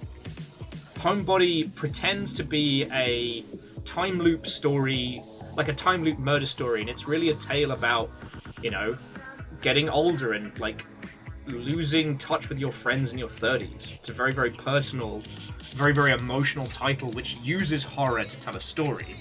Whereas this is kind of like, it tells an exceptional horror story with a very limited palette. Experiencing it all from the disconnection of a radio DJ. The amount of times where he couldn't help but do the bit, I thought was fucking funny. About, like, because he's trained to be a radio DJ.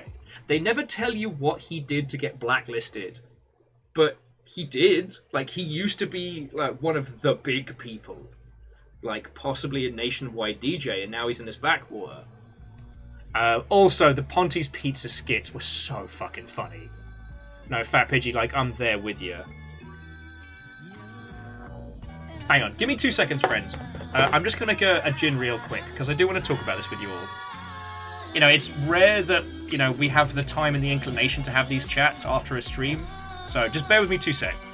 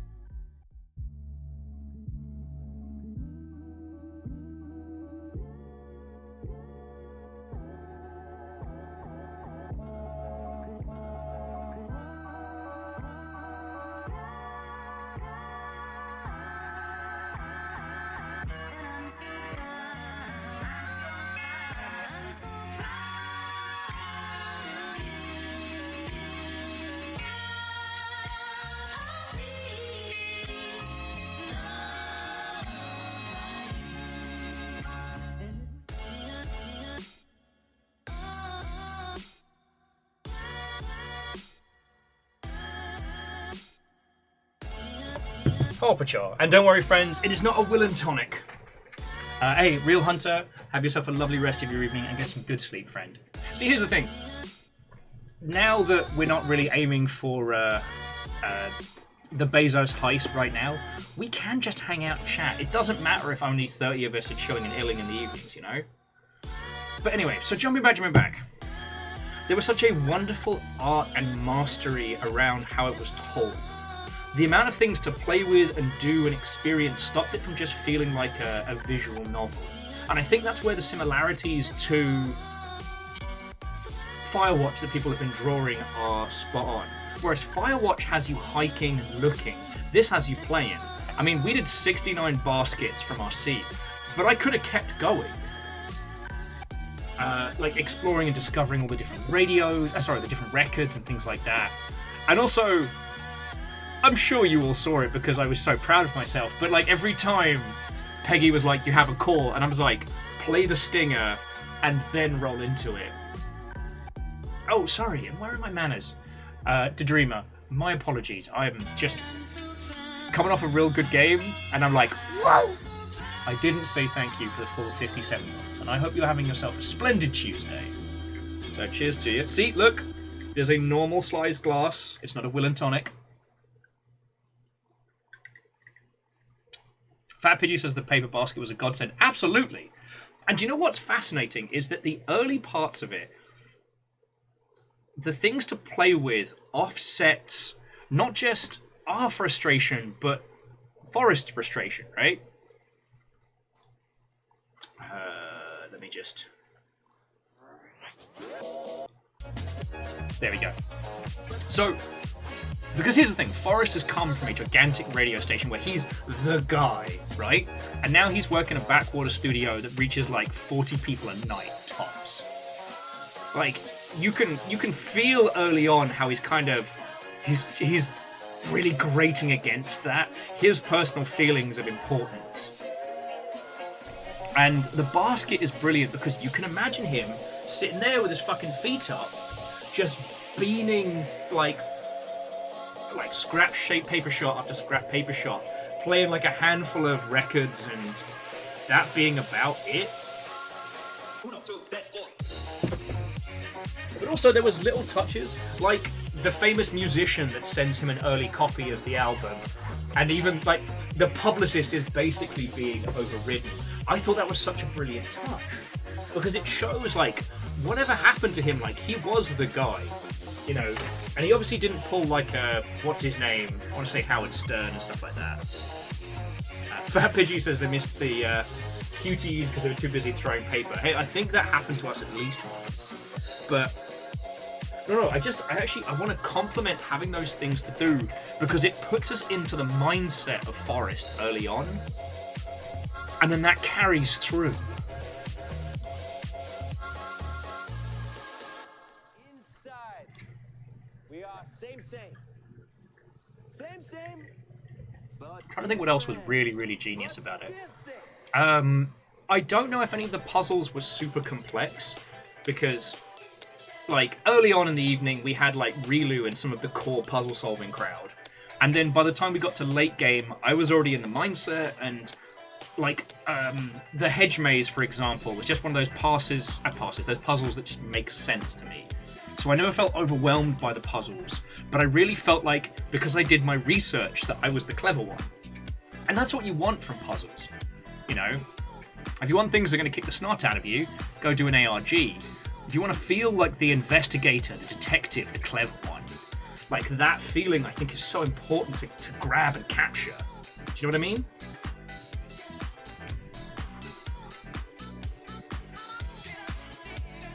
Also, the person that played Peggy did a wonderful job.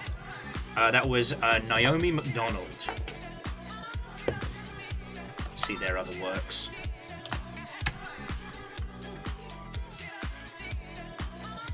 Okay, so yeah, they're a professional voice actor.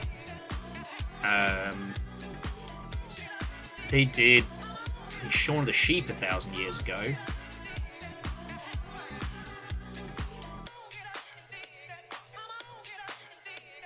Oh, okay, yeah, no. The person who played Peggy is a video game voice actor. They're in Final Fantasy 16, Diablo 4, Horizon Forbidden West, Valkyrie Asylum, Valkyrie Elysium, Xenoblade Chronicles 3, Elden Ring, Horizon Forbidden West, Bravely Default 2. I could just list these until I...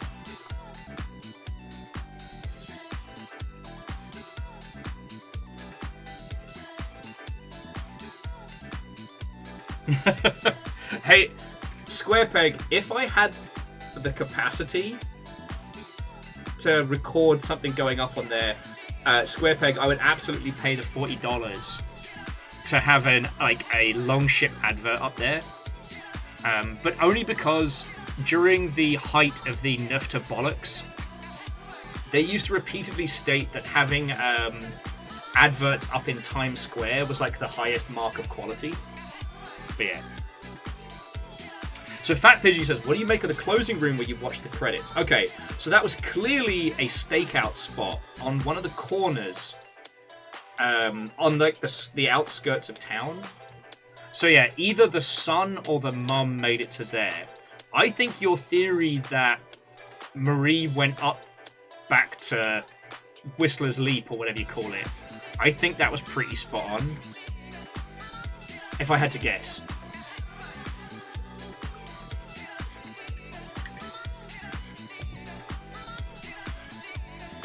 And Captain Hillian says TV trope seems to think it's Marie as well. That makes sense. Plus, Marie was by... Hang on, I think I've got the map here. Did I save the map? Of course I bloody didn't. Alright, hang on, let me get the killer frequency map up. Killer frequency... town map. Let's just see if there's a nice high quality one.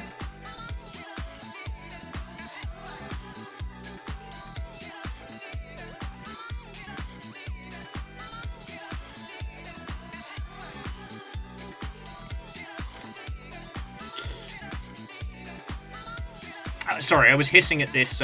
It was one of those ones where you click a link to get like a high quality image, and it's actually a feckin' shortcut of it.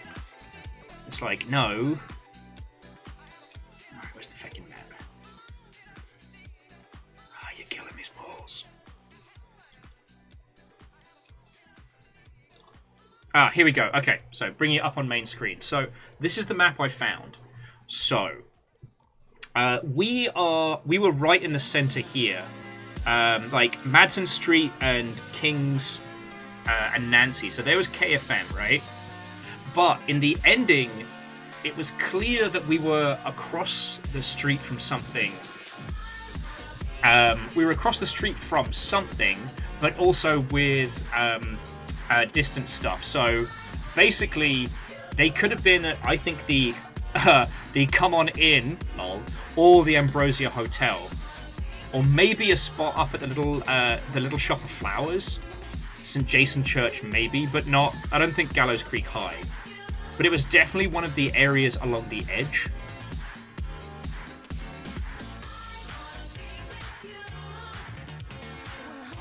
So Fat Pitchy says, I like to... so they actually think it was Mooney, the original Whistling Man from the 50s.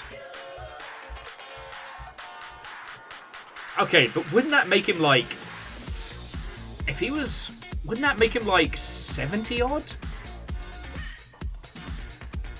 I mean, if we're going by horror movie rules, that's fine, but...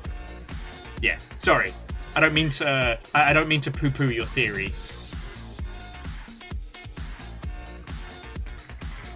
Also, that's another theory. Maybe George wasn't an only child.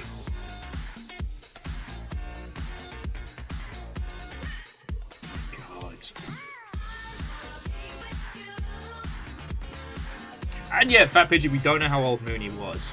So there's also that. I'm inclined to believe that it was either Marie or the son, just because we only know that one of them got chased up to... Where was it? Whistling Point over here.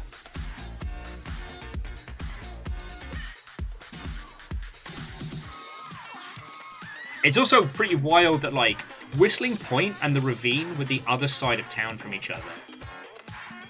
So...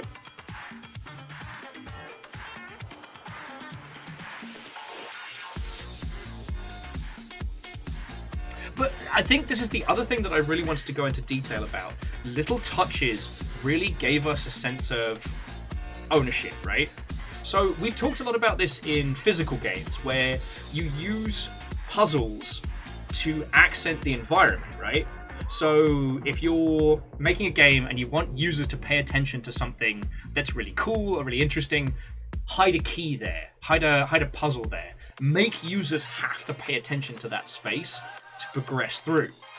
Because one, if you're going to do all that work for environmental art, you know, why not give yourself a pat on the back? But two, like, it causes people to stop and take stock of where they are and go, oh shit, I would have almost missed this, but this is really pretty. So, going back to here, what this did is it made us learn this map. The most inspired puzzle for investing us in this environment was when we had to find the guy in the dumpster and we had to find out which friend to call. Because it was like, alright, there are 3 people to call, and they're at 3 different places. Alright, well, the guy on Romero and, what was it? Romero and Hoobastank, or, Haddonfield, not Hoobastank, is the obvious choice. Because look, there's the waste disposal right there.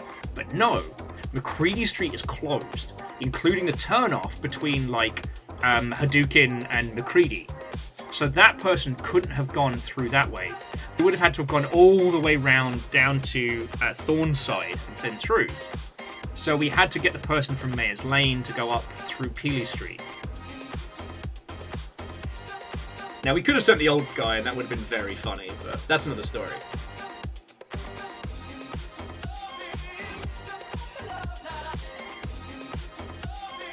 Fat Pidgey says it can't be Henry. Police dispatched that they apprehended and caught one suspect. Do you know, my brain thought that when they said they caught the suspect, they meant the would-be mayor, because he was basically admitting to a crime and a cover-up. Oh, and Fred, they're all references. So there's Haddonfield here, but there's Peely Street or Pele Street, or like, as in Key and Peele, the Peel Street. Myers Lane. What have we got? Romero Street, King Avenue, Manson Street, Axedown Lane, Craven Street. Like, not all of the references are subtle.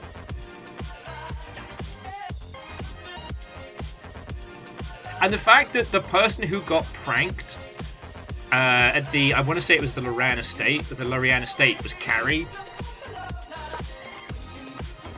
That one I thought was fascinating because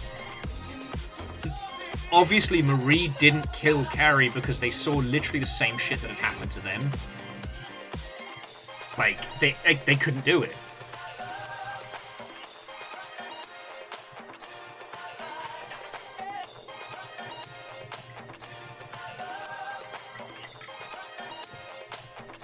But like, Fred, the puns flit from the clever to the hilarious.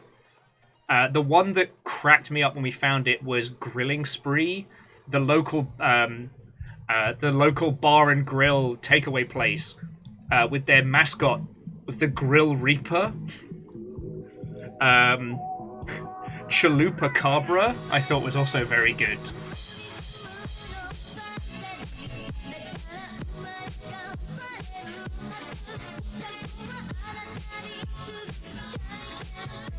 But I thought this was such a great idea of how to take a vocally led performance and add enough game to keep us invested. No, that sounds like a negative. This really did feel like we were part of a living live situation, despite being very, very, well, I guess it wasn't on rails because everyone could have died. But you know what I mean. Like, at no point could we just have walked out the station and driven to New Jersey.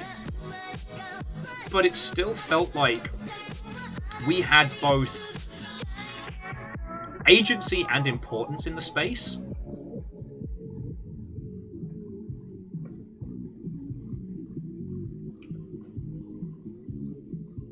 Like, I love Firewatch with my whole heart, but when Firewatch ends, it just leaves you with a big old question mark at the end.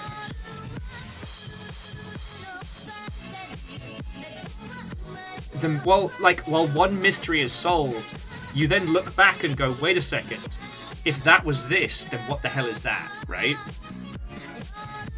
Your time in Firewatch is an experience, it's an emotion.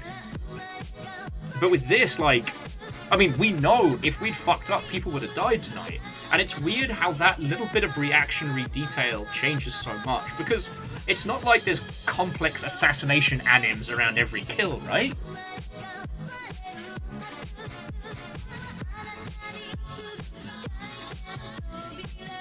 Oh, sorry, jumping back. Just Fat Pidgey was saying you don't apprehend someone who's already tied up, so...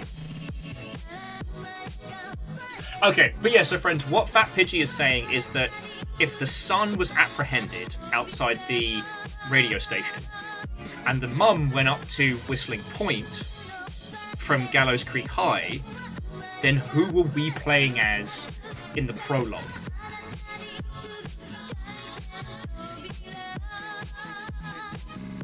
Well, so Fat Pidgey, is there a clear-cut answer, or is this some horror movie type stuff that it won't be established until later? Now, Captain Hillian said Clive, but we're quite sure that Clive is the person you play as at the beginning who dies.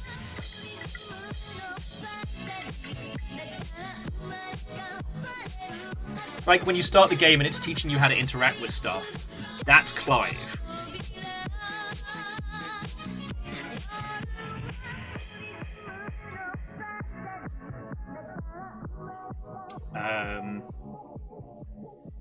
I do feel a bit bad because Hepmanes was the person suggesting that we use the pins and the post-it notes at the bottom, and I thought we couldn't use them. I just hadn't worked out what the crouch button was.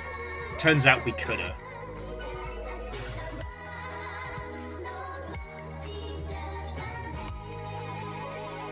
Oh, okay. So Fat Pidgey, do we get a bit more information from the everybody died ending? Because obviously we're not doing that tonight. I don't. I love you all wholeheartedly, but I do not have the 4 hours in me. That's for fucking sure. Like, I'm happy to drink and muse with you all, but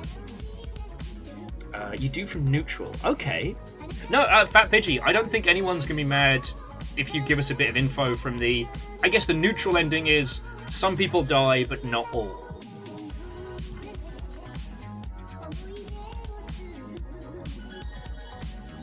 Okay, sorry. Let me move back over to here. I don't know if he'll get it, but I did send a message to the gentleman who played Josh Crowley, the gentleman who played Forrest. So.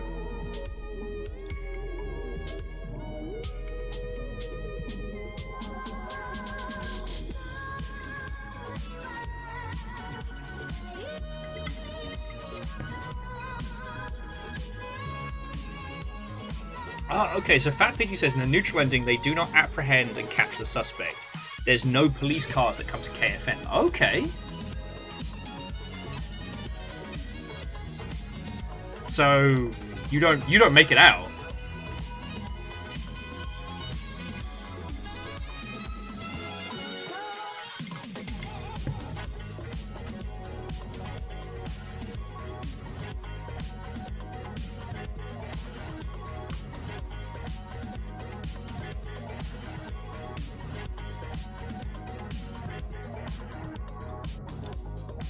Oh no. Okay, so it's implied that Henry gets away if the cops don't show up. Alright. I'm learning.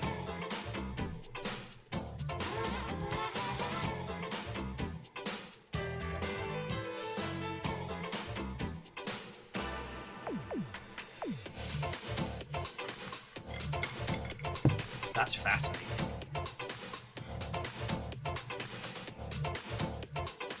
I'm just trying to think if there's anything else to be adding. I feel like the overall punnage and cheese really worked in its favor. Like, it wasn't trying to be In the Mouth of Madness DJ edition, you know what I mean? And I think if the vibe you were going for was more horror and less puzzle, you could absolutely make it work. Like, I genuinely think that you could pull that together. I just feel like that wouldn't personally be my jam, but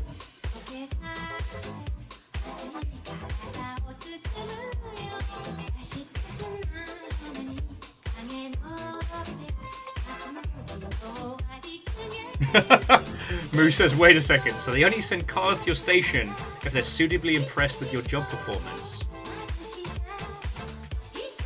I didn't realise I was getting a DJ review, but alright.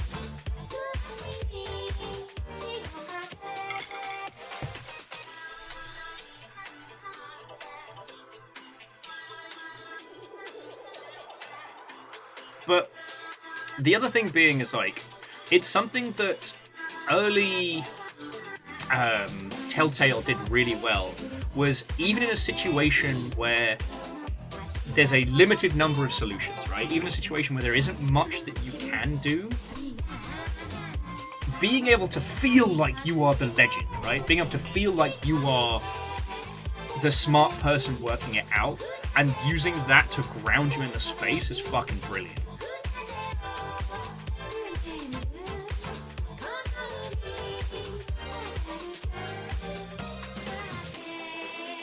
Captain Hillian, in what regard?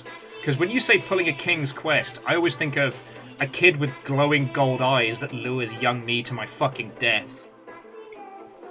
Fell for that so many times. That's why I have trust issues.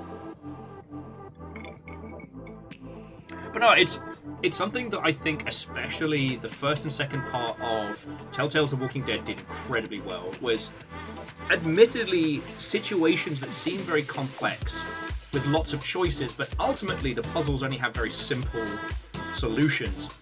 But the stress and the emotional pressure of the situation causes you to make panic choices and then succeed.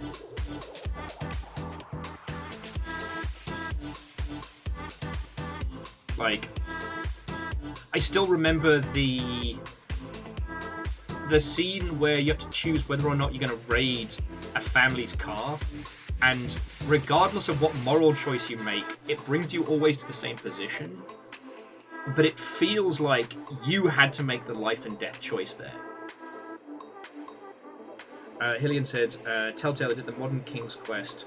I thought that was The Odd Gentleman.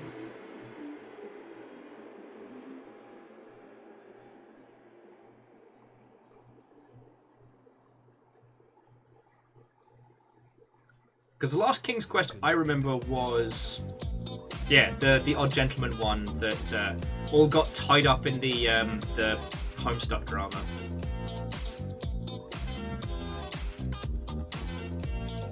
Yeah, so Fred was saying that if a game feels deep and like you have lots of agency on some level, it doesn't matter if you don't. Yes. I think this has a slight edge over Firewatch and Telltale work and things like that, because there are 3 endings, right? And 2 of those endings take considerable effort, so the game reacts to you. Do you know what I mean? If we actively go out of our way to just fucking murder everybody, the game will acknowledge that. And if we go out of our way to try and save everybody, it acknowledges it there. Oh yeah, no, Hillian, the Odd Gentleman's style was very, very evocative of, like, mid to core Telltale. But yeah, their whole thing was mired in a lot of controversy. Sorry, this is a complete aside, but the Odd Gentleman with a team tapped up to make the Homestuck game for the Kickstarter, and they didn't.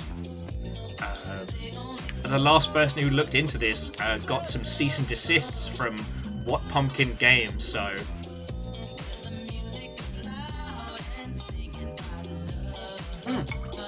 So Fat Pidgey, I actually think the cheese is used perfectly. Sorry, Fat Pidgey was saying they really enjoyed the writing of this game, same.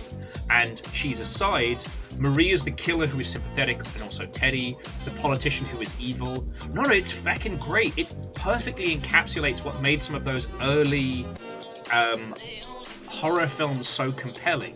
You know, Friday the 13th, correct me if I'm getting the right one, yeah? Friday the 13th is Jason... Yeah, it's Jason Voorhees. And that's one of the great, like, sympathetic horror movies.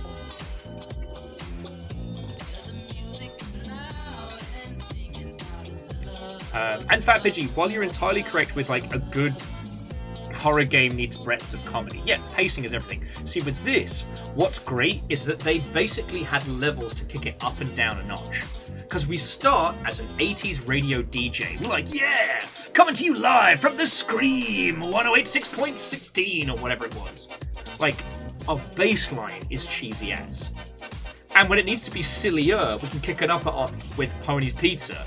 But when we need to get fucking heavy, there's that space to bring it into the fucking real. Like, the most powerful moment, cutting the audio, cutting the music, cutting all the whimsical DJ shit we've been doing all night. And suddenly, you can't just keep pushing the clown laugh button to get through a difficult moment. You have to go into the basement, by yourself, in the silence and in the dark, and hit the button. And that's fucking powerful. The fact the music stopped at that exact moment, I wish I'd timed that. That was fucking great. So yeah, this game felt like we had masses of agency. It kept up the pressure without too many time-sensitive moments, which I also really appreciate. Like, if I'd left the game to just keep going, hey, there's dead air. Hey, Forrest, dead air is death on radio. What are you doing? Narratively, it wasn't good, but I wasn't being penalised for it. There were a few times where we had to react with speed, but we were always shown clearly when that was.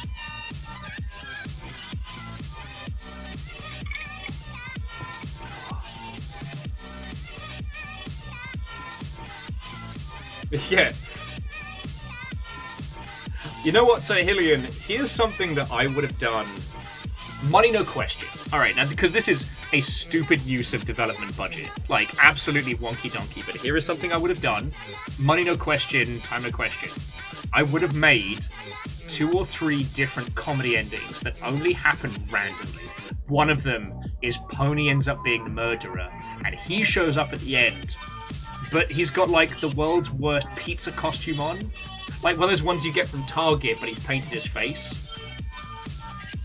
Like, I wouldn't have done a full clue, but that would have been very funny.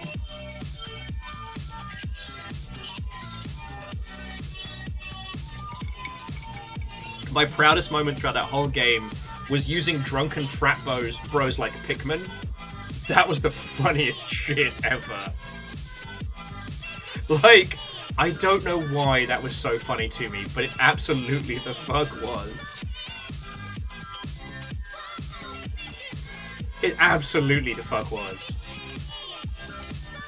Because, like, you imagine this tense scene, this proper, like, Halloween, like, there's fucking Michael Knifeface, like, standing across from the other person's house and they're staring at him and you hear the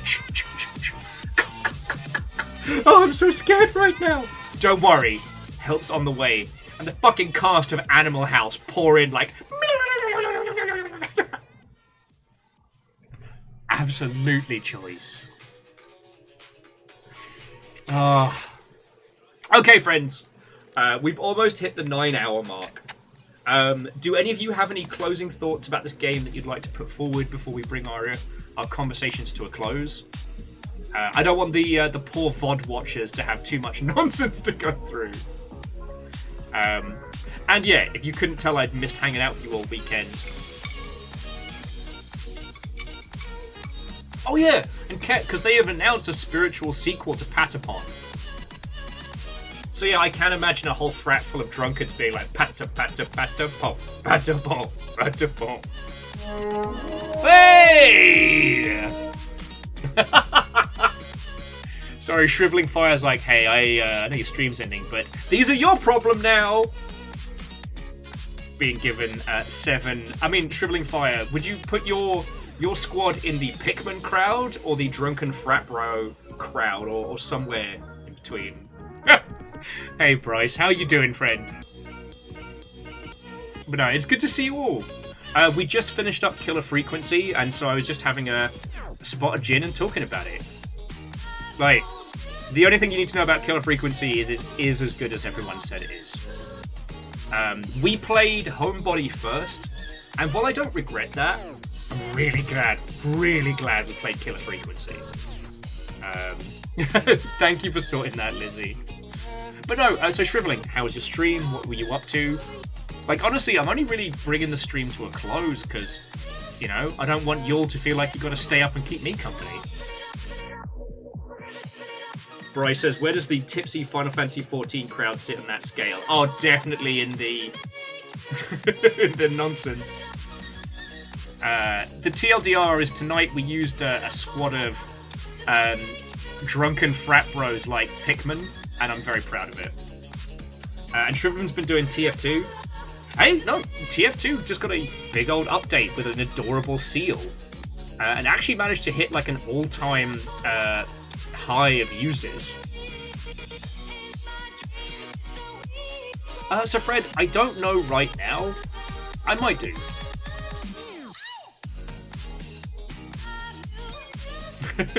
Okay, Fat Pidgey.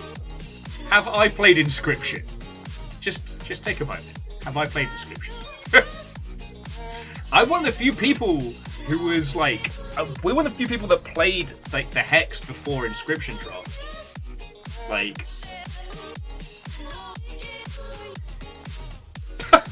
shriveling with Inscription. I barely know her. I actually like that joke better when it doesn't work. Yeah, so we did Pony Island live like a gajillion years ago. And then the Hex as soon as we got hands on. But no, so Fat Pitchy, so I know what you're saying. And what it is it's not meta-narrative stuff or metafuckery. It's a command of the language of video games used in such a way as to accent the story for the better. Like, this game knew exactly what it was about and how and who we were in the space, and it used that so powerfully. Like, just incredibly impressed.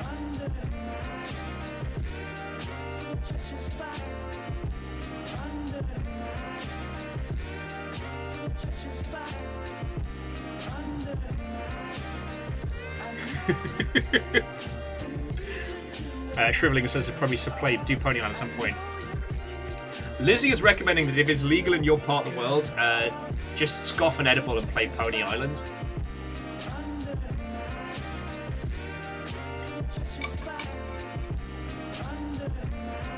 But yeah, a lot of people know, like,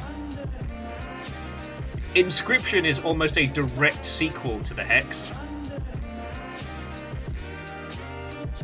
Which does mean that the Hex took place well before Inscription. And Fat Pidgey, yo, the Hex is one of the 3 great games about video games. It's like the Magic Circle, the Beginner's Guide, and the Hex are like the 3 to play. The Hex takes the longest to kind of unfurl, but when it does, you will not be disappointed.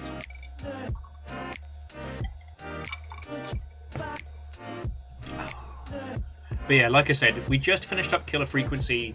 Shriveling, I don't know if you and your squad have played through it yet. If you haven't, I recommend it so much. Like, without a hesitation, it was brilliant. Honestly, if it wasn't for the try and finish the game in 4 hours, I would definitely go for a full Chivo run. You know what I mean? Yeah, no, Hillian, I'm going to be bringing things to a close in a second, and there are some lovely individuals that we can raid into, so to those of you that came over from Shriveling's lot, please stick around, because there's a bunch of friendos that are up right now, so we are spoiled for choice.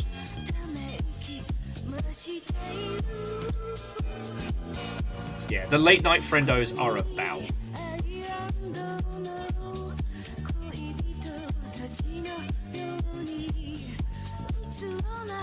But yeah. So here's what we do, friends. I'm going to roll credits in just a second, and then I'll pass your lovely selves on to somebody, but I don't think I have anything else left to bring together. This was such a good game, and I'm so glad we played it. I didn't think we were going to beast it in one session. I certainly didn't think we'd do a 9-hour stream on a Tuesday, but here the fuck we are.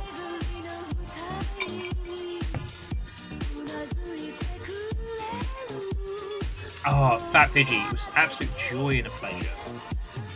And like, as someone who'd played through it, like, it was lovely having you with. And so I hope our our theorizing and otherwise was interesting for you.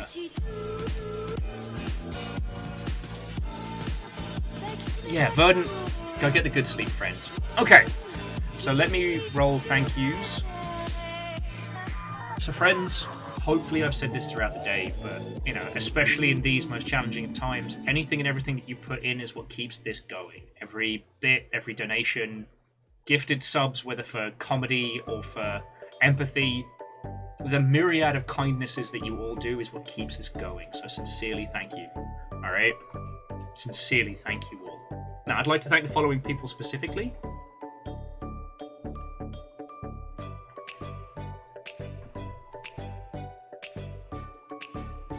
Fat Pidgey, that's lovely to hear, friend. Fat Pidgey saying we got the nail on the head at the right time, so fuck yeah. So to both Ponty's Pizza and Ibrahim didn't. Thank you for the follows. I don't know if we'll see you again, but we might. To those that subbed, resubbed, or the recipients of House Carl, I'd like to thank Fire Straker, Marijuana Morgan, Oregano Overlord, Earl Koenig, Ketamine Carl, Dame Judy Dench, you know her, Crux, Hempmanes, Grand Take, Mr. Squarepeg, AR Lord Lost and Found, Kandarian Rainier, Man Cow, Tasty Little Snack, Gets the Boat to Dreamer, to Hempmanes, Relu, thank you for the donations, because those hit PayPal immediately and are a massive fucking help, so thank you. And bits are still the biggest thing that keeps this whole operation afloat. So I can't say enough thank yous to Vanderbeast, Bacon Avenger, J-Post, Eraman, Keldra, Alnis, Pun Spectre, and Kaolu. But maybe fuck you, Bacon, for scaring the PP out of me. Your moderator today was Lizzie, Rhymes of Moose, and I believe we saw Caffeine, but Lizzie, you were here for the late shift. Fucking thank you. And Shriveling, like, thank you for bringing your squad in. The Hunter, you know, every raid, even if it's a one-person move. Here is to Punty's Pizza, the vaguely Scottish pizza. I wanted to scream at him so many times, where are you from? But Bacon, thank you. Yeah, Bacon won the best time spook. And also shout out to Eraman, the first person to ever redeem the gold skeletal dab, which I think just led to an unhinged pile of fuckery. So, alright, so here's what I can offer you, friends. I can offer you very slow Skyrim. I'm not joking, super slow Skyrim. I can offer you Xenonauts 2, but Xenonauts 2 from someone who was a radio DJ. Or I can offer you Bionicles. And I mean a lot of Bionicles. So what strikes your fancy? Wow, Lizzie, you didn't hesitate with the Bionicles there. Alright, one for Bionicles, one for Xenonaut. We'll do first to 3 picks it.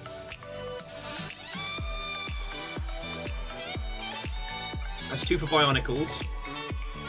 Unhinged pile of fuckery is my Tinder bio. Top tier, Moose. Top tier.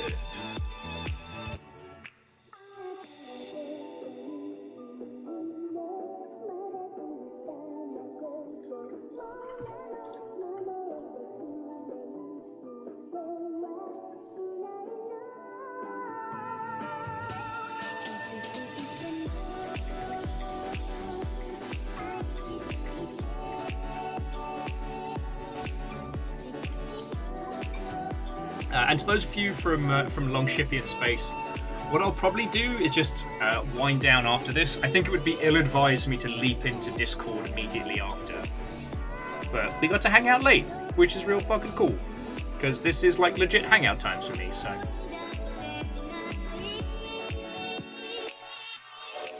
Alright, I'll make an executive decision then. We're going to Bionicles, because that had the quickest result.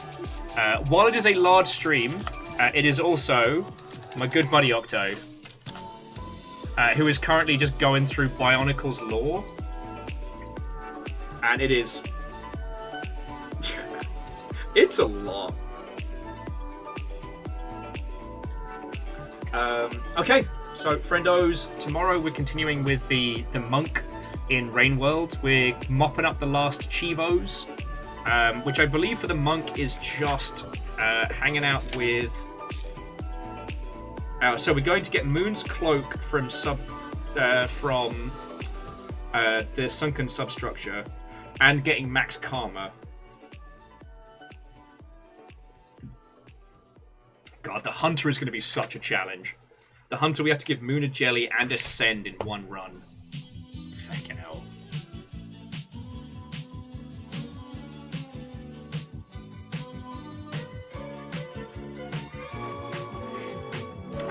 Right. Thank you for being here for a feckin' great stream, putting up with me for 9 hours. I know it's been real quiet today, but the game has been exceptional and the company's been excellent. And like, what's the fucking point of streaming if you can't just have a good time with friends? So thank you.